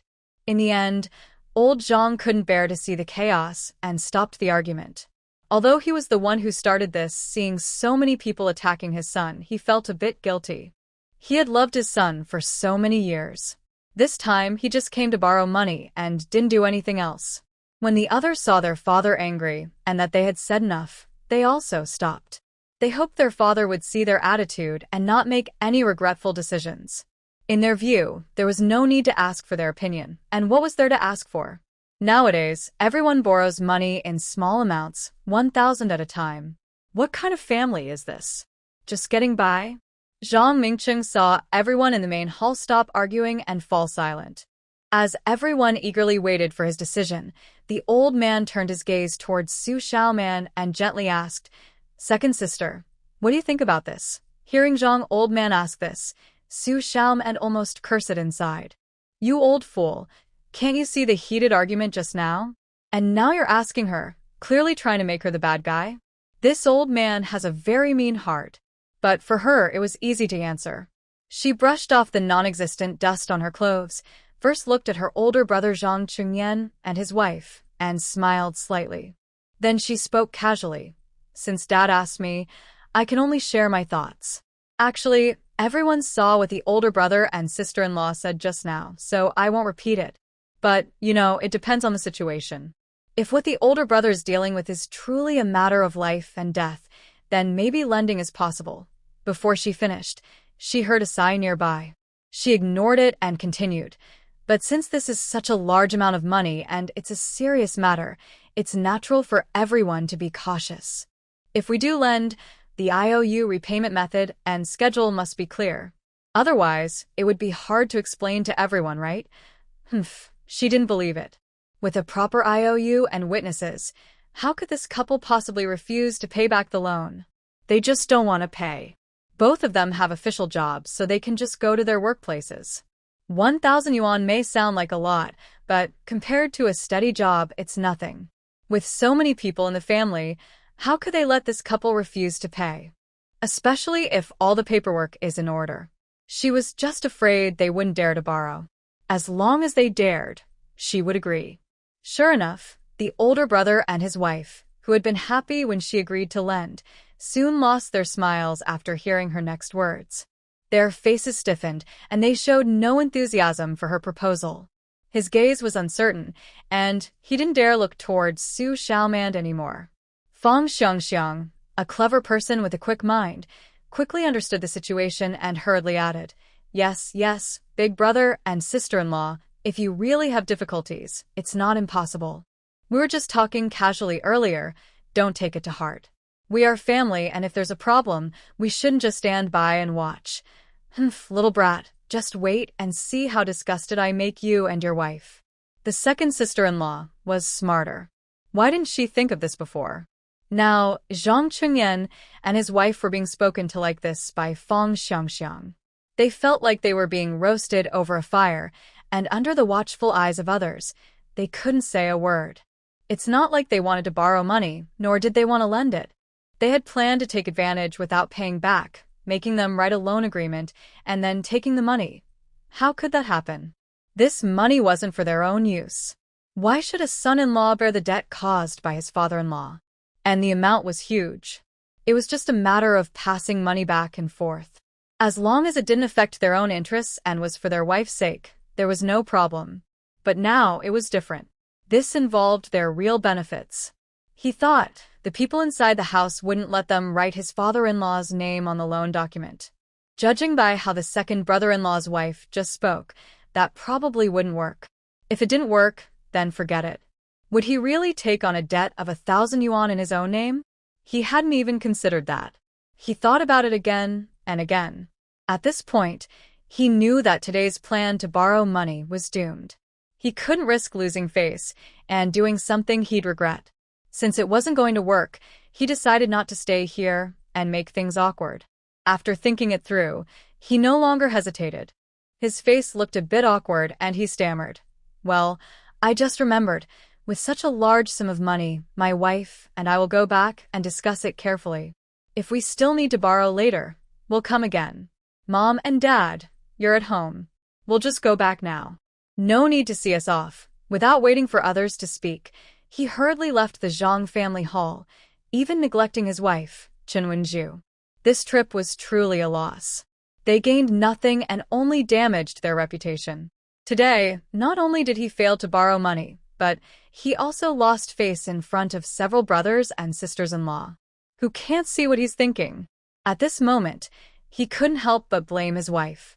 He thought, with such a large sum of money, why did she suggest asking his parents for help? Are they fools? Moreover, after this incident, he guessed that even if he faced trouble in the future, he probably wouldn't be able to get help from his family like before. Thinking of this, he felt very angry. Today's trip was truly a loss, losing both his wife and face. It was not worth it.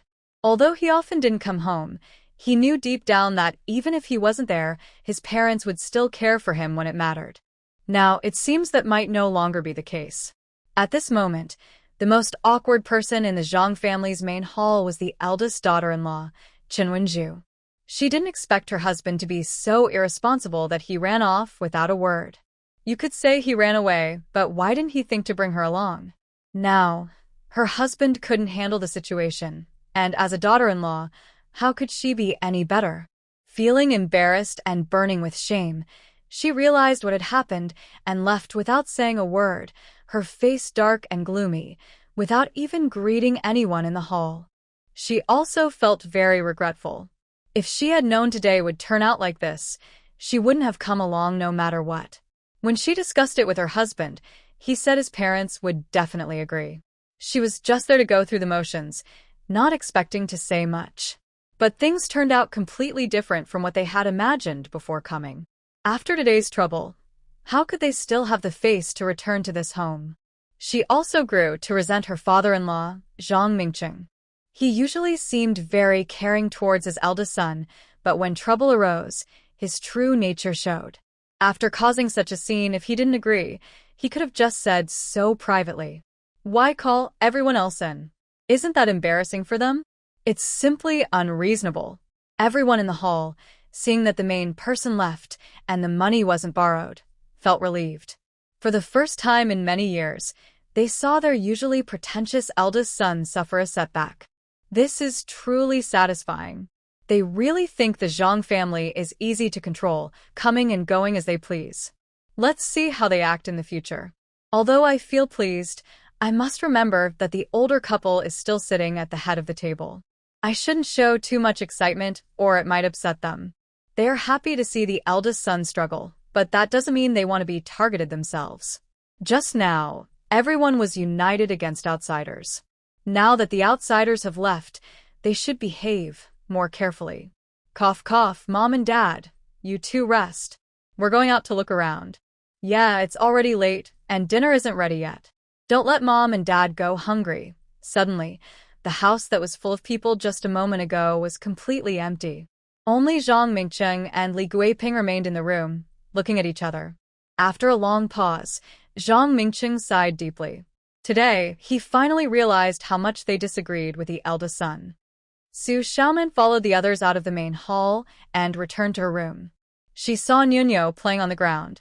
She took a big white rabbit candy from her pocket, unwrapped it, and put it into Nuno's little mouth. The happy girl's eyes squinted with joy. Since her rebirth, Nuno's skin has become more beautiful and smooth.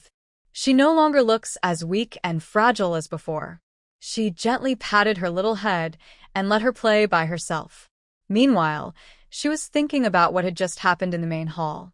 It seems that in the past, Zhang Qingyan and his wife successfully borrowed 1,000 yuan from old Zhang. But this time, they'd planned ahead, and as expected, they didn't succeed. Sure enough, the older couple no longer had any secret savings. That made them more honest and less likely to try to support their beloved eldest son. From how the eldest son and his wife ran away today, even though they said they would discuss things properly and borrow again if needed, everyone in the hall knew that was just polite talk. Zhang Qingyan was just trying to save face. If he really took money from the family and signed an IOU with his selfish nature, he probably wouldn't do it. Once they had the IOU, not only the older couple but also the other siblings would definitely come to the eldest son with the document. With that IOU, Zhang Qingyan wouldn't be able to avoid repayment. If there is no good reason, they probably won't lend money again. In the following days, the couple really didn't come to visit anymore. As for borrowing money, that was even less likely. Gradually, everyone stopped worrying about it. As time went on, and it reached November, the weather got colder. Xu Xiaoman had previously collected fabric and cotton at the county supply store. Through her hard work, she finally made several warm cotton-padded jackets. Her experience from making clothes in her past life helped her become skilled quickly. In less than a month, she managed to make cotton-padded jackets for her family of 3. With these jackets, she finally felt relieved. The weather in the Northeast is very cold. If she still wore the stiff cotton-padded jackets filled with cotton, it would be very uncomfortable. Now she had money and tickets, and her husband had connections outside. She wouldn't let her family suffer. On a rare clear day, Xu Xiaoman decided to go to the county. Snow would fall soon, so she needed to buy winter supplies in the town. Then she could stay at home comfortably during the cold months. After dressing up her daughter Nuno, she took her to Aunt Nyo's house next door, leaving a few eggs as usual. Aunt Nyo's smile became more genuine.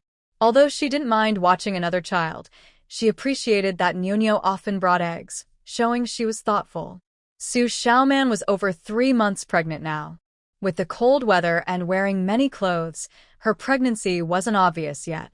She had worked on farms for many years, so her foundation was good. Plus, she was still young.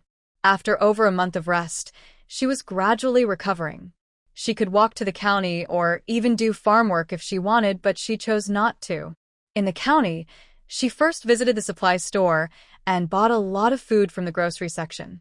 As it got colder, especially before November, when snow usually fell, she didn't want to go out anymore once it snowed. This time, she planned to buy more food to take home. She intended to use all her tickets for what she needed. However, the county supply store was not as busy or well-stocked as the department store in the provincial capital. Many items were missing, and she could only buy what was available. Because she often came by, the older sister at the food stall was very familiar with her. Before she reached the counter, she greeted warmly, "Little sister, you're here to buy again?" The girl looked quite young, and her family was really well off. Every time she came, she carried big and small bags. An average family couldn't afford to buy so much. Also, this girl was clever. Just as she was thinking about it, Xu Xiaoman handed her a bunch of red dates. The red dates were the ones she picked on the mountain with a man before. She had sold some, but most of them were kept in her space. Now, they looked bright and fresh, very tempting. There weren't many dates, just a small amount, but it made Sister Zhao smile happily.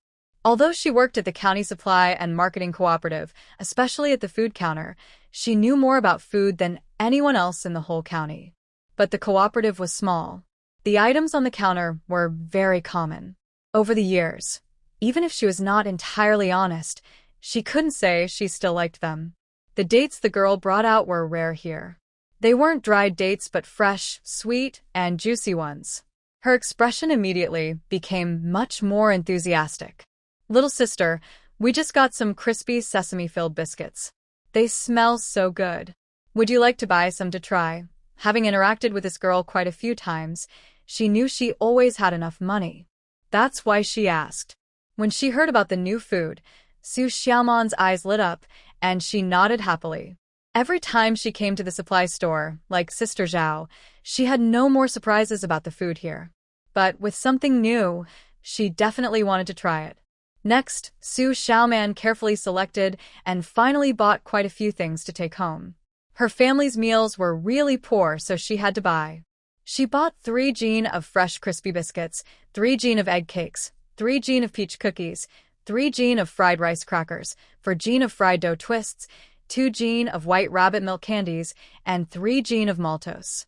She also bought 3 cans of fruit preserves, 2 cans of malted milk, and a few jin of sunflower seeds and watermelon seeds. Because she was familiar with Sister Zhao and didn't want to cause trouble, she didn't tell anyone about her shopping. Otherwise, her frequent purchases would have caused a fuss. The items she bought didn't cost much, totaling about 30 yuan. But that was still a lot. Especially since buying these things required many tickets.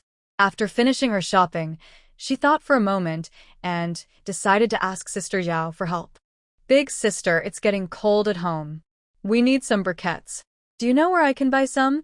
She spoke softly, worried about causing trouble for Sister Zhao, since briquettes are in high demand during winter. When Sister Zhao heard her question, her eyes lit up. "Little sister, you're asking the right person. Others might not know." She then whispered a few words into Xiaoman's ear, and afterward, she acted as if nothing had happened and stood up. Xiaoman expressed her thanks again, then carefully packed the items into her basket on her back and turned to walk toward the household goods counter. According to her plan, the man should return in a few days. Before leaving, she had asked him to buy a coal stove from another place. So, she needed to prepare some seasonings in advance, which wouldn't be a problem to store. At the household goods counter, she asked about prices and finally bought some salt, soy sauce, vinegar, sugar, pepper, chili, star anise, cinnamon, bay leaves, and other spices. She also bought a few packs of dried noodles. Dried noodles were rare and not cheap in this era, but they were easy to cook, especially in winter. She imagined boiling eggs and noodles in her own stove, which sounded delicious. She also bought 50 eggs. After packing everything, she left the supply store. Standing at the door, she thought about the address Sister Zhao had given her. She stepped down the stairs and headed north. It took about 10 minutes, and she asked for directions a few times before finding the place Sister Zhao mentioned. The house was a somewhat rundown two-room building, far from the town center. Sister Zhao told her to come here because her son worked temporarily at a coal factory. If she didn't have coal tickets, she could buy some high-quality coal from him.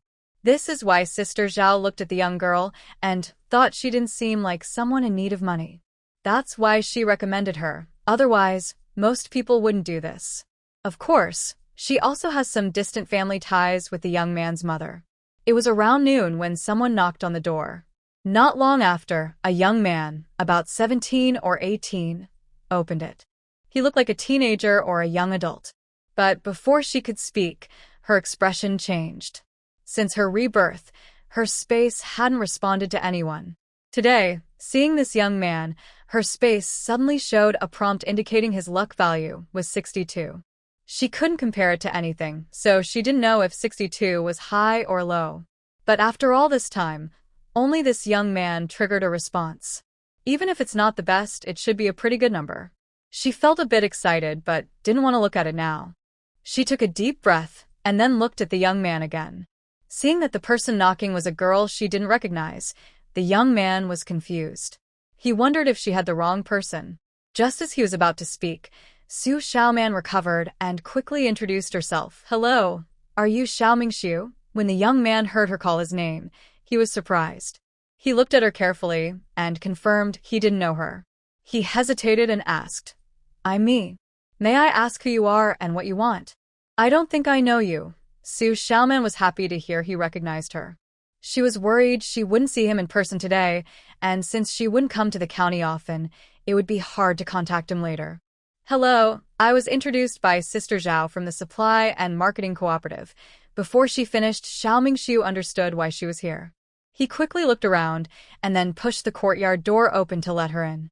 Xu Xiaoman also knew how things worked here. She didn't hesitate and followed inside. The yard was small but cluttered with various items: wood, discarded bricks, and some coal ash. After Xiaomingshu closed the door, he didn't invite her into the house, but suggested they talk outside in the yard. "How much do you want, and what quality?" Hearing this, Xu Xiaoman immediately had a plan in mind. This young person may not be very old, but she seems to have some skills and might sell more than just coal balls. She didn't reply immediately and asked about the price. Only then did she lower her head and think carefully. A whole coal ball costs 1.5 cents each, which is quite high. If she had a receipt to buy at the Supply and Marketing Cooperative, the price would be 1 cent each, which is much cheaper. But she didn't have a receipt. Even if she did, it would be hard to buy many at once. In the end, she gritted her teeth and bought 300 pieces for a total of 45 cents. She also bought some small bits of coal ash for 5 cents. These small pieces don't sell for much, so they are very cheap. 5 cents can buy a lot. After deciding on the quantities, the next problem was delivery. She needed the coal urgently. Xiaomingshu thought for a moment and was about to tell her to come at 3 in the afternoon when Xu Xiaoman interrupted him first. She gave an address and asked her to deliver the coal to her specified place. That place was near the road she took to return to the Pingshan Brigade, so it was convenient for her to go there. Suddenly, a loud cough came from inside the house. Hearing this, Xiaomingshu's face changed. He wanted to say something but lost interest. He nodded perfunctorily. He knew that place, even though it was a bit far, it was still acceptable. He then forced out a few words and quickly ended the conversation, sending her out of the yard. Xu Xiaoman understood the reason without asking more. She didn't look around or say much, just left Xiao's small courtyard. If she guessed right, the cough just now was from Xiaomingshu's mother. According to Sister Zhao, Xiaomingshu's father died of illness when he was young. He grew up with his mother and their life was hard, so she understood their financial difficulties. That was also why Sister Zhao was willing to help. But from her interaction with Xiaomingshu today, she saw that this young man was organized, decisive, brave, and careful, definitely a promising person.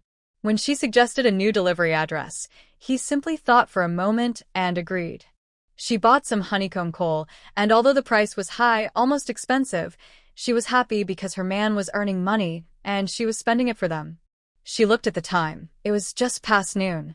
If she hurried to the state-run restaurant, she could still make it, but she had to be quick. She walked quickly for about 10 minutes and arrived at the restaurant. By then, the busy mealtime was over, and only a few scattered people remained finishing their meals. She hurried to the ordering window and saw a young girl sitting there, looking bored at something. When she called out, it took a while before the girl impatiently responded. "What's your name?" "Can't you look at the menu yourself?" Xu Xiaoman knew that at this time, even the waiters in the state-run restaurant felt superior, so she didn't mind the girl's attitude. All the stir-fry dishes had been sold out, leaving only some noodle soups. With no other options, she ordered a bowl of egg and vegetable noodles, paying with a small amount of ration tickets and 50 cents, then returned to her seat in the hall to wait for her number to be called. Because there weren't many people, the food was prepared quickly. Soon, her noodle soup was ready. Although the staff at the state-run restaurant weren't very friendly, the portions were very affordable.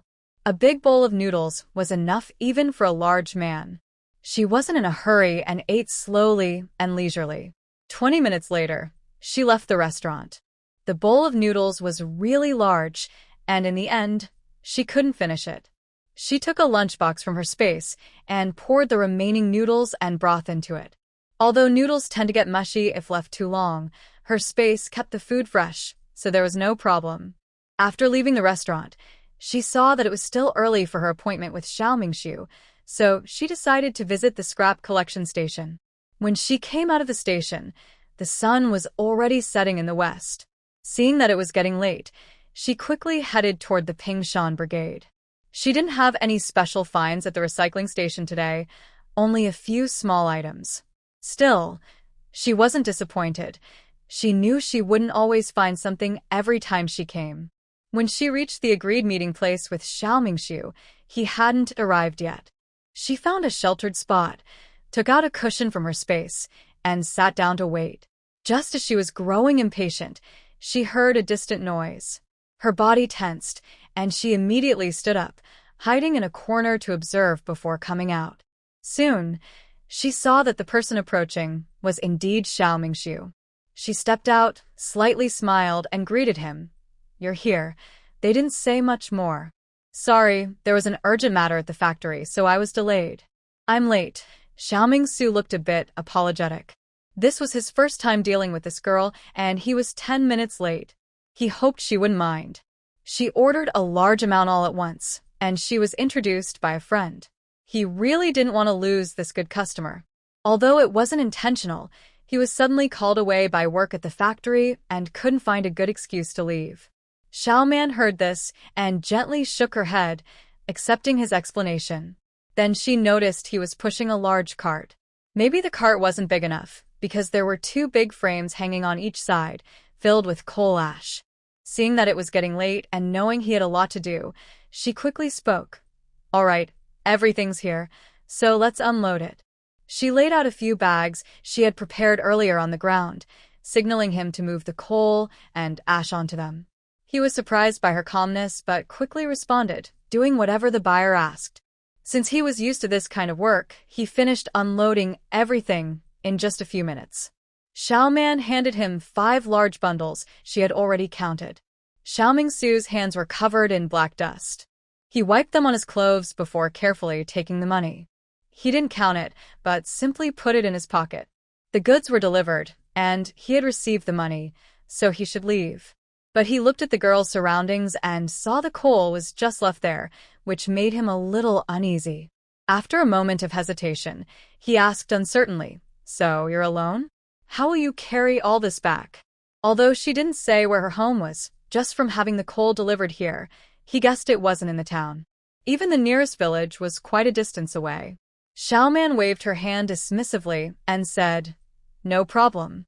You can go now." I'll wait here. My husband will come with the cart later." Hearing this, Xiaomingsu didn't say anything more. He usually didn't get involved in customers' affairs. Asking one more question was already beyond his usual boundary. After Xu Xiaoman saw him leave, she waited a few more minutes to make sure no one else was around. Then she touched the bag filled with coal balls. Instantly, all the coal balls and coal ash on the ground entered her space. Once everything was settled and it was getting late, she brushed off the dust from her clothes and headed toward the Pingshan Brigade. She had been out most of the day and wondered if Nuno was waiting anxiously. When she got home, she immediately went to Aunt Nyo's house to bring Nuno back.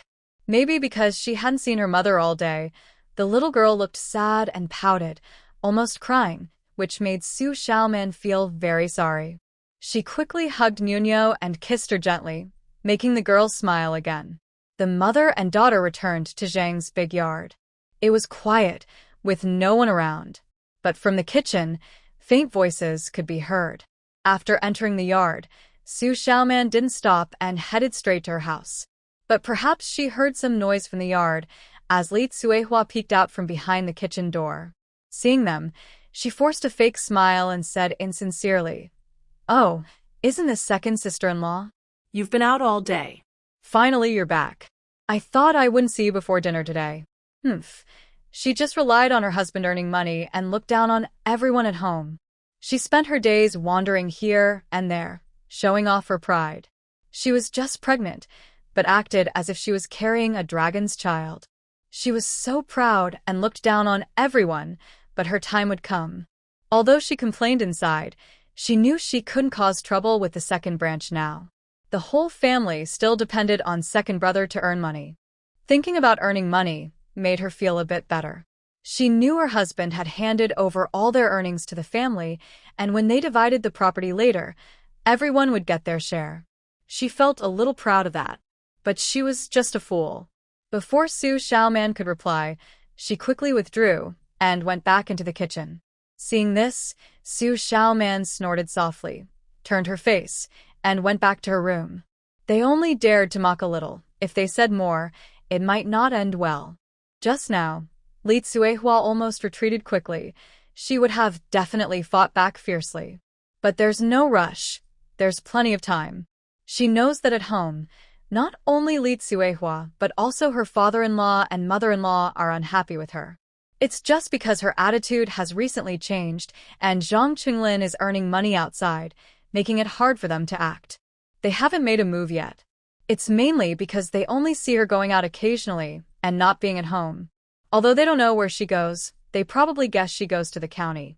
Every time she returns from the county, she puts the big and small bags she bought into her space, hiding what she bought at the supply and marketing cooperative, so they won't find out. This is the main reason they haven't been too harsh. Otherwise, if they discovered her food and daily necessities, they'd be furious. Anyone with a good eye can roughly guess the prices just by looking at her things. For the Zhang family, that's not a small amount of money. And she often goes to the county. But she doesn't care about that. Is she supposed to suffer for their sake? They know she's pregnant and her health isn't good, yet they won't even bother to cook her a single egg. She dares to cook for herself. This family will eventually be divided. Do they really think they can stay together forever, eating from the same pot? If it weren't for the convenience after Wang Jiao got married, and to deal with those two, she would have already talked to her husband about splitting the household. She knows her husband has similar thoughts but hasn't said anything. Their family of 4 is happy living their small life. Why bother mixing with them? It only brings harm and no benefit. She's not stupid, she can see that clearly. But for now, she just stays under the same roof. As long as they don't come at her, she doesn't bother to argue. The days before splitting up probably won't last long. She takes the key from her pocket, opens the door, and carries her child inside. Meanwhile, in the kitchen, Li Tsuehua is chatting with another sister-in-law, Fang Xiangxiang. Third sister-in-law, look at second sister-in-law. She's back again from who knows where. She's been gone so often these past few days. I wonder what she's been doing. She's carrying a basket on her back. What good things could be inside? If other people went out, she wouldn't think they would bring back anything good, but Xu Xiaoman was different. Not to mention that her personality had changed a lot since she became pregnant recently. Most importantly, second brother could earn money. She simply didn't believe that second brother would earn so much and not save some for their small family. She just didn't know how much they had actually kept for themselves. But anyway, if she wanted to buy some snacks, they should be enough. Thinking about the delicious food at the supply and marketing cooperative, she couldn't help but drool. Sigh, lately the family's meals have been really poor. If she had the wealth that second sister-in-law had, She would also buy some tasty treats to satisfy her sweet tooth. Now she could only stare in envy and say some cool remarks to vent her frustration. Feng Xiangxiang heard Li Cuihua's words, added some firewood to the stove, and looked at Li Cuihua's envious expression before speaking. Well, who isn't like that? But it's because we're not as lucky as second sister-in-law. We want to buy things, but we don't have the money or the tickets. She had seen Niu, that girl, with candy in her mouth several times, but Xu Xiaoman was really stingy. You see, even the adults, including the old Zhang family's eldest grandson, couldn't even get a bite to eat. She was very annoyed about that. But she wasn't as naive as the fourth family. She knew how to hide her true feelings behind some sarcastic words. Besides making her feel better, what else did it do? Letting Xu Xiaoman know she was unhappy with her. Was there any other gain? She was also quite foolish. Didn't you see that even the father-in-law and mother-in-law were unhappy with Xu Xiaoman? But they had no good solutions. The whole family was relying on her husband to earn money, and their tone of speech was not confident at all. Thinking of this, she felt a bitter frustration inside. How could Xu Xiaoman be so lucky to find such a capable man who could earn money? If it were her husband, she would demand a division of the household right away, so her family could enjoy life comfortably, do whatever they wanted, and pursue whatever they liked. There was no need to live so oppressed now. Looking at the expressions on their faces, thinking carefully before speaking or acting, worried about offending the wrong people, they missed out on many benefits for their family. She was someone who liked to eat everything but hated to suffer losses. I think that even if she has money and tickets, they all belong to the Zhang family. We haven't divided the property, so how can she hide things for herself? Although she knew that the money and tickets were earned by her husband and had nothing to do with them. But since they haven't split the family assets, it's wrong for her to keep so much private money. Hearing her say this, Feng Xiangxiang looked up and gave her a cold glance. She thought to herself, why don't you say that to Xu Xiaoman directly?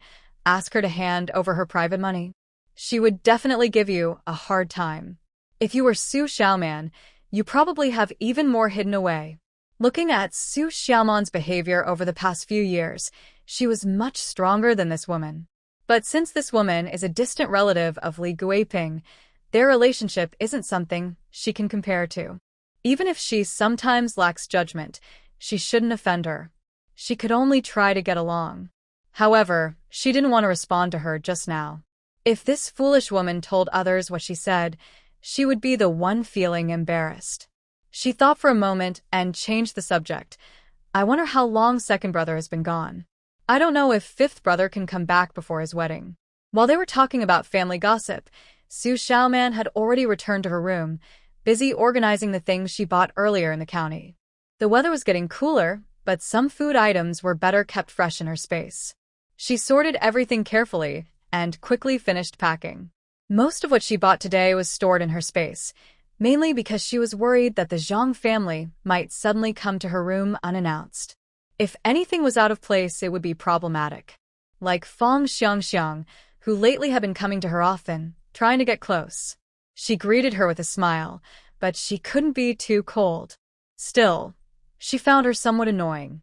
That woman was so scheming, she couldn't be sure when she might come into her room. But if this man brought back a stove, some things wouldn't be able to be hidden anymore. In previous years, every winter, her room was freezing cold. Even when they burned a stove at night, her room still wasn't warm. She wondered how her family had managed to survive those harsh winters.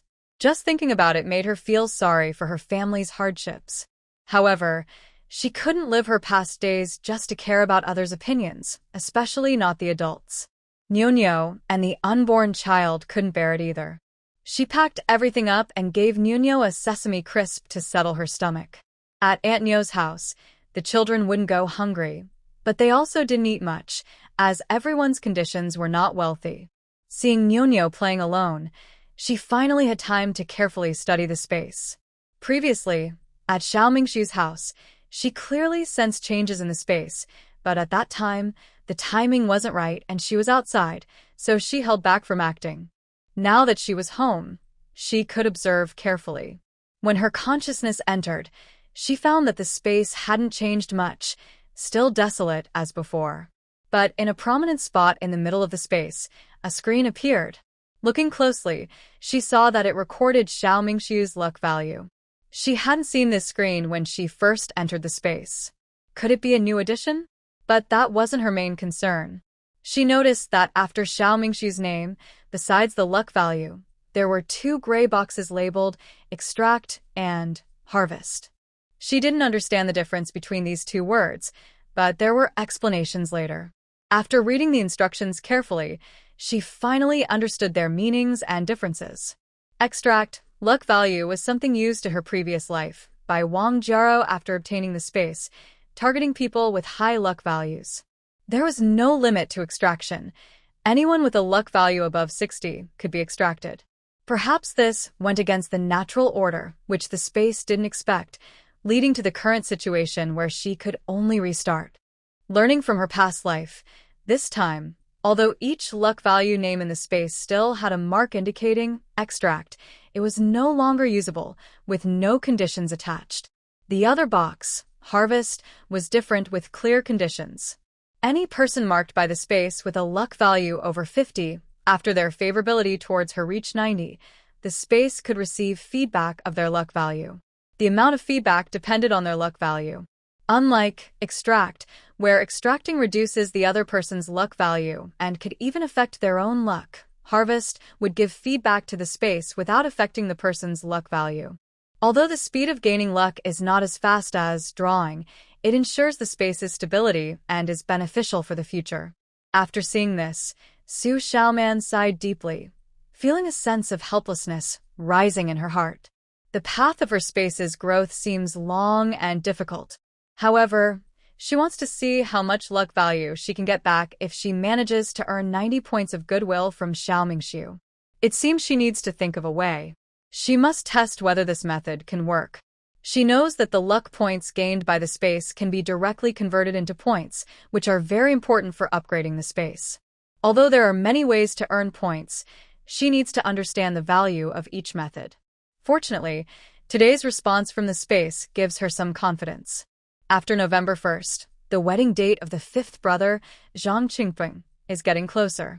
No matter what others think, Zhang Qingpeng's smile is brighter each day, unaffected by his parents' bad mood. For him now, nothing is more important than marrying his beloved wife. Last time, he tried to get a watch for his wife but failed, and he felt ashamed and embarrassed. In the end, his wife comforted him, which moved him deeply. His wife is really kind. He thinks about her day and night, and finally, the day he has been waiting for is coming. He feels that they are truly a perfect match, and compared to his urgency, Wang Jiaro is no less eager. At home, she feels restless every day, wondering why time is passing so slowly. Now, she regrets not setting the wedding date for late October or early November, so she wouldn't have to wait at home feeling like years. Her uneasy feelings have grown stronger over time, and she senses that something might be wrong. She can't wait any longer and wants to marry into Zhang's family as soon as possible. But she knows that the date was set during a meeting between the parents of both sides. As the daughter-in-law, she can't be too impatient or rush things, or it might cause others to laugh at her. She knows that Zhang's family has more than one son. There are 5 in total. She couldn't marry into the family just to be looked down upon by the Zhang family, especially by those sisters-in-law. If that happened, wouldn't she be lowering herself? She simply couldn't accept that. Reluctantly, she decided to wait a few more days. However, her restless demeanor still caught her mother, Wu Hongying's, attention. She scolded her daughter with some frustration. "You're a grown girl. Why are you acting like this? Just stay at home quietly these days and don't embarrass us." She loved her daughter dearly. Over the years, her daughter had always been sensible, obedient, and clever. But this time, something was different. Her daughter's behavior repeatedly embarrassed her and her husband. They felt helpless and couldn't explain their feelings. They overheard many rumors outside. People said all sorts of things. Some said her daughter was too eager to marry, always following men around. Others said she hated waiting and wanted to go straight to her future husband's house and never come back. Some even whispered that her daughter might already be pregnant with that man's child. Otherwise, why didn't they have an engagement ceremony? In their community, no girl had ever married without an engagement, unless she was divorced or had children from a previous marriage. All kinds of harsh words were spread around, making them the subject of ridicule. But her daughter seemed like a different person now, no longer as gentle and caring as before. She ignored all the gossip and hardships at home. She was focused only on how to marry into the Zhang family as soon as possible. Although her daughter told them not to listen to the rumors, saying that when others envy the Wang family someday, they would be unable to match up, and they should just wait and see. They shouldn't just focus on the present, she said. Her daughter's words didn't convince her or her husband much. The Zhang family was quite ordinary, and their future son-in-law didn't even have a proper job. How could others look up to them? Was her daughter just making excuses to marry into the Zhang family? That was possible. But thinking about what her daughter had gone through since childhood, she felt it might also be believable. After all, the marriage was already arranged, and some things had to be accepted. That day, Zhang Qingpeng came again. Wang Jiaro thought carefully and decided to ask him first. Since he was a member of the Zhang family and stayed at home every day, she thought he might be able to help her understand. Qingpeng, has anything unusual happened at home recently? When Zhang Qingpeng heard her question, he was momentarily stunned. He thought she was asking about their marriage, so he answered without much thought, even feeling a bit proud. Our family is busy preparing for our wedding. Don't worry, everything at home will be sorted out before the wedding. He didn't tell her about the previous disputes over family expenses, his older brother borrowing money, or the visits from his grandmother and second uncle. He wasn't worried about exposing family issues, but he was concerned that hearing so many small, trivial matters might make her hesitant to marry into their family. He knew well that with Wang Jiaro's looks and character, she could marry into the county, but she chose to marry him. That made him feel anxious. Not marrying soon made him restless, worried, and uneasy. Once they were married, even if there were problems, it would be too late to regret. She wouldn't leave him over minor family disputes. But after hearing his words, Wang Jiaro still felt a sense of urgency. She frowned and stared at him, uncertain, and asked, "Are you sure nothing unusual is happening at home? I mean, besides the wedding?" At this moment, Zhang Qingpeng finally realized that her expression didn't seem to be about the wedding. Instead, she was asking about other things, which made him suspicious. He kept a calm face and nodded with a smile. "No, everything at home is normal. Rest assured, after you marry into our family, you won't suffer any unfair treatment. You'll be just as you are now." He was determined. No matter how she asked, he wouldn't say much about the family matters before the wedding. He was afraid of causing trouble. He could see that Jiaro seemed to have something on her mind, but he didn't care. Even if the King of Heaven himself came, everything would have to wait until after the wedding. No one was allowed to interfere with his plans. Not even Jiaro herself. Wang Jiaro could tell what the man was thinking. She thought for a moment and could only accept it helplessly. "It seems I can't ask anything before the wedding, so be it. It looks like everything will have to be handled once I marry into the Zhang family. Just wait and see." Even if she knew something now, she isn't at the Zhang family anymore, so she can't rely on men. She glanced at the man still smiling gently, feeling resigned. Forget it. She can't count on anyone. But such things, if she hadn't been like this since childhood, no one would believe her when she said them. Zhang Qingpeng saw that his wife seemed to have given up asking, and he finally felt relieved. He didn't know why his wife suddenly asked about his family. Could it be that the previous events at home were overheard by the Wang family? That's unlikely. Every family has its small troubles. It probably wouldn't affect the wedding over such minor things. He comforted himself, feeling a bit better. He decided that next time, whether it was Jiaro or others from the Wang family, he would answer whatever they asked. Xu Xiaoman didn't know how Wang Jiaro was reacting. Even if she did, she could only sigh that she was truly destined. Even if she no longer enjoyed favor in this life, fate still had its ways. That night, While she was sleeping soundly, she suddenly heard some rustling at the door. She was startled and woke up immediately. Maybe the person outside was afraid of frightening those inside, so they paused before softly speaking. "Xiaoman, it's me." Hearing the man's voice, she realized he had returned. She relaxed and quickly got off the bed to put on her shoes and open the door. With a soft click, she opened it from inside. A cold breeze rushed in. She looked closely and saw the man carrying a large bundle on his back and holding something in his hand. When the door opened, he hurried inside. Although it was night, the silence made every sound seem louder. She couldn't let others wake up, or it would cause trouble if they asked questions. After welcoming him in, she immediately closed the door. Then she turned around and asked softly as she walked, "Why are you back so late this time?" She remembered that he usually returned during the day, rarely at night. "Well, I brought a lot of things this time, so it's not convenient to come back during the day." Hearing this, she understood. Looking at the two bundles, I thought to myself, with so many things, if I just casually carried them back during the day, not to mention how old Zhang's family would react, the neighbors would definitely start gossiping. In this era, it's better to stay low-key. Being discreet is safer. Staying low-key means more benefits.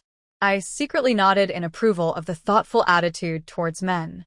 With so many things, I managed to sneak them into my own room without anyone noticing. I still have space. Once inside the space, no matter how many arms the Zhang family has, they won't be able to figure out our secrets.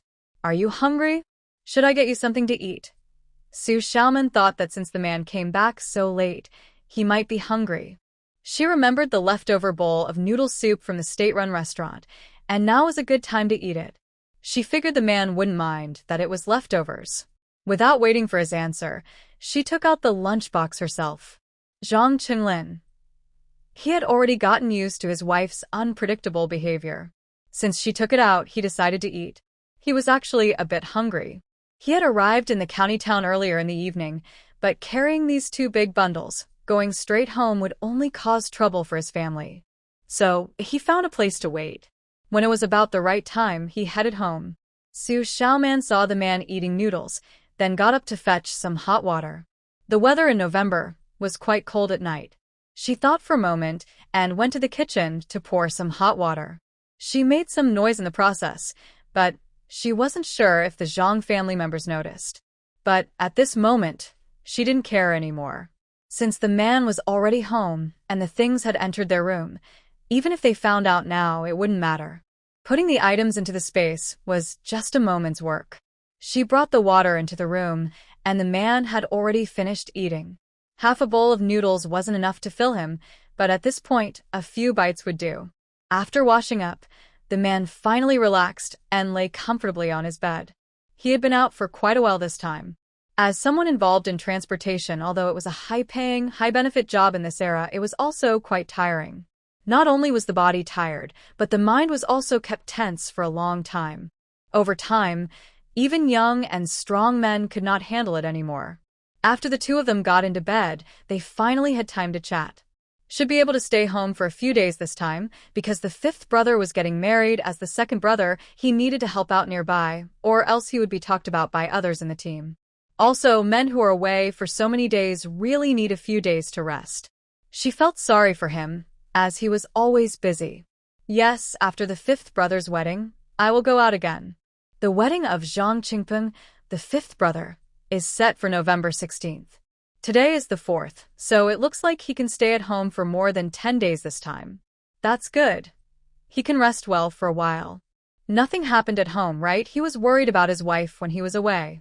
The family was not easy to deal with, and his wife was pregnant, plus she had a naive little girl, so he couldn't help but worry. Hearing him ask, she thought about what Feng Xiangxiang had said before and decided to tell him. I heard that grandma came over again, but she just went directly to our parents. I don't know exactly what they talked about. Both of them understood well. After losing so much money, grandma wouldn't be happy. Although their parents had given grandma a large sum of money, the older grandma was unreasonable, and no one could stand up to her. It seemed she was stubborn and refused to change her mind. The 2,000 yuan had been given to her at the time, but in the end, it was lost. So, in Grandma's view, she hadn't gained anything. When she went back, she probably thought about it at home. If the eldest son could give her 2,000 yuan at once, it meant their family wasn't poor.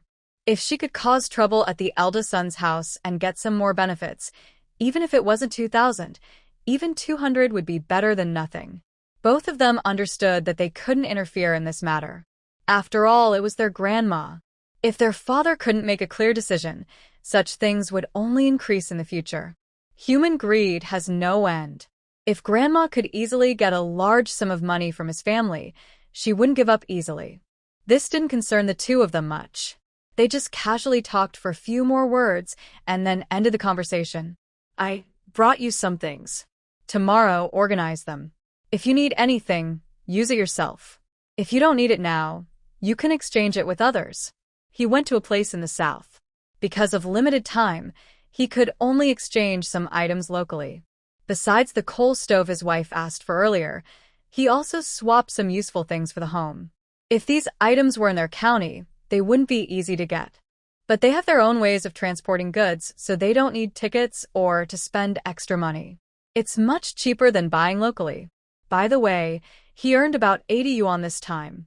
Some goods haven't been sold yet. In a few days, he will give you the money. Long-distance transport drivers usually bring back items that are hard to find locally for their regular customers, making a profit from the difference. He and Pang Zi have been working together for many years. They know what to do well. Each trip brings different earnings. It depends on what products are available locally: farm-produced food, daily necessities like clothes, fabric, shoes, and socks, even some electronic items. This time, they went to a place mainly selling seafood and fabric. These are also in high demand in their county, so they sell well. Xu Xiaoman listened quietly and nodded. She understood most of what the man told her. She also knew that the 80 yuan he earned was all his. He didn't give any to his mother or save part of it, unlike before. After talking, they decided that from now on, the man wouldn't have to give his earnings to his parents every month. His parents' opinions would be his responsibility to handle. They chatted a bit more, and then slowly went to sleep. The next morning, in the Zhang family's kitchen. Today, the breakfast was prepared by Fang Xiangxiang and Li Cuihua. Fang Xiangxiang was in charge, and Li Cuihua helped. As Fang Xiangxiang started working, Li Cuihua, while lighting the fire, asked casually, "Third sister-in-law, did you hear anything last night?" Hearing this, Fang Xiangxiang paused for a moment. She hadn't noticed anything and replied casually. Li Cuihua didn't catch her words and wasn't worried. She continued talking. "Do you think second brother has come back? He's been gone quite a few days now. It's about time he returned." Hearing her words, Fang Xiangxiang finally remembered. Oh yes, this time the second brother had been gone for many days, and the fifth brother's due date was approaching. The family had a lot of things to do, and as the older brother, it wouldn't be right for him not to come back. "Hey, do you think the second brother will bring back some good things this time?" It turned out that Zhang Qinlin usually brought back some small gifts when he returned from outside, candies for the children, or some cookies and rare items for the adults. The gifts varied each time and were not many. Actually, each household didn't get much. Most of it was kept by Li Guiping. But for Li Cuihua, even a little was good. They spent the whole year working in the fields, so they rarely saw anything new or interesting. Even the small things that others might overlook were very precious to her. After Li Cuihua finished speaking, even Fang Xiangxiang, who usually wasn't very enthusiastic when talking to her, paused. She remembered that last month, Zhang Qinglin had come back from another place and brought some jelly for her family's godan. The jelly was clear and shiny. Just one look told you it was delicious and expensive. Adults thought so, and it was even more attractive to children. She clearly remembered that because of those jellies, godan was quite popular among his friends for a while. Every time he came back, he was very excited. She wondered what good food or toys the second brother might bring back this time for godan. But Is the second brother really back? You're not mistaken, right? I heard some noise last night. It was probably him. Otherwise, who would come to the kitchen so late? Fang Xiangxiang nodded after hearing this, not saying much, but her hands moved faster. Next, the two of them silently thought about other things. Meanwhile, in Zhang Mingqing's and his wife's room, they were having a similar conversation. "Old man, do you think the second brother came back last night?" "I didn't hear the door knock," Li Guiping muttered to herself, as if talking to herself or asking her husband. After saying that, she didn't wait for Zhang Mingqing to answer and continued. "Well, I don't know how much the second brother earned this time, or if he brought back some good things. During this time, these have been the most difficult days Li Guiping has experienced in many years." After some days passed, because her youngest son was getting married, her mood finally improved. She no longer looked worried every day and even showed a little smile. Of course, this was mainly thanks to Zhang Qingpeng. His big wedding day was coming soon, and her constant worried expression was affecting her mood. She had to comfort her mother. Knowing her mother loved money, she kept bringing up her second brother's ability to earn money, hoping to influence her. Surprisingly, it worked quite well. Originally, Zhang Mingqing was putting on his shoes when he heard his wife's words. He paused noticeably and even looked up at her with a strange expression, but he didn't say anything. Inside, he was thinking. He didn't understand what his wife was thinking. His second brother had already said that the family needed to clarify the relationship between the older brother and the family. The meaning was clear. Until there was a definite statement, he wouldn't send money home anymore. Did his wife forget this because she's getting forgetful? But he didn't plan to remind her about this. Maybe it would be good to let her be the test of whether her second brother would change his mind, or perhaps he was just speaking casually at the time. If that was the case, it would be wonderful. Now, this family really depends on the support from the second brother. Otherwise, the whole family wouldn't have much hope. Relying on his small monthly salary was pointless. It was better to just sleep and dream about having everything. It's about time he came back. It's been so long. His younger brother is about to get married. If he doesn't come back soon, what kind of impression will that leave? She also wondered whether the things he brought back this time would be suitable for the fifth brother's wedding. If so, that would be great, saving the family from buying more. Thinking of this, she felt a sharp pain in her heart. Not to mention the big loss the family had suffered before, but also the fact that the fifth brother was getting married. The fifth brother wanted everything to look good and be perfect. He wanted everything, and he refused to let Jero suffer. But whether they had the means to do so depended on whether their family could afford it. Was it really necessary to pretend to be rich? The chaos caused by the fifth brother was exhausting. In the end, they still bought what was needed, and even bought a lot of unnecessary things. The money was flowing out like water, and she felt heartbroken. The family only had so much money left. There were many things to do in the future. The whole family was eagerly waiting, mouths open, ready to eat, but they couldn't keep pushing like that. Sometimes, when I saw my younger son begging painfully for his wedding, I couldn't bear it. I accidentally spent quite a bit. Since I spent so much, my wallet was empty, and I started thinking about how to make up for the loss. My mother and I both looked at Zhang Qinglin with wide eyes, pointing at him. As for what he said before, we chose to ignore it. We didn't even dare to think about what might happen if we didn't pay. Whether Zhang Qingpeng needed to rely on his uncle for a job after marriage, or Li Guiping was worried about the family's finances, everything depended on Zhang Qinglin. Zhang Mingqing didn't listen to his wife's endless chatter. After dressing, he left the room directly.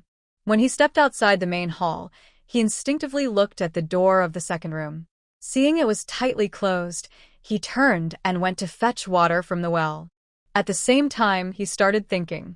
The last time the second son mentioned paying household expenses, he kept pondering over it but couldn't find a good solution. Could it be that the second son should just live his own small life like the eldest? What's the difference from splitting the family? Moreover, the second son didn't have a proper job and still lived at home. How could he be like the eldest? But now, if the second son insisted, it seemed a bit unreasonable. Over the years, the family's support for the eldest was obvious, not just within the Zhang family, but also in Pingshan Brigade. If the second son went around talking about this, wouldn't that cause gossip? Maybe the second son considered the family's reputation before, so he wouldn't spread it outside. But now, seeing his wife's attitude, he guessed he might be pushed to the limit. He could do anything. He still had some pride. That couldn't happen. While Zhang Mingcheng was still struggling to find a solution, Xu Xiaoman and Zhang Qinglin, who had woken up due to the noise from the yard, also got up. Zhang Qinglin got dressed and looked around. He saw that the 2 big bundles he brought back last night were gone. He raised an eyebrow, looked at his wife, wanting to remind her, but then thought, never mind. His wife had her own way of doing things. Let her handle it. He would support her behind the scenes. After dressing, the man picked up a basin and went out the door. Xu Xiaoman was still dressing Nyo on the Kong when she heard voices coming from the yard. Second brother is back. Second brother, when did you return? Last night? I didn't hear anything. You're sleeping so soundly. How would you hear anything? She slightly smiled and quickened her movements. Soon, she let the little girl go outside. After everyone finished getting ready, about 10 minutes had passed. At the dining table, the Zhang family was rarely all together like this. The first to speak was Li Guiping, who couldn't wait to ask. Second brother, did you come back last night? Come back earlier next time. It's not safe at night. She forced out some polite words, but was eager to get to the main point. Second brother, your younger brothers are getting married too. I wonder what you brought back from out of town. Something suitable for their weddings? Li Guiping felt a bit unhappy inside. Usually, when the second brother returned, he would bring something right away to show everyone. But today, after dinner, he hadn't brought anything over. Was he planning to do it after eating? The second brother was hard to please. Why couldn't he bring things earlier? It would make her feel better. She had to ask him herself, which made her a little annoyed. She thought, unlike fifth brother, he wasn't as thoughtful. Thinking of fifth brother, she looked at her youngest son, who was also watching her carefully. She knew what he was worried about, so she nodded gently to comfort him. Don't worry, I'm here. She knew her youngest son cared a lot about the second brother's return and wanted to leave some good things for the wedding to make it more proper. But he wouldn't ask directly, so she decided to ask for him. While she was thinking about her youngest son, she suddenly heard the second brother ask with some confusion, Mom, for fifth brother's wedding, what gifts did third and fourth brothers give? Li Guiping was caught off guard by her second son's question. She froze for a moment and then answered blankly. Gifts? What gifts? What do third and fourth brothers need to give? Li Guiping's mind was suddenly confused and she couldn't figure it out, but that didn't mean everyone else was the same. Just like her husband, Zhang Mingcheng, when he heard that the second son still spoke and looked the same as before, he sighed quietly. It seemed his previous hopes were too optimistic. This second son hadn't changed at all. So, there was probably no hope of getting the family allowance. He clenched his chopsticks tightly, then relaxed after a while. Meanwhile, he thought to himself, well, he should think about this more. If it really doesn't work. Zhang Mingcheng wasn't surprised by his attitude toward the second son. It was expected. But 2 of the people sitting nearby couldn't take it anymore. One of them was naturally the fifth son, Zhang Qingping. He was the main character in this incident. Just now, his mother, Li Guiping, spoke up because of his marriage. Before Zhang Qinglin returned home, he had high hopes, so high that a few days ago, he went to the Wang family. When facing Wang's parents and Jero, he confidently promised that his second brother's car accident would bring something rare that no one else in the area had. He believed this would make their wedding more impressive. His second brother was in transportation, which gave him some face in the Wang family. Even though he was just a simple farmer without a proper job because of his second brother, his status in the Wang family wasn't as low as he thought. The family had spent quite a bit on his wedding, buying everything they could, even after he begged his mother desperately. If he wanted more, it was impossible. No matter how much his mother loved him, she wouldn't go beyond the wedding budget. He knew this well. Now, the family savings were being watched by his brothers and sisters-in-law. Those people were not easy to deal with. He didn't want his sister Jero to face blame or criticism after marrying into the family because of these issues. Based on his past experience, his second brother was generous and not picky. So, he mainly hoped his second brother would bring back good things. Even if the family didn't buy many things, it wouldn't matter. Because he had some rare items, things not everyone had. But he didn't expect that his highly hoped-for second brother, after his mother asked so much, would actually ask his third and fourth brothers what gifts they had given. His mother didn't understand. Could he not understand? What does this mean, second brother? Does he want to compare himself to third brother and fourth brother? Does he think that if third and fourth brothers don't give, he shouldn't give either? Third and fourth brothers are just simple farmers. What good things could they possibly have? Even if they had something good, it wouldn't be his turn as a younger brother. And if they did have something, it wouldn't be up to second brother to remind him. His mother would have already planned everything. Right now, Zhang Qingpeng is furious. First, he's unhappy that second, third, and fourth brothers seem to think they don't need to share anything with him. Second, he has a feeling that his previous plans might fail. If they do, his wedding won't be special. It will just be like any other young man's wedding in the village. How can he accept that? His beautiful Jiao is from the commune and deserves better. She shouldn't be compared to the honest farmers from Pingshan team.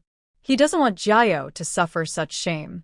And he had promised her and her parents before. What is happening now? Is he being humiliated? How can he explain this to the Wang family? Even though the wedding day is near, he's worried that these problems might make the Wang family hesitate. If that happens, he won't even have a place to cry. Just then, Zhang Qingpeng is so angry that he grits his teeth and stares fiercely at his second brother, Zhang Qinglin, about to say something. At this moment, Li Guiping also reacts. She screams loudly. Second brother, what do you mean? You're not planning to contribute at all for your fifth brother's wedding? This is a once-in-a-lifetime event for your brother. How can you be so heartless? And what's the point of comparing yourself to third and fourth brothers? She thinks her words are reasonable, but they make third brother Zhang Qingwu and fourth brother Zhang Qingjun look upset. Even their wives, Wang Fengxiang and Li Cuehua, look uncomfortable. What does this mean for their family? They know they are not as capable as second brother Zhang Qinglin in earning money, but they don't think they should be publicly humiliated like this. It hurts their pride. They can't bring back many good things, but they do most of the farm work and earn most of the work points. Food at home, whether rice, noodles, grains, or oil, who hasn't contributed to it? Li Guiping was very busy preparing for her youngest son's wedding. She didn't realize how much her words hurt her other two sons, but Xu Xiaoman noticed. She slightly smiled, worried others might see, and immediately lowered her head. But Li Guiping is quite interesting. Her husband had said before that they wouldn't give money or supplies to the family until they understood what was going on with the eldest son. Now, she acts as if she suddenly forgot everything, like she has amnesia.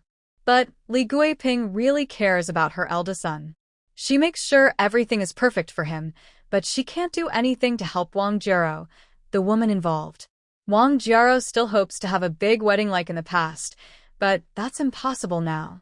Zhang Qinglin is used to his mother often acting unreasonable without reason, so he doesn't even frown and continues eating breakfast. But this breakfast is still as bad as usual. Not only is it tasteless, but there's no oil at all. His wife is pregnant, and they eat like this. How can she stand it? Fortunately, they have money and tickets, so he can manage things himself. But with his mother's strict rules about food, who knows how it will turn out? He has worked hard earning money for the family for many years. Now that his wife is pregnant, she can't even have a daily egg. This makes him feel a bit sad. Mom, we're all brothers. Why can't I compare with third and fourth brothers? We haven't divided the family, and we all eat from the same pot. Why do I need to buy extra things? Besides, we're all brothers. Mom, shouldn't you treat everyone fairly? He speaks calmly, slowly, and even bites into some pickled vegetables while talking. Ugh, these pickles are too salty. Never mind, I won't eat it. He looks up at his wife and daughter. Both have finished eating. His wife's bowl doesn't have much in it anyway. Never mind if she doesn't want to eat. She doesn't have to. Even he feels a bit uncomfortable eating. He plans to buy some snacks for his wife to keep at home. His wife has some space so she can do things easily. Good. At this moment, Li Guiping is so angry her eyes are almost popping out. Things have been too busy lately, and she temporarily forgot her attitude toward her second son. Just now, after being scolded by my second son, all the memories suddenly came flooding back.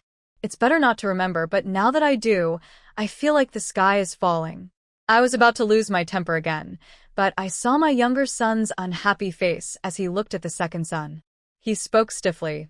"Second brother, do you think this will work? If you have anything, just lend it to me for my wedding. I'll pay you back slowly after I get married." He forced himself to finish speaking despite feeling angry. I didn't expect my second brother to change like this. He used to be so good. When I was getting married, not only did Mom mention it, but they also took care of everything for me. My second brother was already helping long before now. But now he says I have to borrow things. I thought he wouldn't refuse when I asked like this. To my surprise, he actually agreed. "Oh, fifth brother, it's not that I won't help you. I really didn't bring anything back this time. Even if I wanted to help, I can't." Zhang Qinglin, who was about to leave, turned back after hearing what the fifth brother said. He smiled, but his words didn't match his expression. Listening nearby, Li Tsuehua was feeling quite upset. Ignoring her husband's worried look, she spoke out. "Yes, I told the fifth brother. The second brother said he didn't bring anything back. Even if he wanted to help, he can't do much. Look at your wedding, it's already quite grand. Our family's wedding preparations are more than enough. People who don't know might think we're very wealthy." She was upset. Why should Wang Jiro, who married into the family, be so busy and have a higher bride price than them? And the wedding supplies the fifth brother prepared earlier were already quite a lot. Now, she's not satisfied and wants to get more from the second brother. Does Wang Jiro think she's a fairy? Why waste so much money? She heard that the dowry wasn't much, yet she still demands so much. Although the fifth brother just said that the good things from the second brother would be paid back after the wedding, who believes that? With the biased attitude of the mother-in-law favoring the fifth brother, the family will still have to help out in the end. Is this ever going to end? For the wedding, the whole family is suffering. Others can endure, but Li Tsuehua cannot. She insists on speaking out and scolding that shameless, reckless fifth son. She knows very well what happened recently. For the wedding banquet, that boy shamelessly begged his mother-in-law for a long time, crying and pleading, which helped him get a lot of money to prepare the wedding. Stop talking nonsense. It's early in the morning, and you're rambling. Do you not know what time it is? Be more aware of yourselves inside and outside the house. The one who speaks sharply is Zhang Mingcheng. He is very sensitive to such matters and knows he must not get involved. At this moment, he doesn't care that it's his daughter-in-law speaking. He immediately steps in to stop her. It's a tense time, and their family can't afford to cause trouble for themselves. He turns to his wife and speaks quite bluntly. "That's enough. Do what you need to do." He does this to give his wife a way out. He can see that no matter how angry she gets, their second son insists on his own opinion, and they can't do anything about it. It's better not to make things worse. Their child is grown up now, and some things shouldn't be done recklessly. Especially this child, who is capable and has his own opinions. It's important to handle things this way. After saying this, he doesn't wait for others to react. He stands up and heads outside. He still has to go to work. If he doesn't leave now, he'll be late. Seeing the head of the family speak, everyone else quickly disperses. If they don't leave now, when will they? They saw Li Guiping was about to get angry. If Zhang Mingcheng hadn't stopped her, who knows what kind of argument would have happened. Xu Xiaoman and her man also took the opportunity to come out of the main room and quickly went back to their own room. First, let Nyo play on the bed. Meanwhile, they start sorting the 2 large packages brought back by the man yesterday. Xu Xiaoman first goes to the door and locks it. Right now, except for the head of the family, Zhang Mingcheng, who is at work, everyone else is at home because the busy farming season is over. Nothing urgent keeps them busy. If someone comes in and sees so many good things, it would be very problematic. Just now, the man was also insisting at the dining table that he didn't bring anything valuable this time. Comparing that with what they have, it would be embarrassing. Although she has space, the scene that would appear if someone suddenly opens the door can't be hidden easily. To avoid trouble, she decides to lock the door from the inside for safety. Xu Xiaoman moved 2 packages from the space and placed them in the center of the room. The two packages were of different sizes. One was very large, clearly filled with many items. The other was slightly smaller. She first opened the smaller package. As soon as she touched it, she guessed what was inside. Sure enough, when she opened it, a brand new coal stove appeared before her eyes. She was happy, as this was something she had wanted for a long time. It had been out of stock at the county supply and marketing cooperative for a long time. If it weren't for the man running deliveries, it would have been very hard to get. Next, Xu Xiaoman took out many items from the two large packages, including several sets of cotton and wool sweaters for adults, and some for Nuno as well. There was also fabric in different colors: black, navy blue, gray, and even a piece of bright red. Brightly colored fabric like this was rare at this time of year. Even at the county supply store, it was seldom available. When they did have it, it was quickly bought by internal staff, and outsiders couldn't get any. Excited, she thought about making Nuno a new cotton jacket with this fabric for the new year, something festive. The packages contained the most fabric, along with a few pairs of winter leather gloves lined with fleece to keep warm. There were 2 pairs of leather and cotton shoes, probably bought for her. She also found 2 boxes of snow cream and 2 jars of clam ointment. According to the man, the snow cream was for face application and the clam ointment was for hands. It seemed the man had researched carefully. There was also a flashlight and a thermos. She held the thermos in her hands, inspecting it carefully. This item was very useful in winter, especially since she was about to have her second child. Without it, life would be much harder. The long winter in the Northeast meant icy nights. Without a thermos, even drinking hot water at night was difficult. If she hadn't run out of tickets earlier, she would have gone to the county supply store to buy one. Now that the man had brought it back, it saved her a lot of trouble. Besides these household essentials, the man also bought some food, including a few pieces of chocolate and a tin of onion-flavored biscuits. She looked at the biscuit box. They weren't sold at their supply store, so they must be high quality. She decided to save these for Nuno to eat later. There are a few cans left, but these are not fruit cans sold by the local supply and marketing cooperative. They are cans of pork. They can be used to add meals for their family. There are also some small, miscellaneous items, everything from fabrics, clothes, cotton shoes, to gloves, which are not usually needed. She organized these things, materials, clothes, shoes, gloves, and put them all into the special space after sorting them. With so many good things, if her mother-in-law, Li Guiping, saw them, it would be a big problem. Zhang Qinglin watched nearby. When his wife put most of the items into the space, he felt relieved. He brought back so many good things this time because he knew there was a place to store them. In the past, he wouldn't have dared to do this. His mother had a habit of rummaging through their house. Over the years, whenever there were good things, they would disappear without notice. They all knew that Li Guiping had taken them. But now it's different. As long as the items are stored in his wife's magical space, no one can find out or take them. This way, he can bring back more good things for his wife: food, drinks, or useful items. However, he thought about how many things he brought back this time. He looked up at his wife and said, "Wife, this time there are quite a few things. Pongzi didn't bring back much. Next time we go out, most of the stuff should go to him." He needed to remind his wife that although he and Pongzi are good friends, they always act fairly when they go out together. Since most of the private goods he brought back this time were taken by him, next time he can't do that again. Pongzi should choose or handle his own things, whether for personal use or selling. Xiaoman nodded in agreement, looking as if she understood and accepted. She knew a bit about her husband's cooperation with Pongzi. At first, she wondered why her husband brought back so many things this time. In previous years, he hadn't brought back even a tenth of what he did today, and she worried there might be problems. But now she understood. She felt relieved because the items they brought back could last them a long time. She is currently less than 4 months pregnant, preparing items for her second child. There are still several months to go, so there's no rush. Xu Xiaoman has gathered together the things she previously bought from the supply and marketing cooperative and those brought back by the man. Most of these items have been stored in her space. In the bed-end cabinet, she only placed some candies and egg cakes as a small gesture.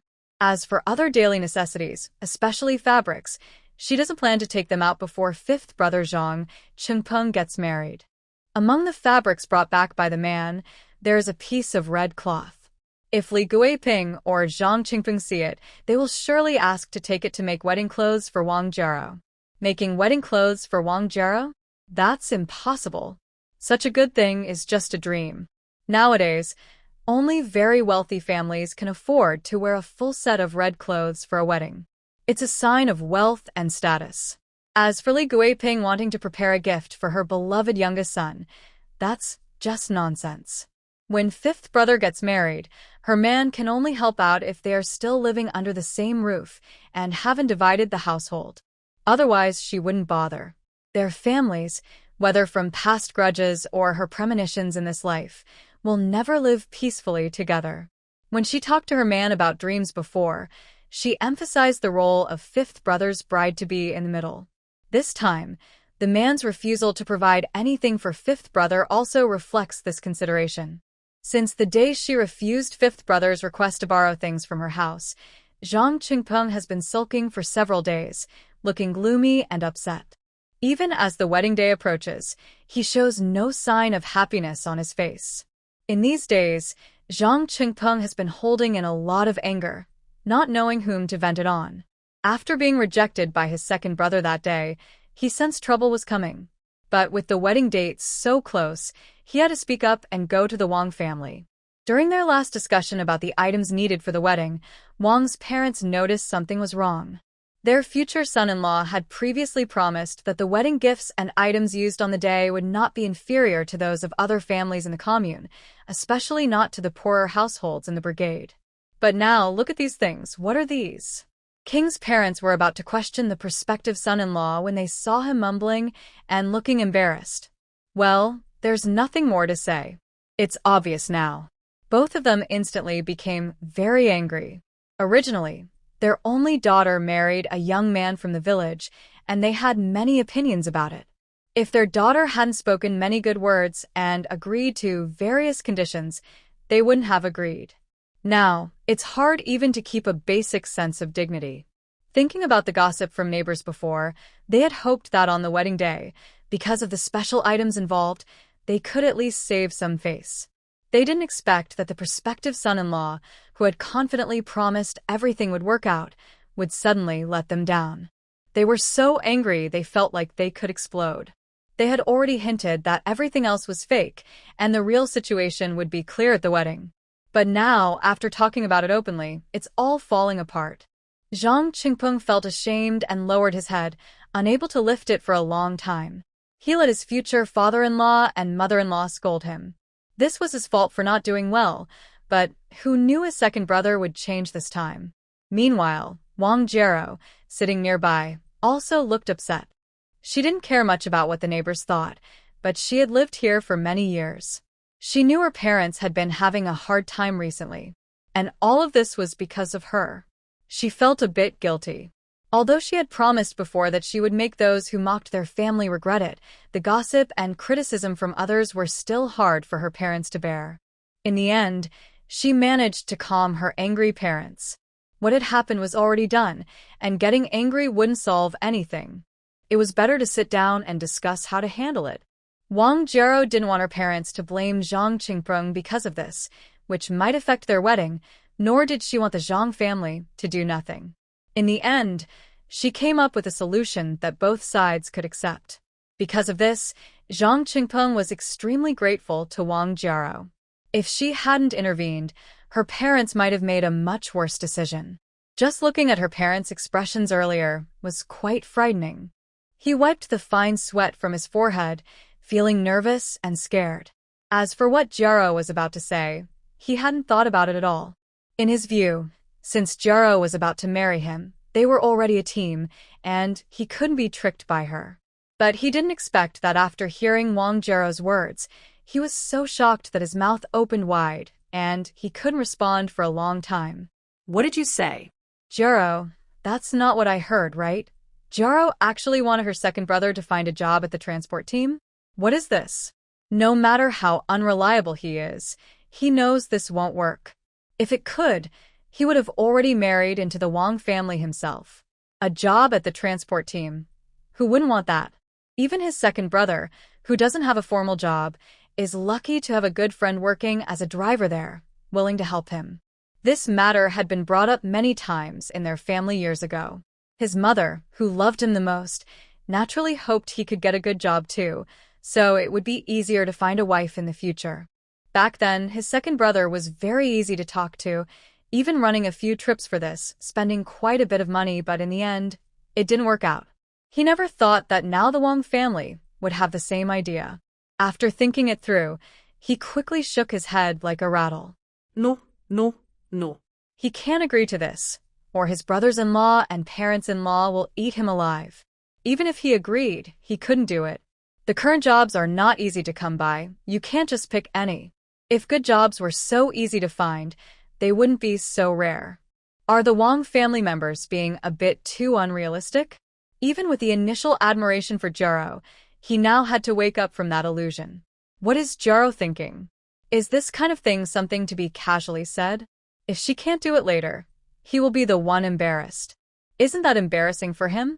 Meanwhile, Zhang Qingpeng felt an unprecedented sense of resentment toward Wang Jaro, while Wang's parents instantly shifted from anger to happiness, their expressions almost unable to hold back. What? There's also a job? That's great. Their family currently only has the eldest son employed. The second son is still idling at home. If this son-in-law can help solve the second son's job, then things like dowry and bridal gifts won't be a problem. Even if they have to pay for it themselves, they are willing. In front of a job, the position in the excellent transportation team seemed like just a passing cloud. That was satisfying, and for a moment, I didn't know how to show my expression. I was worried that the words I said earlier might cause my son-in-law to misunderstand, and that the job opportunity would be lost. As for Wang Jaro, after she finished speaking, she seemed to feel thirsty and took a sip of water. It was as if she didn't see the arguments between her parents and her fiancé. When Zhang Qingpeng was about to give up and run away in frustration, she finally started to speak. Dad, Mom, what are you saying? Jobs are so hard to find. If there were any, wouldn't they first be given to our own family? How could it be our turn? After she finished, Zhang Qingpeng immediately relaxed and nodded vigorously, agreeing with her words. That makes sense. If there was such a good opportunity, why wait until now? Stop dreaming. It's impossible. At this moment, Wang's parents also began to realize something. They had been so excited earlier that they forgot about the complicated situation. Did they just get their hopes up for nothing? However, they didn't quite understand what their daughter meant by her words. It wasn't her fault. Her words could easily be misunderstood. After thinking it through, the couple still felt a bit disappointed. Maybe, just maybe, what was impossible before could now be possible. Their daughter had always been clever. Since she brought it up now, maybe she had a different idea. Holding on to this small hope, the couple kept a close eye on their daughter, trying to hear the answer they wanted from her. But, after saying that, Wang Jaro turned her head to face Zhang Qingpeng. But we don't need you to find a job for my second brother. I mean, next time your second brother goes out on a trip, could you take him along? Let him see more of the world. Isn't that a reasonable request? Hearing her daughter say this, Wang's parents felt a bit disappointed.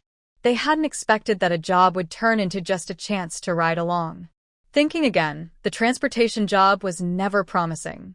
Now giving their second son a chance to ride along wasn't bad. In the future, they could boast to their neighbors that their son had been a driver. People who didn't know the truth might even think their second son was doing well. This could also make it easier for their daughter-in-law to find a good match. Although their plan didn't work this time, the second son only needed to go out once and meet the people in the team. With his cleverness, if there was an opening in the team, he would have a better chance. Moreover, even if there are no openings, getting to know more people in the team could still help build connections. Overall, this is very beneficial for the Wang family and won't cause any harm. It's also thoughtful of the daughter. Compared to material things, this opportunity is more practical and looks better on the surface. I gave my daughter an approving look. If she handled this well, we agree. Wang Jaro saw her parents' reactions and immediately looked proud. The Wang family thought everything was going well, but Zhang Qingpeng, standing nearby, didn't think so. He was so anxious he almost wanted to cry. Their request seemed simple, but actually making it happen was not easy. And he couldn't make the decisions himself. Maybe Jiro's idea was too simple. He decided she should think more about it. After thinking carefully, he desperately signaled to his fiancée, hoping she would understand him. This plan just wouldn't work. To be fair, Wang Jiro wasn't trying to make things difficult for Zhang Qingpeng. She genuinely thought her idea was very reasonable. Asking Zhang's second brother to help find a job for her brother was a bit much. Not only was it difficult for Zhang's family to do, but even if they could, they wouldn't agree at this time. But just asking her second brother to go out with the team once, that should be fine. Just taking someone out once, without doing anything else, shouldn't be impossible. After a while, Wang Jiro finally noticed her fiancé Zhang Qingpeng acting strangely and asked with some confusion, "What's wrong?" She frowned as she spoke, and seeing his reaction, she realized something was off. She quickly said, "Is it really impossible?" At this point, Wang Jiro sensed something was wrong. "No, what exactly is going on with you, Zhang Qingpeng? Nothing seems to work, nothing. Didn't you say you were the favorite at home? What is this now?" From the beginning of discussing the wedding to now, with the wedding date approaching, the Zhang family hadn't done a single thing to help her family smoothly. Even if Wang Jiro really wants to marry into the Zhang family, she is feeling a bit upset now. She suddenly realizes that perhaps her repeated, unconditional concessions before have made the Zhang family think she is desperate to marry into their family. Is this what they are trying to manipulate? Although she truly does want to marry into the Zhang family, this is her secret wish, and she has never told anyone, not even her parents. Especially not Zhang Qingpeng. Now, even if she wants to save her reputation in the Zhang family, she cannot keep backing down this time. Otherwise, no one will respect her, especially her sisters-in-law. She doesn't want to be looked down upon the moment she enters the Zhang household. Moreover, Zhang Qingpeng broke his promise first, so even if she wants to forget about this matter, her parents probably won't agree easily. She also doesn't want to be the one to persuade her parents again. So, when she sees her parents' faces darken after hearing her words and staring at Zhang Qingpeng, she simply pretends not to notice. She used to be too easy to talk to, which made the man feel confident and rely on her for everything. That's not good. She needs to give him some lessons to let him know that the girl from the Wang family is not so easy to marry. Marrying into the family means being treated well. She's not some village girl who can do whatever she wants. Zhang Qingpeng, facing the murderous looks from Wang's parents, dares not look at his fiancé, Wang Jiro, anymore. He's not that foolish. He knows that repeatedly breaking promises has made Jiro somewhat dissatisfied. But what can he do? He has no control over the situation. The most urgent thing now is to get through this hurdle. As for what happens afterward, he'll think about it later. Right now, he can't think too much. Maybe Jiro is just angry now, and she'll be fine later. Her Jiro wouldn't ignore him. After thinking this way, Zhang Qingpeng felt less nervous. Under the pressure of Wang's parents' gazes, he had to stammer and respond. "Uncle, auntie, about this. I will go back and discuss it with my second brother." Seeing that Wang's parents still looked unsatisfied, it was clear they were not happy with his answer. Reluctantly, he could only continue to promise. "Well, I will make sure my second brother agrees, definitely." At this point, Zhang Qingpeng was almost ready to swear by the sky. He had said so much. Wasn't that enough? Fortunately, after hearing his words, Wang's parents' expressions softened a little. They didn't want to offend their future son-in-law too much.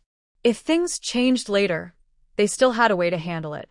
Wang Jiro saw her parents were pleased, so she smiled again and said politely, "Qingpeng, it's getting late. Why don't you stay for dinner at our house today?" She was just being polite. Seeing how distracted the man looked, she knew there was no hope for dinner today. Sure enough, when Zhang Qingpeng heard this, he immediately stood up from his seat, waving his hands. No, I have things at home. I can't stay for dinner today. Maybe another day. Well, I'll go back now." He didn't wait for Wang's family to say anything and hurried out like a flash, faster than a rabbit being chased. Watching him leave, Jiaro couldn't help but smile. Wang's parents saw their daughter in a good mood and quickly asked, "Sweetheart, about that thing you mentioned earlier, getting your second brother to drive the car, do you think it will work?" Although Zhang Qingpeng had promised earlier that it would definitely work, he had also promised several times before, but most of those promises fell through. Now, the old couple's trust in their future son-in-law was greatly reduced. Knowing their daughter was always clever, they decided not to ask her directly, but to listen to her opinion to feel reassured. Regarding their second son's job at home, they were naturally very cautious.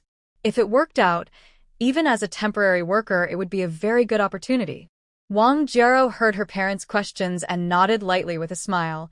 "Don't worry, Mom and Dad, I've got this." She said this because she had made up her mind.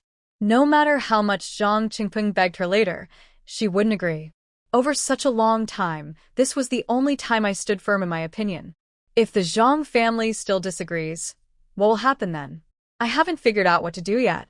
But I am tired of always giving in without end, and it makes me very unhappy. I think that as long as I can marry Zhang Qingpeng in the end, even if there are some problems along the way, it's not a big deal. I can adapt as needed, as long as I don't go all the way to the final step." After thinking it through, Wang Jiaro was in a good mood to chat casually with her parents. Meanwhile, Zhang Qingpeng hurried home, catching his breath. Just as he was catching his breath, he heard his mother calling him.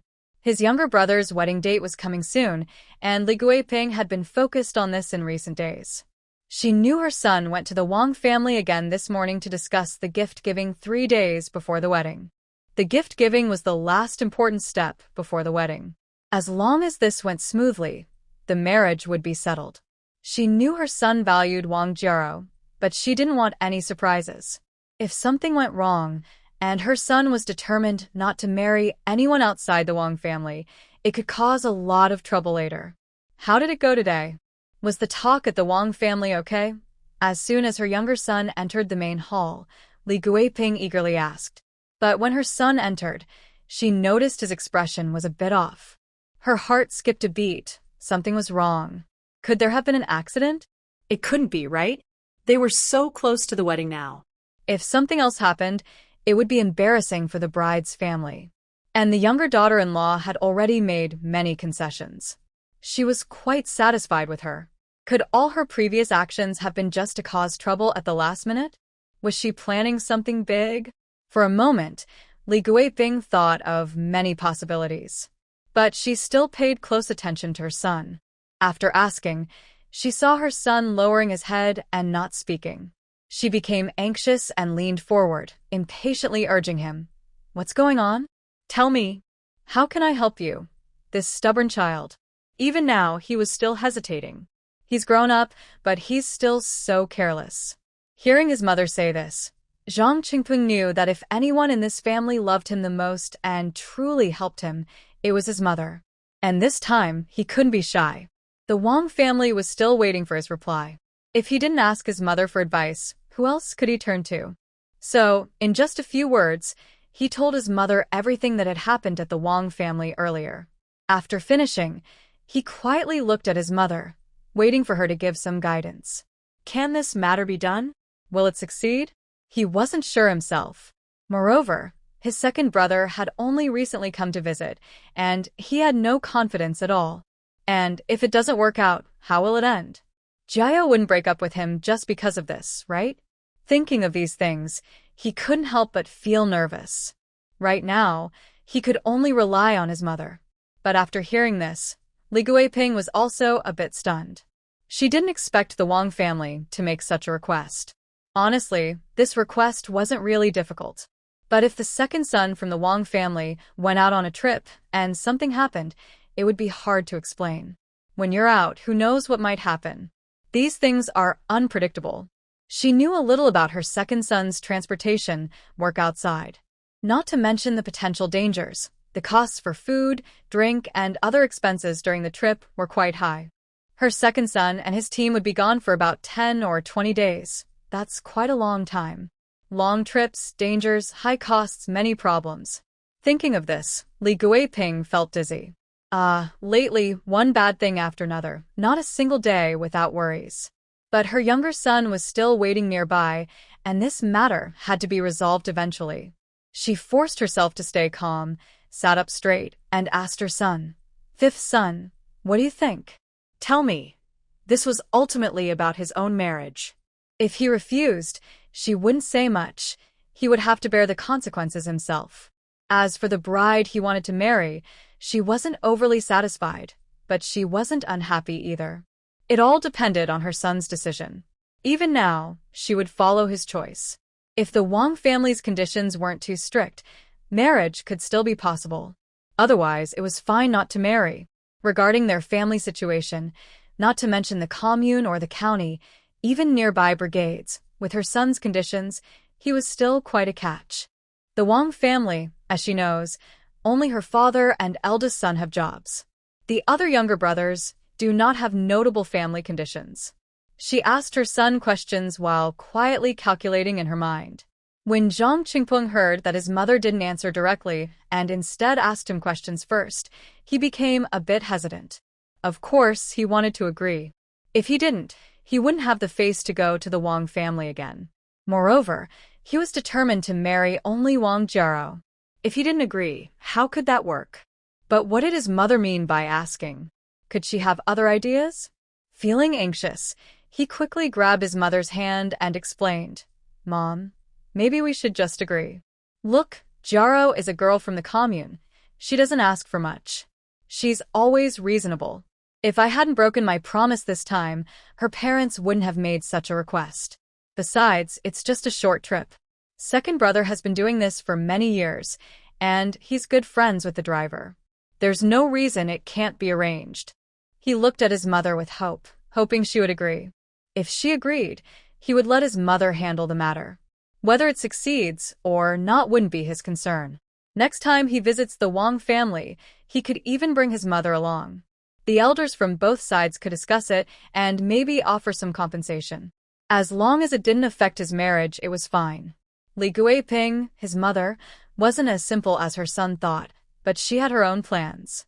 They whispered for a while, and after about half an hour, Zhang Qingpeng came out of the main room. Early that morning, Zhang Qinglin had gone out. He only returned around noon. Seeing his wife resting on the kong, a traditional bed, he took off his shoes and got on the bed, placing the things he bought from the county's state-run restaurant in the cabinet. The family's meals weren't very good, but luckily his wife knew how to adjust herself and often added extra food for herself and their daughter. During this time at home, if he went to the county, he would occasionally bring back some food. Today at noon, he ate with friends at the state-run restaurant. After the meal, he packed 10 large meat buns, 10 flour rolls, and 10 plain steamed buns. Although steamed buns aren't as good as meat buns, they were still quite nice. He knew his wife's storage space could keep things fresh, and whatever was put inside would stay the same when taken out. This function was really great. Even if the wife doesn't eat well at home, with their own efforts, they can still get enough nutrition. She looked at the two of them sleeping with rosy cheeks, then lay down herself. When Xu Xiaoman woke up, more than an hour had passed. By then, the man had already woken up and gone out. She sniffed the air and smelled the aroma of steamed buns. She knew the man had gone to the county today. Could he have brought back some buns? She opened the bed cabinet and saw a pile of things the man had bought. That's great. She hadn't eaten steamed buns in a long time. She quickly stored the items in her space, preparing to dress up Nuno, just as the man pushed the door open from outside. "You're awake." After saying that, the man took out a stack of money from his inner pocket. "Here, this is from last time. Today, Ponzi gave me 82 yuan, so total is 82. Xu Xiaoman didn't refuse and took the money. At the same time, she took out the money the man had given her earlier. She had bought many things recently, spending quite a bit. When he gave her money, it was over 600 yuan. Now, only 508 yuan remained. Adding the 82 yuan from today, their total savings, so far, are 590 yuan. Oh, I almost forgot. Earlier, the man managed to get another 2,000 yuan from the old lady. Since she took this money from him, she kept it in her space and hadn't counted it yet. Seeing such a thick stack of money, she felt very happy. This money was earned through her man's hard work. Now it was all theirs. So, their total savings now are 2,590 yuan. Yes, that's quite a lot. Even if they use this money to buy a small house in the county or city, it would be enough. She carefully stored 2,500 yuan in a small box in her space, meant for valuables, and kept the remaining 90 yuan for daily expenses. During winter, he was often away from home. The two of them, mother and daughter, lived in a cold house as cold as an ice cellar. Without a coal stove, it was so cold that they couldn't even lie on the bed comfortably. Life was hard. Moreover, his wife was pregnant. If she caught a cold, it would be a serious problem. Once they had a coal stove, his wife could use it in the room after he went out to work. Although honeycomb coal was expensive, they had enough money, and he earned well, so they could afford it.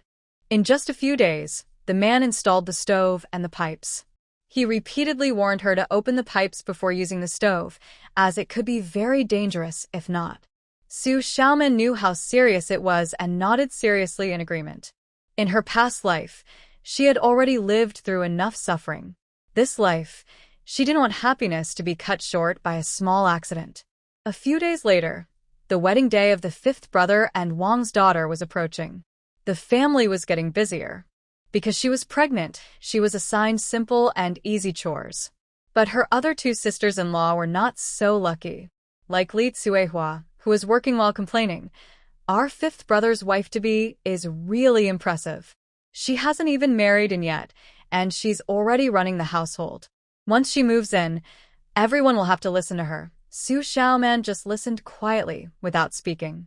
Feng Xiangxiang was also unhappy with the chores assigned by her mother-in-law. When she heard the fifth sister-in-law talk like that, she joined in. That's because she's clever.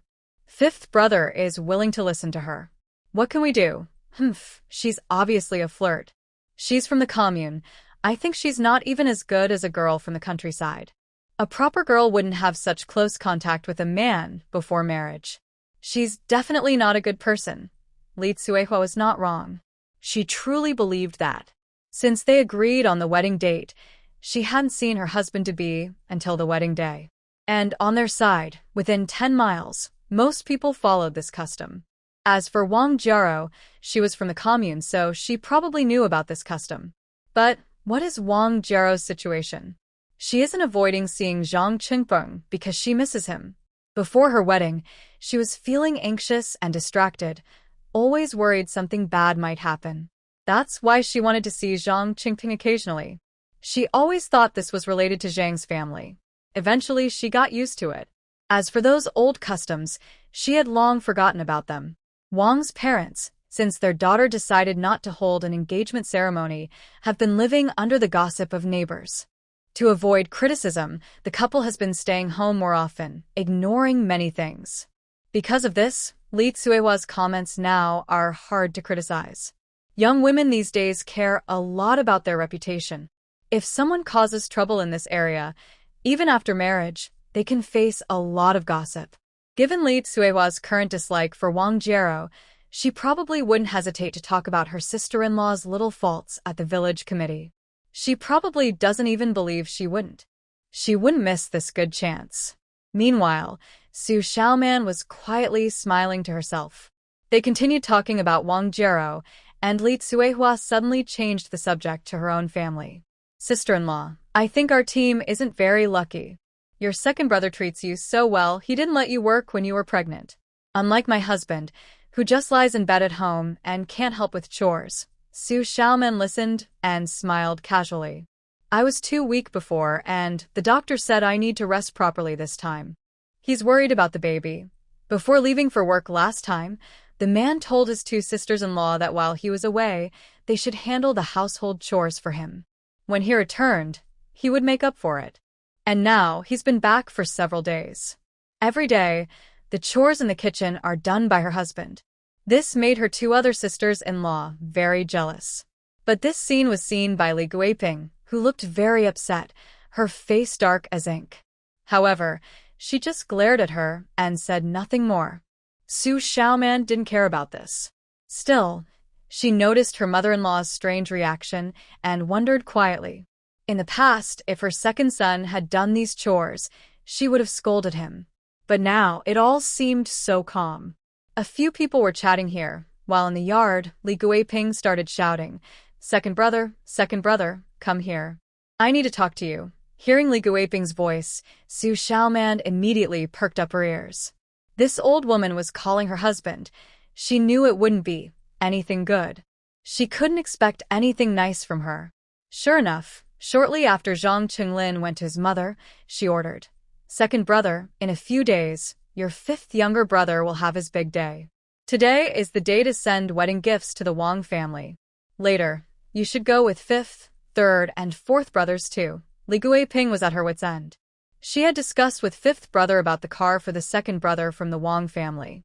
She thought about it over and over, but she still couldn't personally get involved. Others might not know, but as the mother of the second son, she had some idea of how the process of sending the car worked. Just 2 years ago, the second brother was injured and came back. It was said he almost didn't make it back that time, and his driver friend was even more seriously hurt. Because of this, she completely gave up on the idea of fifth brother replacing the second brother to drive the car. It was too frightening. Her old heart couldn't take it.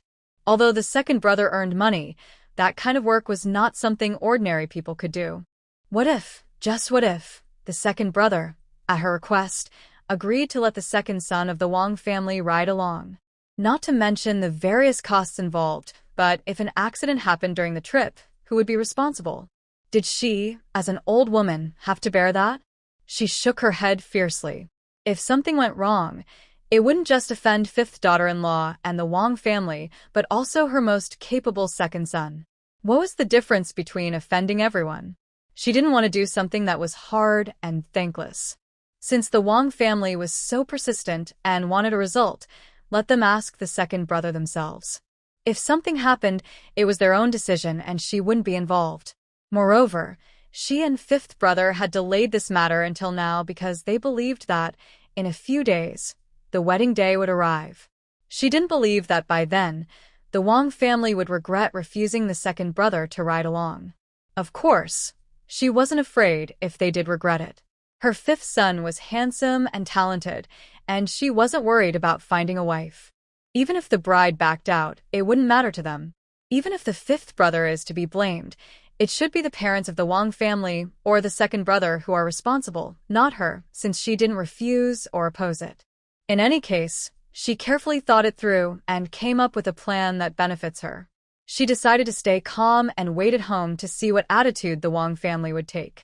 Meanwhile, Zhang Qinglin, upon hearing his mother's instructions, instinctively frowned.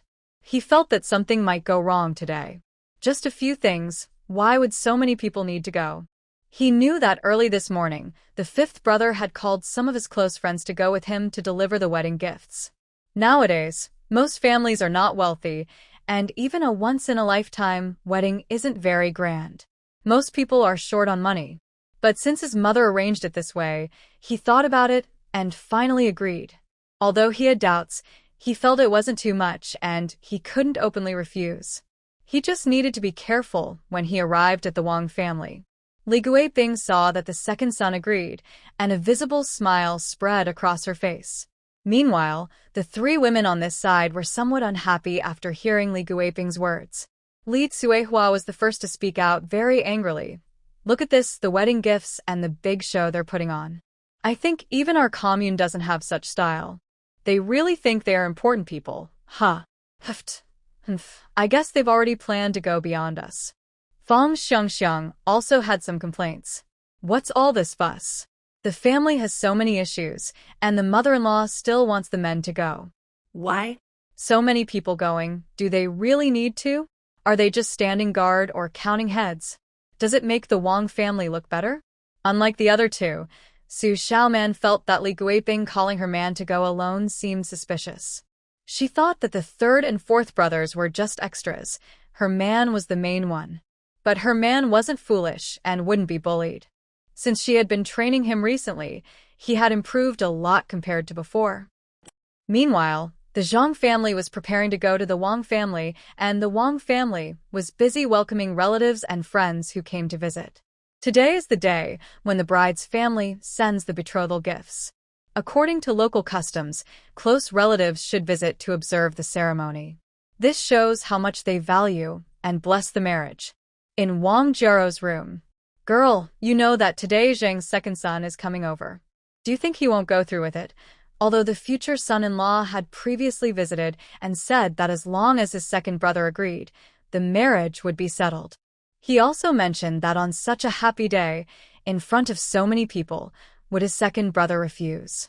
He didn't finish his sentence, but the meaning was clear. If they want to form a good relationship between the two families, refusing in front of so many relatives would ruin the bride's reputation. Now that everything is set, do they really want to cancel the marriage? But in her heart, she thought the son-in-law was unreliable. She didn't trust his words, although she felt the same way. In the end, she still needed to ask her daughter. Wang Jiarou confidently smiled softly. Mom, come here. When the time comes, just say this. After hearing this, Wang's mother's eyes lit up. She clapped her hands and looked at her daughter with a smile. Yes, girl, if the second son hears me say that, he probably won't refuse anymore. That's great. They weren't really concerned about the betrothal gifts or the visit from the Zhang family. These had been confirmed many times before. What mattered most to them was their son. Today, so many relatives and neighbors came to the house. Since their daughter hadn't had a formal engagement ceremony before, many people had talked about it. They had heard a lot of gossip. Although the gifts from the Zhang family today were normal and nothing special in their community, as long as the second son from Zhang's family agreed or nodded on the spot, their own second son could go along. Not just for the benefits they might get, but also because their daughters-in-laws had a brother who was a driver. That made them proud in front of relatives and friends. And if they found out that their son could learn to drive, whether for a trip or in the future, it would be a big plus. No matter how it turns out inside, it's up to them to talk about it. She and her husband agreed. First, they wanted their daughter's marriage to look good and be successful. Only in this way could their son find it easier to get married in the future. This was truly a win-win situation. When the Zhang family arrived, many people had already gathered in the Wang family's yard. The yard was lively, with people standing or sitting everywhere. The Zhang family, as the groom's side, took the lead and made a grand appearance. They brought quite a lot of things. There were various snacks, canned foods, pork, and daily necessities like hot water bottles and wash basins. Everything looked neat and organized. However, since they didn't bring large items like bicycles or watches, it seemed a bit modest. Most of the people in the Wang family's yard at this time were neighbors, besides some close relatives. The wedding of Wang's only daughter caused quite a stir in the neighborhood. But this fuss wasn't necessarily a good thing. First, there was no engagement ceremony before, and the groom was a simple farmer, which caused some gossip among the neighbors. Although the Wang family was not very wealthy, they weren't extremely poor either. Is that the groom from the Wang family? Not bad, he looks quite spirited. I heard that this guy is just a rural man with no job. I don't know how the Wang family agreed to this. Yeah, I think my cousin from my family is much better. He even has a temporary job now. That's true. Maybe he'll get a permanent position someday. Look at what he's carrying. Nothing big, just a basin and a porcelain mug. TSK, TSK. I wonder what the couple was thinking. Such a good girl, what a pity. People around were talking loudly. Not only the Wang family members, but also the relatives who came to witness the wedding heard these comments. Their faces turned a bit grim, especially Wang's parents. When they came out of the house, they overheard some gossip from the busybodies. Wu Hongying, Wang's mother, looked very upset. They were already upset about their daughter marrying such a man. Now, on the day they sent the bride's gifts, these people were still gossiping and talking behind their backs. Isn't she deliberately trying to upset them? She wanted to get angry and chase people away, but in this community, that's just how things are. If no one comes to watch the fuss, it feels even lonelier, and people will gossip about it later.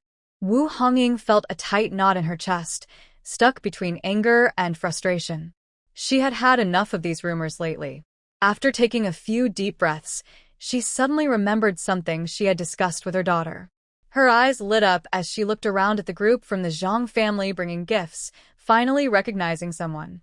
She saw a tall, serious-looking person with a calm but confident demeanor. Even though they could hear the gossip from the yard, their face showed no signs of worry. More importantly, this person looked quite similar to her future son-in-law. This must be Zhang's second son, the driver. Without hesitation, she rushed straight into the yard. Her eyes quickly focused on Zhang Qinglin, smiling widely and acting overly familiar, as if they were close friends. She said warmly, "Oh, look who's here. Second brother, go get a chair so your brother can sit in the yard. Let's have a nice chat."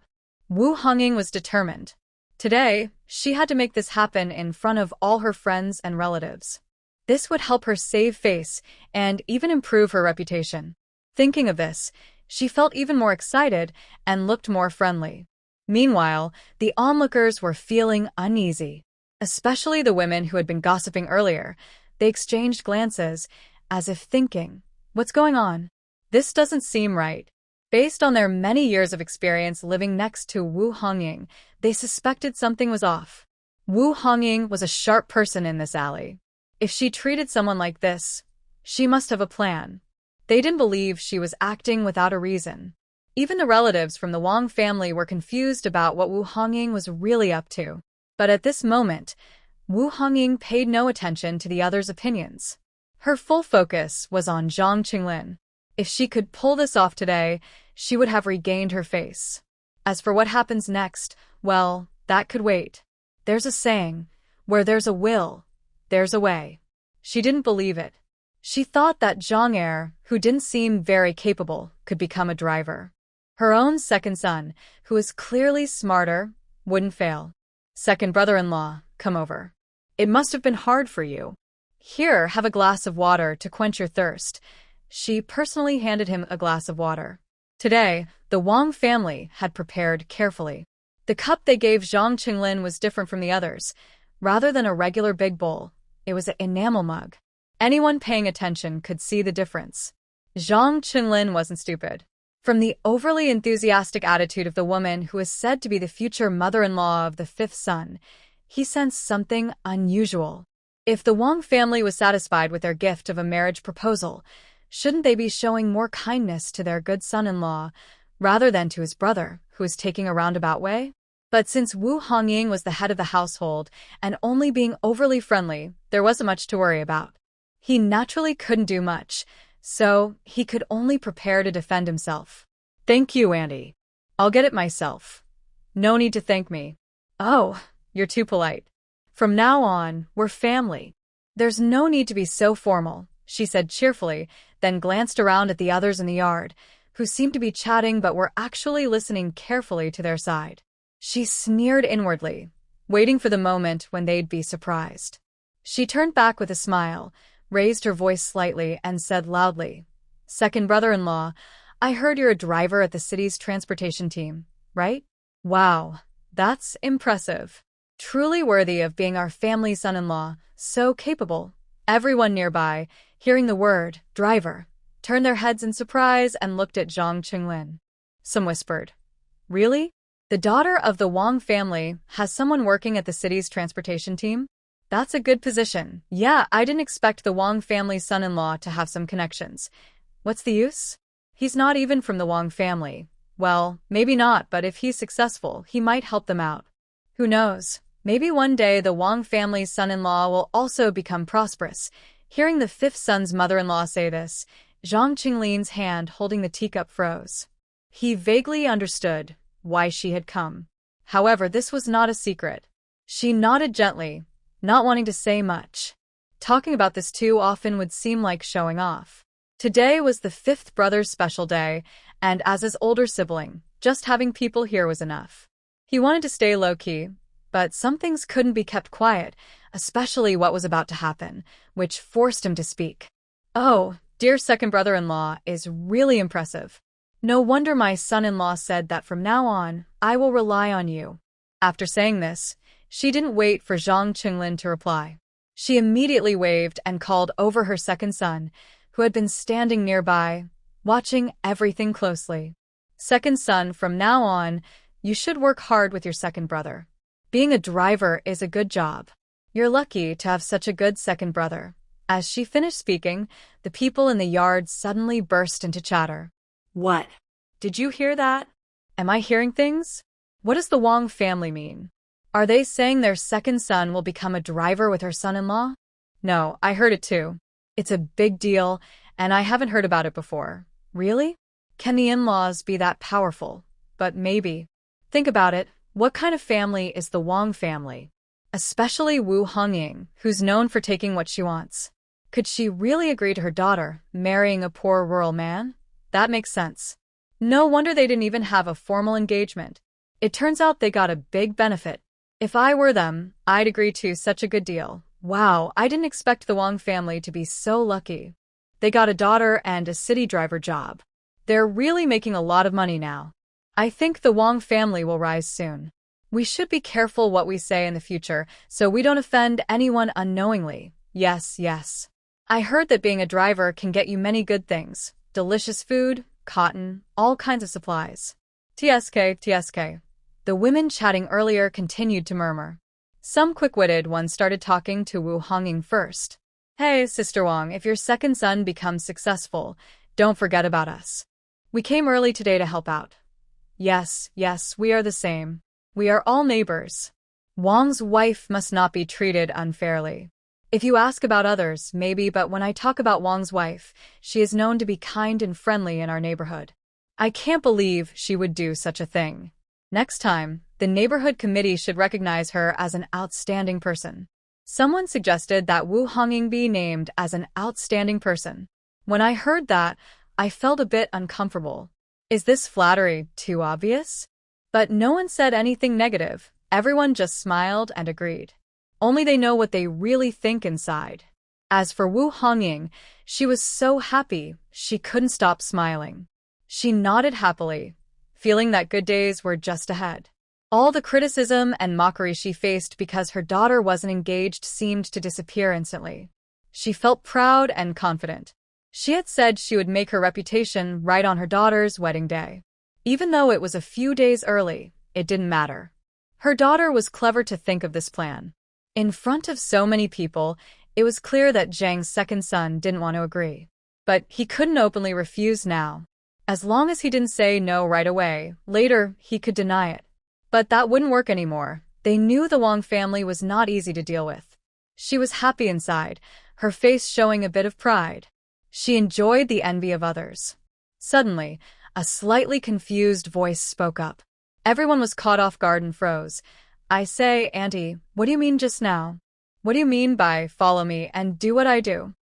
I didn't understand. I'm a bit confused. By this point, if Zhang Qinglin still didn't understand what the fifth family was planning, then he had really wasted his time. Forget about his wife's dreams. The fifth couple was the mastermind, especially his wife, who was not easy to deal with. If things weren't explained clearly beforehand, and he was pressured now, he wouldn't agree. And with the current situation, it was even less likely. He sneered inwardly. They really thought he was a pushover.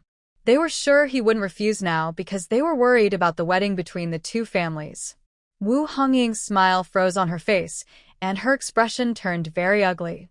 But at this moment, everyone in the yard was watching her, which made her feel nervous. She couldn't just stand there silently. She had to speak and explain. She forced a smile, stretched her stiff lips, and awkwardly said, Well, what I mean is, brother-in-law, my son-in-law didn't tell you, right? It's about my second son and the car arrangement. She glanced at him while speaking, as if saying, Brother-in-law, with so many people here, can't you give us some face? Maybe we should go inside to talk.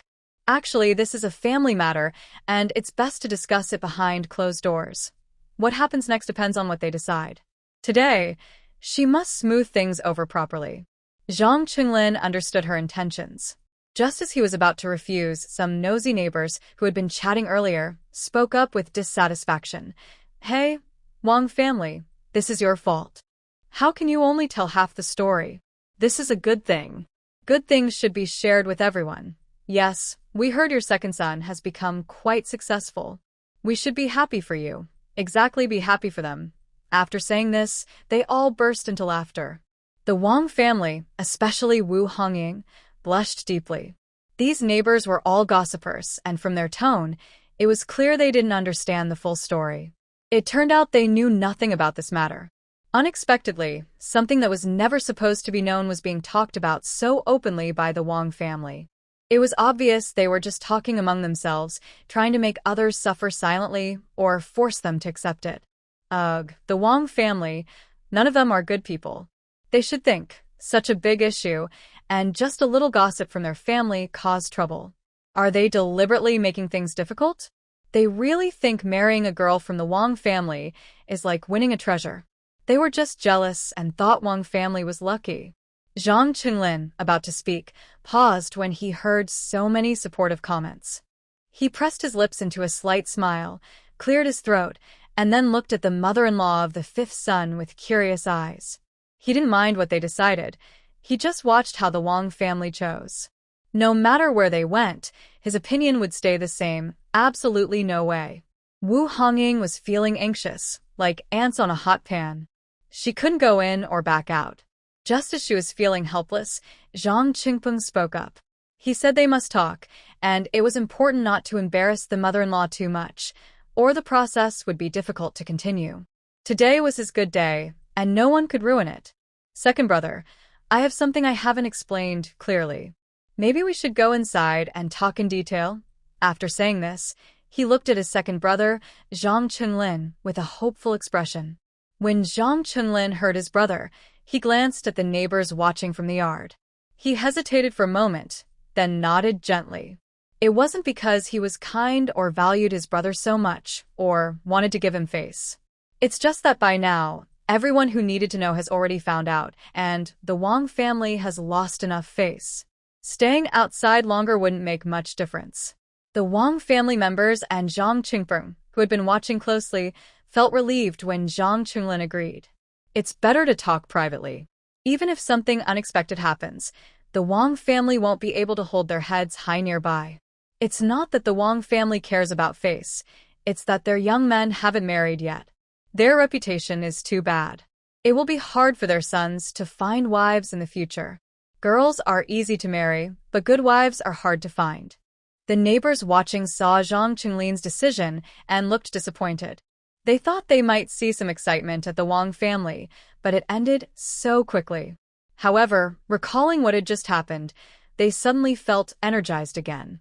Even if they went inside to talk now, what difference would it make? The stories about what happened would be topics they could talk about for a long time. Seeing the Wang family go into the main hall with the Zhang brothers, the people in the yard started to lose interest. After sitting around for a while, some people gradually left. They had come just to see the show, and now that the show was over, they couldn't argue with the Wang family anymore. Wang family living room at this moment. Besides the Wang family members, only Zhang Qinglin and Zhang Qingpeng, the brothers from the Zhang family, are present. After entering the house, Zhang Qinglin casually found a stool to sit on and waited for the Wang family to speak. As for the Wang family, once they arrived in the living room, they seemed less lively than they had been in the yard earlier. No one spoke for a while, and the room was so quiet that it felt like the air itself had frozen. Since they were inside now, everyone was family, so the Wang couple no longer worried about their conversation being overheard. They relaxed a bit. At this moment, Wu Hongying finally had the chance to think about what had just happened in her yard. She was very angry. She felt she had lost face this time. She had worked hard to gain some respect in front of her relatives and neighbors, but just when she was feeling proud, her sister-in-law's brother quickly put her down.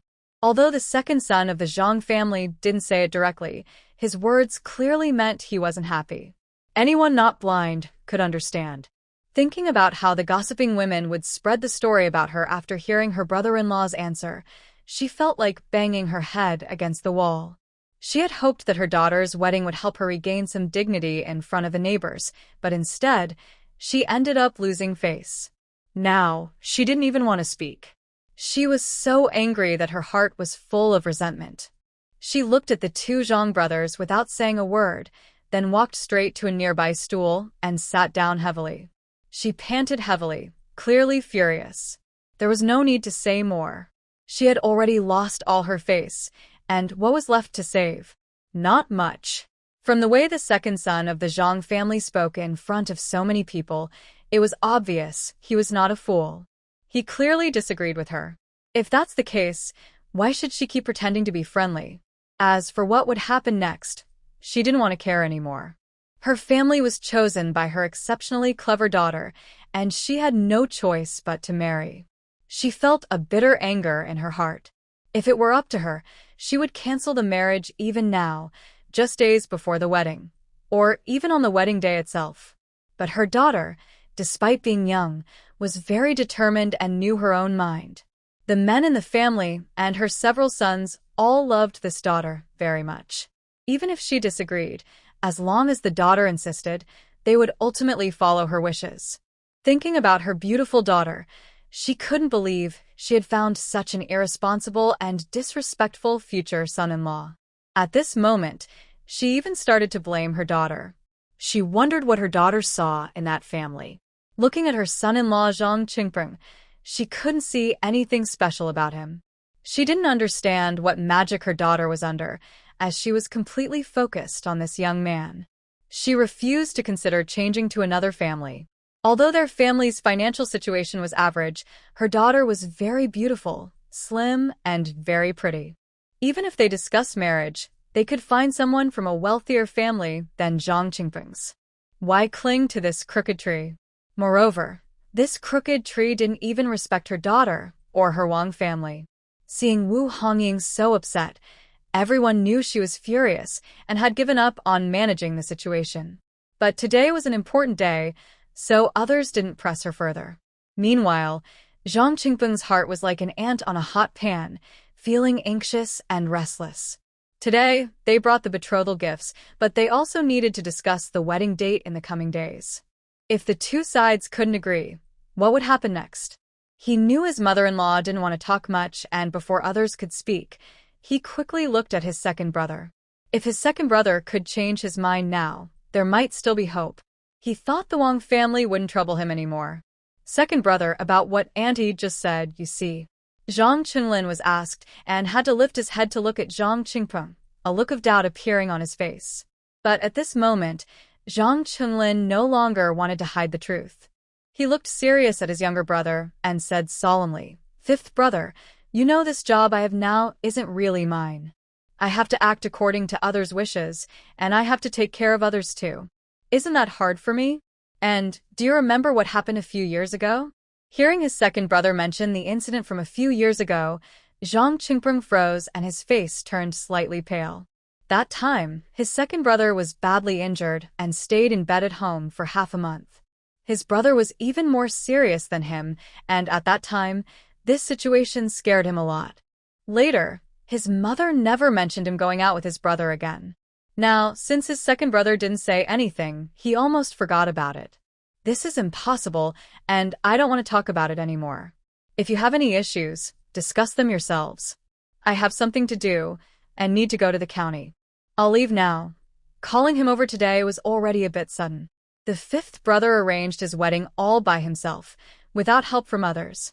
When he was suddenly called over, he thought it was about something else. Now that everything has been discussed, his attitude is very clear. There's no need for him to stay here any longer. He isn't familiar with the Wang family members, so it's best for his fifth brother, who is involved, to continue communicating. Hey, second brother-in-law, why are you leaving so suddenly? We haven't even started talking yet. We can discuss things. Yes, second brother, you're my real second brother.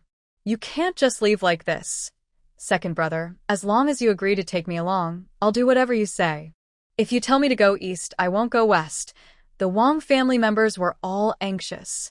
Even if Zhang Qinglin didn't really want to, this could be negotiated. But now they don't want to talk and just want him to leave. Are they really not planning to marry the two families? Otherwise, at this point, they should at least show some respect. Besides, it's not a big deal. Just going out for a short trip. What could he lose? It's rude to ignore them like this.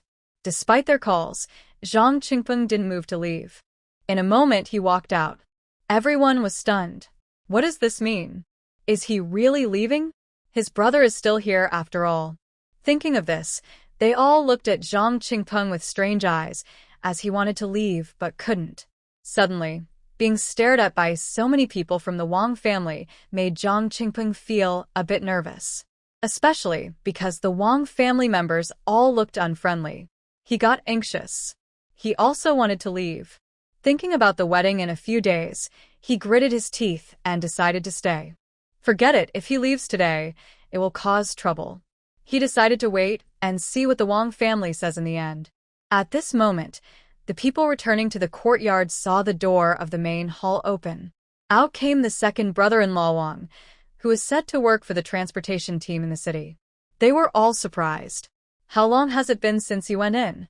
Why did he come out so quickly? In such a short time, they couldn't have discussed anything important. Since it's a big matter related to work, it seems Wang's family didn't reach an agreement after all. It looks like they have given up. But no one knew if the work-related negotiations failed, whether the marriage between Wang's girl and Zhang's son could still happen. Everyone was curious about this. Zhang Chunlin saw this and, after a brief exchange with someone who came with him, left the Wang family's yard. County town Zhang Qingyan had been going through a very difficult time lately, the hardest he had ever experienced. Since the last time he went to visit his parents and didn't get any money, his wife had been giving him cold looks. He didn't dare to go to his in-laws' place either. Whenever he went, he was met with disdain, so it was better to stay away for now. He understood what his wife and father-in-law wanted. They hoped he could find a way to get some money from his own father to help cover the losses at the textile factory. He wasn't sure exactly how much money his father-in-law needed to make up, but from his wife's expressions and words, he could tell that the Zhang family was probably going to suffer a big blow this time. Although his wife and he had visited his parents last time and saw how they felt about the money they owed, his family had always been kind to them over the years, especially loving their 2 grandchildren. His wife thought that because the last request for money was so large, he should go back and ask his father several times. Even if he couldn't get 1,000, maybe 500 would be enough. If Zhang Mingcheng could give 500, it would ease his father's financial burden. But Zhang Qingyan, being the eldest son of the Zhang family, knew his father's personality well. He didn't believe that just asking a few times would easily get the money back. Instead, he had a bad feeling. He suspected that their previous high status in the Zhang family might now be at risk. A few years ago, although they didn't live at home, even after he started working and received his salary, and after they got married and both relied on public funds, they didn't contribute much to the household. In fact, whenever they faced difficulties or asked for help, his father would usually give money without hesitation. Because of this, he and his wife initially planned to take some money from his father to help his father-in-law with urgent needs. But after the last incident, things started to change. Recently, he kept thinking about what happened. The more he thought, the more suspicious he felt. He was sure something had happened that he didn't know about. Since getting married and having 2 children, he's been very busy with work and household chores, so he rarely visits home. But this time, the situation was serious. Before, they had support from his in-laws and help from his father behind the scenes. Both he and his wife earned salaries, so they were living quite comfortably compared to most people. However, this time, after their in-laws tried to fix their financial problems, their financial situation worsened significantly. They might not only stop helping them in the future, but could even need his wife to give money back now and then. On the other hand, if his own father faced problems and couldn't support them as before, the difference in their situations would become even greater. Zhang Qingyan, who was used to a good life, naturally didn't want this to happen. If his father continued to support them as before, even helping his in-laws a little, their lives wouldn't be affected much. The worst-case scenario would be both sides stopping their support and his in-laws needing him to give extra help. If that happened, it would be terrible. Such a big difference between good and bad is truly unsettling. The more he thought about it, the more anxious he became. He felt he needed to find out what was really going on. Plus, his younger brother was about to get married. Such a big event. It was his brother's important life moment. Even if he was busy, he couldn't miss the wedding or people might start talking about him. He figured that this wedding was a good chance to attend and also to learn what was really happening at home. If something unexpected had occurred, he could prepare in advance. When Chen Wenju saw that the man finally agreed to go back, and his face, which had been cold for days, softened a little, she felt relieved.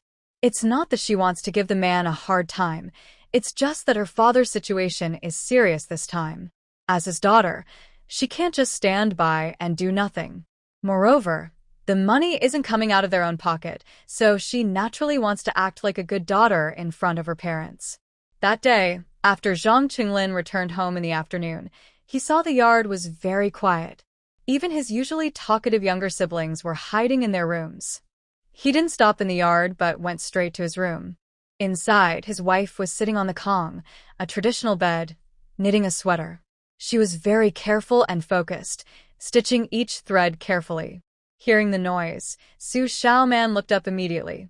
Seeing her husband return, she smiled right away. "You're back." She then got up and poured a cup of hot water for him. Zhang Qinglin took the cup of water his wife handed him, sipped it gently twice, then went over to check on their daughter, Niu Niu, who was sleeping soundly on the kong. He gently touched her porcelain-white face and smiled softly. Recently, the children and his wife had been eating well. Niu Niu no longer looked as thin and small as before, like she was malnourished.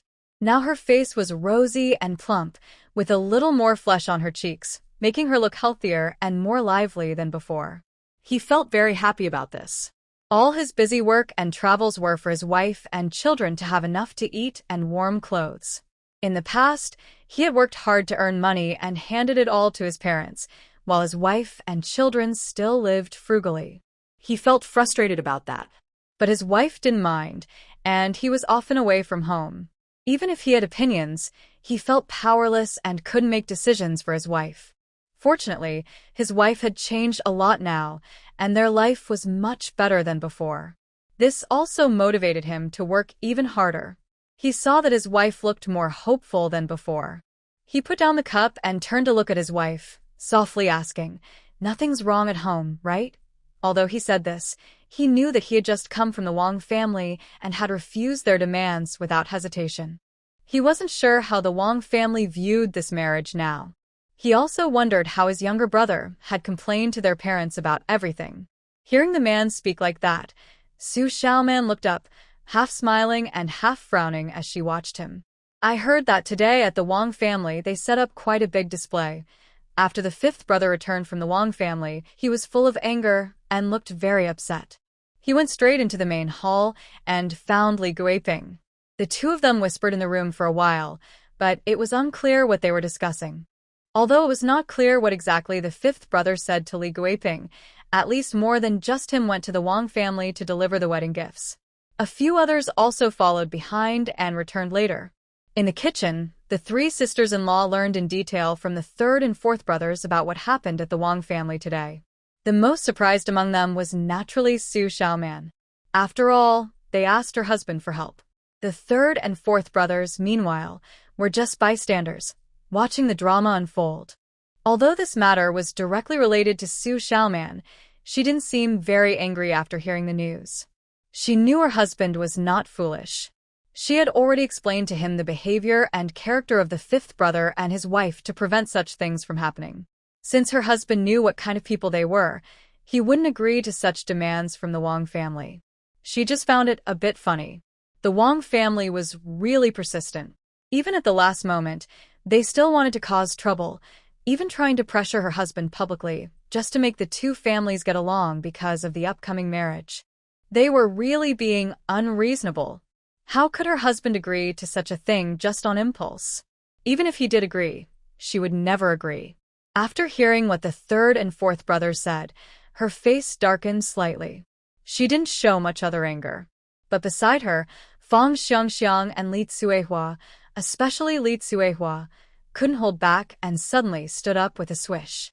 In her opinion, the Wang family was nothing special.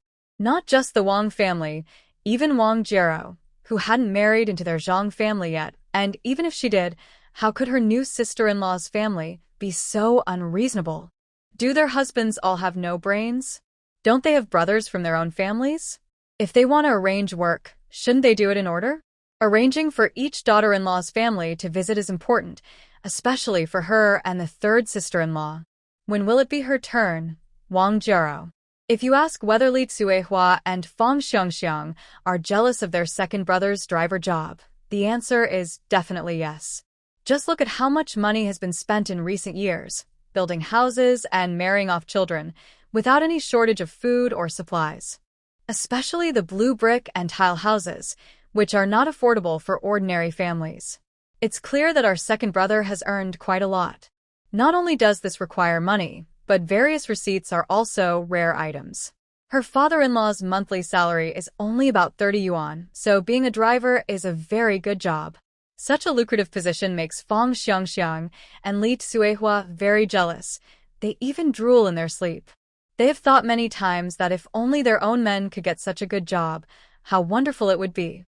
Then their husbands would earn a lot, and they could become richer, helping out their own families. Their status in their families would rise, and their parents and siblings would flatter and please them, making all kinds of efforts to gain favor. Thinking about such scenes, both women longed for it. They hoped that someday their own men could get such good opportunities. But before they even started, Wang Jiero, who had married into the Zhang family, began scheming against their second brother. This was like poking a hornet's nest. Suddenly, the two sisters-in-law, since joining the Zhang family, had never agreed so strongly. They pointed their anger directly at the Wang family, especially Wang Jiero. They believed that without Wang Jiero's behind-the-scenes influence, the Wang family wouldn't have come up with such a plan.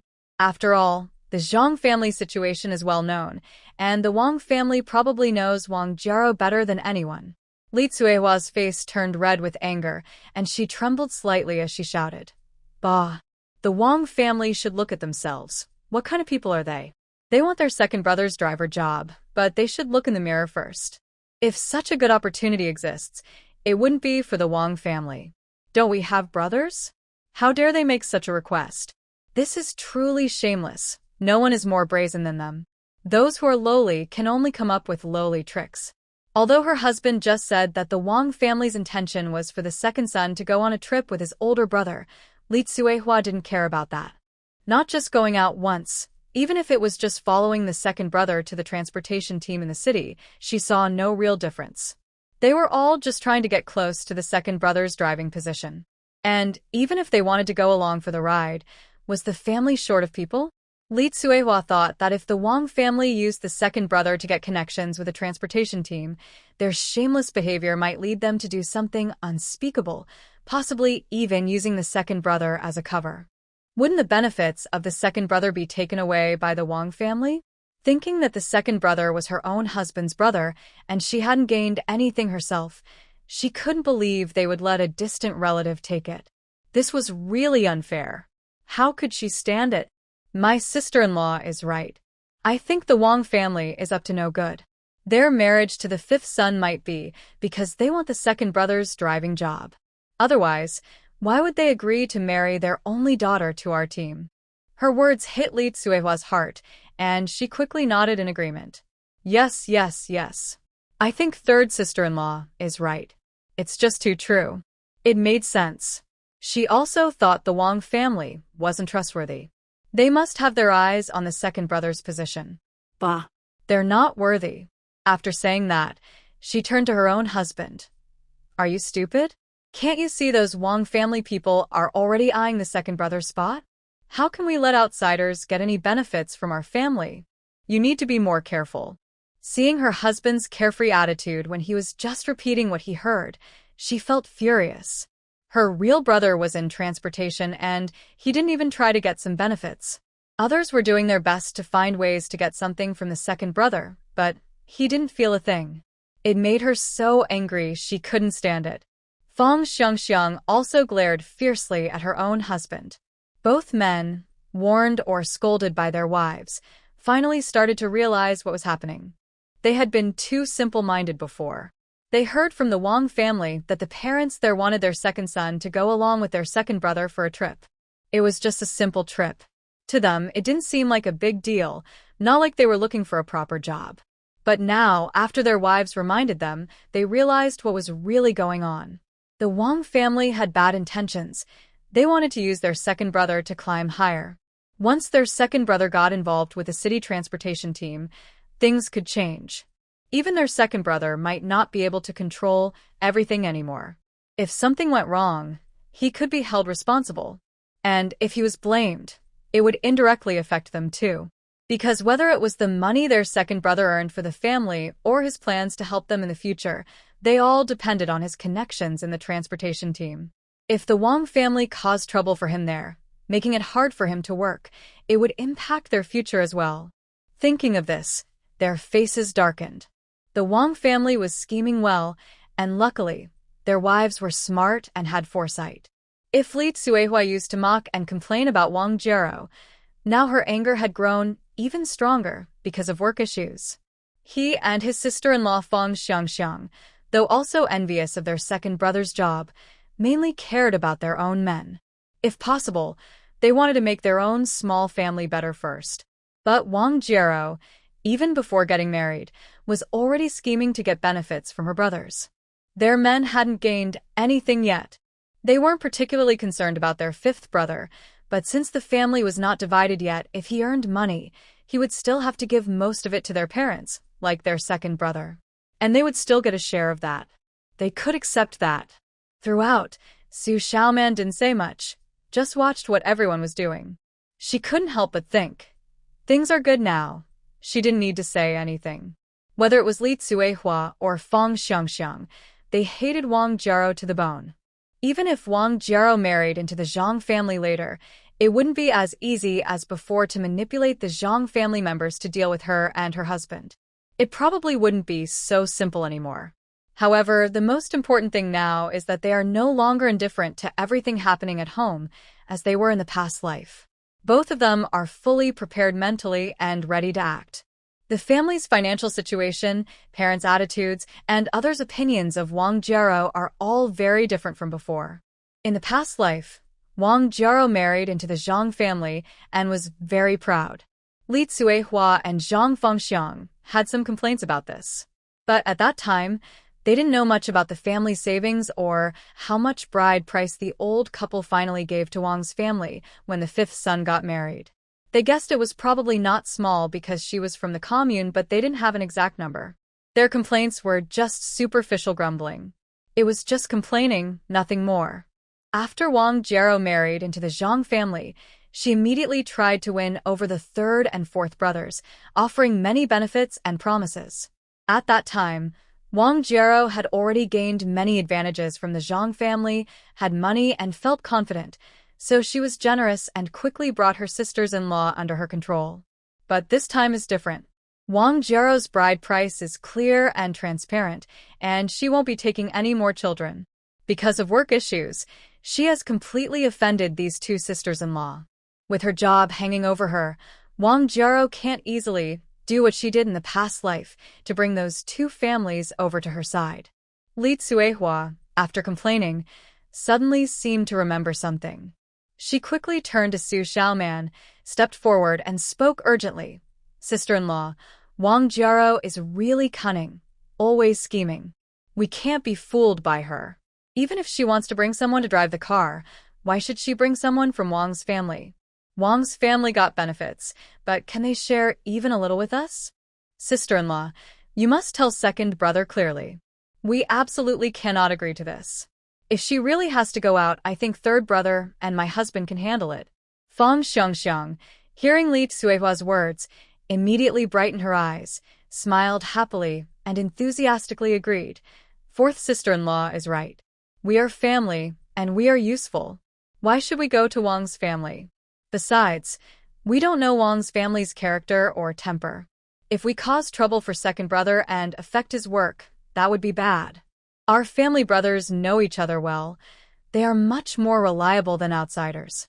When third sister-in-law heard this, she nodded eagerly. Yes, yes, yes. Third sister-in-law is more thoughtful. We are all considering second brother, right? Xu Xiaoman could only smile and nod, then explained, I don't know the full story yet. I'll ask about it when I go back. If they really need help, they wouldn't look outside the family or to outsiders. When Xu Xiaoman saw the man asking about family matters, she naturally recounted everything that happened before he returned, including how everyone in the household reacted to the Wang family issue. She didn't need to ask. She understood why the man refused. Even if fifth brother and his wife hadn't done anything in their past lives, they wouldn't agree. If they agreed, there would be endless problems later. Not only might the transportation team bear some responsibility, but other brothers in the family would also find it hard to explain. Over the years, they never thought about or involved other brothers. Helping a distant outsider suddenly just doesn't make sense. If it really happened, the brothers and sisters-in-law at home would surely argue fiercely. In the end, if he handled the matter but ended up with trouble, it wouldn't be worth it. They sat quietly for a moment. Then Xu Xiaoman casually asked, "Do you hope your third and fourth sisters-in-law's husbands will go out with you?" After asking, she looked at her husband with a questioning gaze. Zhang Qinglin paused with his water cup when he heard her. He looked up at her in surprise and asked doubtfully, "Are you asking me to take them along?" Xu Xiaoman shook her head slowly and softly denied, "No, I was just asking." They asked so urgently. "I think if there's a short trip that's not important, taking them out to see more could be fine. Of course, you and Pangzi should discuss it yourselves. I'm just speaking casually." Her question wasn't a real request. She was just talking. From what she knew, the transportation team had both long and short tasks. The trips naturally varied in length. When traveling long distances to another province hundreds of miles away, it is naturally not suitable to bring others along. After all, there are dangers during the journey and various miscellaneous expenses like meals, which can add up to a significant cost. They went out together because they were involved in some buy and sell activities, which helped cover the expenses and even earn some profit. But if they brought along their own brothers, many things would become more complicated. Not to mention their own families, even Pangzi's side would probably be very cautious. The two of them have a close relationship, a deep friendship, and have been working together for many years. Their interests are tightly linked, so they don't have to worry about their activities being leaked. However, if a third person suddenly joins in, it becomes very difficult to control. Even a close brother might lose his focus when faced with big gains. The risk level would be much higher. But for short trips, it's a different story. It doesn't affect much. Most short trips are just to neighboring cities, taking at most 2 days round trip. The expenses during the trip are not a big deal for them and can be ignored. Most importantly, short trips usually don't involve much profit, so they often avoid private deals. It's mainly for sightseeing, so bringing along a brother isn't a problem. Xiaoman understands all this clearly, which is why she just brought it up now. In her previous life, after Wang Jiaro married into the Zhang family, she actively tried to win over the third and fourth branches. That woman was cunning and had some unique qualities compared to others. Therefore, for the third and fourth families, it was okay to offer some benefits to keep them loyal as long as it didn't harm themselves. Although they would eventually split up before that, they still needed to build good relationships. After hearing his wife's words, Zhang Qinglin looked at her for a few seconds, then nodded thoughtfully. He probably understood what his wife meant, but such matters don't happen overnight. It still depends on how the convoy is arranged. If there's a suitable place, taking the third or fourth family members out to see the world isn't impossible. As for making money, since they're taking them out, they can't be involved in business activities. If their activities were exposed or reported, the consequences could be serious. He couldn't risk the safety of his family and brothers on others' conscience.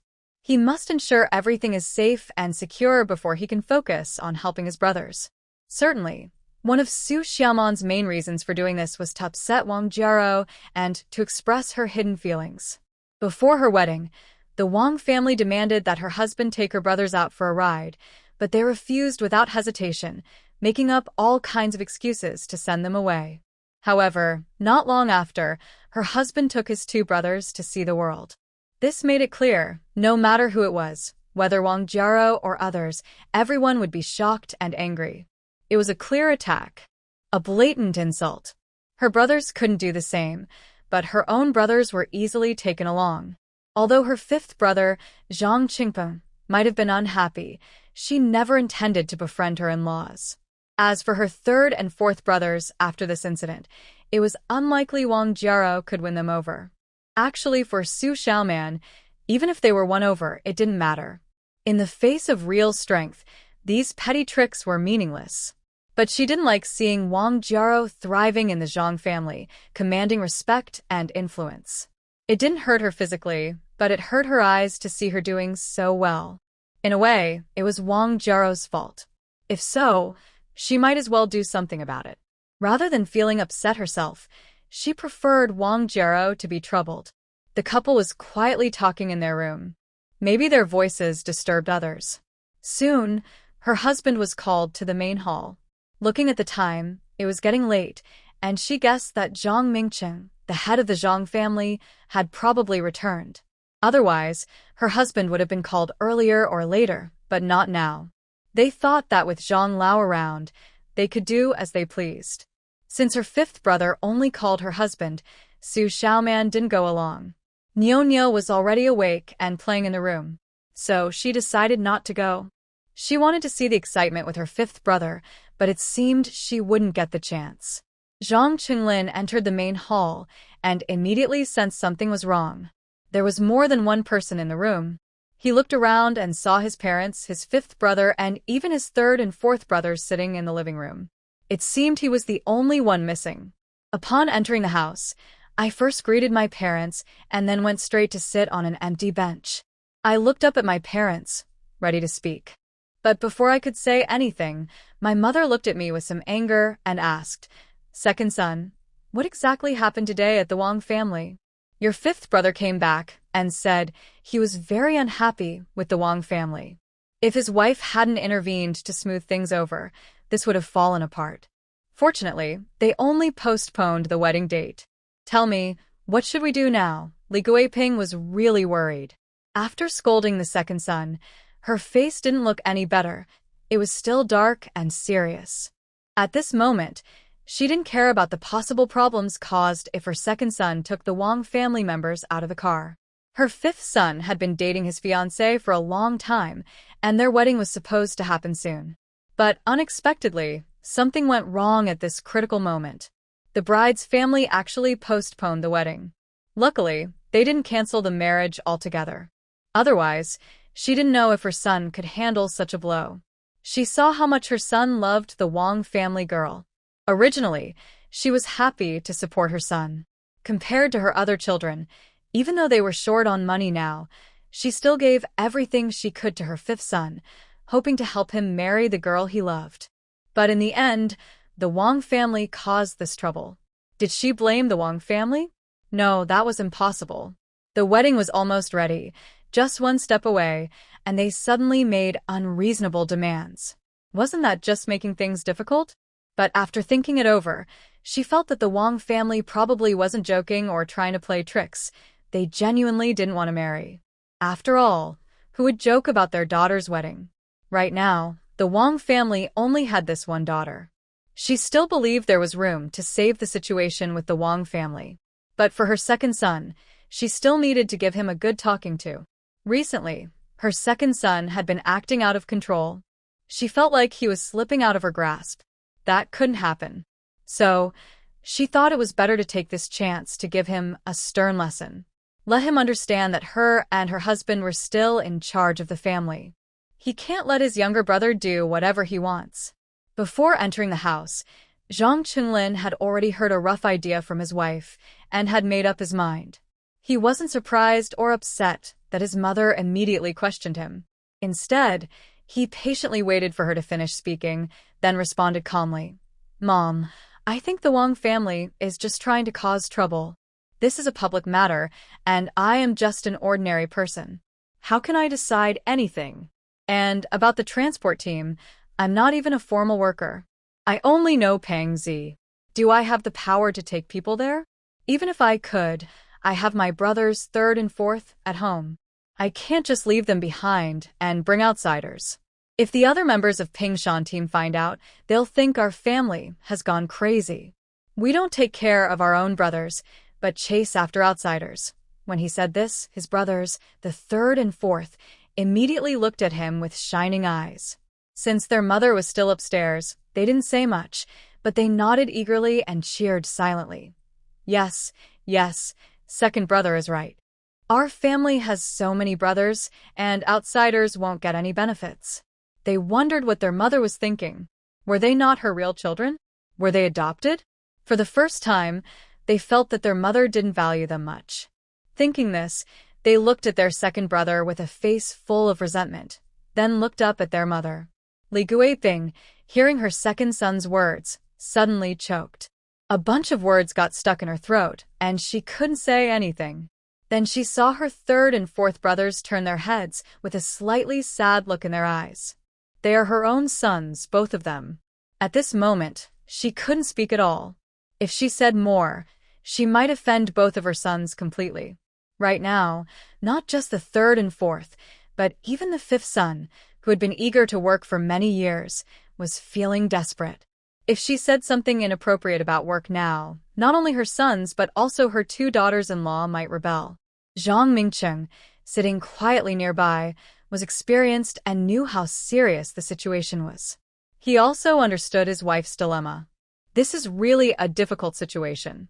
Although they sometimes show favoritism when it comes to big matters like this, Old Man Zhang is very clear in his mind. He insists on fairness, absolutely fair.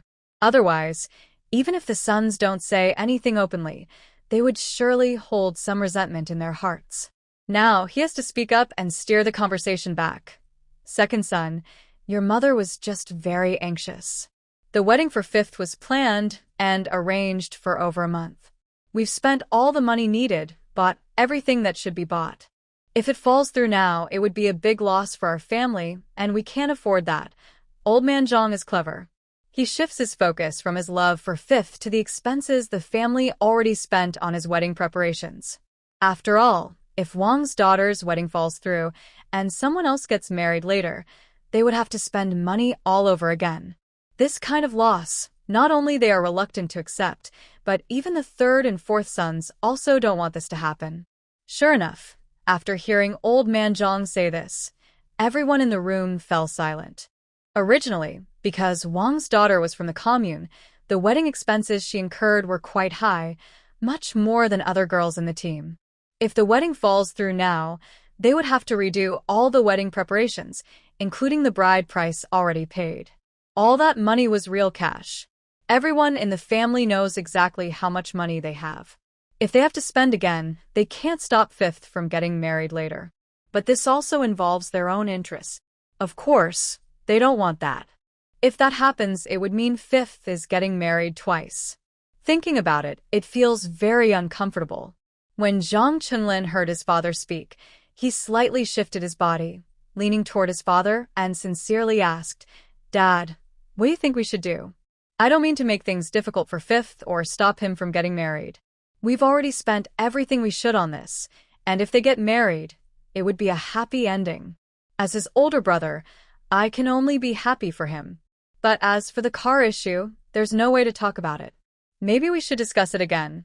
He definitely wouldn't want to give Wang's family face. Once they agree, as his wife said, Wang Jiaro would immediately feel superior. Although the wife didn't say it openly, he, as a man, clearly understood her resentment towards the fifth couple. Naturally, she followed her husband's lead. When Zhang Mingcheng heard the second son ask questions, he glared at him irritably. If they had a good plan, why did they need to call him over? He would have handled it himself long ago. The room fell silent, so quiet you could hear a pin drop. If it was about other people, they might also be anxious, but the most impatient and worried was the person directly involved, Zhang Qingpeng. Zhang Qingpeng was so anxious that his mouth was blistered from shouting. But his parents and older brother were still arguing about trivial matters. Can't they just think carefully about how to meet the Wang family's demands first? They had agreed to get married in a few days. Now it was delayed. Everyone's wedding day was approaching, and delaying further would only make them the laughingstock. Their family was from Pingshan Brigade and had some reputation, but if this kind of trouble continued, even his wife Wang Jiaro would feel embarrassed to enter the family. People who didn't know might think there was something wrong with the Zhang family, with the wedding so full of setbacks. He felt very unhappy about this. But he couldn't scold his second brother, knowing his mother loved him the most. So, he could only try to persuade her, calling out, "Mom." At the same time, he looked at his second brother, Zhang Qinglin, with a clear meaning in his eyes. Li Guiping, hearing her son's words, also felt upset. But as a wife, what could she do? Moreover, she had almost offended some of her other sons with her previous words. She saw her youngest son's expression, but now, her third and fourth sons were glaring at her with fierce eyes, watching her closely. She couldn't afford to offend her other children just to please this youngest son. She couldn't say anything more now. She was anxious and turning in circles, but it was no use. She subtly glared at her second son, knowing she was in a difficult position. She couldn't just ignore her own feelings and take responsibility for everything. The whole family sat in the room with worried faces. But each person's mood was different. For the elderly couple, they were willing to try forcing the second son to agree so the youngest son could get married smoothly. But what about the other two sons? Don't they care about their lives? Are they forcing them to accept it? Just now, the second son said something reasonable. If this gets out, people might laugh at us. Did the Zhang family marry a lucky girl? Or is it just that they are so eager for this daughter-in-law that they even want to arrange her family members' jobs? It's not exactly arranging jobs, but if the explanation gets out, it will be misunderstood. They have lived in the countryside all their lives and know how harsh the local women's words can be. If this spreads, it will not only make the Wang family look better, but also seem like they are belittling the other daughters-in-law. Would the other daughters-in-law agree? Wouldn't that cause endless trouble at home? They can't offend the other sons and daughters-in-law just to marry one daughter-in-law. They understand clearly which side is more important. On the other hand, even if they pressure the second son to agree, he might not be able to do it. The older couple is mentally prepared for this. You can see from the second son's words that there is no room for compromise. In the end, Zhang Mingcheng made the decision. Everyone stop arguing here. Let the fifth son go to the Wang family and talk. Just say that the second son can't marry or find work there. Tell them not to force it. At this point, if the two families can't unite, the children will be laughed at. We should think of the bigger picture and settle this quickly. Actually, Zhang Mingcheng doesn't really like the Wang family. He just turned a blind eye because he saw his youngest son seem to like the Wang girl. He didn't expect that in the end, so many issues would come up. Zhang Mingcheng felt uncomfortable inside, so his words sounded a bit harsh. He knows that when the fifth son talks to the Wang family, he can't say everything exactly as he was told. But as long as the message gets across, it's enough. If it ultimately doesn't work out, then that's just how it is. He can't offend the other sons and daughters-in-law over a future daughter-in-law who hasn't even married in yet. Sigh. Li Guifin lowered her head, lost in thought. Suddenly, she looked up at her husband and sons, hesitating before speaking. Maybe we should agree for now and see what happens later. After saying this, she looked at the fifth son with hope. She knew her idea wasn't very proper, almost like tricking someone into marriage. But she was just thinking about her son. According to her husband, if the Wang family gets angry and cancels the marriage, they would lose a lot. But if she followed her plan, once the girl married in, the Wang family would have no control over her anymore. Even if they wanted to back out later, what could they do? Could they really get married and then divorce? That would only bring shame and loss to the Zhang family. They wouldn't be the ones suffering, nor would they be the ones left hurt. Zhang Qingpeng frowned tightly when he heard his mother's bad idea. He had thought about this plan before. Marry Wang Jiaro first, and then see what happens next. But in the end, after thinking about the risks, he refused. He knew that if they agreed first, given his second brother's attitude, it probably wouldn't work out. Not to mention, he genuinely liked Jiaro, but doing this felt a bit unfair to her. And if things went wrong later, he would have to cut all ties with the Wang family. Also, Wang Jiaro's uncle, her mother's brother, is the director of a workshop at the county steel factory. He often needs help with work or other matters, which usually involves asking Wang Jiaro's family for assistance. If they took this bad step, Not only would he lose face asking for help again, but would the Wang family even agree? Now that her mother brought up the old issue again, after some hesitation, he finally refused the suggestion with a clenched jaw. Li Guibing saw her son shake his head and refuse, her face visibly disappointed. She hadn't thought so much about it. She just saw her son suffering. If the Wang family backed out of the marriage, it wouldn't just be about losing money. But since her son didn't agree, she couldn't force him. She could only turn away in frustration, trying not to see or think about it. She decided she couldn't get involved anymore. On the Zhang side, they had reached a temporary agreement, but on the Wang side, the atmosphere was heavy and tense. At this moment, in the Wang family living room, besides Wang's parents, there was Wang Jiaro, the main person involved, and her several brothers. Actually, everyone in the Wang family, except Wang Jiaro herself, didn't like Zhang Qingpeng, the future son-in-law and brother-in-law. Their beautiful daughter, younger sister, was going to marry a rough country boy. But they always loved their sister, and since she was determined to marry him, what could they do? They couldn't overpower her decision, so they could only reluctantly accept it and stop opposing. But deep down, they didn't really agree. They just didn't want to hurt their sister's feelings. Today's events, including delaying the wedding, were all her idea. They had no real reason to oppose it. In fact, secretly, they hoped she would cancel the marriage altogether. In their view, even if their sister was engaged, it wouldn't be hard to find her a good job with a stable income, either in the county or within their commune.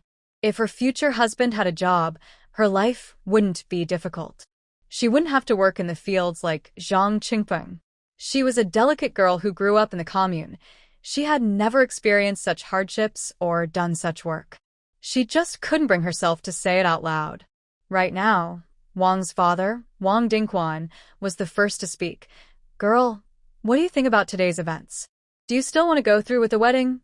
After he said this, everyone in the family, including his sons and his wife Wu Hongying, looked intently at Wang Jiaro. They hoped she would agree. Even Wu Hongying had already decided that if her daughter asked to cancel the engagement, she would immediately return all the betrothal gifts from the Zhang family, including all the wedding decorations, without missing a single item. Today, Wu Hongying was very angry.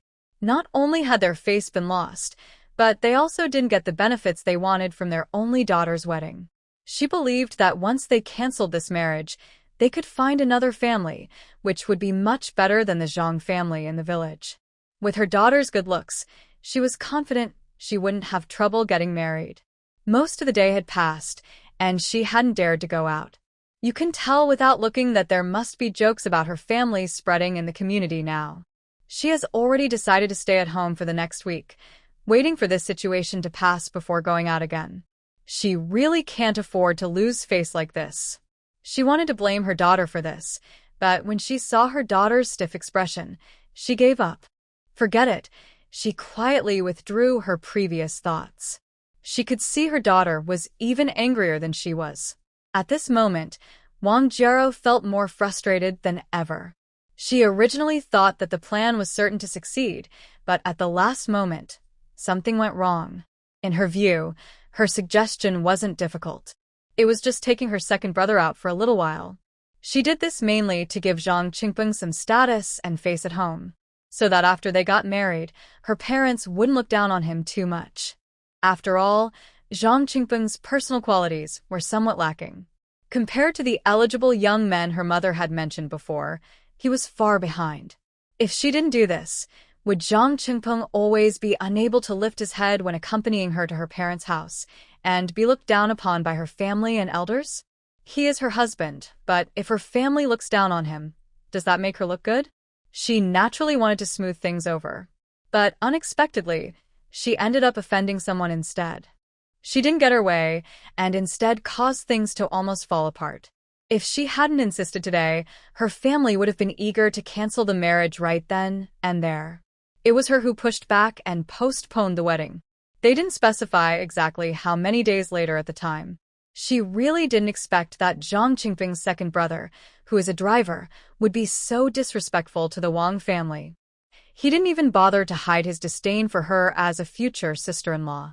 It was just a simple ride, but he clearly refused and made it obvious. And he did it publicly, embarrassing her family. Now she realizes that her previous thoughts might have been too optimistic. Thinking back on Zhang Qingping's behavior, she was surprised to find that he might not be as favored at home or as respected by his elders as he claimed. Hearing this, her heart sank even more. Because Zhang Qingping is the youngest and has often said that his parents love him the most, influenced by the neighbors, she subconsciously believed it. She didn't expect that the Zhang family was truly different from others. Even Zhang's most capable second brother doesn't have much brotherly affection for Zhang Qingping. With his experience, he couldn't fail to see the oddities in what happened this morning, even if his mother's words were inappropriate. Zhang Qingping's second brother could have expressed himself more politely instead of embarrassing her mother in front of all the relatives, friends, and neighbors, exposing the lie and making her feel very humiliated. This shows how little care and concern this second brother has for Zhang Qingping. The situation is truly worse than ever before. Even so, she couldn't give up her marriage with Zhang Qingping. That feeling she always had has been there all along and is growing stronger. If today hadn't been so embarrassing and she didn't need to give an explanation, she wouldn't be able to face her parents or herself. That's why she said she would postpone the wedding. Otherwise, she couldn't wait to marry into Zhang's family immediately and find out why she was feeling so anxious. Fortunately, she kept a little caution and didn't tell her parents the exact new date for the wedding. This was her way of keeping a backup plan. "Dad, it's still too early to say anything. Let's wait for Zhang Qingping to come over," she said. But she already had a feeling that this time, Zhang Qingping might disappoint her again. But that didn't matter. Even if he didn't give her and her family a satisfying answer this time, even if Zhang Qingping wasn't as perfect as she once thought, she believed that as long as she followed her own ideas, things would get better. In the long run, none of this was a big problem. Since she was young, she has been very good at judging the situation. She knows what choices are best for her, even if it means taking some losses temporarily.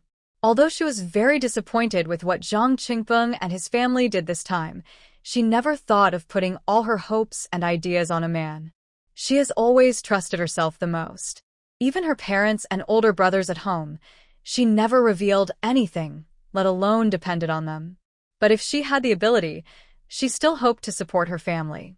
Only with her family doing well could she feel more confident and speak with more authority. She would be more respected in her husband's family. As for following Zhang's second son to learn driving or going for a ride, she didn't really care about that. It was just a casual remark to make her parents happy and proud. She honestly thought it was not a big deal.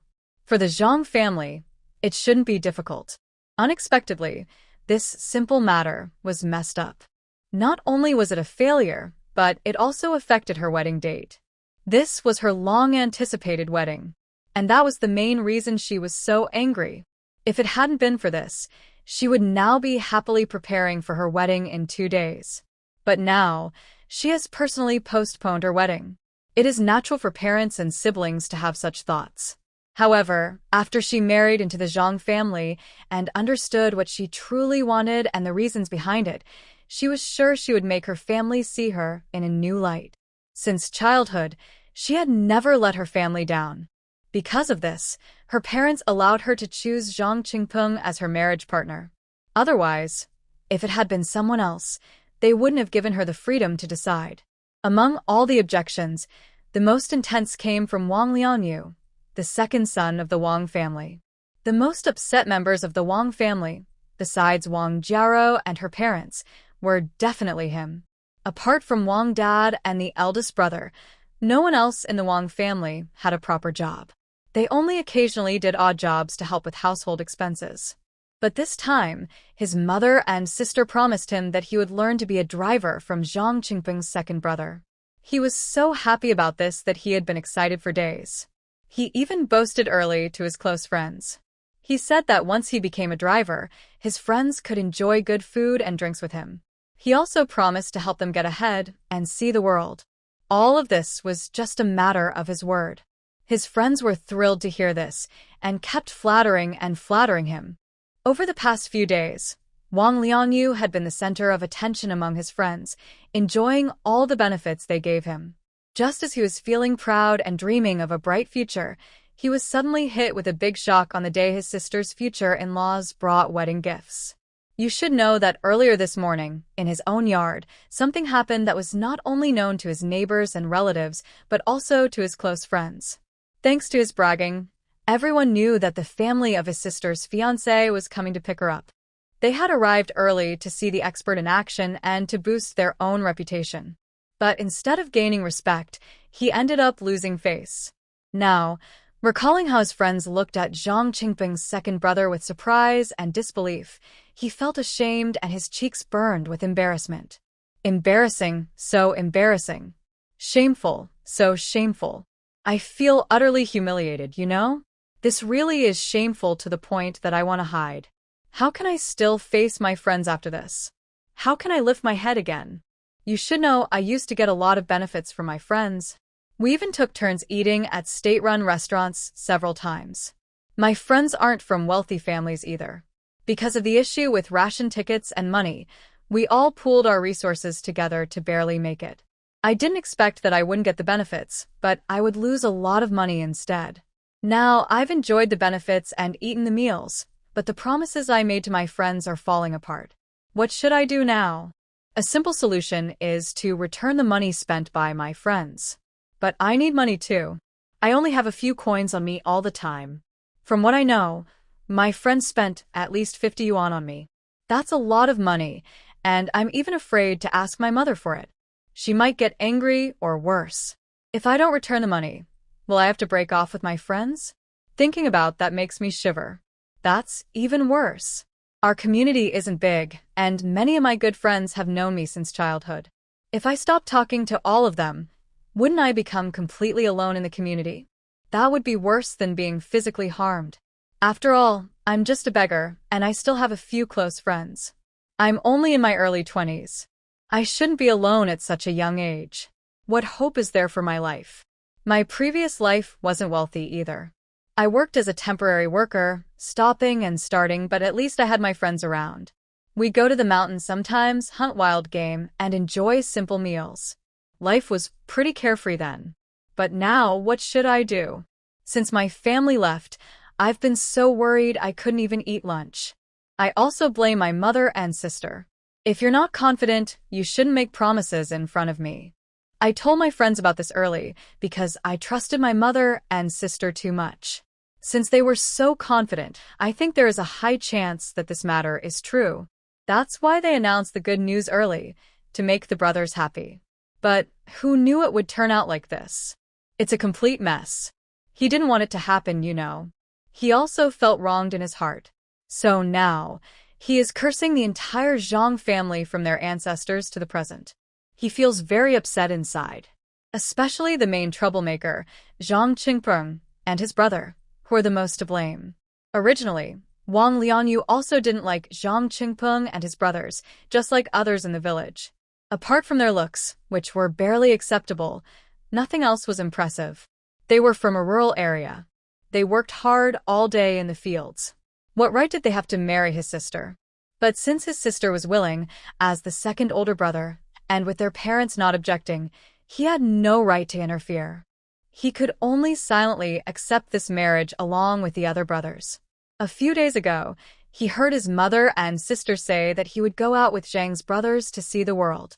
He hesitated, thinking, why would such a good opportunity come to him? But after his mother and little sister repeatedly assured him, he finally believed it. He was so happy, he couldn't stop smiling. He didn't expect that in the end, they would surprise him and catch him off guard. Compared to the other brothers, Wang Lianyu was the most determined. But he couldn't do anything. No matter how much he disagreed, his parents let his little sister decide. In the end, he could only reluctantly shut his mouth. However, he secretly hated Zhang Qingpeng and the Zhang family. Back in his room, Wang Jiaro couldn't hold it anymore. She angrily threw a porcelain cup onto the ground. She sat on a stool, gasping for breath. She felt very frustrated inside. Now, she had a feeling that Zhang Qingpeng would come over tomorrow, but she wouldn't get the good news she wanted. If Zhang Qingpeng was truly favored at home, his second brother wouldn't have refused her mother's words in front of everyone. If it weren't for her personal reasons, she wouldn't have to marry into the Zhang family so quickly.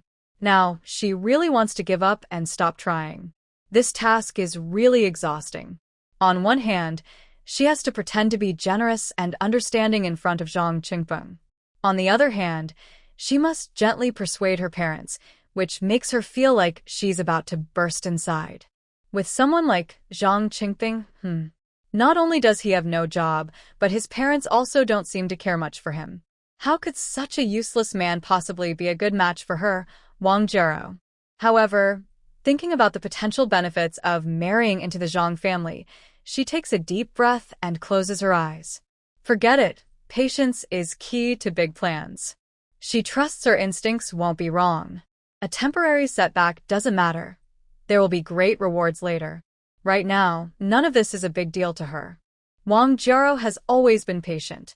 Sure enough, her intuition was correct. On the morning of the second day, Zhang Qingpeng came to Wang's house again. When he found Wang Jiero, he looked ashamed and didn't dare lift his head. After a long while, he sadly told her the simple result of his parents' discussion. The message was clear. The Wang family's demands were beyond what the Zhang family could do.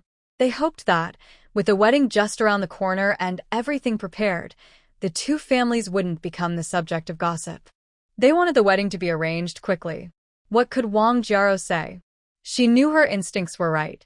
Sure enough, Zhang Qingpeng, this useless guy, still disappointed her as always. She closed her eyes tightly. After a while, she managed to suppress her boiling anger. She forced a stiff fake smile and tried to speak casually. Qingpeng, I suggested that because I thought it wouldn't be a problem for your second brother. But now that he says it's difficult, I guess he has his reasons. I was reckless and didn't think it through. I made the decision without considering everything. Hearing Wang Jiero's gentle words of comfort, Zhang Qingpeng felt even more ashamed. He hurriedly explained, No, Jiero, it's not your fault. It's just that second brother. But then he hesitated and didn't continue. Reluctantly, he followed Wang Jiero's words and stiffly explained, Well, my second brother does have his difficulties. Some things are not really his decision. What else could he say? Should he accuse his second brother of deliberately refusing to help him? That would make him look even worse. Fortunately, he said this, though he wasn't sure if Jiero believed him. But seeing her nod in agreement, he felt a bit relieved. It seemed she believed him. Their family's most capable person is definitely the second brother. He used to be quite kind to him. But recently, something seems to have changed, and there are many new developments. However, even with Jiero, he couldn't tell the full truth. They aren't married yet. If he said the wrong thing, it could affect his marriage plans. Following the principle that saying more often leads to trouble, he decided it was better to keep quiet. Once he's married, Jiero will naturally understand the family situation without him needing to explain. Seeing this, Zhang Qingpeng quickly asked, Jiero, about our marriage. Right now, his main concern is his marriage. He doesn't care much about his second uncle or brother-in-law, whether it's work or cars. It was Jiero's suggestion before that made him start planning. Now, seeing her attitude, it seems like she's ready to let it go. He definitely wouldn't rush to bring it up again. He quickly changed the subject back to the most important thing, getting married. When it comes to marriage, Wang Jiero and Zhang Qingpeng are on the same page. Both want to get married as soon as possible. Otherwise, who knows what other problems might come up. They spent a long time discussing the wedding plans. After a while, Zhang Qingpeng finally left the Wang family's yard with a smile on his face and light steps. As for the others in the Wang family, they knew he was there, but didn't even come out to see him or say hello. But Zhang Qingpeng didn't care about that. He was going to marry Jiero. As long as Jiero's heart was with him, after they got married, would it really matter if they never saw each other again? Once they're married, they'll accept this relationship, whether they like it or not. He was able to understand this point clearly. The Wang family only has this one daughter. As long as they hold on to their only girl, they will eventually have to make a move. When he heard that Zhang Qingpeng had left their yard, Wang Jiarou's face suddenly darkened. Zhang Qingpeng was happy to leave, but the other problems in the Wang family were not yet solved. She had to personally handle these matters. Although her parents usually respected her opinions, yesterday Zhang's second son had angered her parents, especially her mother. She didn't know how much effort it would take to soothe her mother's anger and make her change her mind. Thinking of this, she felt a headache coming on. She didn't know what was wrong with her lately, but so many unexpected and difficult things kept happening to her. This bad luck was seriously affecting her mood. That was also the main reason she wanted to marry into the Zhang family as soon as possible. Once married into the Zhang family, she believed she could find out the reasons for her changes and fix them at the same time. She wouldn't have to deal with all the messy things anymore, which disturb her peace of mind. She was really tired of this life full of surprises. Going to the Zhang family early would allow her to focus on important things. After Zhang Qingpeng returned from the Wang family, he didn't care how Wang Jiarou explained things to her parents. He only remembered that once he got home, he eagerly told his mother, Li Guiping, the good news he had received. Li Guiping was naturally very happy to hear this. Since her son went to the Wang family today, her heart had been uneasy, worried that something might go wrong and that Wang's family might take it out on her son. She feared her son wouldn't get a good outcome, and their wedding might even fall apart. If that happened, what would her family do? While she was feeling restless at home, she finally saw her son run into the yard. Her heart tightened with worry, afraid he might say something she didn't want to hear. Fortunately, before he spoke, she saw the excited look on his face. She relaxed, and a big stone in her heart also fell away. From his expression, she knew nothing bad had happened during his visit to the Wang family. Sure enough, Zhang Qingpeng just entered the house. Before his mother, Li Guiping, could ask, he started talking excitedly. "Mom, guess what happened when I went to the Wang family today? What did they say?" Seeing that her younger son still had the energy to play guessing games, Li Guiping was no longer in a hurry. She turned and walked toward the back of the main hall. She casually found a stool and sat down comfortably. Feeling relaxed, her nerves also eased. Naturally, she had time to chat casually with her son. "Look at you, do I need to ask? It must be good news," she teased him with a smile. Zhang Qingpeng, hearing this, also grinned and showed his big white teeth. "Mom, you don't know how understanding Jiarou is." She said herself that she thought her second brother's trip with her was a simple matter. That's why she said what she did.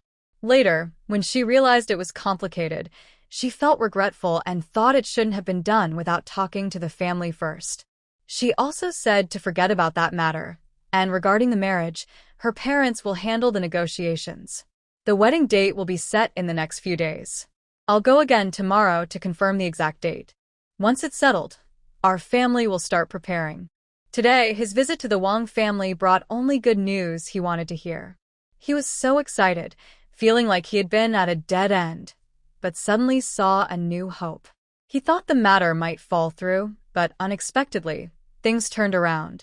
Even though Li Guiping suspected that her son's marriage to the Wang girl wouldn't fall apart and could succeed, she listened carefully to his detailed account.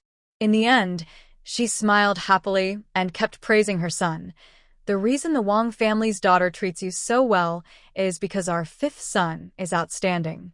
Otherwise, how could we be like this?" Li Guiping spoke sincerely. Among her 5 sons, her favorite was clearly this youngest one. And among the 5, the youngest son's marriage had been full of twists and turns. She felt even more tender toward him because of this. Now that such a thing had happened, and the Wang family still wanted to continue with the marriage, she naturally attributed all the credit to her son's excellence. Otherwise, how could the parents of the Wang family accept such great shame and still be willing to marry their only daughter into their village? When Zhang Qingpeng heard his mother praise him like that, he immediately puffed up with pride, standing tall as if saying, "Who else but me? Of course," he said confidently. Zhang Qingpeng was one of the best young men in their Pingshan team. He looked handsome and was tall and strong. In his view, Wang Jiarou only married him because she liked him enough. His mother's words touched his heart. Suddenly thinking of something, he quickly reminded his mother. Mom, Jaro was wronged this time. After she marries into our family, you must treat her well and never let her suffer even a little bit. Li Guiping listened to her son and felt a bit upset. The daughter-in-law isn't even married yet, and he's already protecting her. But since her son was thinking this way now, she didn't want to spoil his mood. She still smiled gently, nodded slightly, and agreed. Their Zhang family isn't a dangerous place, so how could they suffer any wrong? Her younger son just cares too much about Wang Jiaro. But She glanced at her son. After going through so much, she could see that he truly liked the Wang girl. She didn't stop him from liking her, but she warned him not to go too far. He shouldn't always listen to his wife and do everything she says. That's even worse. Once a woman is in the family, she should not control everything or dominate her husband. Men should be the ones making the decisions, especially the husband's opinion. If the husband cares about your opinion, it shows he loves you. Don't be ungrateful and try to boss him around. Their Zhang family absolutely cannot accept a daughter-in-law like that. She thought this in her heart, but she wouldn't say it in front of her son. Her son was happy now, so she had to go along with him for the time being. The Wang family didn't regret the marriage and still agreed to marry Wang Jiaro to the Zhang family. Soon, this news spread through Zhang's courtyard. Xu Xiaoman, with nothing to do, leisurely went to the kitchen to chat casually with her other two sisters-in-law. Currently, the two are in a good mood. She is bored inside the house, listening to their gossip about Wang Jiaro, which is quite entertaining. The first to speak was the loud and outspoken Li Cuihua, who looked down on them with disdain. I told you, look at this. The Wang family was publicly humiliated by our second brother, and now they still want to marry off their daughter. TSK. I wonder what kind of spell the fifth son of the Wang family cast on their daughter? Why is she still willing to marry? This wasn't meant to insult Wang Jiaro intentionally. She truly thought this way inside. You see, she's just a girl from the commune, and she heard she looks pretty. Is she really that desperate for a man? Are all the men in the commune gone? Is only Zhang Qingfeng left? She felt very disdainful inside, and it showed on her face. She's not someone who can hide her true feelings. Fang Xiangxiang also wrinkled her nose when she heard Li Cuihua say this. Exactly, I don't know what she's thinking. Maybe she just thinks our family's luck is good. Her words were clearly sarcastic. Although the Zhang family built a house with blue bricks and tiles, it wasn't considered very special in the commune. And it was built in the large team area. The surroundings were worlds apart from the commune, incomparable. Xu Xiaoman listened quietly and couldn't help but smile. She didn't just stand by. She added playfully, we should speak softly so that mother-in-law doesn't hear us, or else. She glanced toward the main hall, her meaning clear without words. Originally, the Wang family agreed to continue the marriage arrangement because their mother-in-law was so excited when she spoke in the main hall. The fifth son's loud voice was heard by them in the yard. The sisters-in-law then whispered quietly in the kitchen. Although they felt a bit ashamed of the Wang family and Wang Jiaro's actions, they all knew that the fifth son and their mother-in-law were very happy about it. If they heard these private comments about the Wang family, it would be like tearing their hearts apart. Li Cuihua was a distant relative of Li Guiping, but that relation was quite far. When she first came in, Li Cuihua did feel some closeness to Li Guiping. After all, they were relatives, and it carried some face and pride. After she got married, especially recently because of the fifth son's wedding, the old lady clearly favored the fifth son and Wang Jiaro, the daughter-in-law who hasn't moved in yet. This made Li Cuihua very unhappy. As a daughter-in-law, why should she be judged by her looks? The most upsetting thing for her was the bride price when she moved in. The Zhang family didn't give much, only 50 yuan. But Wang Jiaro's bride price was 200 yuan. That was 4 times more than what Li Cuihua received. And there was also money spent on wedding items and tickets, which she couldn't compare to. Compared to her, she felt like she was suddenly in the mud. She couldn't say she wasn't jealous. Even if Li Guiping was her distant relative or her real aunt, she wouldn't accept it. So when she saw her second sister-in-law speak like that, she didn't say anything openly, but muttered quietly. Her face showed she didn't believe what was being said. Xiaoman was standing a bit far away and didn't hear clearly, but just by looking at Li Tsuehua's expression, she knew it wasn't good. She lowered her eyes, smiling inside. The kitchen suddenly became quiet. After a few seconds, Li Tsuehua was the first to speak. She was still a bit angry and couldn't hold back her complaints. I think our mother-in-law is too biased. Why is it that because Wang's daughter is from the commune, her bride price is higher than ours? Isn't that obvious favoritism? We're all daughters-in-law. Why treat us differently? Actually, Li Tsuehua had wanted to say this for a while, but hadn't found the right chance. When they discussed Wang's bride price, everyone was there, and since it was already decided, she thought she could say it later. Wouldn't that be looking for trouble? Like she was deliberately causing trouble? But after Wang's family kept causing problems, she felt more confident now to speak up. She was right. Wang's family, even though they were from the commune, acted very shamelessly. They kept going to Zhang's family to ask for favors, again and again. This was typical city folks' behavior. Mother-in-law and the younger brother like her. As daughters-in-law, what can we do? Fang Xiangxiang followed with a sarcastic remark, full of mockery. After speaking, she glanced at Xu Xiaoman. It was clear she was saying this for Xu Xiaoman to hear. Her and Li Tsuehua's comments about their own husbands not being able to earn money were understandable. But Xu Xiaoman was different. Her husband was very capable. From the previous times he openly challenged and questioned the older couple in the main hall, it was obvious. They had lived under the same roof for years, and it was clear that their second brother valued his wife's words very much. Most of the time, he wouldn't oppose what his wife said. This kind of man, who listens to his wife and earns money, gives her more influence in the family than either of them. Not to mention, even their own husbands might not have as much say as their sister-in-law. When Xu Xiaoman heard this, she sat there calmly, peeling scallions. She casually responded, "Indeed, Wang's girl is very likable, especially to our fifth brother." Li Tsuehua, hearing this, sneered. "Yes, we're not as liked as her, and she's not even married yet. The two of them are always together, so shameless." While they were chatting in the kitchen, suddenly they heard distant calls from outside the yard. "Second brother, are you home? Are you there, second brother?" Xu Xiaoman was momentarily stunned when she heard the calls. She then placed the scallions she had picked aside on a small table. Washing her hands, she bent down and walked out of the kitchen. From the sound of it, it seemed like the voice of Shuangzi, the son of the team leader from the village. And the person calling second brother was her husband. Zhang Qinglin, the second in line, was one of the young men in the village. Most of them called her husband second brother or brother Zhang when they saw him. She wondered what Shuangzi wanted to talk to her husband about. She needed to go out and see. When she stepped out, her husband seemed to have gone to the vegetable garden behind the house. She saw Zhang Qinglin coming from the garden. Seeing Shuangzi calling out, knowing there was something urgent, she quickly asked, "Is something the matter, Shuangzi?"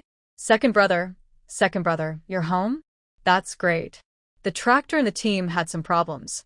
I don't know what happened. No matter how I shook it, it wouldn't start. Please, second brother, go help check it out." Zhang Qinglin heard that the tractor was having trouble. He said, "Wait a moment," and quickly went to the water well in the yard. He drew some water, washed the mud off his hands, and then dried them with a towel. He brushed off the dust from his clothes. Then he turned around, greeted Xu Xiaoman, and followed Shuangzi out of the yard. It turned out that the team's tractor was broken. Shuangzi is the youngest son of the team leader, but he is also the tractor driver for the team. Because their team is close to the county town, they have good conditions overall. A few years ago, they bought a used tractor from the county for busy farming seasons or hauling grain. The team leader really treasures this tractor. Usually, they are reluctant to use it. Every bump or scratch makes everyone feel sad. And it also consumes a lot of fuel. Her husband, who is a driver, is well known in the team. Since Yang's second son can both drive and repair cars, fixing the tractor is no problem for him. In the past, when the tractor broke down, they always called her husband to fix it. This saved a lot of time and money. Nowadays, Tractors are quite advanced machines. Not to mention repairing them, few people know how to drive them. If something goes wrong, they have to go to the county, and if no one there can fix it, they might even have to go to the city. That would be very troublesome. Fortunately, with Zhang Chunlin in the team, they never worry about these issues. The Zhang family is respected and treated well because Zhang Chunlin often helps the village repair tractors for free.